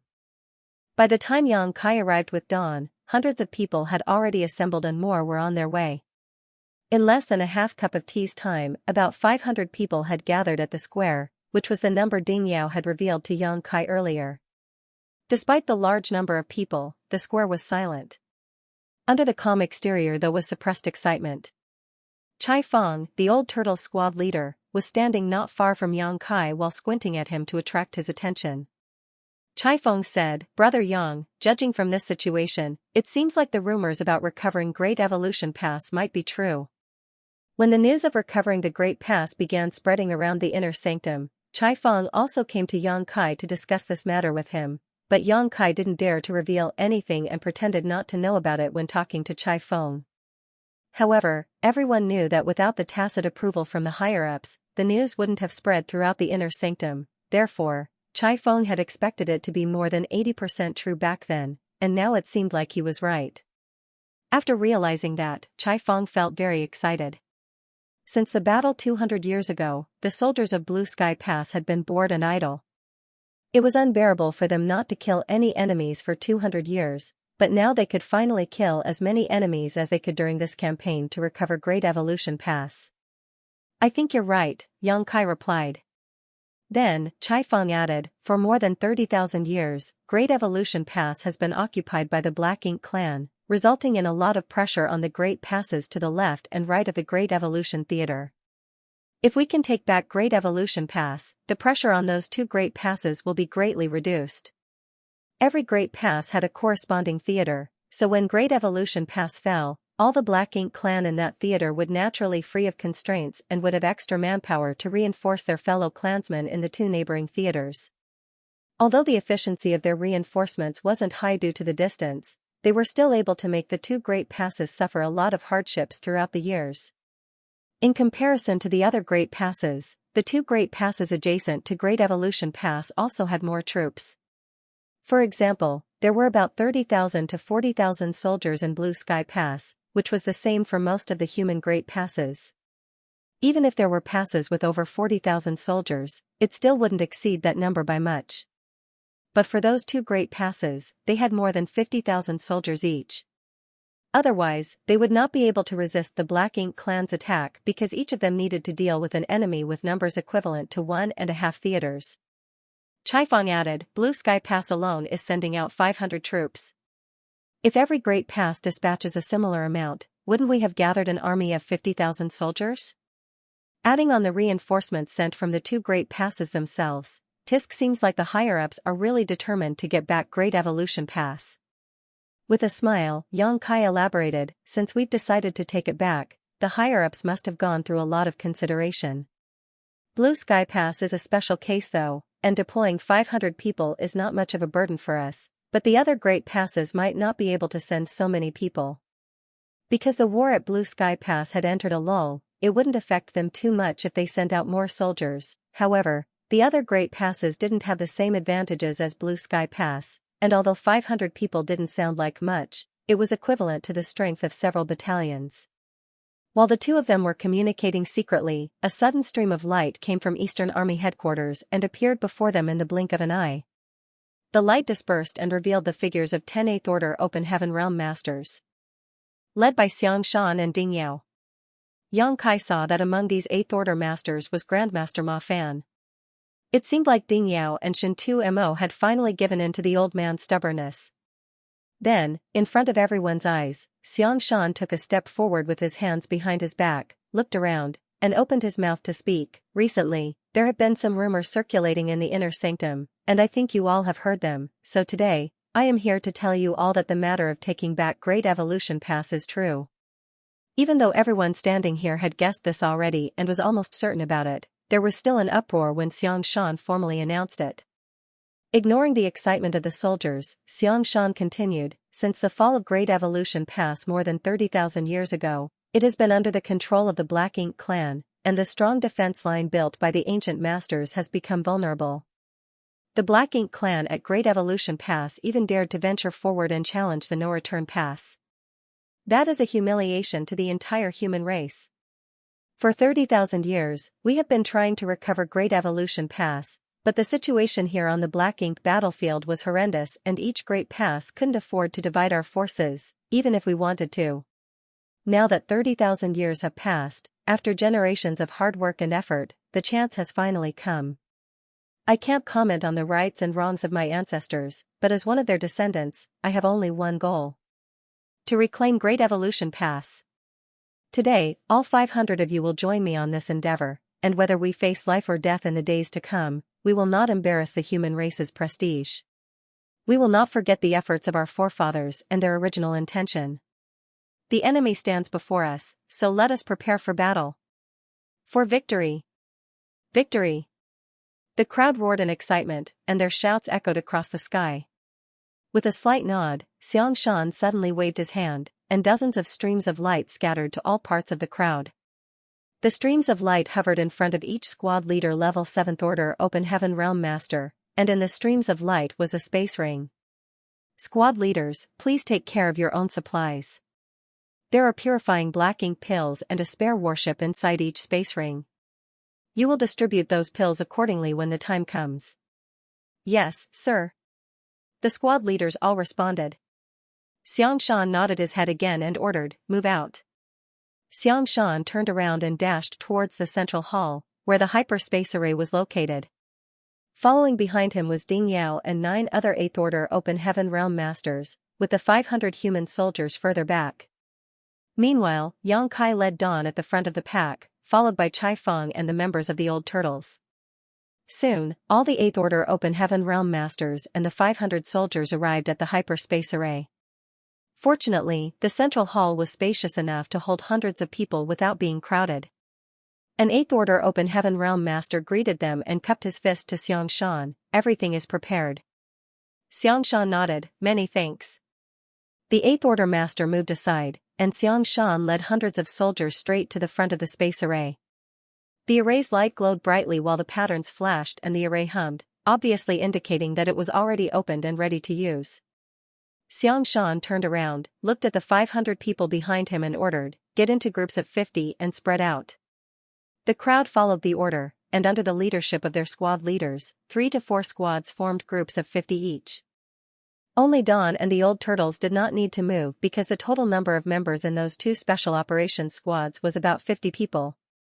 Xianxia turned his head, looked at the 8th Order Open Heaven Realm Masters around him, and nodded lightly. The next moment, the group of 8th Order Open Heaven Realm Masters moved to a group of soldiers. The one who arrived before Dawn was Grandmaster Ma Fan. No one could tell if it was prearranged, but like the other 8th Order Open Heaven Realm Masters, Grandmaster Ma Fan activated the power of his small universe, opened its portal, and turned it into a channel before he shouted to Yang Kai and the others, "Get in." Yang Kai naturally understood what the 8th Order Masters had planned, which was to use these 10 8th Order Masters to send all 500 soldiers to another Great Pass. Due to the large distance between the Great Passes, each transmission across the hyperspace array consumed a huge amount of materials. The higher the strength of the cultivator being transmitted, the more materials they would have to consume. Since Blue Sky Pass was sending 500 soldiers, it could still afford to do this one by one because it was rich with materials, but it was an unnecessary waste. It also consumed a lot of time. Instead of that, it would be better to use the 8th Order Master's small universes to expedite the process. In comparison to transmitting 500 people, transmitting 10 8th Order Masters would definitely consume far fewer materials, and it would take less time as well. As a matter of fact, whenever cultivators moved from one Great Pass to another, they would usually use this method, which was to let lower order cultivators enter the small universe of high-rank Open Heaven Realm Masters. That way, they could save as many materials as possible. The small universe of an 8th Order Masters was, if they were only to accommodate 5th Order Masters, capable of carrying upwards of 1,000 people. If they were trying to hold 6th Order Masters, around 100 people would be the limit. For 7th Order Masters, perhaps 10 would be the limit. Any more would add a significant burden to the 8th Order Master's small universe and cause unnecessary trouble. Therefore, after Xianxia and others had carefully discussed this matter, they thought that using 10 8th Order Open Heaven Realm Masters to transport 500 people would be the best choice.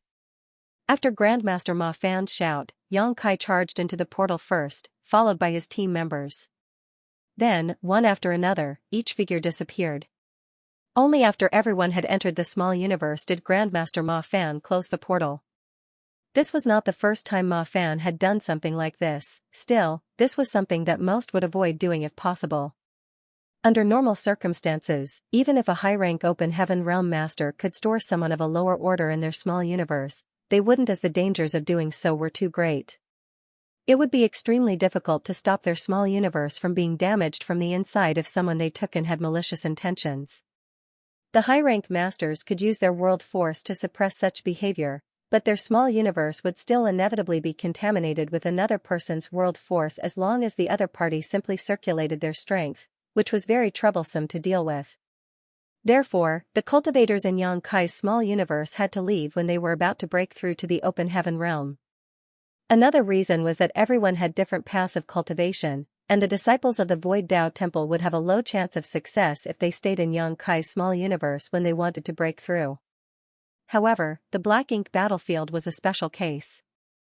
It wasn't uncommon to see high-rank open heaven realm masters using their small universe to accommodate lower-order masters. All humans here were life and death comrades and fought side by side, so trust was not an issue. After receiving the entire Dawn squad, Grandmaster Ma Fan turned a little pale despite receiving less than 50 people. On the other hand, Xianxia and others all seemed normal, especially Xianxia. He had taken in nearly 60 people yet still seemed like he was perfectly fine. From that, it was obvious that though the two were in the same realm, Ma Fan's heritage was incomparable to those veteran 8th Order Open Heaven Realm Masters from Blue Sky Pass. After all, the Tao of artifact refining consumed a lot of his time and energy, so his foundation was not nearly as rich. After receiving all 500 people into their small universes, the 8th Order Open Heaven Realm Masters did not immediately teleport away through the array but instead stood in place and waited in silence.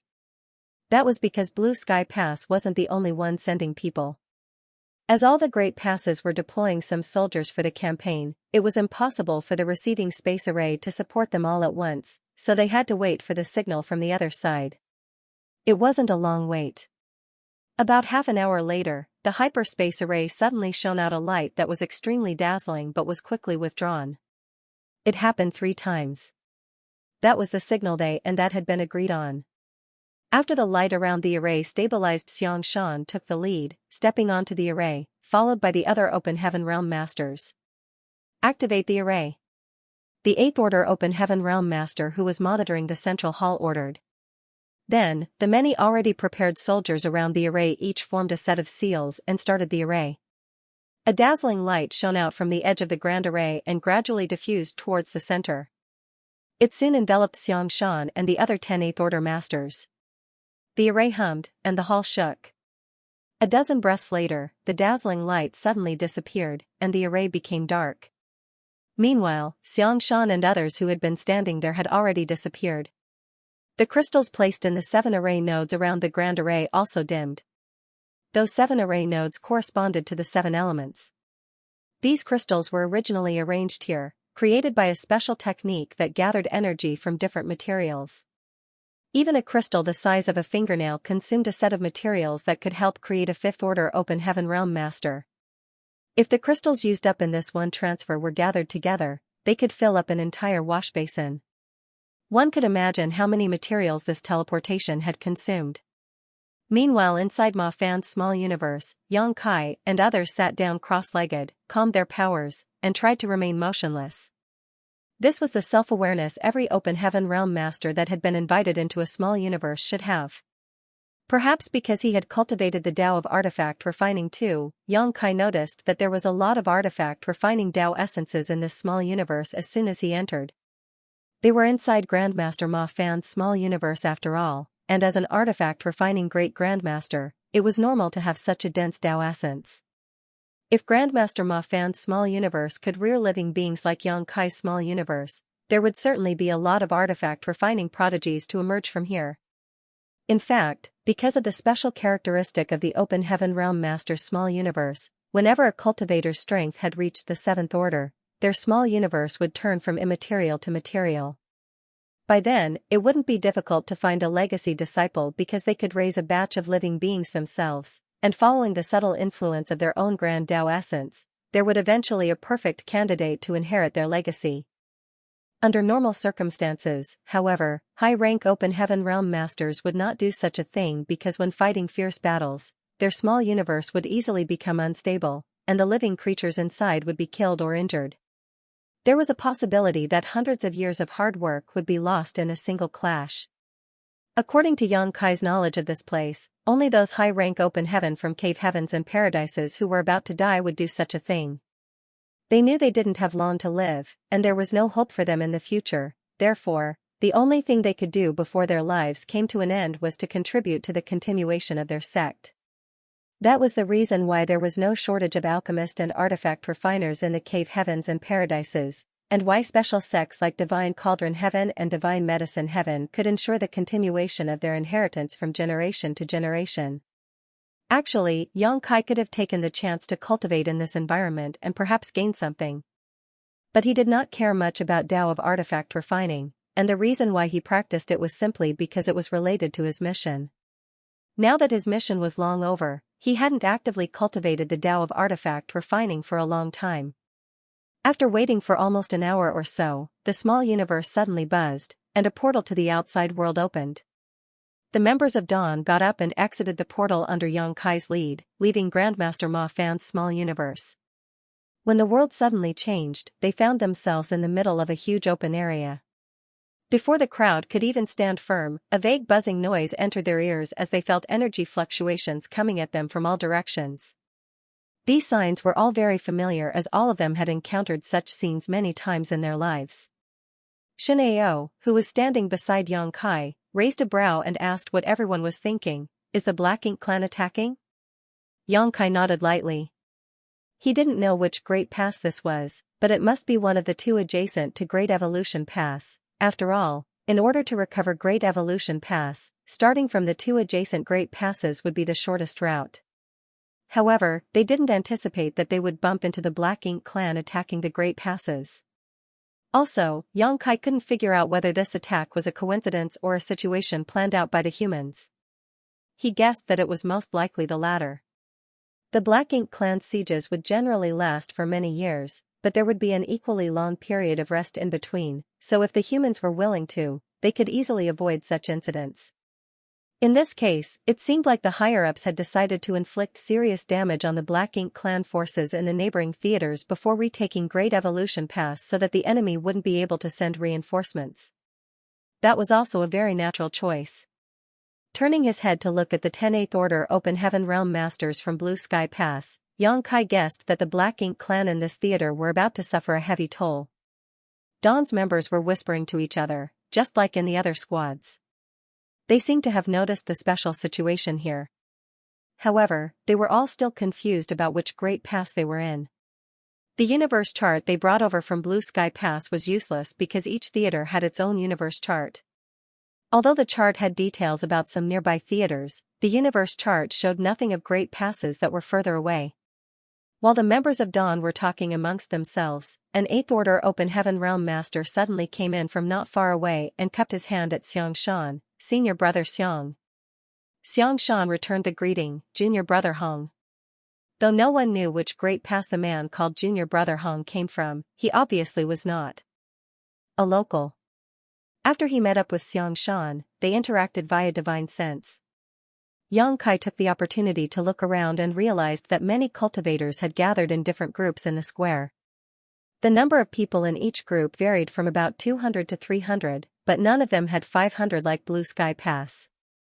Those groups of cultivators gathered together should have been the soldiers deployed by various passes, and it seemed like Xianxia's guess was right. Because the situation in Blue Sky Pass was different, they could deploy 500 soldiers, while the other Great Passes couldn't deploy as many. In contrast to the 30,000 to 40,000 soldiers in each Great Pass, a few hundred people wouldn't affect their strength too much.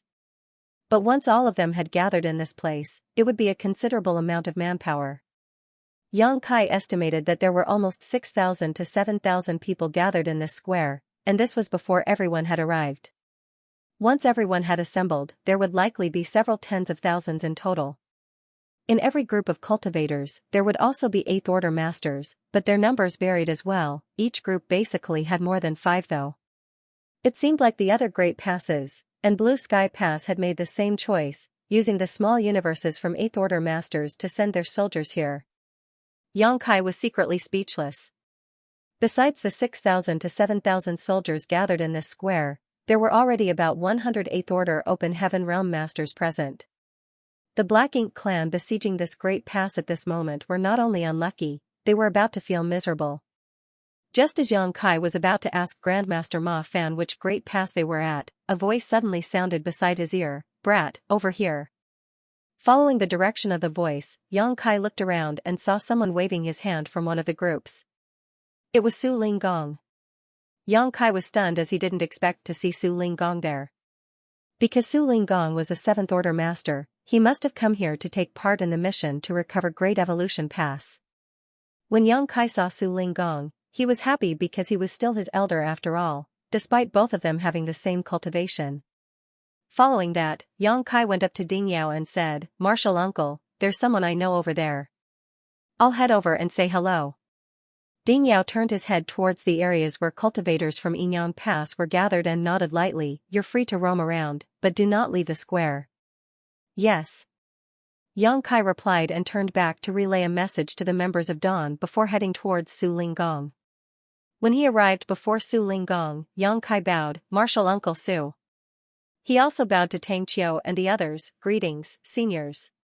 On Yinyang Pass side, not only did Su Linggong join this mission, but so did Tang Qiu and several other familiar faces. Among these 8th Order Open Heaven Realm Masters, there were some whom Yang Kai knew and some he didn't. Standing behind Su Linggong were Qin Kuei and Su Yingshui, who also nodded at Yang Kai as a greeting. Su Linggong slapped his hand on Yang Kai's shoulder and laughed heartily, "I never thought we would have the chance to fight side by side again. It's good to have you with us because you tend to cause a lot of commotion, which I enjoy the most." Hearing that made Yang Kai laugh.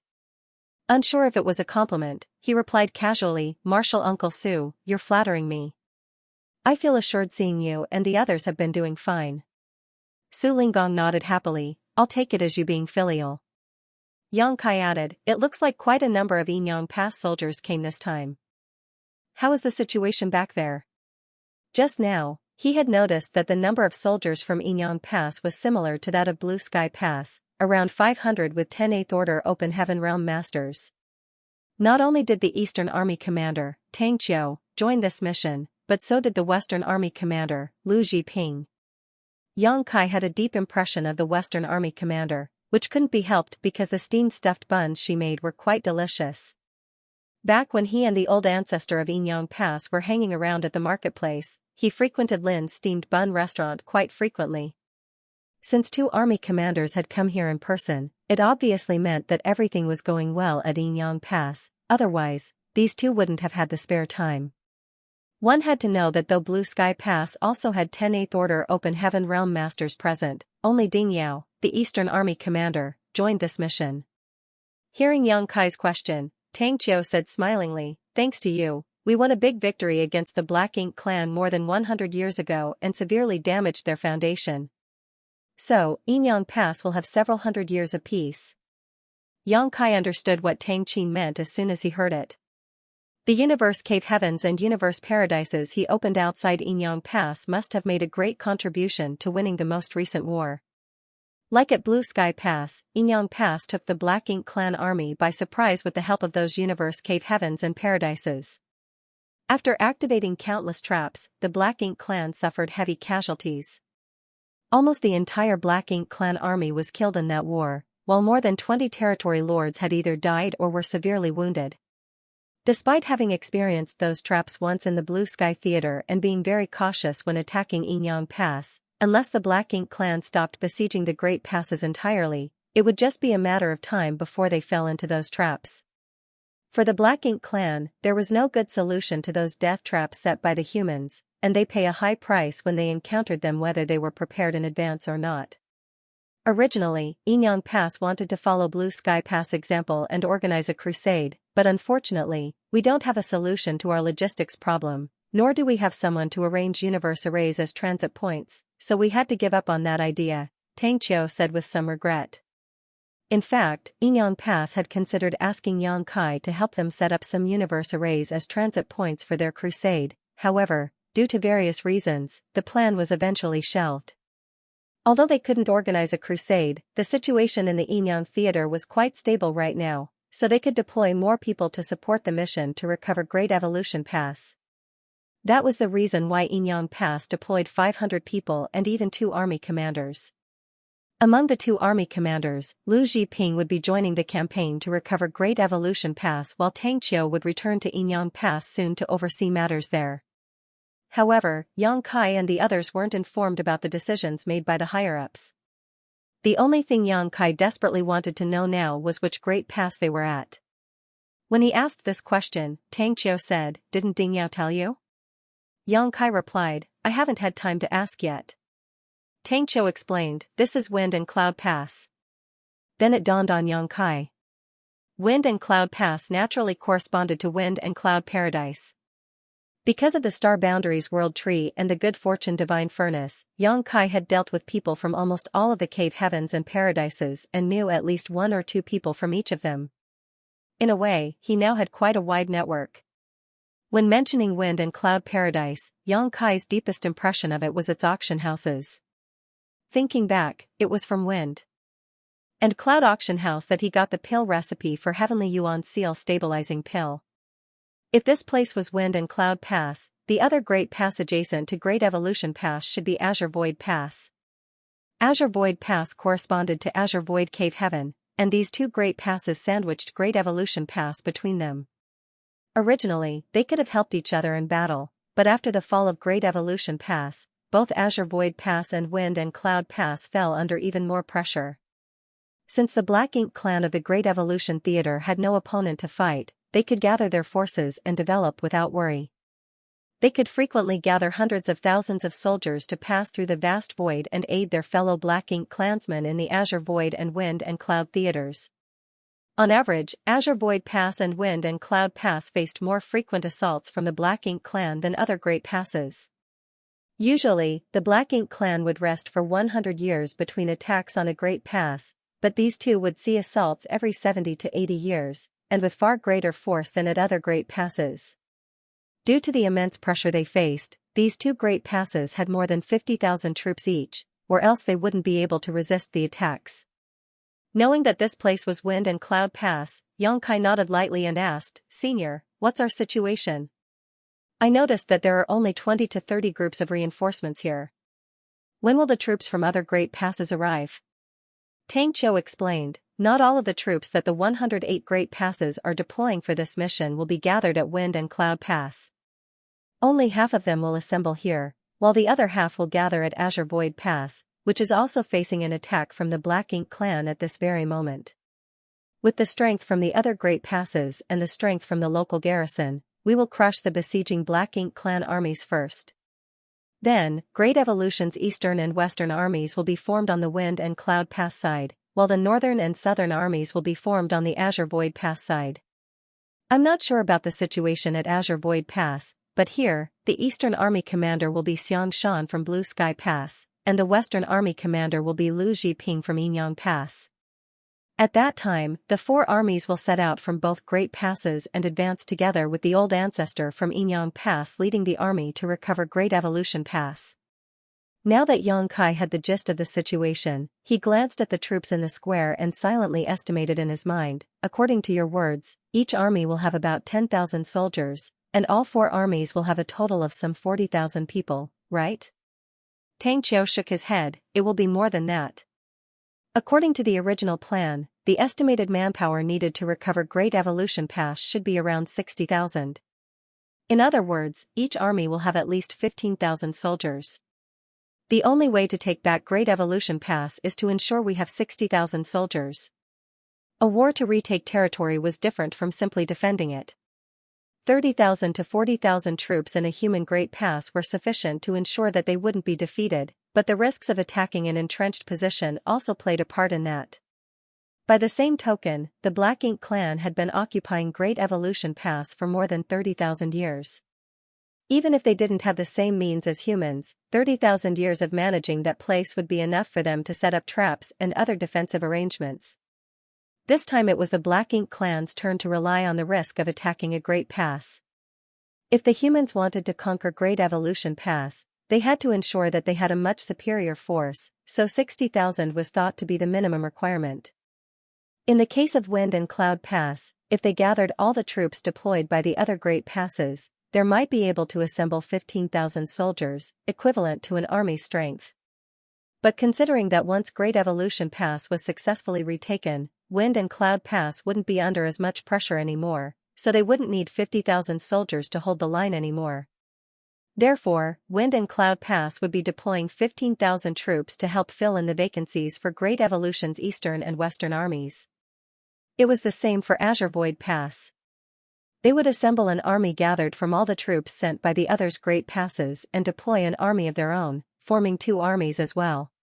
The eastern, southern, western, and northern armies would meet at Great Evolution Pass, where Xianxia Pass' old ancestor would take command and decide how to recover the Great Pass, which had been lost for more than 30,000 years. Xianxia let out a light sigh as he spoke with mixed emotions. We don't know how many of us will survive this battle. Young boy, this campaign to recover our lost territory will be more dangerous than any battle you've faced before. You must remember not to act impulsively and put your safety first out of all things.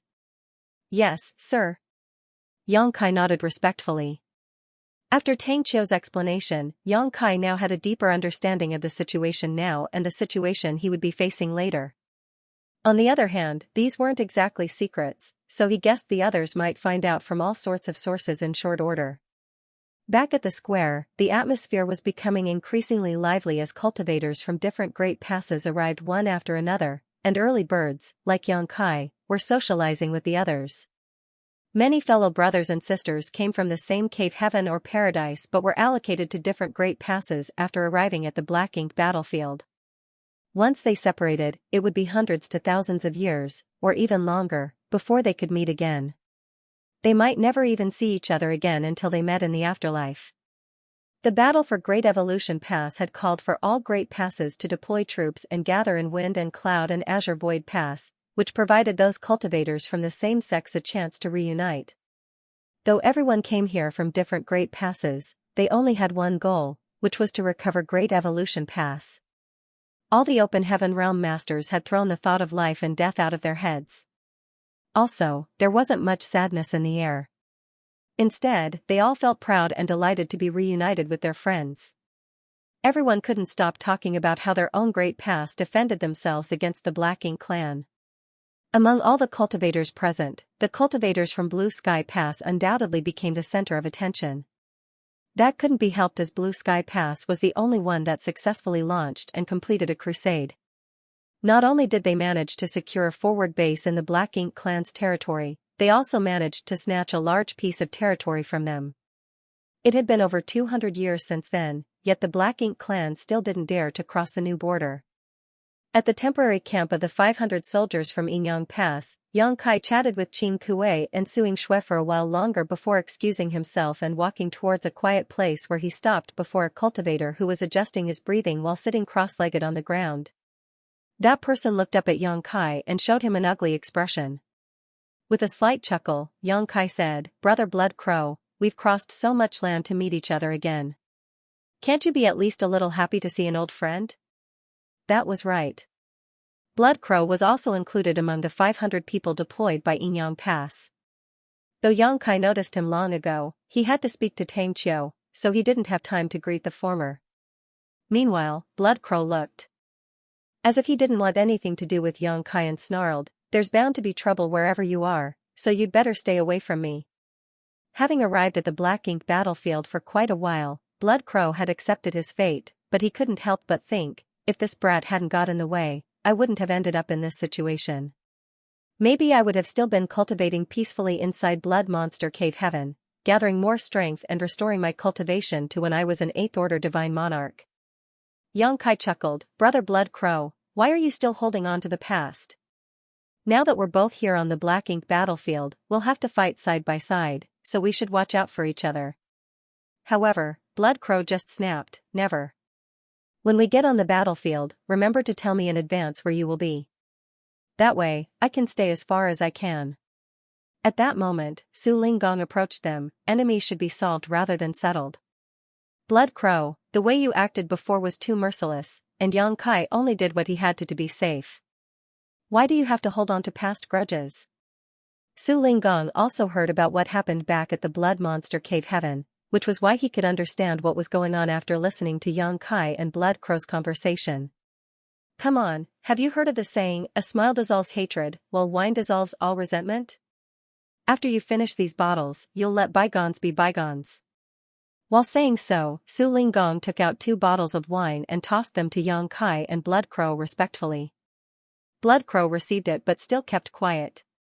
Then, Su Linggong slapped Blood Crow's shoulder with so much force that his figure shrank a little. Following that, Su Linggong ordered, "Drink. If you don't, I'll take it as you having no respect for me."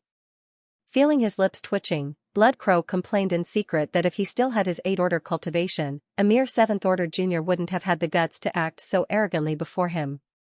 But with his current situation, he could only suppress his anger and abide by Su Linggong's words. After opening the bottle, he raised his head and gulped down the wine. Yang Kai smiled and drank his wine as well. In the meantime, Su Linggong laughed heartily, "Very good. That's how you should solve grudges." Wind and Cloud Pass only had one hyperspace array, but had to receive troops sent from more than 50 great passes, so it naturally took quite a long time.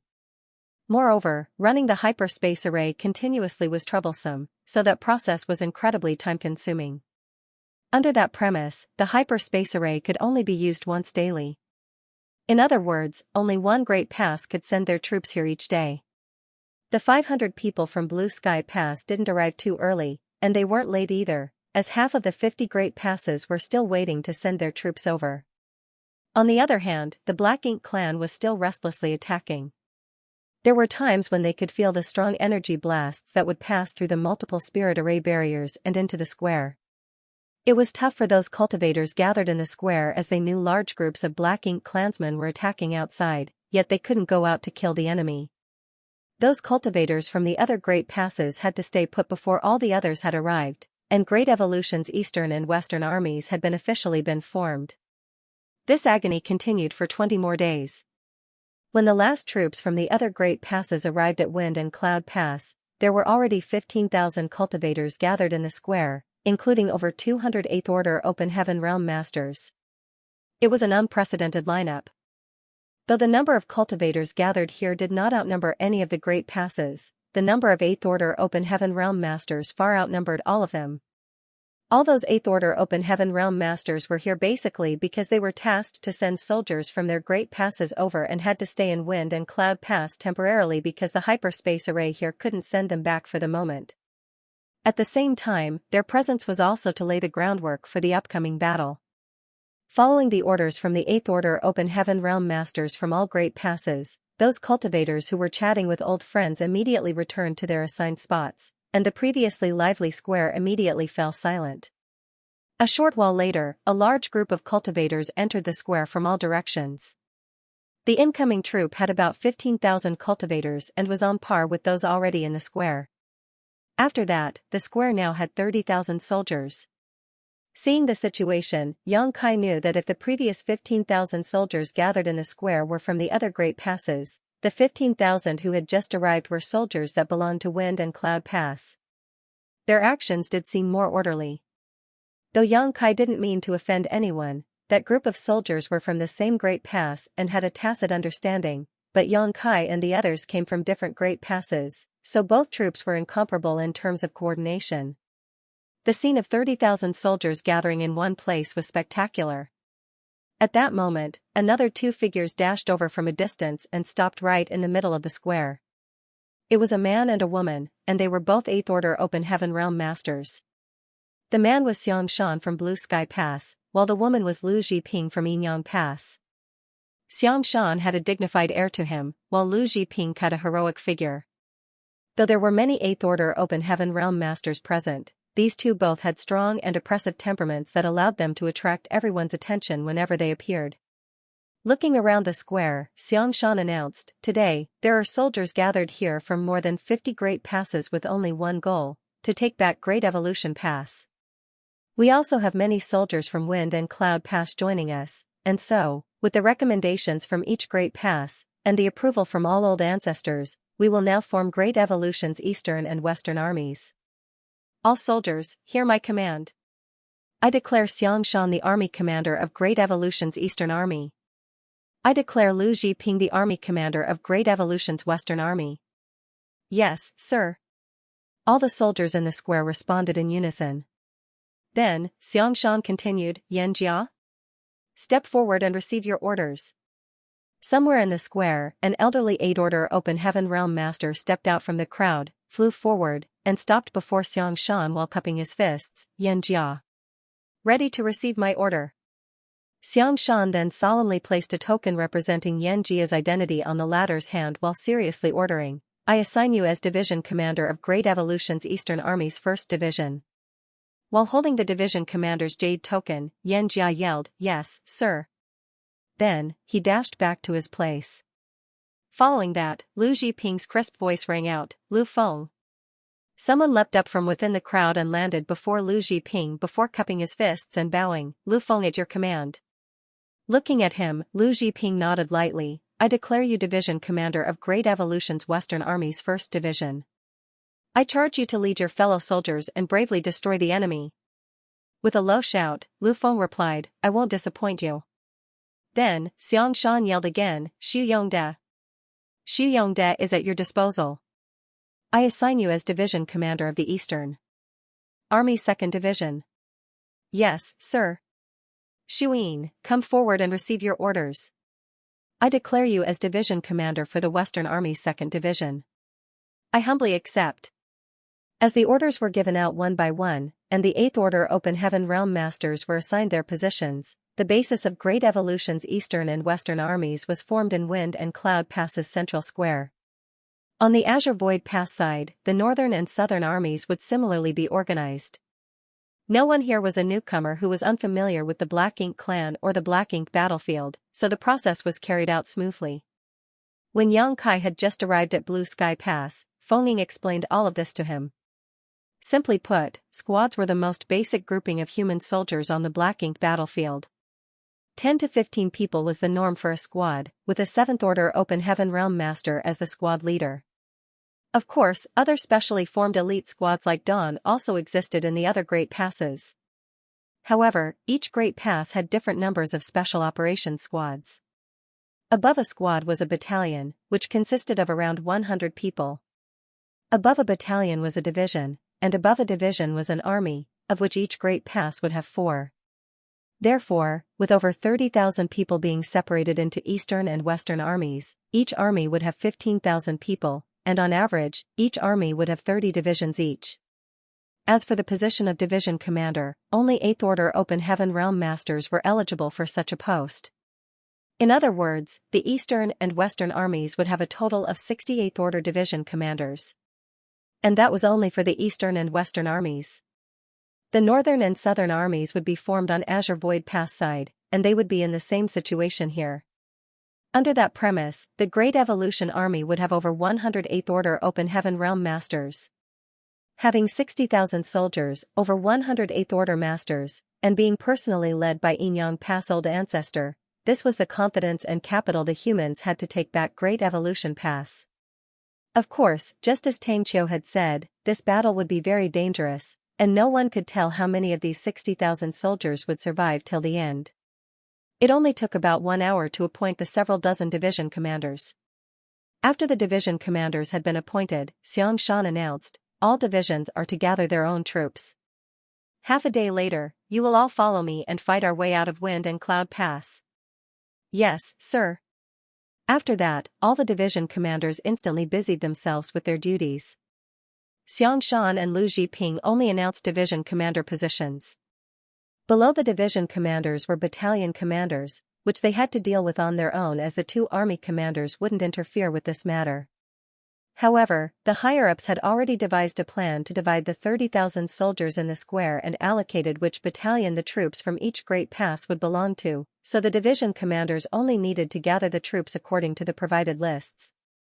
While Yang Kai and the others were waiting for the troops to be organized, the 8th Order Open Heaven Realm Masters weren't idle. As allocating personnel also required careful selection, all the members for each battalion and division needed to be coordinated in advance. The square was constantly filled with shouts from each division commander as they delegated positions to the soldiers.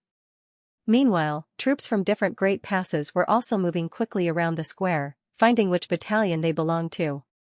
Yang Kai and Chai Feng looked at each other, and the latter said, "Brother Yang, I don't think we'll be allocated to the same battalion, but I think we should ask about how we will be operating during battle." Since the two special operations squads had about 50 people each, equivalent to half a battalion's strength, they naturally wouldn't get allocated into the same battalion. Moreover, back at Blue Sky Pass, the special operations squads didn't follow the same arrangements as the others and only reported to the army commanders. Yang Kai nodded lightly. "Brother Chai is right. Let's go." The two then walked towards Xianxia.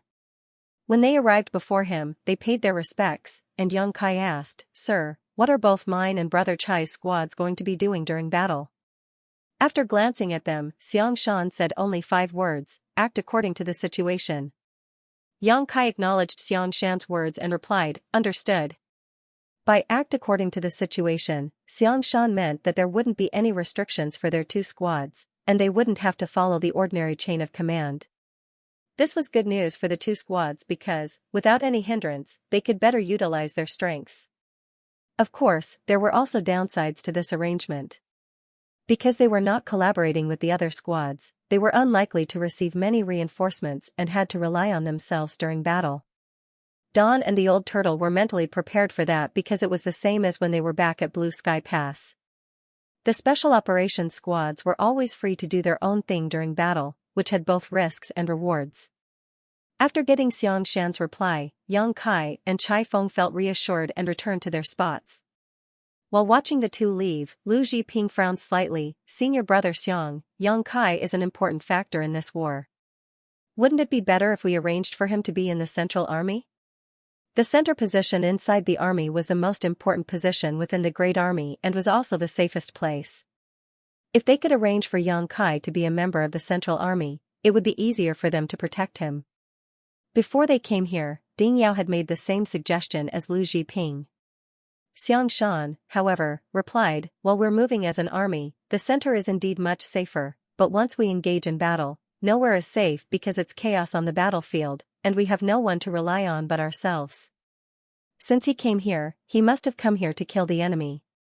That brat has been through all sorts of incredible situations already and survive, so it won't be easy for him to find himself in grave danger.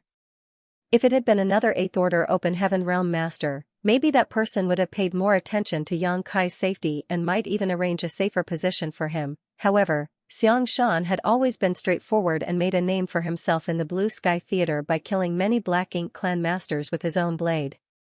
For a person like him, how could he possibly give Yang Kai special attention? In his opinion, every soldier was the same, and soldiers who could kill the Black Ink clan were good soldiers.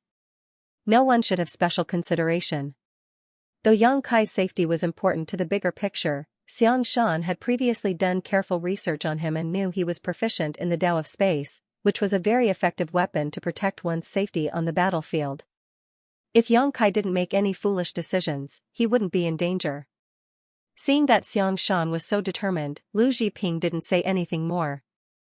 Before half a day was up, the Eastern and Western armies had been successfully formed, and each division and battalion was organized and ready, releasing murderous intent into the air. Until this moment, the Black Ink clan was still attacking, and they seemed to be pushing harder than before. The entire Wind and Cloud Pass seemed to be filled with the reverberating echoes of explosions from outside attacks. Though several shields and barriers were blocking the fallout, the rumbling could still penetrate to the inner sanctum. The Wind and Cloud Pass originally had 50,000 soldiers, and they relied on this great army, which exceeded the other great passes in numbers, to ward off the enemy. However, 15,000 out of the original 50,000 soldiers were chosen to join Great Evolution's Eastern and Western armies. In other words, the number of Wind and Cloud Pass soldiers was now around 35,000. Though relying on the great strength of the Great Pass could help those 35,000 soldiers defend Wind and Cloud Pass for a time, they were still in a disadvantageous spot on the battlefield with their diminished numbers. The current range of movement for Wind and Cloud Pass soldiers had been reduced to within a 10,000 kilometers radius of the outer walls. Such a region was the most effective range for the defensive artifacts and arrays of the Great Pass. Any further away and the amount of support that could be given would drop off significantly. The Black Ink clan army was ecstatic about the humans' sudden weakened force. After many years of battling each other, the Black Ink clan had never gained such a large advantage. Though they weren't sure why the human army's strength had suddenly weakened, the territory lords responsible for organizing this siege saw hope for victory. It was as if the Black Ink clan only had to fight a little harder, and they would be able to take down this human Great Pass and make it into the Second Great Evolution Pass. The Black Ink clan had yet to gain any further ground in this vast Black Ink battlefield since the successful conquest of their first human Great Pass 30,000 years ago because the humans' persistence and tenacity rendered them unable to do so. If they could secure Wind and Cloud Pass, it would definitely be a big blow to the humans' morale, and the Black Ink clan soldiers at Wind and Cloud Theater would become heroes. Therefore, the Black Ink clan had almost deployed all of their forces to the battlefield, wanting to successfully conquer Wind and Cloud Pass in one fell swoop and kill off every human here. A royal lord hid inside a large Black Ink cloud, silently watching everything. It had been 20 years since his army began attacking Wind and Cloud Pass, and he had fought with the old ancestor keeping watch over the Great Pass 3 times. Every time they battled, it would cause a huge commotion, yet it would always end in a tie, with both of them suffering some minor injuries.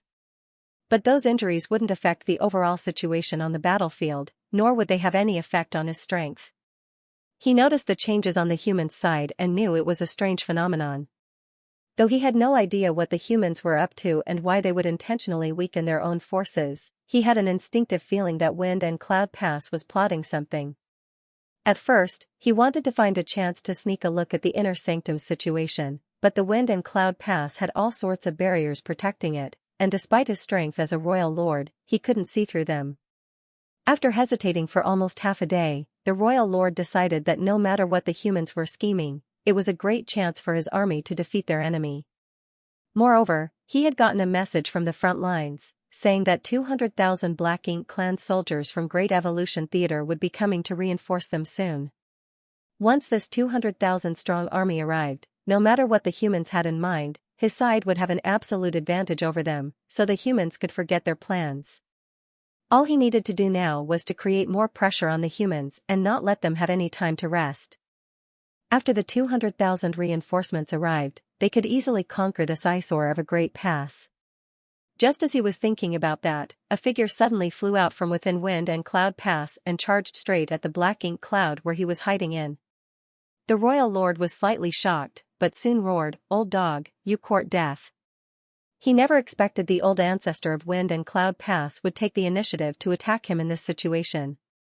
Both races had been at war for countless years, and with the Wind and Cloud Pass special situation, it wasn't easy for the old ancestor to actively launch an attack. Therefore, he had always been the one to initiate the battle between the royal lord and the old ancestor. It was very rare that this old ancestor would come to him to pick a fight. During all 3 times they had battled in recent years, the royal lord had always been the first to make a move, with the human old ancestor having to accept his challenge for a battle.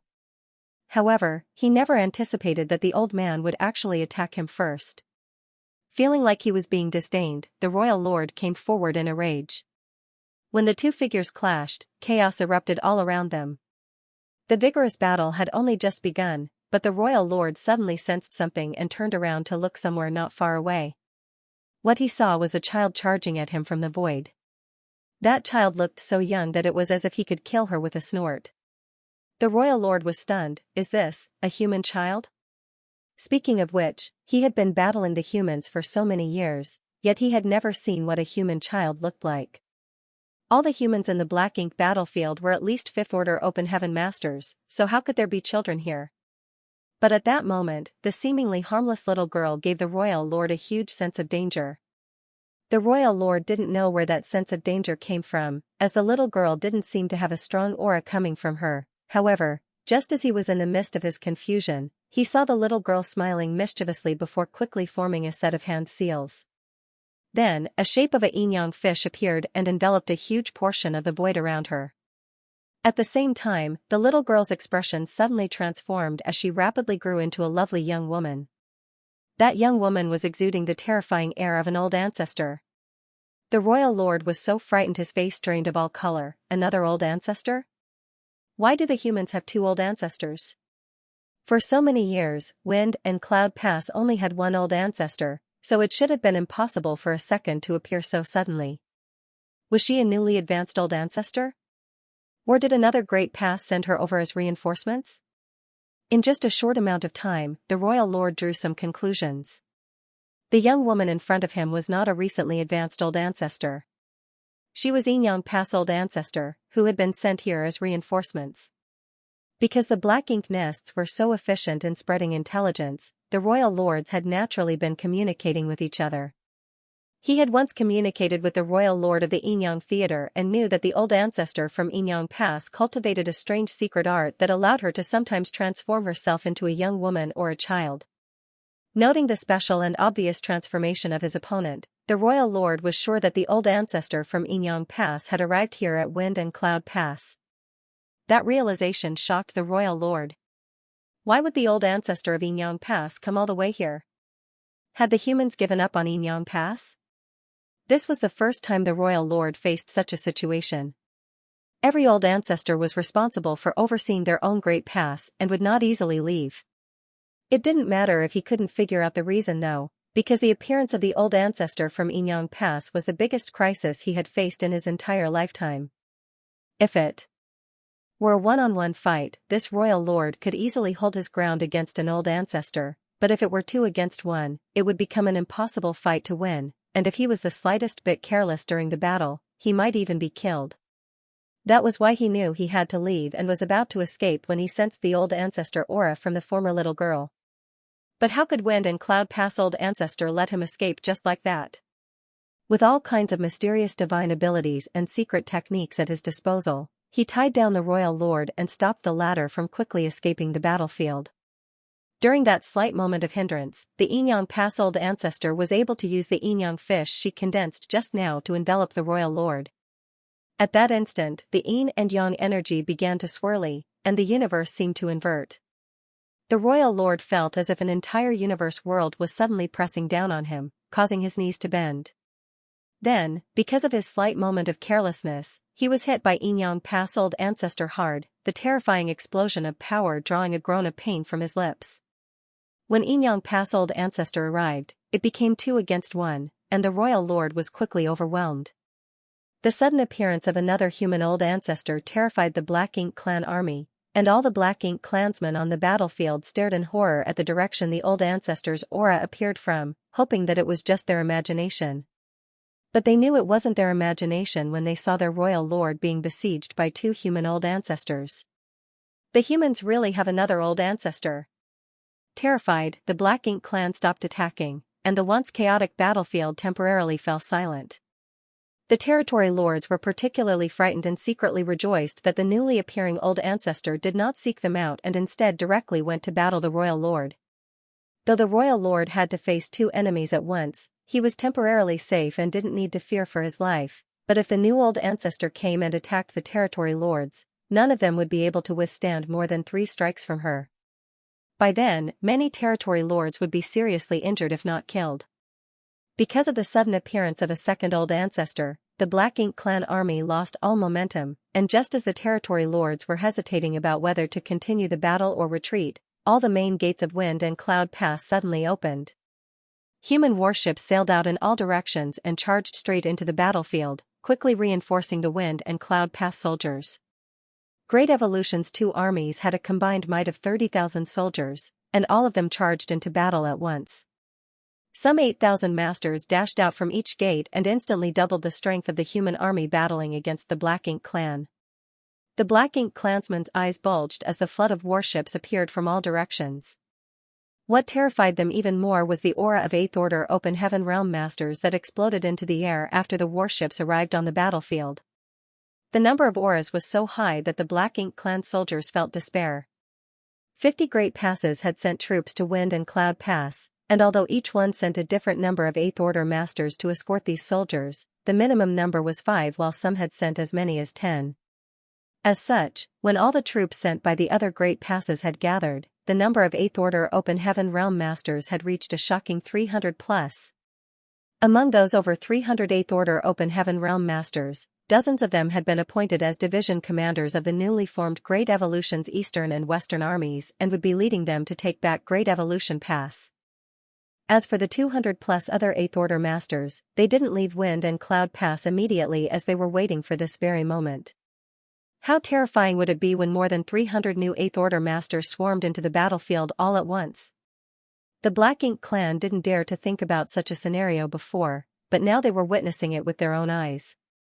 Their confidence was immediately crushed like dry weeds. Suddenly, the odds were absolutely against them. The territory lords finally understood why the new old ancestor hadn't come to find trouble with them. There was simply no need for her to. The old ancestor had her own opponent, which was the royal lord, and the two old ancestors could easily suppress their opponent and if they were lucky, might even be able to kill him. In comparison with a few territory lords, of course it was more valuable to kill a royal lord.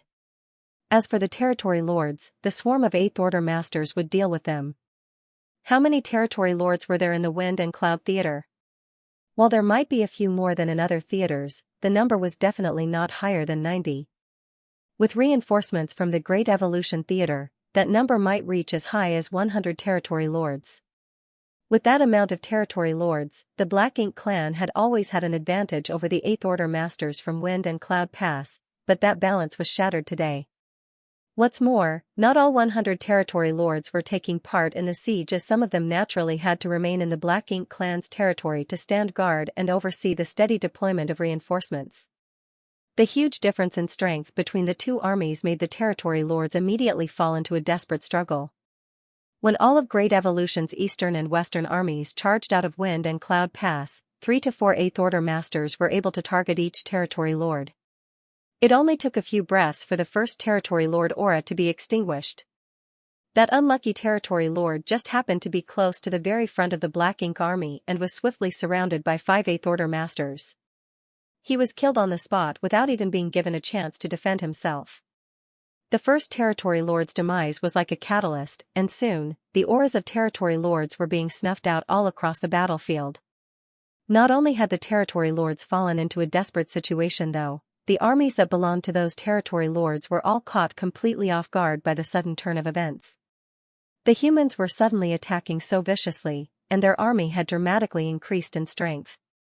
This great change of fortunes made the Black Ink clan's originally advantageous situation fall into a complete rout. As the warships sailed across the battlefield, swaths of Black Ink clansmen were slaughtered. All across the battlefield, large patches of void were wiped clean by powerful divine abilities and secret techniques or the offensive arrays of the swarming warships.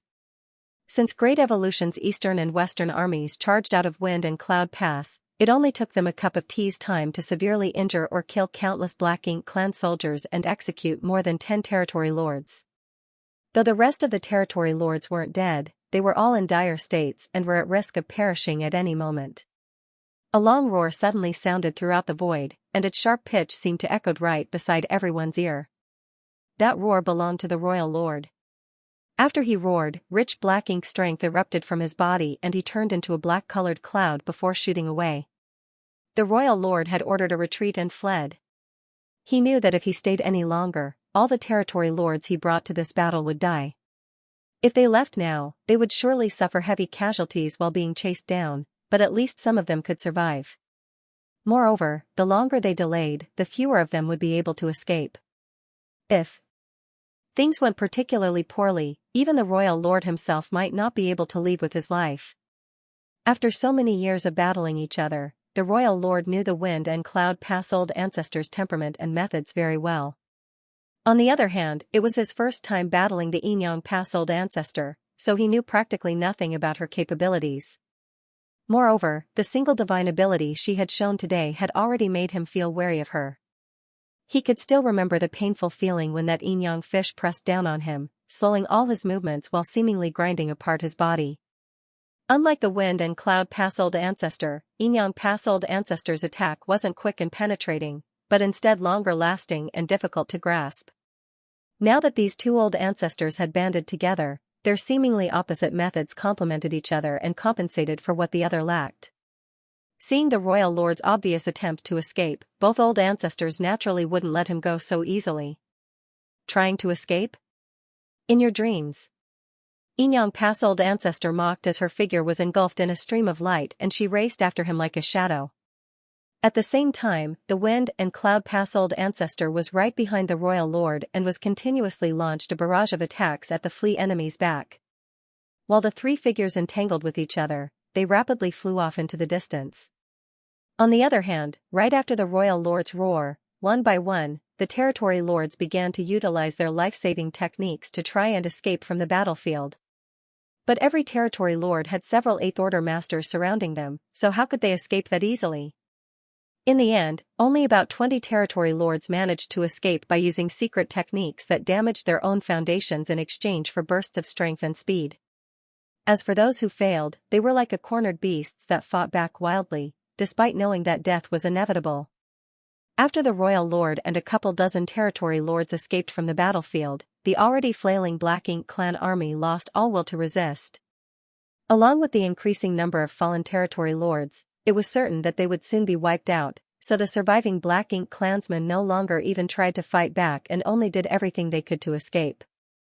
It was foreseeable that after this battle, the Black Ink clan in Wind and Cloud Theater would be beaten half to death, and the Wind and Cloud Pass would gain a similarly period of peace like Blue Sky Pass and Enyang Pass. In the void to the east of Wind and Cloud Pass, Xianxia had taken point with 6 other 7th Order Open Heaven Realm Masters in a spearhead formation. Dawning Light took up position in the middle of this formation, while Bai Yi stood at the bow of the warship with her longbow. The squad had been rampaging across the vast battlefield like wild horses since the moment they emerged from Wind and Cloud Pass. Everywhere Dawn passed, they would wipe out every last Black Ink clansman they came across. Working together, they were all but unstoppable, and no matter how many Black Ink clansmen stood in front of them, none could even slow their momentum. Ren Bingbai was assigned to be at the back left of the formation. Since he joined Dawn, this was his first time fighting alongside Xianxia and the others. He and Yu Ziyu had previously discussed in private how important it was for them to perform well this time. After all, they were both 7th Order Open Heaven Realm Masters, so it would look bad if they didn't show their mettle. The two were originally a squad leader and vice-squad leader of a 10-man squad, so they were well versed in how to cooperate with a warship to kill their enemies. But after they followed Dawn into battle, they realized that all of their past experiences couldn't be used in this special operations squad. They found themselves unable to make big contribution on this chaotic and enemy-filled battlefield. The entire Dawn squad's soul was on the man in the lead. Feudal lords were like chickens or dogs before him, and with every strike of his spear, he would kill such an enemy. Even if he didn't manage to kill a feudal lord in one move, the other 7th Order masters in the squad only had to attack once more to end the enemy's life. It had not been long since they charged out of the Wind and Cloud Pass, but Xianxia had already slaughtered more than 10 feudal lords. And that was just the amount he had killed. There were even more that were injured. Meanwhile, on the bow of Dawning Light, Bai Yi, who hailed from Divine Feather Paradise and had transcendent archery skills, would kill a feudal lord every time she drew her bow. Though she didn't attack frequently, every arrow she fired struck its target and greatly decreased the pressure Dawn was facing. All the arrays on the warship also released their power continuously, taking aim at the largest groups of Black Ink clansmen, causing severe casualties whenever they attacked. To Ren Bingbai, Dawn was like a red-hot knife cutting into butter, reducing every enemy that blocked their path to mist. How much of a terrifying tacit understanding and astonishing efficiency in killing enemies did Dawn have? Was this the heritage of a special operations squad? They had killed more than a dozen feudal lords and thousands of weaker Black Ink clansmen in the time it took to burn half an incense stick. In the past, Ren Bingbai would never have dreamed about having such accomplishments, but he had witnessed this with his own eyes today. He had killed a feudal lord in this battle, which was already a good result in the past because, according to their equivalents in realm, a feudal lord was on par with a 7th Order master. Thus, it was not that easy for a 7th Order human to kill a feudal lord. However, when compared to Xianxia's gains, his were incomparable. Even the feudal lord he had just killed had already been heavily injured by Xianxia, otherwise, it wouldn't have been that easy for him. Ren Bingbai felt like he was taking advantage of Xianxia while following behind him, and such a feeling made him not know whether to laugh or cry. Under his observation though, not only was he like that, but the other 7th Order Open Heaven Realm Masters around the warship were also in the same situation. with Xianxia, who was at the forefront. As the tip of the blade, the entire squad became like a sharp knife, killing all the Black Ink clansmen on the battlefield. Ren Bingbai felt a surge of pride. This is what a special operations squad should be like. If a special operations squad had the same level of difficulty in killing the enemy as an ordinary squad, what kind of a special operations squad would that be? Now he was also a member of a special operations squad, the ones leading the charge. The special operations squad's advantage in having their own freedom to act was magnified to its absolute limit at this moment. An ordinary squad would only have 10 to 15 members, and in such a vast battlefield, it was very difficult for a single squad to do much in the face of an enemy several times more numerous than themselves. Moreover, it was very likely that they would find themselves under the enemy's besiegement if they moved independently. Therefore, an ordinary squad had to coordinate with other squads on such a battlefield. The squads under the same battalion would have tactics and strategies they were familiar with to ensure their safety while killing as many enemies as possible. Because of the need to coordinate with other squads, there was also a certain degree of restraint, and it was impossible for them to act as freely as Dawn, who could go wherever they wanted. Most squads took a slow and steady approach to clearing the battlefield, but when it came to Dawn, though they had exited from the East Gate, they had moved around so much that they had almost killed their way to the South Gate and were now heading in the direction of the West Gate. Dawn's strategy had always been very straightforward, which was to hit and run.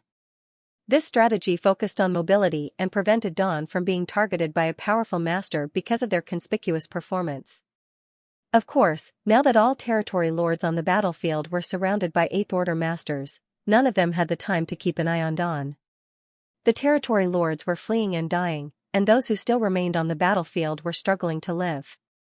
Xianxia's overwhelming combat strength was Dawn's biggest guarantee to ensure that they could still effectively kill their enemies while maintaining such high mobility. Without interference from the territory lords, the strongest enemies that Dawn had to face were the feudal lords. However, Xianxia could basically deal with feudal lords with one thrust of his spear, and if he didn't manage to kill them with his initial attack, the other Seventh Order Masters of Dawn would finish the job. Therefore, even if a feudal lord had managed to survive Xianxia's attack, they would soon be killed off by the others. Years of crusade and hunting experience had led to everyone in Dawn to develop a tacit understanding and the ability to work together seamlessly. Even if there was a Black Ink clan army blocking their way, they could use the artifacts and arrays on Dawning Light to easily tear through them. As time passed, the Black Ink clan army on the battlefield was wiped out, and the pressure on all the squads decreased. During a certain moment, Xianxia suddenly stopped, and following in his footsteps, Dawning Light and the other Seventh Order Masters of Dawn all stopped together. Ren Bingbai was a little confused as to why Xianxia had suddenly stopped, but after turning his head and looking around, he was surprised to find that the battle was already over. 90% of the Black Ink clan army that had been swarming outside Wind and Cloud Pass before had been killed while the rest were desperately trying to flee, leaving scattered pieces of flesh and broken limbs everywhere throughout the void. It's over? Ren Bingbai was taken aback. The end came so quickly, it felt only a few hours had passed. Wind and Cloud Pass had been under siege by the Black Ink clan army for some 20 years yet could only maintain a defensive posture, but once the Great Evolution Eastern and Western armies joined in, everything was over in the blink of an eye. The Black Ink clan army that attacked Wind and Cloud Pass was quite massive, and under normal circumstances, even if they were defeated while battling the humans, they wouldn't have suffered such heavy casualties. However, the humans caught them unawares. Firstly, it was the sudden appearance of Enyang Pass Old Ancestor, who cooperated with the Wind and Cloud Pass Old Ancestor to corner the Royal Lord. Then, it was followed by hundreds of Eighth Order Open Heaven Realm Masters appearing on the battlefield, catching the territory lords by surprise and beating to the point where they couldn't fight back. A short while later, following the demise of many territory lords, the Black Ink clan's morale sucked to rock bottom. When the Royal Lord and territory lords fled, the Black Ink clan army was at a loss for what to do. The humans had a huge advantage with so many powerful masters on their side, which was the fundamental reason why the battle ended so quickly. In fact, when the Royal Lord and territory lords started to flee, the Black Ink clan army had already lost all will to fight. However, the human army's pursuit made it impossible for them to escape even if they wanted to, which eventually led to the annihilation of almost the entire Black Ink clan army. There were no cheers or celebrations from the humans, as it was only to be expected that they won such an overwhelming victory given their luxurious lineup. After the battle, the human army silently gathered together and regrouped. Half an hour later, Great Evolution's eastern and western armies assembled at the east gate of Wind and Cloud Pass. The 30,000 soldiers had naturally less losses during the battle, but the casualties were minimal.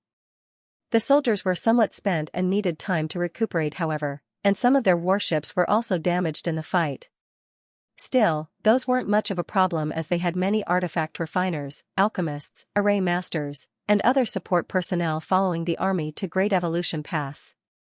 While they were on the move, those artifact refiners had ample time to repair the damage those warships had suffered.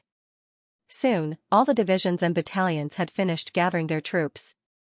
The motivation of all the soldiers was boosted to the peak because of the great task that lay before them. Without stopping, the 30,000-strong army immediately turned towards Great Evolution Pass, and Xianxia gave the order, "Set sail." In a flash, division by division, one warship after another sailed towards the direction of Great Evolution Pass. With 30,000 men and nearly 2,000 warships, they formed a mighty fleet. Xianxia had no idea what the higher-ups had planned, but with such a large-scale lineup, there would certainly need to be a distribution of forces and overall strategy, but that wasn't something he needed to worry about because the 8th Order Open Heaven Realm Masters would make those decisions. Since Dawn did not have any special tasks, they simply gathered together with the other warships and moved together. Back at Wind and Cloud Pass, after the army set out, the tens of thousands of soldiers who remained saw them off solemnly until the Great Evolution Eastern and Western armies disappeared from sight. Following that, they returned to the inner sanctum, and those 8th Order masters who escorted soldiers from the other great passes to Wind and Cloud Pass began returning.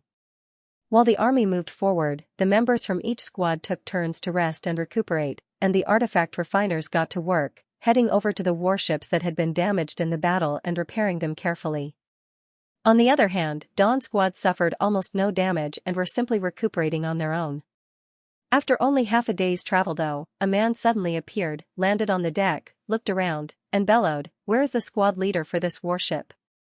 Xianxia, who was on the deck, turned his head and looked over to find that the visitor was a fellow 7th Order master whom he did not recognize and did not know the origins of. Immediately, Xianxia cupped his fists and said, "I am the squad leader. Does senior brother have any orders to relay?" The 7th Order master replied, "By order of the two army commanders, the squad members here are ordered to report to the purifying black ink battleship and leave their imprints behind."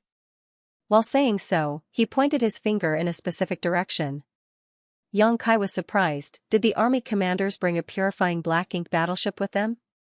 He then moved his fingers and partially activated the universe transference law, which allowed him to sense a vague connection coming from that direction. Since it was a purifying black ink battleship, it naturally had a universe array that Xianxia had personally arranged aboard it.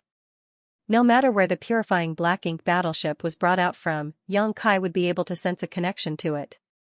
As he thought about it though, the purifying black ink battleships did play a huge role in all the great passes. Besides the purifying light that was sealed inside having the ability to purify black ink strength, the universe array aboard was useful for soldiers to use as a return point when they found themselves in danger. If the humans wanted to recover Great Evolution Pass, bringing along a purifying black ink battleship was a given. However, Xianxia was a little confused because he could sense not one but two universe arrays when he activated the universe transference law. In other words, this fleet had two purifying black ink battleships. It seemed like Xianxia not only brought one out from Blue Sky Pass, but Lu Zhiping also brought one out from Yinyang Pass. There was no need for him to head over and leave his imprint because he was the one who set up those universe arrays, so all of them had his imprint already. However, the other members of the squad had to go, just in case they needed it later. "I've relayed the message. I have to inform the other squads. Farewell." After the 7th Order Open Heaven Realm Master said so, he leapt off the warship and rushed towards another nearby warship to inform the other squads one by one. Though this method was time-consuming, there was no other way because an Open Heaven Realm army lineup differed from a mortal army. Mortal armies traveled together as one unit, but Open Heaven Realm Masters moved quickly, and in order to avoid collisions in the void, warships needed a fair amount of space between each other.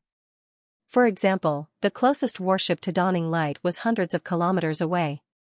The Great Evolution Eastern and Western armies had nearly 2,000 warships and was thus spread out over a radius of several thousand kilometers, which for mortals was as farther than the eye could see. However, for an open heaven realm master, it was just a matter of a few breaths to reinforce each other in battle. Xianxia turned to face the crowd and ordered, "You all heard it, right? Separate yourselves into 2 groups and take turns heading over." Having received their orders, the members of Dawn quickly grouped themselves into 2 teams. Following that, the first group of 20 or so, led by Feng Ying, flew away in the direction of the Central Army. In fact, it would have been easier for them to leave their imprints on the purifying black ink battleship while they were still at Wind and Cloud Pass because all 30,000 soldiers were already gathered there. Xianxia and Lu Zhiping would only have had to summon their respective purifying black ink battleships before letting the soldiers take turns leaving their imprints. However, when all soldiers from all great passes were gathered together, the priority was to organize Great Evolution's Eastern and Western armies. Once both armies were completely formed, they immediately charged out of Wind and Cloud Pass to engage the Black Ink clan. There was simply no time for them to take care of such things. After they successfully defeated the Black Ink clan, the Great Evolution army immediately set out. Xianxia deeply understood the principle of in war, speed is everything, so he naturally wouldn't delay the start of the campaign by having the soldiers leave their imprints on the purifying Black Ink battleships while at Wind and Cloud Pass. As a result, such things could only be done during their voyage. Though it was more tedious, the benefit was that they wouldn't be wasting any time, and if they had made suitable arrangements, it wouldn't delay their speed either. About half a day later, Feng Ying and the others returned, letting the other half of Dawn's members head over to the 2 purifying black ink battleships. Another half a day passed, and the second team of Dawn members also returned to the ship. Just like that, all members of Dawn had left their imprints on the 2 purifying black ink battleships. The days during their deployment to Great Evolution Pass were dull, so everyone decided to cultivate on their own.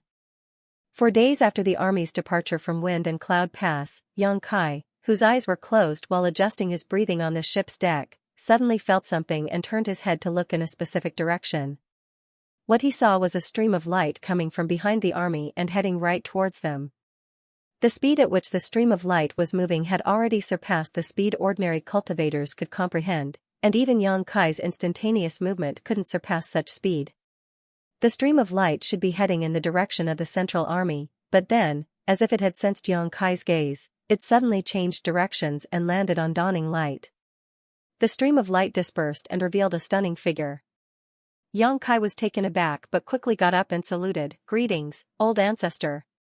There were other members in charge of operating various arrays on the deck, and at first, they were curious about the young woman who had suddenly appeared and why she came here, but when they heard how Xianxia addressed her, all of them paled in shock and quickly rose to their feet to greet her. This uninvited guest is actually the old ancestor. Although they had heard about Yingyang Pass old ancestor being a woman, the others had never met her before. It was then that they realized that this old ancestor was different from how they had imagined her and that she was actually a beautiful young woman. Now that they thought about it, they wondered if a woman's cultivation was incomparable to a man's or something along those lines, because the higher the cultivation realm, the smaller the ratio of women to men became. It was especially true for the old ancestors. There were only around 20 women among all the old ancestors, with the rest being men. In the presence of an old ancestor, even an unruly and untamed squad like Dawn, who had achieved many military merits on various battlefields, became respectful and didn't even dare breathe loudly. The old ancestor swept her gaze across Xianxia's figure, and there seemed to be a flash of divine light in her eyes when she commented in surprise, "Looks like your cultivation has increased rapidly." With her level of vision, of course she could see that Xianxia's strength had significantly increased compared to 200 years ago. The speed at which his cultivation had increased was not the typical of an ordinary seventh-order master. However, she soon remembered the various mysteries of Xianxia's small universe and felt that his huge advancement was quite reasonable. While thinking of that, she was looking forward to seeing how long Xianxia would take to advance to the 8th-order open heaven realm. In the Black Ink battlefield, though 7th-order masters could take charge of a squad, they weren't considered the backbone of any army. "Thanks to you, old ancestor, there haven't been many huge events recently," So I have been in retreat all this while, Xianxia replied respectfully. The old ancestor nodded lightly. A fast increase in cultivation might not be a bad thing, but your foundation must remain stable. Junior understands. Xianxia nodded with a serious expression. Then, the old ancestor added, the fact that your small universe can help me heal my injuries is also one of the considerations I had when requesting you for this campaign. During the process of retaking Great Evolution Pass, I will have to fight against the Royal Lord there a number of times, so I will be depending on you when the time comes. Nodding, Xianxia responded, that won't be a problem. If the old ancestor needs my help, I will definitely do my best to assist. The old ancestor reached out and patted his shoulders before chuckling innocently, enough with the old ancestor nonsense. I'm just someone with a cultivation that is a little higher than yours. Xianxia leaned forward from the slap and couldn't help but stifle a grunt, knowing that he might have said the wrong thing. It looked like no matter how high a woman's cultivation realm was, references to their age were still taboo. So, he quickly changed the topic. By the way, how long will it take for us to reach Great Evolution Pass? Withdrawing her hand, the old ancestor looked in the direction where the army was heading and explained, the distance between each great pass is quite large. Judging by the speed the army is moving, it might take 1 or 2 years for us to reach Great Evolution Theater. Xianxia was shocked. That long? The old ancestor smiled. Why do you think the great passes aren't able to send large numbers of reinforcements to each other in times of need? The distance between each pass is too great, and every great pass has its own enemies to face. If reinforcements are sent out, they won't be able to call them back if the enemy suddenly appears, which will put them in a bad situation. Suppose the distance between each great pass was closer, the situation at Black Ink Battlefield wouldn't be as anxious as it is now. Of course, another reason is that we can't advance too quickly as we need to maintain formation and keep a wary lookout for ambushes. While nodding to indicate his understanding, Xianxia asked, how's the situation with the Royal Lord of the Wind and Cloud Theater? The person before him and the old ancestor of Wind and Cloud Pass had jointly fought with a Royal Lord, and when the latter fled, the two old ancestors had given chase beyond the horizon. In such a high-level battle, it would be perilous even for 8th Order Masters to interfere. However, now that she had returned, it meant that the battle was over, and judging by her appearance, Xianxia guessed that the Yinyang Pass old ancestor hadn't been injured. Since the one before him wasn't injured, the Royal Lord might be in quite a miserable situation. As he had expected, the old ancestor said, the Royal Lord has been badly injured and will need a few hundred years of recuperation before he can restore his strength, but senior brother Zhang and I found it inappropriate to push him too far, lest he decide to use drastic measures, so we let him go. The senior brother Zhang she was referring to should be the old ancestor from Wind and Cloud Pass. In a 2 against 1, they had the upper hand, but if they wanted to kill the Royal Lord, they would need to pay a huge price, so no matter whether it was the person before him or the old ancestor from Wind and Cloud Pass, they both quit after gaining an advantage. After the battle at Wind and Cloud Pass, the Black Ink clan army suffered a great loss. About 70% of their territory lords were either dead or heavily injured, and their royal lord was seriously wounded, so the Black Ink clan in that theater could be considered as completely crippled. This was also the main reason why Wind and Cloud Pass could contribute 15,000 soldiers to the Great Evolution Eastern and Western armies. As for Azure Void Pass, their situation would probably a bit worse compared to Wind and Cloud Pass, but not by a large margin. The number of troops there was on par with Wind and Cloud Pass, but there they only had one old ancestor, therefore, they weren't able to do as much damage to the Royal Lord as the 2 old ancestors did at Wind and Cloud Pass. While watching their squad leader talking to an old ancestor, all the members of Dawn were shocked. Although every great pass had an old ancestor assuming command, these figures were all like hidden dragons who show their tails but never their faces, so ordinary people wouldn't even have the chance to meet them. Even back at Blue Sky Pass, the members of Dawn had only seen the old ancestor from afar and never had any close contact with him. But today, an old ancestor came to Dawning Light and was now chatting casually with Xianxia. It seemed like he was the only 7th Order Open Heaven Realm Master who had such a privilege. While they were chatting, the old ancestor suddenly raised her head and looked in the direction the army was heading in before raising an eyebrow. Someone dares to seek the gates of death? Interesting. After saying that, the old ancestor didn't waste any time and shot right into the sky.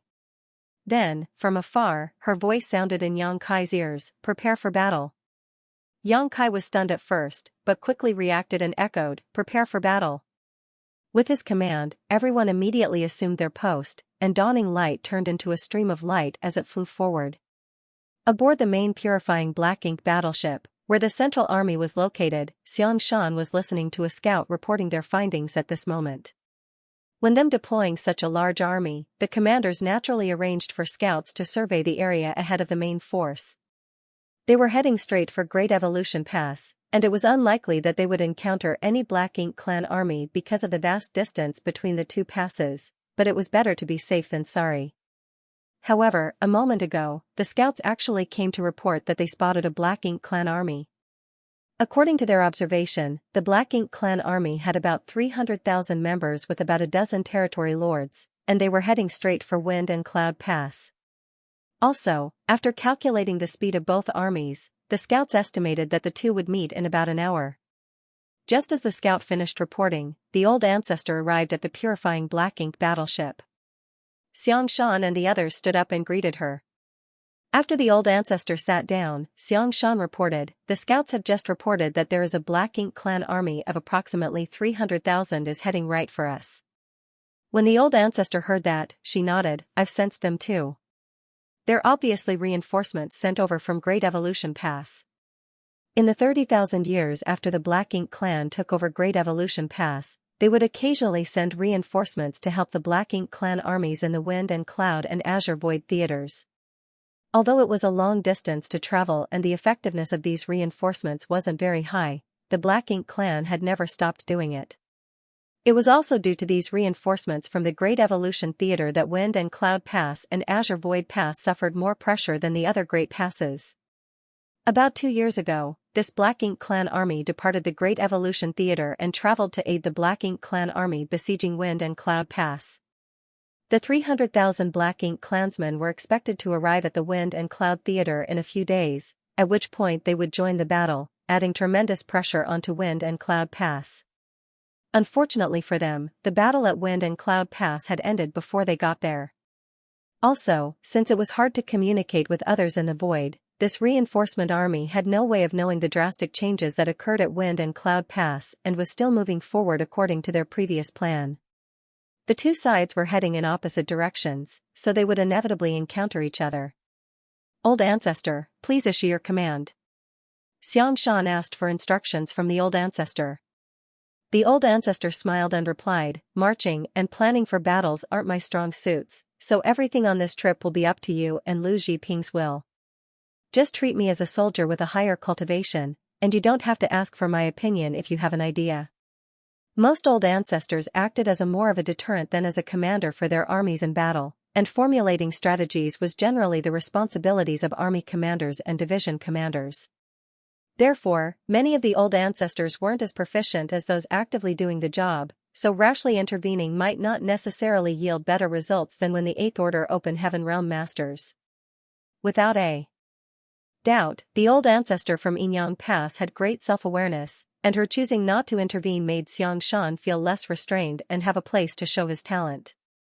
Since the old ancestor had spoken, Xianxia naturally carried out his duties. The 300,000 troops of the Black Ink clan army might sound like a lot, but their numbers were not actually that high. It had to be said that the Black Ink clan generally dispatched nearly 1 million troops whenever they attacked Blue Sky Pass. This number did not include the troops that would continually be dispatched to the battlefield as reinforcements. If those numbers were included, then their numbers would swell even more. Moreover, there were only a dozen or so territory lords among the ranks of the 300,000 troops of this Black Ink clan army. In contrast, the Great Evolution Army had some 68th Order Open Heaven Realm Division commanders. The combat power of the 8th Order Open Heaven Realm Division commanders alone was enough to form a crushing advantage in terms of numbers. Not to mention, the Great Evolution Army also had a 9th Order Open Heaven Realm Old Ancestor personally assuming command. If a war broke out, this Black Ink clan army would crumble without much effort as long as they removed the territory lords quickly. That was why it was not difficult for Xianxia to defeat this enemy even though they only had 30,000 against 300,000.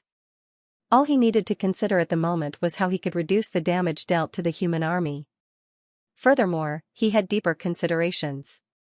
It might be possible for him to use the reinforcement army from the Great Evolution Theater's Black Ink clan as a research subject to better plan out the recovery of Great Evolution Pass. As the army commander of Great Evolution Pass Eastern Army, Xianxia could be considered the highest authority after the old ancestor, therefore, he could not be so short-sighted as to only plan for what he could see in front of him. Following a brief discussion with Lu Zhiping, the two of them formulated a strategy. The armies from the human race and the Black Ink clan were bound to encounter each other in the void, so battle was inevitable. At present, the Black Ink clan had yet to detect the human army and probably never imagined that humans would march over from the direction of the Wind and Cloud Pass. For the past 30,000 years, the Black Ink clan had sent reinforcements to their clansmen in the Wind and Cloud Theater countless times, and the process had always been smooth sailing with no unexpected incidents. This kind of long-term experience gradually lowered their vigilance. As a result, they didn't even bother to send any scouts to investigate the situation of the route ahead. That was why the initiative of the current situation was completely in the hands of the Great Evolution Army. Xianxia initially wanted to seek a more suitable location to carry out an ambush, but there was no such place in the vicinity. The void was vast and silent, with many places completely devoid of anything that could be used to conceal themselves. Coupled with the lack of time and their unfamiliarity with the nearby terrain, they could only choose a small field of universe fragments as their ambush location in the end. This location was not perfect, for as long as the Black Ink clan was even the slightest bit vigilant, they would not step into such a location so easily. Unfortunately, that could not be helped. If their ambush was exposed, then they could only opt for a direct confrontation. Once everything was ready, various orders were conveyed throughout the fleet. The speed of the army increased sharply as they headed straight for the area filled with universe fragments. When all the preparations were in place, Xianxia finally turned around to look at the old ancestor. "Old ancestor, please do not kill them all. It's better if we let one of the territory lords escape alive." The old ancestor was astonished by his words. "Won't doing that alert the enemy of our presence?" He replied, "That's exactly what we want." She frowned slightly and asked, "Why? What's the purpose of doing that?" Xianxia answered succinctly, "Great Evolution Pass has been occupied by the Black Ink clan for the past 30,000 years, but, if my speculations are correct, the royal lord probably does not live in Great Evolution Pass. After all, his Black Ink nest is his foundation, so he most likely lives in the royal city. As for Great Evolution Pass, there will only be a few territory lords overseeing the area at most. Old ancestor, would you rather fight the royal lord in the vicinity of the royal city or the vicinity of Great Evolution Pass?" She smiled. "If I have to choose, I am naturally more inclined to fight in the vicinity of Great Evolution Pass. If the battle took place near the royal city, the royal lord would have the support of his Black Ink nest. Even if she had the opportunity to injure the other party, he would be able to rely on the strength of his Black Ink nest to recover from his injuries quickly and also boost his strength in moments of need. Not to mention, the royal city was located in the depths of the Black Ink clan's territory. Fighting the royal lord there meant that the Black Ink clan would be able to receive large numbers of reinforcements in short order. On the other hand, it would be different if the battle took place near Great Evolution Pass.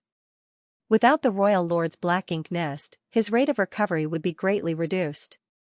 That would be beneficial to her. Xianxia broke into a grin. "That's right. If the Black Ink clan learns about the arrival of a human army that appears to be trying to recover Great Evolution Pass, then the royal lord would definitely come forward in order to prevent the invasion of the human race." Luring the tiger from the mountain. The old ancestor's eyes lit up. She had to admit that Xianxia's idea was interesting. This move would allow them to secure control over the initiative of the battle and create an advantage for themselves in the process.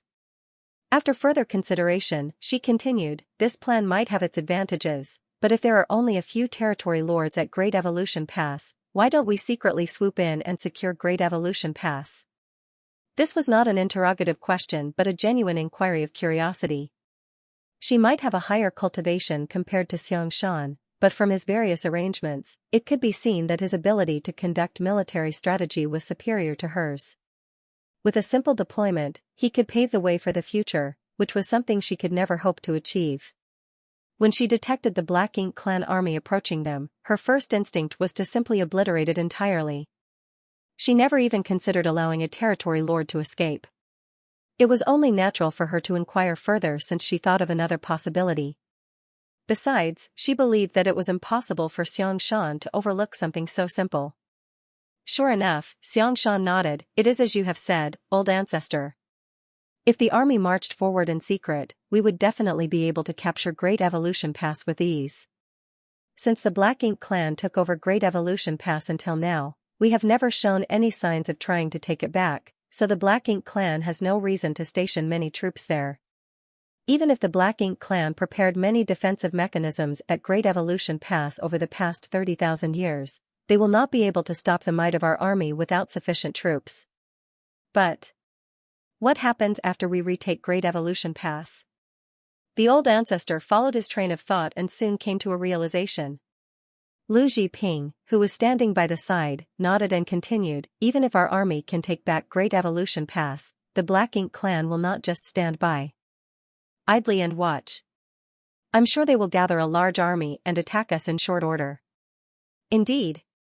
Xianxia nodded. However, we will have just recaptured Great Evolution Pass and won't have had time to make any arrangements. When the time comes to face the Black Ink Clan's attack, how will we defend ourselves? If we don't defend the Great Pass, then what was the point of attacking and retaking it in the first place?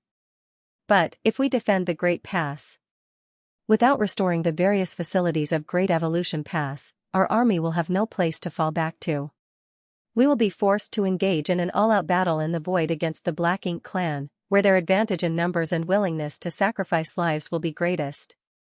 The Black Ink Clan has never been afraid of suffering losses, as thanks to the Black Ink nests, they can produce a steady stream of troops as long as they have resources. In comparison, how long can Great Evolution Pass's army of 60,000 last? 10 years? 20? There will come a day when our army simply cannot hold any longer. Lu Zhiping nodded lightly. As the former army commander of Yinyang Pass Western Army, though she had considerable talent in commanding military operations, she seemed like a novice when compared to Xianxia. His ability to see the long-term consequences and formulate strategies to obtain optimal outcomes was beyond her. For that reason, the primary goal of the Great Evolution Army is not to retake Great Evolution Pass, but to cripple the Black Ink Clan in the Great Evolution Theater. That is the only way we can gain enough time to recover and restore the Great Pass to its original glory. In order to recover Great Evolution Pass, they had deployed troops from all the Great Passes and formed Great Evolution's 4 armies. Be that as it may, the primary objective of this campaign was not to recover Great Evolution Pass. Although these words sounded rather ridiculous, it was also the best method to achieve their goals. Lu Zhiping cupped her fists solemnly. Many thanks for your guidance. She had long heard of Xianxia despite belonging to a different Great Pass. As the former Blue Sky Pass Western Army's army commander, Xianxia was famed for being the nightmare of the territory lords in the Blue Sky Theater more than 3,000 years ago. During his active years, all territory lords trembled wherever he appeared. Lu Zhiping had never had any in-depth contact with him before though, so she only learned today that Xianxia was not only fierce in terms of personal strength, but he also boasted an extraordinary ability in strategy and tactics. It was no wonder the old ancestors allowed him to serve as the Great Evolution Eastern Army's army commander. Compared to him, she was greatly lacking in terms of ability.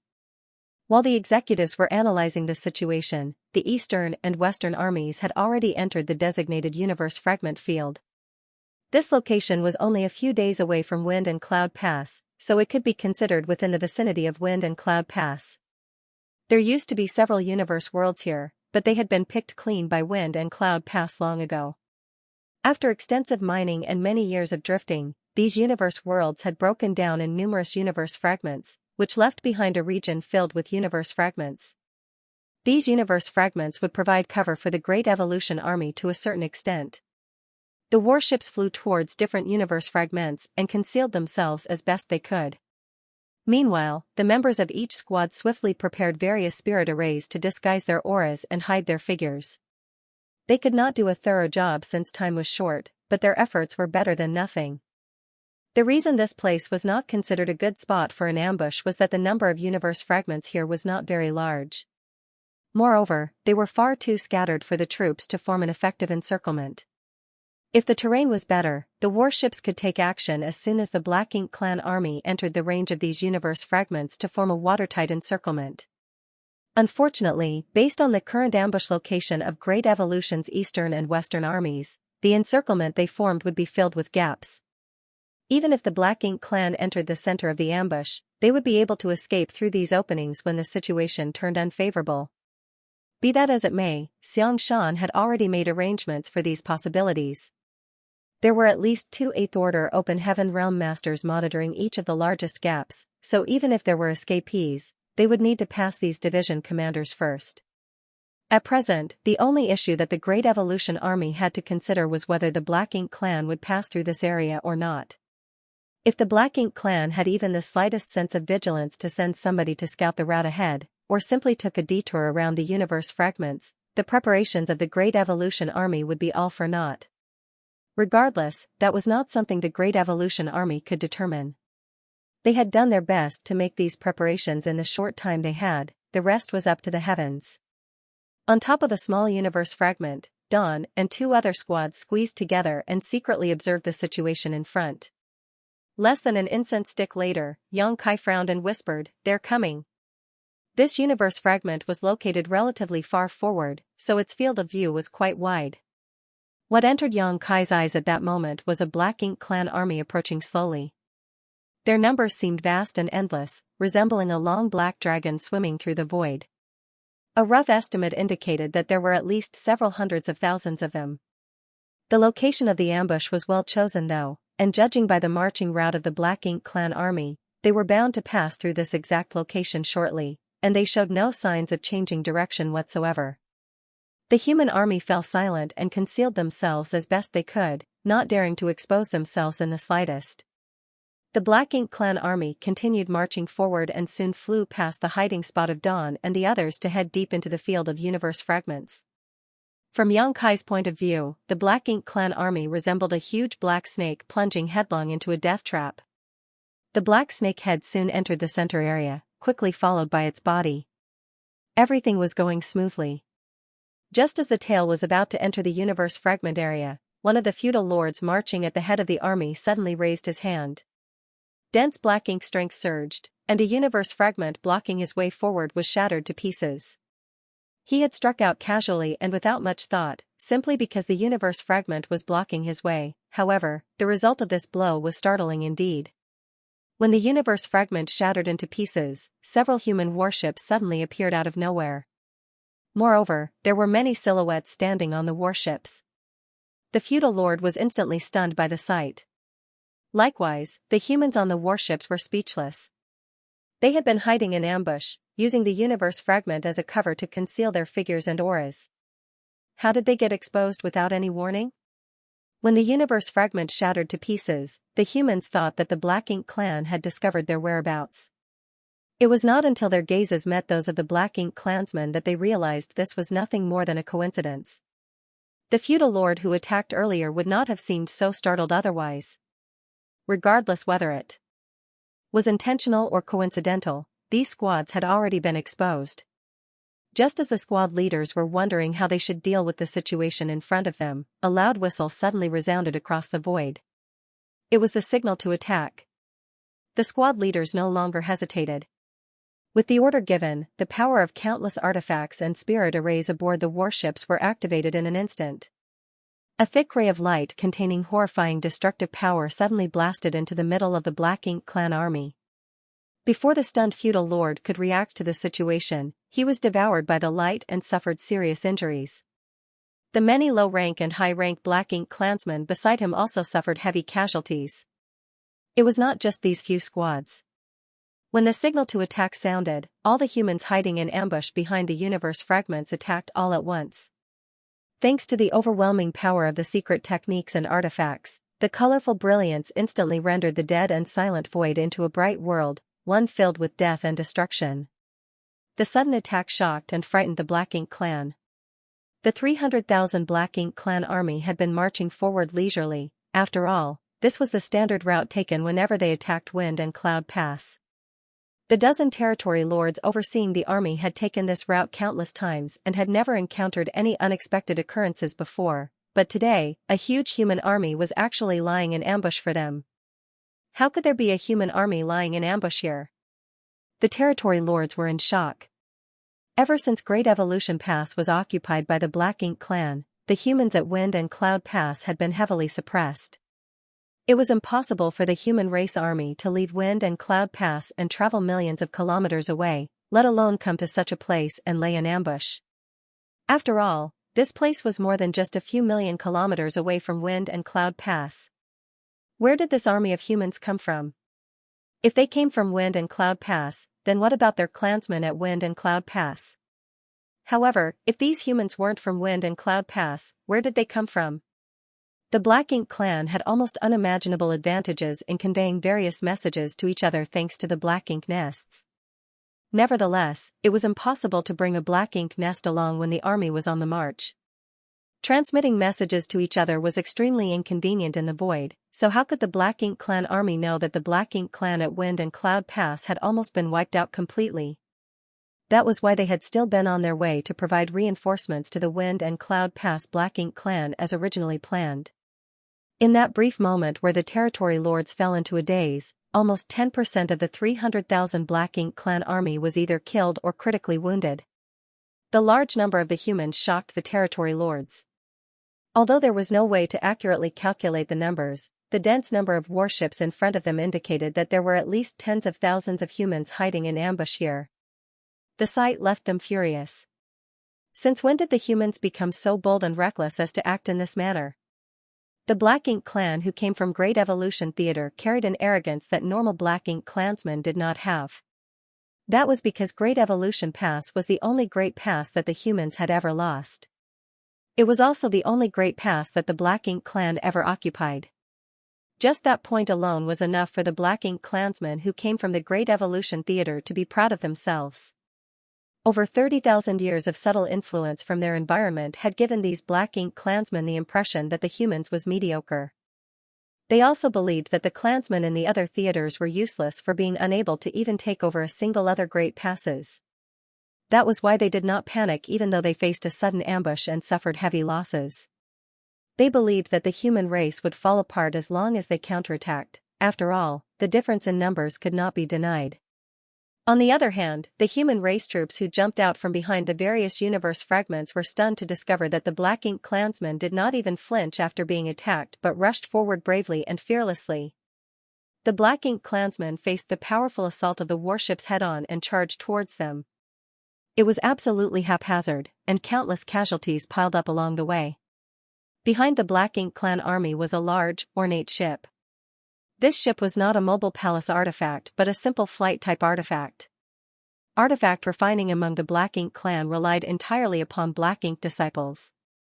There were very few artifact refiners among the Black Ink disciples to begin with, and those with decent skill were even rarer. For the Black Ink clan, only the territory lords were qualification to possess a large ship artifact of their own. Tremendous amounts of energy and resources were required to refine such artifacts, so ordinary feudal lords were not qualified to possess them. The person in charge of this large ship was a territory lord known as Xianxia. The Black Ink clan army of 300,000 was not a small number, therefore, he had been tasked with bringing up the rear. He was responsible for monitoring the army to prevent any eccentric Black Ink clansmen from messing around during the march. Fortunately, things had been peaceful throughout the journey. Xianxia immediately noticed as soon as the humans attacked. With a shift of his figure, he flew out of the cabin and came to the deck to observe the situation. What entered his field of vision was the warships emerging from among the universe fragments, and what filled his vision was the multicolored flashes of lights blasting out from those warships. The sight made his heart sink to the bottom of his chest. Unlike most of the Black Ink clansmen here, Xianxia was a veteran territory lord who had been alive before Great Evolution Pass had fallen to them. He had personally participated in the war 30,000 ago, so he knew how tenacious and difficult the human race could be. Two royal lords had joined hands back then. One of them had attacked and severely injured the old ancestor at Great Evolution Pass, but in the end, the veteran royal lord had been dragged down and lost his life along with the human old ancestor. Ever since then, Xicheng knew that he should never underestimate the human race, otherwise, he would be the one to suffer instead. That was why he immediately had an ominous feeling when he saw such a large human army hiding in ambush here. There's such a large army of humans here. Have our clansmen at Wind and Cloud Pass been defeated? He watched as countless Black Ink clansmen died on the spot due to the sudden ambush and even more Black Ink clansmen counterattacking after being attacked. Then, he saw the troops on both sides engaging in fierce battles among the universe fragments. All of a sudden, he widened his eyes with a look of horror on his face. That couldn't be helped as the auras of 68th Order Open Heaven Realm Masters suddenly burst out from the middle of the battlefield. Like bright lights shining in the dark, they were so blinding that he couldn't ignore the sight even if he wanted to. That was 68th Order humans. Any one of them would be able to fight him on equal footing. In fact, he would be no match for an 8th Order Master who was slightly stronger than average. It's over.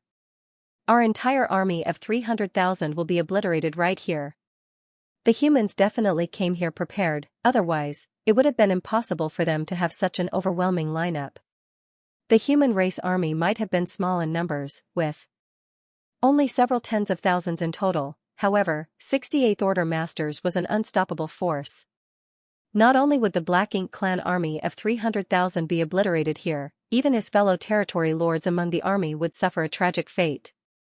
Just as he was hesitating over whether he should go over and help the others try to withdraw, an aura that was even more powerful than an 8th Order Master suddenly exploded out. Xicheng saw a stream of light flashing out from a certain corner of the battlefield and coming to a stop beside one of the territory lords. A breath later, the aura of that territory lord flared up before vanishing. Then, the light dissipated to reveal a petite figure. Xicheng immediately felt as though his soul had leapt out of his body. An old ancestor. There's a 9th Order old ancestor here. Moreover, it's a completely unfamiliar old ancestor. I've never seen her before. This isn't the old ancestor from Wind and Cloud Pass. He had been providing reinforcements to the battlefield at Wind and Cloud Pass over the past 30,000 years, so he knew that the old ancestor from Wind and Cloud Pass was a man. However, the old ancestor in front of him was clearly a woman. With the appearance of the old ancestor, it only took a breath for a powerful territory lord to be killed. That territory lord's strength was not less inferior compared to Xicheng's. In other words, if Xicheng was the one facing that old ancestor instead, he would not have survived any longer. At that moment, what Xicheng needed to consider was not whether he should step forward to help the others, but how he was going to escape alive from under the nose of a human old ancestor. He was stationed at the rear of the army to monitor the troops, which placed him in a relatively lucky position. Even though 90% of the Black Ink clan army had entered the range of the human encirclement, he remained outside and was temporarily untouched by the chaos of the battlefield. After confirming that the woman was a 9th Order Open Heaven Realm old ancestor, Xicheng quickly looked away and did not dare to take another glance. A 9th Order Master was generally extremely sensitive to the gaze of others, so he was afraid that he might be targeted if he stared for too long. Activating a secret technique, Xicheng concealed his aura. He couldn't even bother to care about his precious ship at this point. Instead, he leaped off the ship without a word and secretly rushed off in the direction of Great Evolution Pass. He did not dare to make large movements.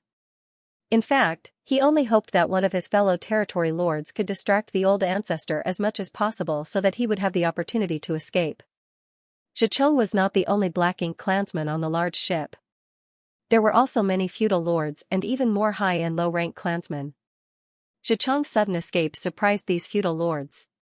Nevertheless, they quickly followed suit and activated their respective secret techniques to flee in all directions. Having sensed the overwhelming aura on the battlefield, they knew that staying behind would only lead to a disastrous ending for them, therefore, it was only natural for them to prioritize escape. The actions of the Black Ink clan masters on the ship left the 20,000 or 30,000 Black Ink clansmen outside the encirclement at a loss for what to do. They did not know whether they should rush forward and confront the enemy or flee like the higher-ups behind them. Be that as it may, it did not take long for the notion of escape to gain the upper hand. Their leaders had already fled, so what could they do even if they stayed behind? Hence, they quickly began running for their lives. The figure of the Yinyang Pass old ancestor stood alone in the middle of the battlefield. Several ignorant and fearless low-rank Black Ink clansmen charged towards her. However, her sharp aura alone was enough to cause them to explode into mist before they could even approach her. Her gaze swept lightly in the direction that Zhicheng had escaped, and the corners of her mouth curled into a slight smile. Xianxia had asked her to allow one of the territory lords to escape so that the royal lord would be informed of their presence. She had initially wondered how she could seamlessly succeed at something like that. For a Ninth Order Open Heaven Realm master like her, it was not easy for her to pull off such a trick as the gap in strength was too large. If her actions were too obvious, they would only arouse suspicion. She never imagined that there would be a territory lord who did not step into the universe fragments at all. Moreover, he immediately decided to flee as soon as he detected her aura. It was undoubtedly an outcome that she was happy to see, so she simply pretended not to notice his presence. Out of the dozen territory lords, she only needed to allow one to escape. The rest would die without exception. Xianxia had mentioned that the primary goal of Great Evolution Army was not to recover Great Evolution Pass but to beat the Great Evolution Theater Black Ink clan half to death. Only then would they gain the opportunity to build a stable foothold at Great Evolution Pass. The deaths of 300,000 troops and nearly a dozen territory lords was probably not a small loss to the Black Ink clan of the Great Evolution Theater. The more opportunities the human army had to weaken the forces of the Black Ink clan, the lesser the pressure they would face when they arrived at the Great Evolution Theater in the future. After confirming that the territory lord had escaped into the distance, the old ancestor no longer held back and cast a divine ability. An enormous yin-yang fish manifested behind her, its black and white colors enveloping the entire battlefield with herself as the center. The human race army caught up in the divine ability were not affected in any way, but the Black Ink clan felt like they were sinking into a quagmire. Their figures seemed to become stagnant and the strength of those below the feudal lords was reduced by some 30%.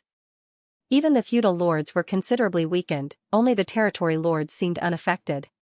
That was not to say that the old ancestor's divine ability was ineffective towards the territory lords, it was just that the range she cast it over was too large, so the effects of its suppression on the territory lords were minimal.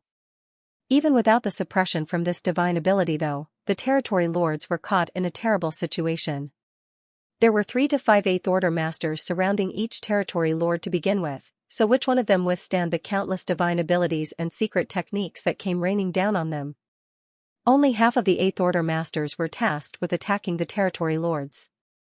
The other 30 were moving back and forth across the battlefield, working together with the troops to reap the lives of the Black Ink clan to their heart's content. Everywhere these Eighth Order masters went, their presence would give rise to a reign of terror. The Black Ink clan were mowed down in droves, like harvesting wheat in a field. The battle began hastily, and the ambush was rather imperfect, but nevertheless, with the help of the 38th Order masters, the human army of 30,000 obtained a crushing victory over the Black Ink clan. Even so, the reaction of the Black Ink clan puzzled many people. At the beginning, these Black Ink clansmen had shown no fear towards the humans regardless of their cultivation. Even the low-rank clansmen had charged towards the humans without any scruples. Forget the Eighth Order Open Heaven Realm Masters, many Black Ink clansmen even dared to attack the old ancestor. The reason for this situation naturally stemmed from the fact that these Black Ink clansmen came from the Great Evolution Theater and most of them had never fought with the human race before. Every time Great Evolution Theater provided reinforcements to attack Wind and Cloud Army, only the territory lords who led the army and some lucky feudal lords would return alive. The rest generally died on the battlefield. Consequently, many of the Black Ink clansmen had never experienced a battle against the humans before. However, they were the Black Ink clan from Great Evolution Theater. Their ancestors were the only ones who successfully seized one of the great passes. Almost all the Black Ink clansmen below the feudal lords believed that the human race was extremely weak. That was why the Black Ink clan army of 300,000 had bravely fought back despite being ambushed and severely outmatched. As time passed though, and the number of clansmen decreased, they finally realized that the information passed down from ancient times did not match up to reality. The humans were not as weak as the rumors claimed. It turned out that every one of them was extremely strong. Not to mention, they could borrow the power of large artifacts that came in varying shapes and sizes to fight. As long as the defenses of these artifacts remained intact, the Black Ink clan could barely cause any damage towards them. After about half of the army had died in battle, the Black Ink clan finally understood their situation. The humans seemed to be much fewer in number, but they were still a force they could not compete with. Unfortunately, the realization had come too late. Under the command of Xianxia and Lu Zhiping, the entire universe fragment field had already turned into a perfect encirclement. Aside from the 30,000 or so Black Ink clansmen who had originally been outside the ambush zone, the remaining Black Ink clan army no longer had the opportunity to flee even if they wanted to. What followed next was a one-sided massacre. All the territory lords quickly fell in battle, leaving the surviving Black Ink clansmen leaderless. They all fought independently, resulting in an extremely chaotic situation. On the other hand, the human army had dozens of 8th Order Open Heaven Realm Masters and even an old ancestor assuming command. It was only natural that they would hold the absolute advantage. Within just one day, the Black Ink clan army was completely obliterated. All the universe fragments in the nearby void had been shattered to dust. Severed limbs and hashed meat was everywhere.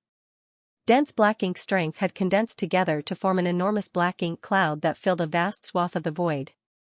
Looking out into the distance, the entire scene resembled a dark shadow. The Great Evolution Eastern and Western armies gathered outside the Black Ink cloud. However, they did not rush to set off immediately and decided to stop to rest and recover instead. Since Xianxia had decided to alert the enemy of their presence, it stood to reason that he would need to give the Black Ink clan enough time to react, so there was no need to rush. The territory lord who escaped needed a head start. Although there was no knowing how he would report the situation back to the royal lord would surely realize that something was wrong as long as he was not a fool. For example, where did the human race army come from and where were they going? The battle situation at Wind and Cloud Pass would have been reported to the Great Evolution Theater's royal lord via the Black Ink nest by now, so when the territory lord who escaped earlier reported the current situation to the royal lord, the latter would surely understand the intentions of the Great Evolution army.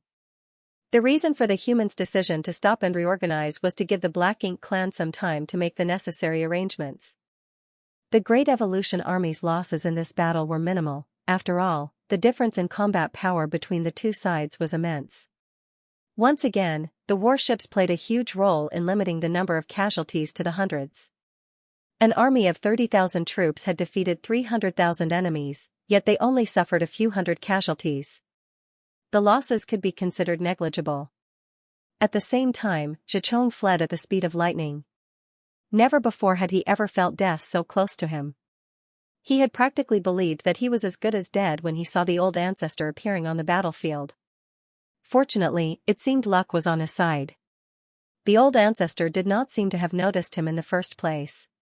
Following his escape, a few tens of thousands of Black Ink clansmen outside the human ambush had scattered everywhere, which provided him with a good cover to conceal his tracks.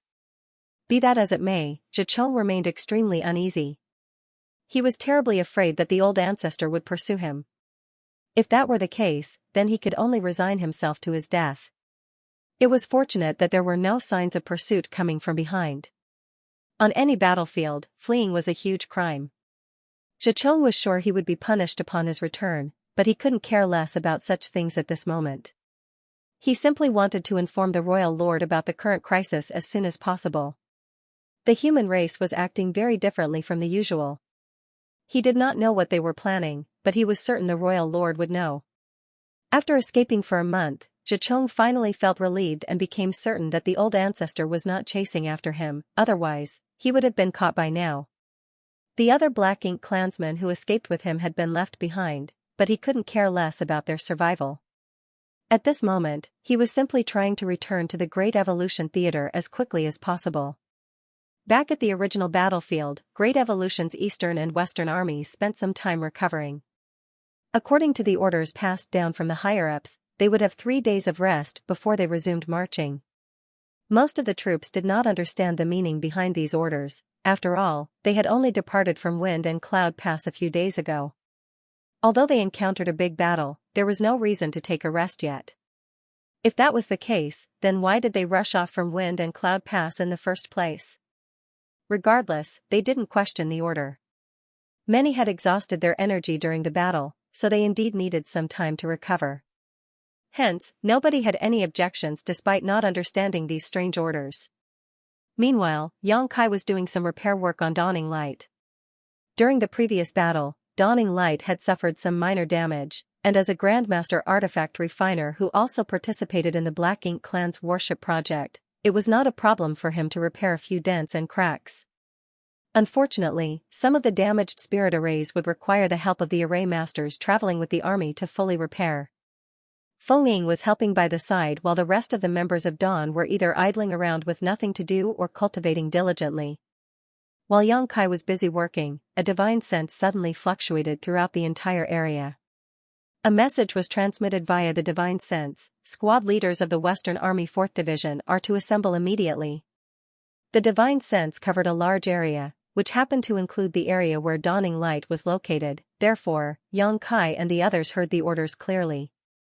The person who sent out the divine sense message was clearly the 8th Order Division commander of 4th Division. Just as that divine sense vanished, another divine sense came out. This time around, it was the division commander of the 1st Division who issued orders to assemble together.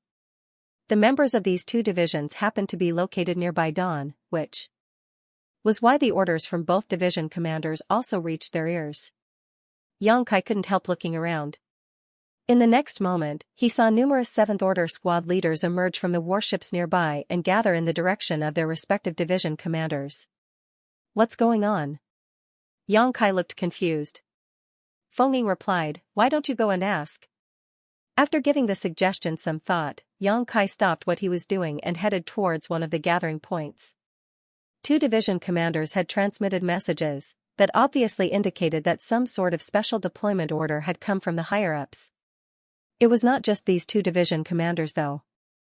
The other division commanders had most likely sent out their own messages via voice divine sense. It was just that they were located at different positions, so Xianxia could only hear the transmissions of these two division commanders. Dawn was a special operations squad, so unlike ordinary squads, they did not belong to any division or battalion. They were under the direct command of the army commanders. The same was true for the old turtles.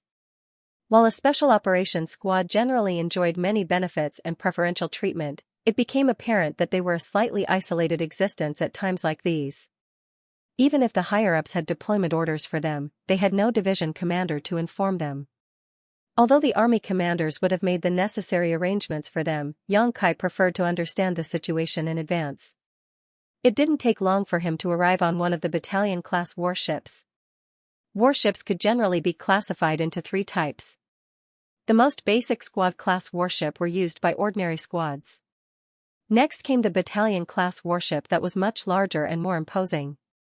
In addition, the battalion-class warships usually carried far more firepower. Before Xianxia came to the Black Ink battlefield, the battalion-class warships were basically the largest among the human race. There was no such thing as a division-class warship. High-rank Open Heaven Realm Masters mainly relied upon their own respective means to slaughter their enemies on the battlefield in cooperation with the warships under their command, therefore, they would never have to hide themselves away inside a warship during battle. That was especially true for the 8th Order Open Heaven Realm Masters. During the war, their main responsibility was to target and hold down the territory lords. Even if they had the cooperation of the warships would only be a burden to them. A battalion-class warship basically served as the headquarters of a division. For example, every division had their own battalion-class warship during the March of the Great Evolution Eastern and Western armies. The 8th Order Division commanders would generally issue various orders from where they were stationed on the battalion-class warships. There were 60 divisions in the Eastern and Western armies, which meant that there were 60 battalion-class warships. Each battalion-class warship not only had an 8th Order Open Heaven Realm Division commander overseeing its operations, but also other auxiliary personnel. Nevertheless, these personnel roughly numbered no more than half the numbers of a battalion or 50 people. Battalion-class warships were much larger and had greater destructive power compared to squad-class warships. The role that a battalion-class warship could play on the battlefield was no less than Dawning Light under Dawn's command. It was not until Xianxia came to the Black Ink battlefield that the human race finally created the larger purifying Black Ink battleships for the sake of carrying purifying light. From a defensive and offensive aspect, a purifying black ink battleship was not much stronger than a battalion-class warship. However, the purifying light sealed within the purifying black ink battleship was the human race's biggest reliance against black ink strength. Not to mention, the universe array set up on the purifying black ink battleships also played a significant role. That was why the purifying black ink battleships generally had a more significant meaning compared to a battalion-class warship. Xianxia came to the warship where the division commander of the 1st Division was located. The division commander of the 1st Division was also one of those who sent out a divine sense transmission earlier. Each division consisted of roughly 500 troops, with 5 battalions under its command. Each battalion subsequently consisted of 8 or 9 squads, so there were approximately 45 7th Order Open Heaven Realm squad leaders gathered here. The division commander of the 1st Division was Xianxia, who was personally appointed by Xianxia back at the central square of Wind and Cloud Pass. Xianxia remembered him from back then. Xianxia stood on the deck with his hands behind his back. The squad leaders rushed over in droves and obediently stood in line before him. When he saw Xianxia in attendance, he simply glanced at him briefly and said nothing. It was evident that he knew Xianxia came here to obtain information as the squad leader of a special operations squad. Not long afterward, the adjutant next to him leaned over and reported in a low voice, "Sir, everyone is here." He nodded and finally opened his mouth to speak. "I called you over because I have orders from above." While Xianxia was speaking, the adjutant reached up and swept his hand out before him. Materials of various elements suddenly appeared in front of him. There was almost a dozen of these materials in varying shapes and sizes. Moreover, these materials were of varying orders. Everybody was confused by the sight before them. Xianxia stepped forward and pointed at the materials. "When you return to your respective squads, you must collect the materials that are shown here. There are no requirements in terms of order, so just collect as much as possible." There were times when the same materials might not have the same order. Those with better formation conditions and enough time would have a higher order. On the other hand, the reverse would result in materials with a lower order instead. One of the 7th Order Open Heaven Realm squad leaders asked curiously, "Sir, what is the purpose of collecting these materials?" Xianxia replied, "The higher-ups have their own considerations. Don't ask so many questions and simply collect what you have been told to collect. The time limit is half a day. Each squad leader will be responsible for their respective squad. Please gather all the materials presented in front of you and deliver them here promptly." "Yes." The squad leaders received the orders and dispersed back to their squads. There was an unwritten rule on the black ink battlefield that every cultivator would leave all their resources behind in their residence whenever they were dispatched from the Great Pass where they resided, especially during wartime. They normally did not carry many materials with them on the battlefield. This practice was to prevent the loss of resources should they fall in battle or suffer from any unexpected accidents on the battlefield. By leaving all their materials in their residence, the property they left behind could be used by others if they lost their lives in battle. The humans on the black ink battlefield used to live a difficult life where materials were desperately lacking. Although their situation had improved considerably, their deep-rooted habits formed over the years had not changed. However, the situation among the troops of the Great Evolution Eastern and Western armies was different. They planned to retake Great Evolution Pass, so regardless of whether they survived the campaign, they would not be returning to their original Great Passes. They were part of the Great Evolution Army now. For that reason, they had packed all their respective belongings with them before the campaign began. That was not all though, as the various Great Passes had also distributed large amounts of cultivation resources to the deployed troops, lest they lacked the necessary resources when they arrived at the Great Evolution Theater. Therefore, all the troops in the Great Evolution Eastern and Western armies could be said to be extremely wealthy. It would not be difficult to complete the order from the higher-ups to collect the specified materials, as there were 30,000 troops in the armies, and the number would not be too small either. If nothing else, there were piles of material stacked up like mountains in Xianxia's small universe, so there would no doubt be many of the requested materials there. Nevertheless, Xianxia could not understand why the higher-ups wanted to gather these items. Looking at the situation, it would seem as though it was a sudden idea, otherwise, they would have prepared these materials back in the inner sanctum and not while the army was on the march. Since it was a sudden idea, then the higher-ups must have come up with some kind of special plan while on the march. It might even have something to do with the battle earlier. Deep in thought, Xianxia quickly returned to the dawning light. A 7th Order Open Heaven Realm Master immediately came forward, junior brother Yang. Xianxia looked up and recognized that person as Li Xing, who also came from Blue Sky Pass. A total of 500 people had been dispatched from Blue Sky Pass, so even if he was not acquainted with all of them, Xianxia would at least be familiar with their faces. Xianxia was not close to Li Xing, but they had met each other at Blue Sky Pass on several occasions. Furthermore, Li Xing currently served as Xianxia's adjutant in the Great Evolution Army. Senior brother Li. Xianxia kept his fists in greeting and asked, "Do you need something, senior brother?" Li Xing solemnly replied, "The army commander has summoned you. If you have nothing urgent going on, please come with me." Xianxia nodded, "Please wait a moment, senior brother. I received orders from Division Commander Su to gather some materials, so I would like to convey the orders to the others first." Li Xing had no objections. Xianxia immediately informed Feng Ying about the several dozen materials that Xu Yongde had displayed earlier. Then, he asked her to gather these materials from the squad members and deliver them to the division commander. Feng Ying diligently memorized the information and got to work. After settling this matter, Xianxia finally stretched out his hand in a polite gesture, "Please lead the way, senior brother." Li Xing nodded and took off. The two of them navigated through the void and passed by numerous warships before quickly arriving at the purifying black ink battleship stationed in the middle of the army. The Great Evolution Eastern and Western armies had 2 purifying black ink battleships. Xianxia and Lu Zhiping had each brought one from their respective pass. It was just that Lu Zhiping had retrieved the Western Army's purifying black ink battleship after everybody had left their imprint on its universe array, so there was currently only one purifying black ink battleship with the army at the moment. In this way, it was more convenient for the 2 army commanders to discuss various matters and receive intelligence since they were gathered in one spot. When Xianxia arrived at this place, he was startled to discover a bunch of people sitting down cross-legged on the ship's deck. Moreover, it was not just the deck. There were also people floating nearby in the void. Meanwhile, the person seated in the middle of this gathering was none other than Ma Fan. Xianxia, Lu Zhiping, and even the old ancestor were also present, but they stood not far away and watched quietly with no intention of intervening. Xianxia did not know what was happening, but Grandmaster Ma Fan seemed to be explaining the method of refining something at the moment. If Xianxia was not mistaken, all the people gathered here were artifact refiners. On this trip to recover Great Evolution Pass, there were more than 1,000 artifact refiners marching along with the army. That was the only way to ensure that the warships would be repaired in a timely manner when damaged.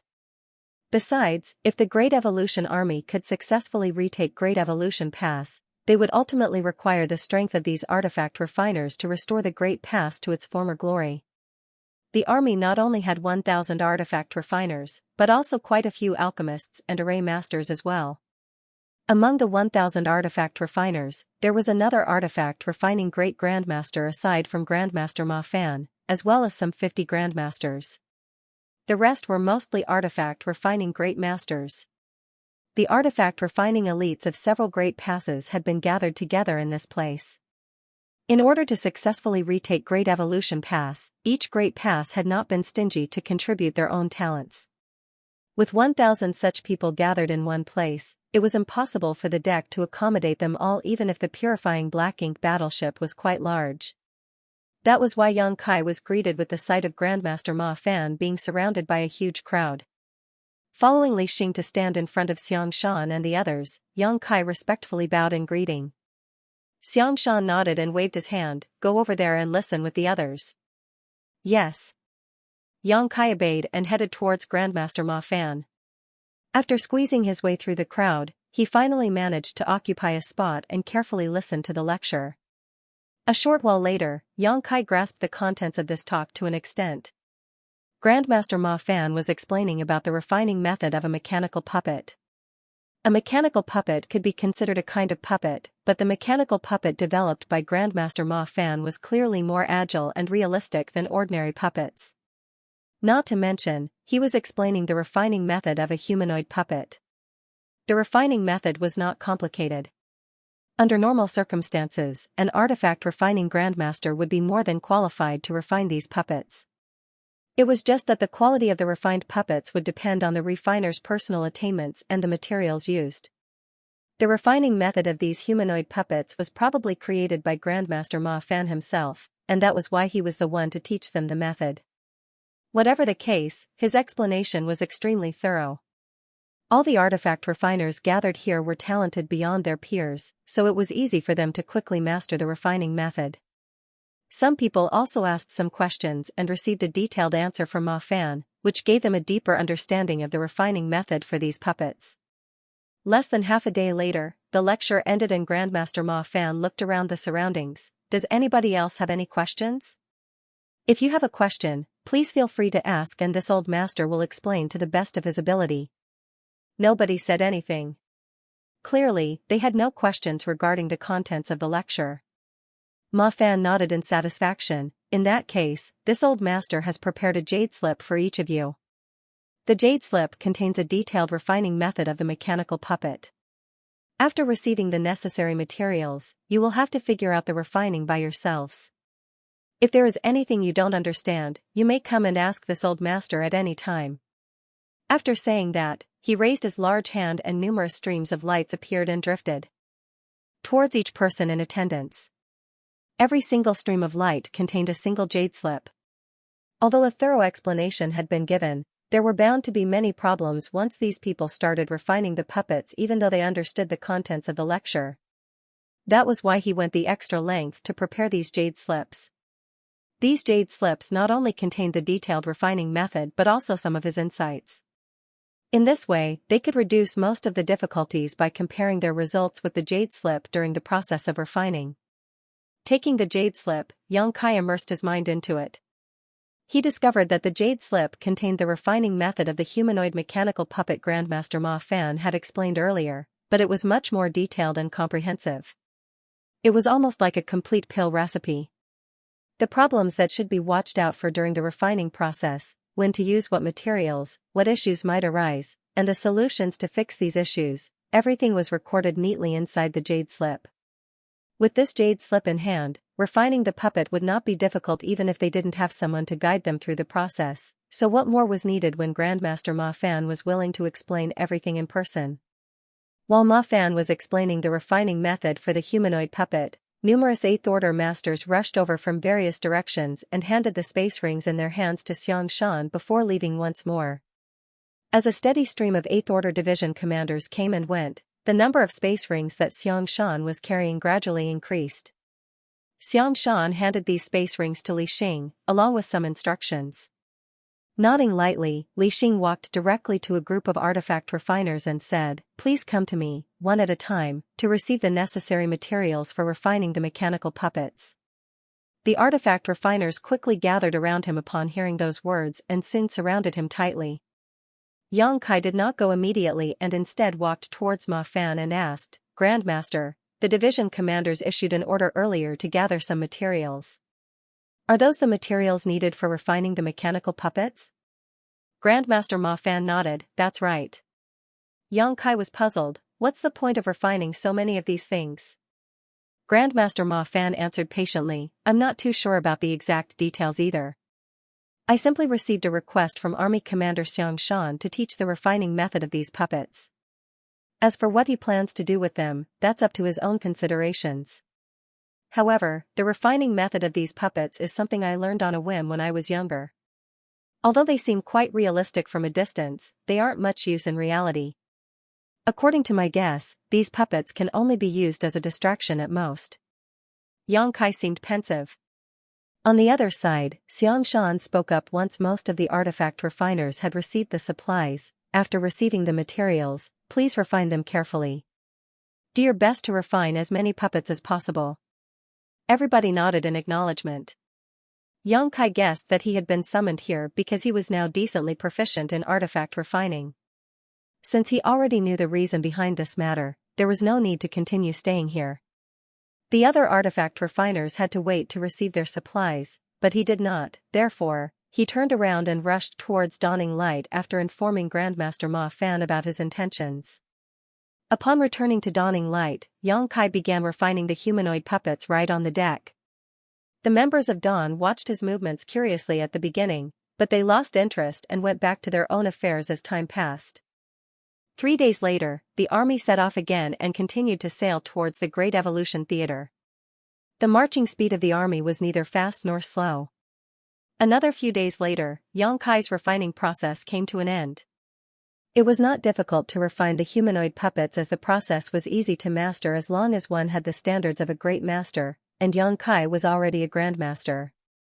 After the various components were refined, one simply needed to assemble them together. In that way, a mechanical puppet could be completed in just 7 or 8 days. A group of Dawn members gathered on the deck and observed the finished product curiously. They were rather familiar with puppets, as each of them had more or less seen similar objects throughout the journey of their growth. From the external appearance, the humanoid puppet that Xianxia refined did not look particularly special. It could even be said to be rather ugly. Although it had a humanoid frame, anybody who was not blind could see that it was not a living thing at a glance. Xianxia made the final checks to ensure that nothing was missing in the puppet he refined before nodding. Xianxia rubbed his chin as he muttered, "Say, why do the higher-ups want to refine these puppets?"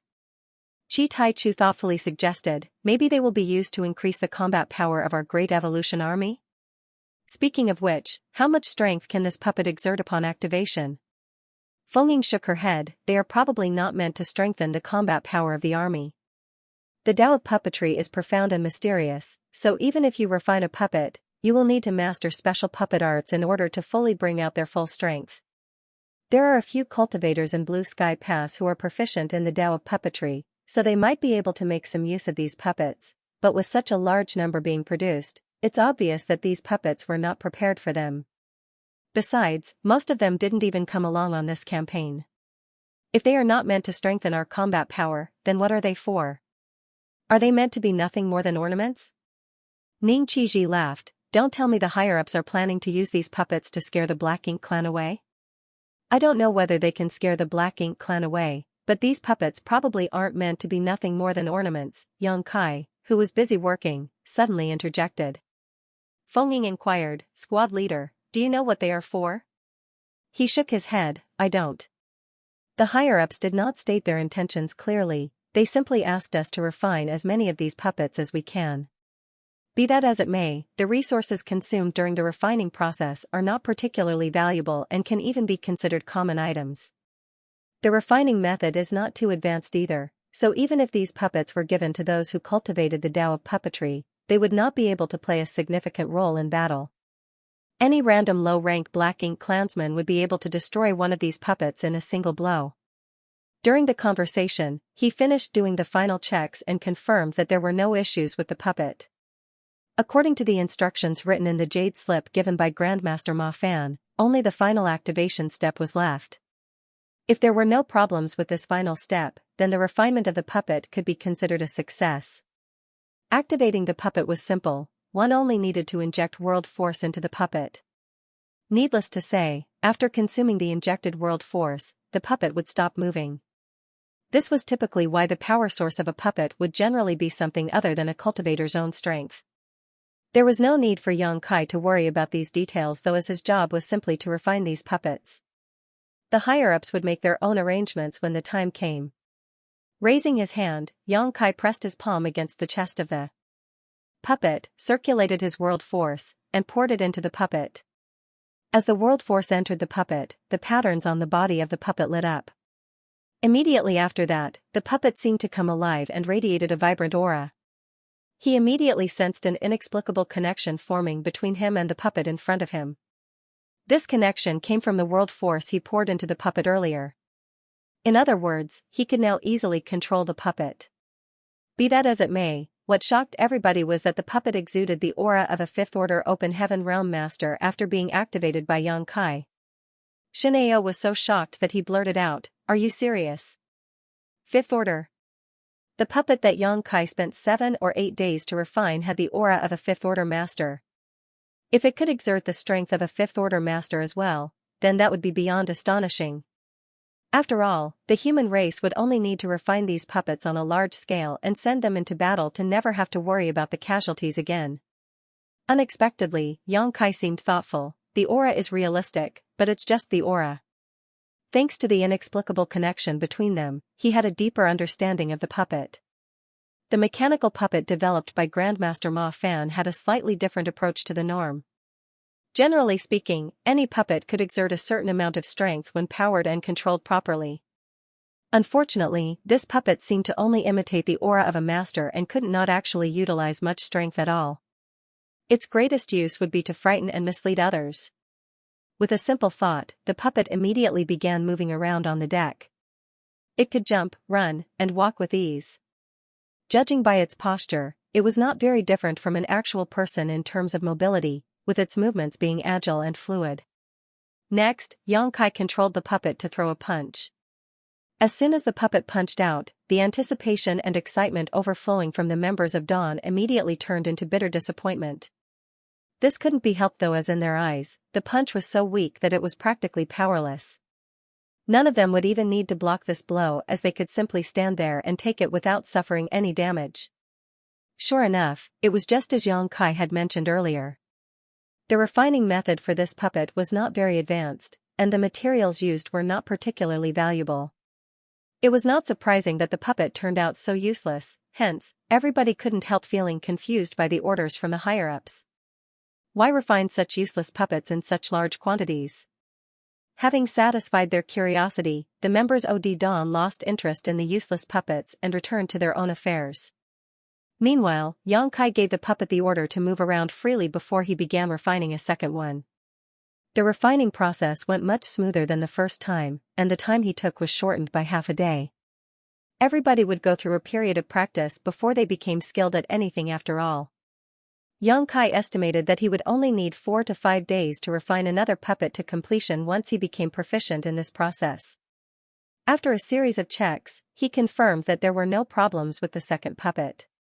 He then poured his world force into it for the final activation. The puppet once again released the aura of a 5th Order Open Heaven Realm Master, almost identical to the first puppet. The first puppet had already been stored in his space ring. Since Yang Kai had not provided it with much world force to begin with, and did not continue to provide it with more, the puppet completely stopped moving after an incense stick or so.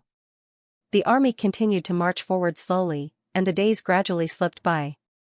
During this period, Yang Kai concentrated on refining the humanoid puppets, and his speed increased with practice. Half a year later, he only needed 5 days to finish refining one. In addition, as he became more proficient in this process, the aura released by the mechanical puppets he created were no longer limited to the 5th Order. Oftentimes, the puppets he refined would release the aura of a 6th Order Open Heaven Realm Master when powered up. When his luck was particularly good, the puppets he refined would release an aura that was comparable to a 7th Order Master. Unfortunately, that was his limit.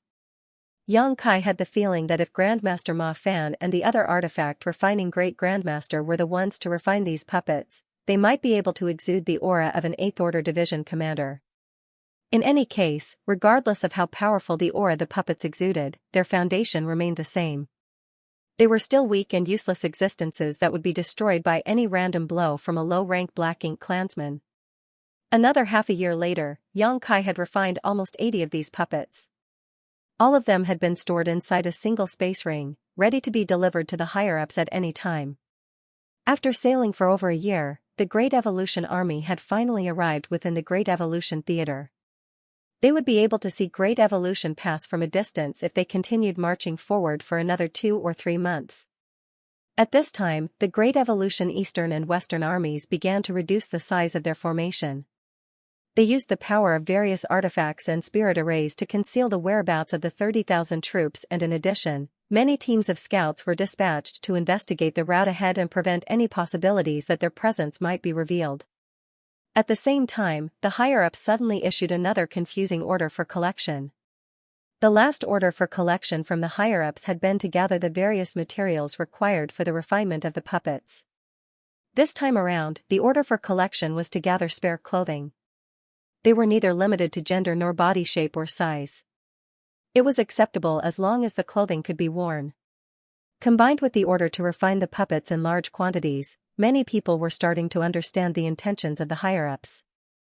First, it was collecting the materials to refine large amounts of humanoid puppets, then it was collecting various kinds of clothing. Their intentions no longer required much explanation at this point. Those puppets were going to be used as some kind of ruse. Every one of those puppets exuded the aura of a fifth-order open heaven realm master and above. It was conceivable that the puppet army would seem extremely imposing when gathered in one place. At the right time and the right place, they would easily be able to attract the full attention of the Black Ink clan. Meanwhile, the Great Evolution Eastern and Western armies would take advantage of this opportunity to take action. Although there were speculations about the purpose of these puppets, it was unfortunate that Xianxia and the others could not figure out the where and how these puppets were going to be used. Truthfully speaking, these puppets would easily be seen through if they were observed closely. While they could move around as smoothly as a real person and exude the aura of an open heaven realm master, that would only fool others when they were far away. However, just the open heaven realm aura exuded by these puppets alone would likely be enough for them to be mistaken for a real army if they were dressed in proper clothes and seen from a distance. The army had already stepped foot into the Great Evolution Theater, so there was a chance of encountering the Black Ink clan at any moment. The 30,000 troops prepared themselves for battle and conserved their energy so that they were ready for the possibility of war. The members responsible for controlling the various spirit arrays and artifacts on the squad-class warships were carefully inspecting their weapons to ensure that there were no issues before the battle began. The Great Evolution army progressed through the void as silently as a phantom, exuding a chilling aura. Upon receiving a summons from Xianxia, Xianxia came to the purifying Black Ink battleship in the middle of the army once more. The old ancestor and the two army commanders were gathered together as though they were waiting for him to arrive. After Xianxia greeted them, Xianxia got straight to the point. "We have a mission for you. Please give me your instructions, sir." Xianxia cupped his fist.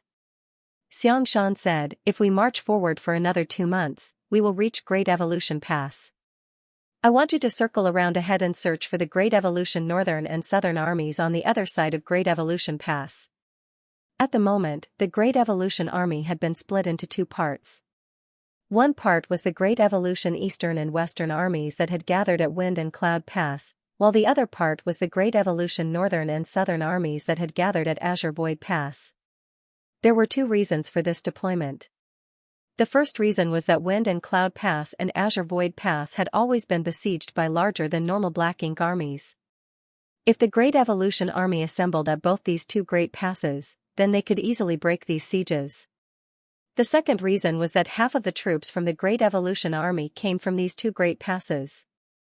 Both Wind and Cloud Pass and Azure Void Pass had each dispatched 15,000 troops each to cobble together the Great Evolution army of 60,000 troops.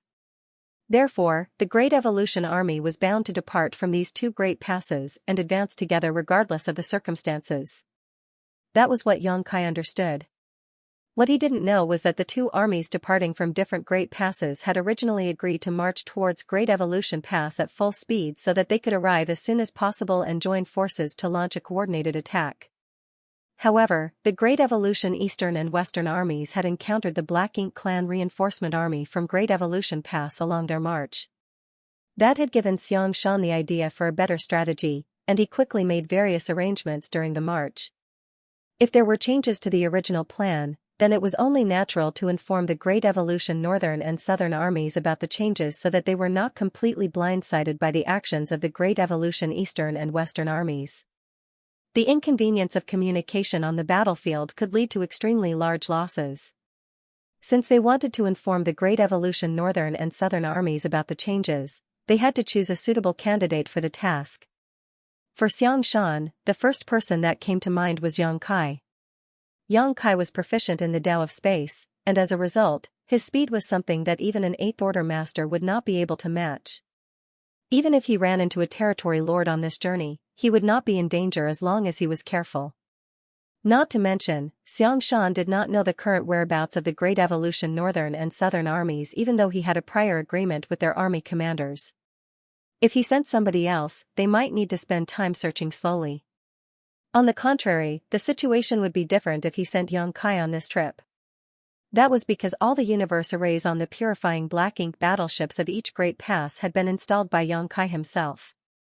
He had a unique advantage when it came to searching for the Great Evolution Northern and Southern armies. After Xianxia explained his reasons to Yang Kai, the latter naturally did not refuse. I exchanged communication artifacts with the Great Evolution Northern and Southern armies in the past. As long as we are within a certain distance of each other, we will be able to contact each other. But, there's no need to go to such trouble to search for them. The Great Evolution Northern and Southern armies brought their purifying black ink battleships along, so when the time comes, you will only need to use the universe transference law to arrive directly at their side, Xianxia explained. Yang Kai nodded. Junior understands. Lu Zhiping added, just in case, you should bring the communication artifact with you. Having an extra method of communication will give you an extra layer of guarantee. Since she had already said so, Xianxia did not object to her suggestion. She thus handed a communication bead to Yang Kai, which he carefully stored away. When you locate the Great Evolution Northern and Southern armies, tell them that there have been changes to the original plan. The Great Evolution Eastern and Western armies will be taking action to draw the Black Ink clan's attention as we charge straight into the Black Ink clan's territory. I'm certain that the Black Ink clan at Great Evolution Pass will receive news about the attack when the fighting breaks out. It would be great if the Black Ink clan at Great Evolution Pass did not take any action, but that is unlikely, so, the Northern and Southern armies need to intercept the enemy once the Black Ink clan leaves Great Evolution Pass. Yang Kai was extremely surprised by those words. Is the Great Evolution Eastern and Western armies planning to attack the Black Ink clan's territory? He had always assumed that the goal of this campaign was to retake Great Evolution Pass, so he never imagined that Xianxia's plan would be so bold. Upon further consideration though, this plan was clearly more beneficial. If the Great Evolution Eastern and Western armies attacked the Black Ink clan's territory, the Black Ink clan at Great Evolution Pass would not be able to remain still once they received the news. They would surely head out to provide reinforcements, and at that time, the Great Evolution Northern and Southern armies would make their move and catch the enemy by surprise. This approach was clearly much better than attacking Great Evolution Pass directly. Yang Kai initially had some worries regarding this matter. The Black Ink clan had taken over Great Evolution Pass some 30,000 years ago, so they were bound to have prepared various defensive measures. If the humans had attacked the Great Pass head-on, they would surely have suffered great losses. On the contrary, the situation would be different if they lured the snake out of its hole in this manner. Without Great Evolution Pass for protection, the Black Ink clan would lose a huge advantage in this battle. If the humans could obliterate all the Black Ink clan at Great Evolution Pass, they would be able to retake Great Evolution Pass with ease. It could even be said that if they could beat the Black Ink clan in the Great Evolution Theater half to death, then the Great Evolution Army would gain ample time to establish a stable foothold in Great Evolution Pass after they retook it. Following the various thoughts that ran through his mind, Yang Kai vaguely understood Xianxia's plan and couldn't help admiring the foresight of the army commander. Inform them that there's no need to provide aid to the Great Evolution Eastern and Western armies. They only need to keep the Black Ink clan at Great Evolution Pass contained and kill as many enemies as possible to ensure we aren't attacked from the rear. Yes. Yang Kai acknowledged the order. If you don't have anything to prepare, then please set off immediately. It was true that Yang Kai had nothing to prepare, but the 100 or so puppets that he refined previously were still inside his space ring, so he immediately took it out and handed it to Xianxia. Then, he cupped his fist in farewell. Junior will depart right now. Be careful, and stay safe. The old ancestor, who had remained silent the entire time, suddenly urged. Yang Kai nodded and flashed out of the purifying Black Ink battleship. There was no need to inform Dawn. Even without him as the squad leader, Feng Ying and the others would be perfectly fine. After all, they were all people who had spent hundreds, if not thousands of years on the Black Ink battlefield. Manipulating space principles, Yang Kai's figure flickered and disappeared out of sight. When he looked back again, he could no longer see the Great Eastern and Western fleets. There were various artifacts and barriers to conceal their whereabouts, so it was impossible to discover them unless one was close enough. Yang Kai did not linger. Making use of instantaneous movement over and over again, his figure flashed through the void without pause. According to the information given by Xianxia, the marching speed of the Great Evolution Northern and Southern armies was probably faster than that of the Great Evolution Eastern and Western armies. Yang Kai guessed that the Great Evolution Northern and Southern armies were about to arrive in the vicinity of Great Evolution Pass. However, they would never carry out any rash actions before receiving contact from the Eastern and Western armies.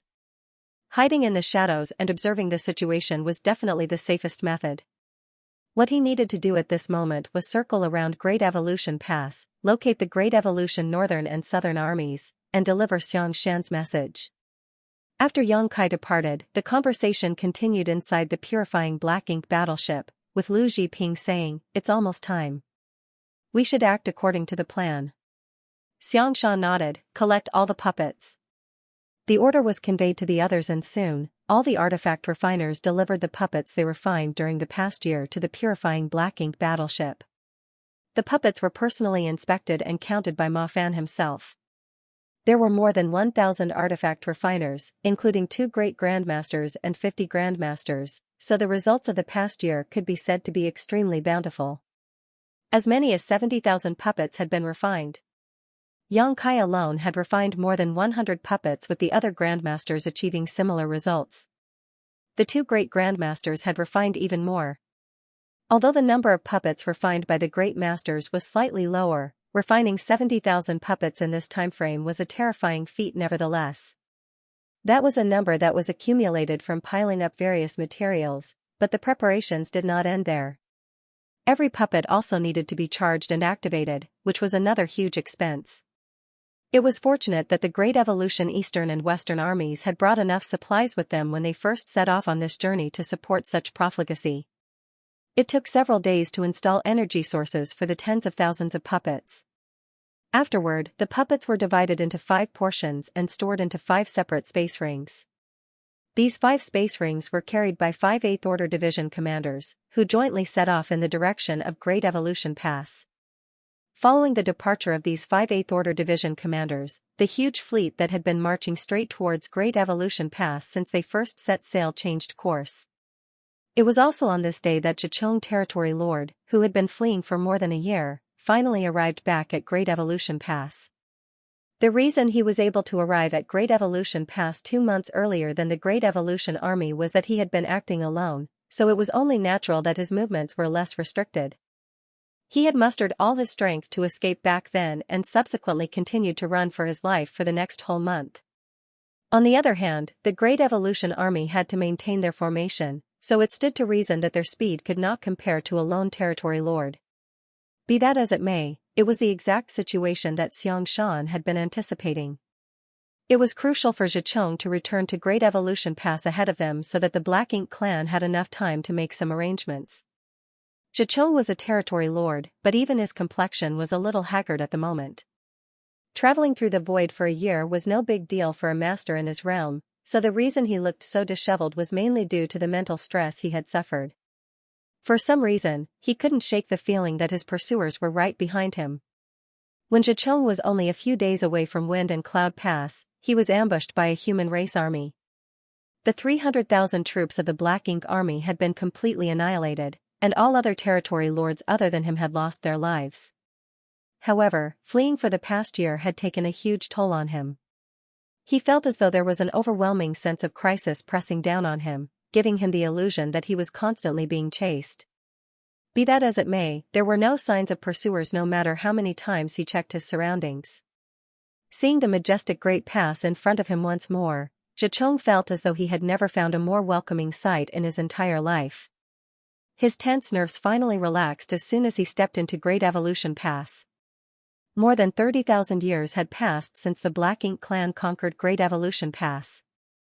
The troops that generally departed from here to provide reinforcements to the 2 adjacent theaters had always been defeated after arriving at Wind and Cloud Pass or Azure Void Pass. There was never once when they were ambushed and completely annihilated by the humans along the way. During his escape, Zhicheng had been wondering about something. He simply could not understand how the humans at Wind and Cloud Pass could gather the manpower to prepare an ambush in that place. Logically speaking, the humans at Wind and Cloud Pass should have been overwhelmed by the siege of the Black Ink clan army by now. After much thought, a possibility occurred to him, one that left him feeling very uneasy. Great Evolution Pass was originally one of the great passes under the human race's control. It had taken countless generations of blood, sweat, and tears from the elites of Great Evolution Paradise to build up the Great Pass little by little. More than 30,000 years ago, this place was not that different from the other Great Passes. Tens of thousands of human troops had protected this place under the leadership of their old ancestor and prevented the Black Ink clan from taking one step across the boundary. However, the entire Great Evolution Pass was now shrouded in a layer of dense black ink strength. There was also an enormous black ink nest standing tall in the middle of Great Evolution Pass Central Square. The black ink nest resembled a pitch-black flower bud that was on the verge of blooming. Whenever it contracted and expanded slightly, large amounts of thick black ink strength leaked out from within. This particular black ink nest was thousands of meters tall, and its base practically occupied the entire central square. Looking at it from a distance, it resembled a towering black mountain. It was clearly a mid-grade black ink nest. Black ink nests were the foundation of the Black Ink clan. The presence of a mid-grade black ink nest here indicated that this was now the home territory of a territory lord. In other words, there was a territory lord guarding this place at all times. This situation was nothing out of the ordinary. Great Evolution Pass was the first and only Great Pass to be conquered by the Black Ink clan in history, so it was impossible for the Black Ink clan to neglect it. Even if only to boost morale, a territory lord was always standing guard here. Furthermore, the territory lord stationed here was the strongest territory lord in the entire theater, Hongdi. It was rumored that this territory lord was only one step away from becoming a royal lord. Unfortunately, the rumor had been circulating for tens of thousands of years, yet there were no signs of Hongdi advancing so far. Although there were no signs of his breaking through, it was true that Hongdi territory lord was very diligent in his cultivation. Even though he was stationed at Great Evolution Pass, he basically stayed within the Black Ink nest and borrowed its power to cultivate. All the Black Ink clansmen under his command believed that he was trying to overcome the last step to become a royal lord. Of course, Hongdi was not the only territory lord stationed at Great Evolution Pass after the Black Ink clan first conquered it. There were also several others besides him. That was because they had been wary of the human race trying to retake Great Evolution Pass.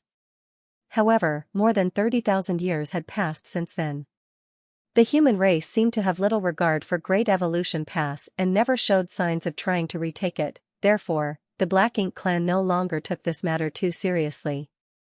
Except for the most powerful Hongdi, who was ordered to remain here, all the other territory lords returned to their respective territories. Leaving the strongest territory lord at Great Evolution Pass was part of the precautions taken by the Black Ink clan. They knew that the humans would eventually attempt to retake the Great Pass, but they did not know when the counterattack would come. In this way, Great Evolution Pass became Hongdi's personal territory. Nevertheless, this place remained very lively since the reinforcement armies for the Black Ink clan in the Azure Void Theater and the Great Evolution Theater generally gathered and departed from this place. Roughly 3 years ago, an army of 300,000 troops had set off in the direction of Wind and Cloud Pass. Hence, Hongdi was very surprised when Zhicheng suddenly appeared at Great Evolution Pass. He was not surprised by the fact that Zhicheng had returned so quickly though, but by the fact that Zhicheng had returned at all. As the person in charge of Great Evolution Pass, he could easily obtain various pieces of information with the help of Great Evolution Pass. Likewise, Zhicheng was also rather taken aback. That was because he basically never saw Hongdi even though he had been to Great Evolution Pass on many occasions. Hongdi had always been in a state of secluded cultivation after all. Many territory lords had maliciously speculated about him, wondering whether he had died inside his Black Ink nest since they had not seen him in so many years. The two territory lords met inside a grand hall. Compared to the travel-weary Zhicheng, Hongdi was undoubtedly full of vigor. There were no rules for courtesy like those among the human race, so after they each took a seat, Hongdi glanced at Zhicheng and asked probingly, "Did you encounter anything worthy of attention during your deployment?" He did not ask where the army of 300,000 troops had gone or why Zhicheng was the only one out of a dozen territory lords to appear here. Just by looking at Zhicheng's miserable appearance, Hongdi had a guess as to what happened. His question was simply to confirm his speculations. Xichong quickly nodded. Among a field of universe fragments located only a few days away from Wind and Cloud Pass, we were ambushed by the humans. They were led by a 9th Order Old Ancestor and had some 50 to 68th Order Masters with them. Our army was no match for them, and almost everyone was slaughtered on the spot. I was the only one to escape alive. Hongdi nodded lightly at those words and revealed an expression that seemed to indicate he had expected as much. The Black Ink clan army of 300,000 troops had almost zero chance of survival against such a lineup from the human race. Xichong was very lucky to escape and return alive. Xichong was stunned. You knew?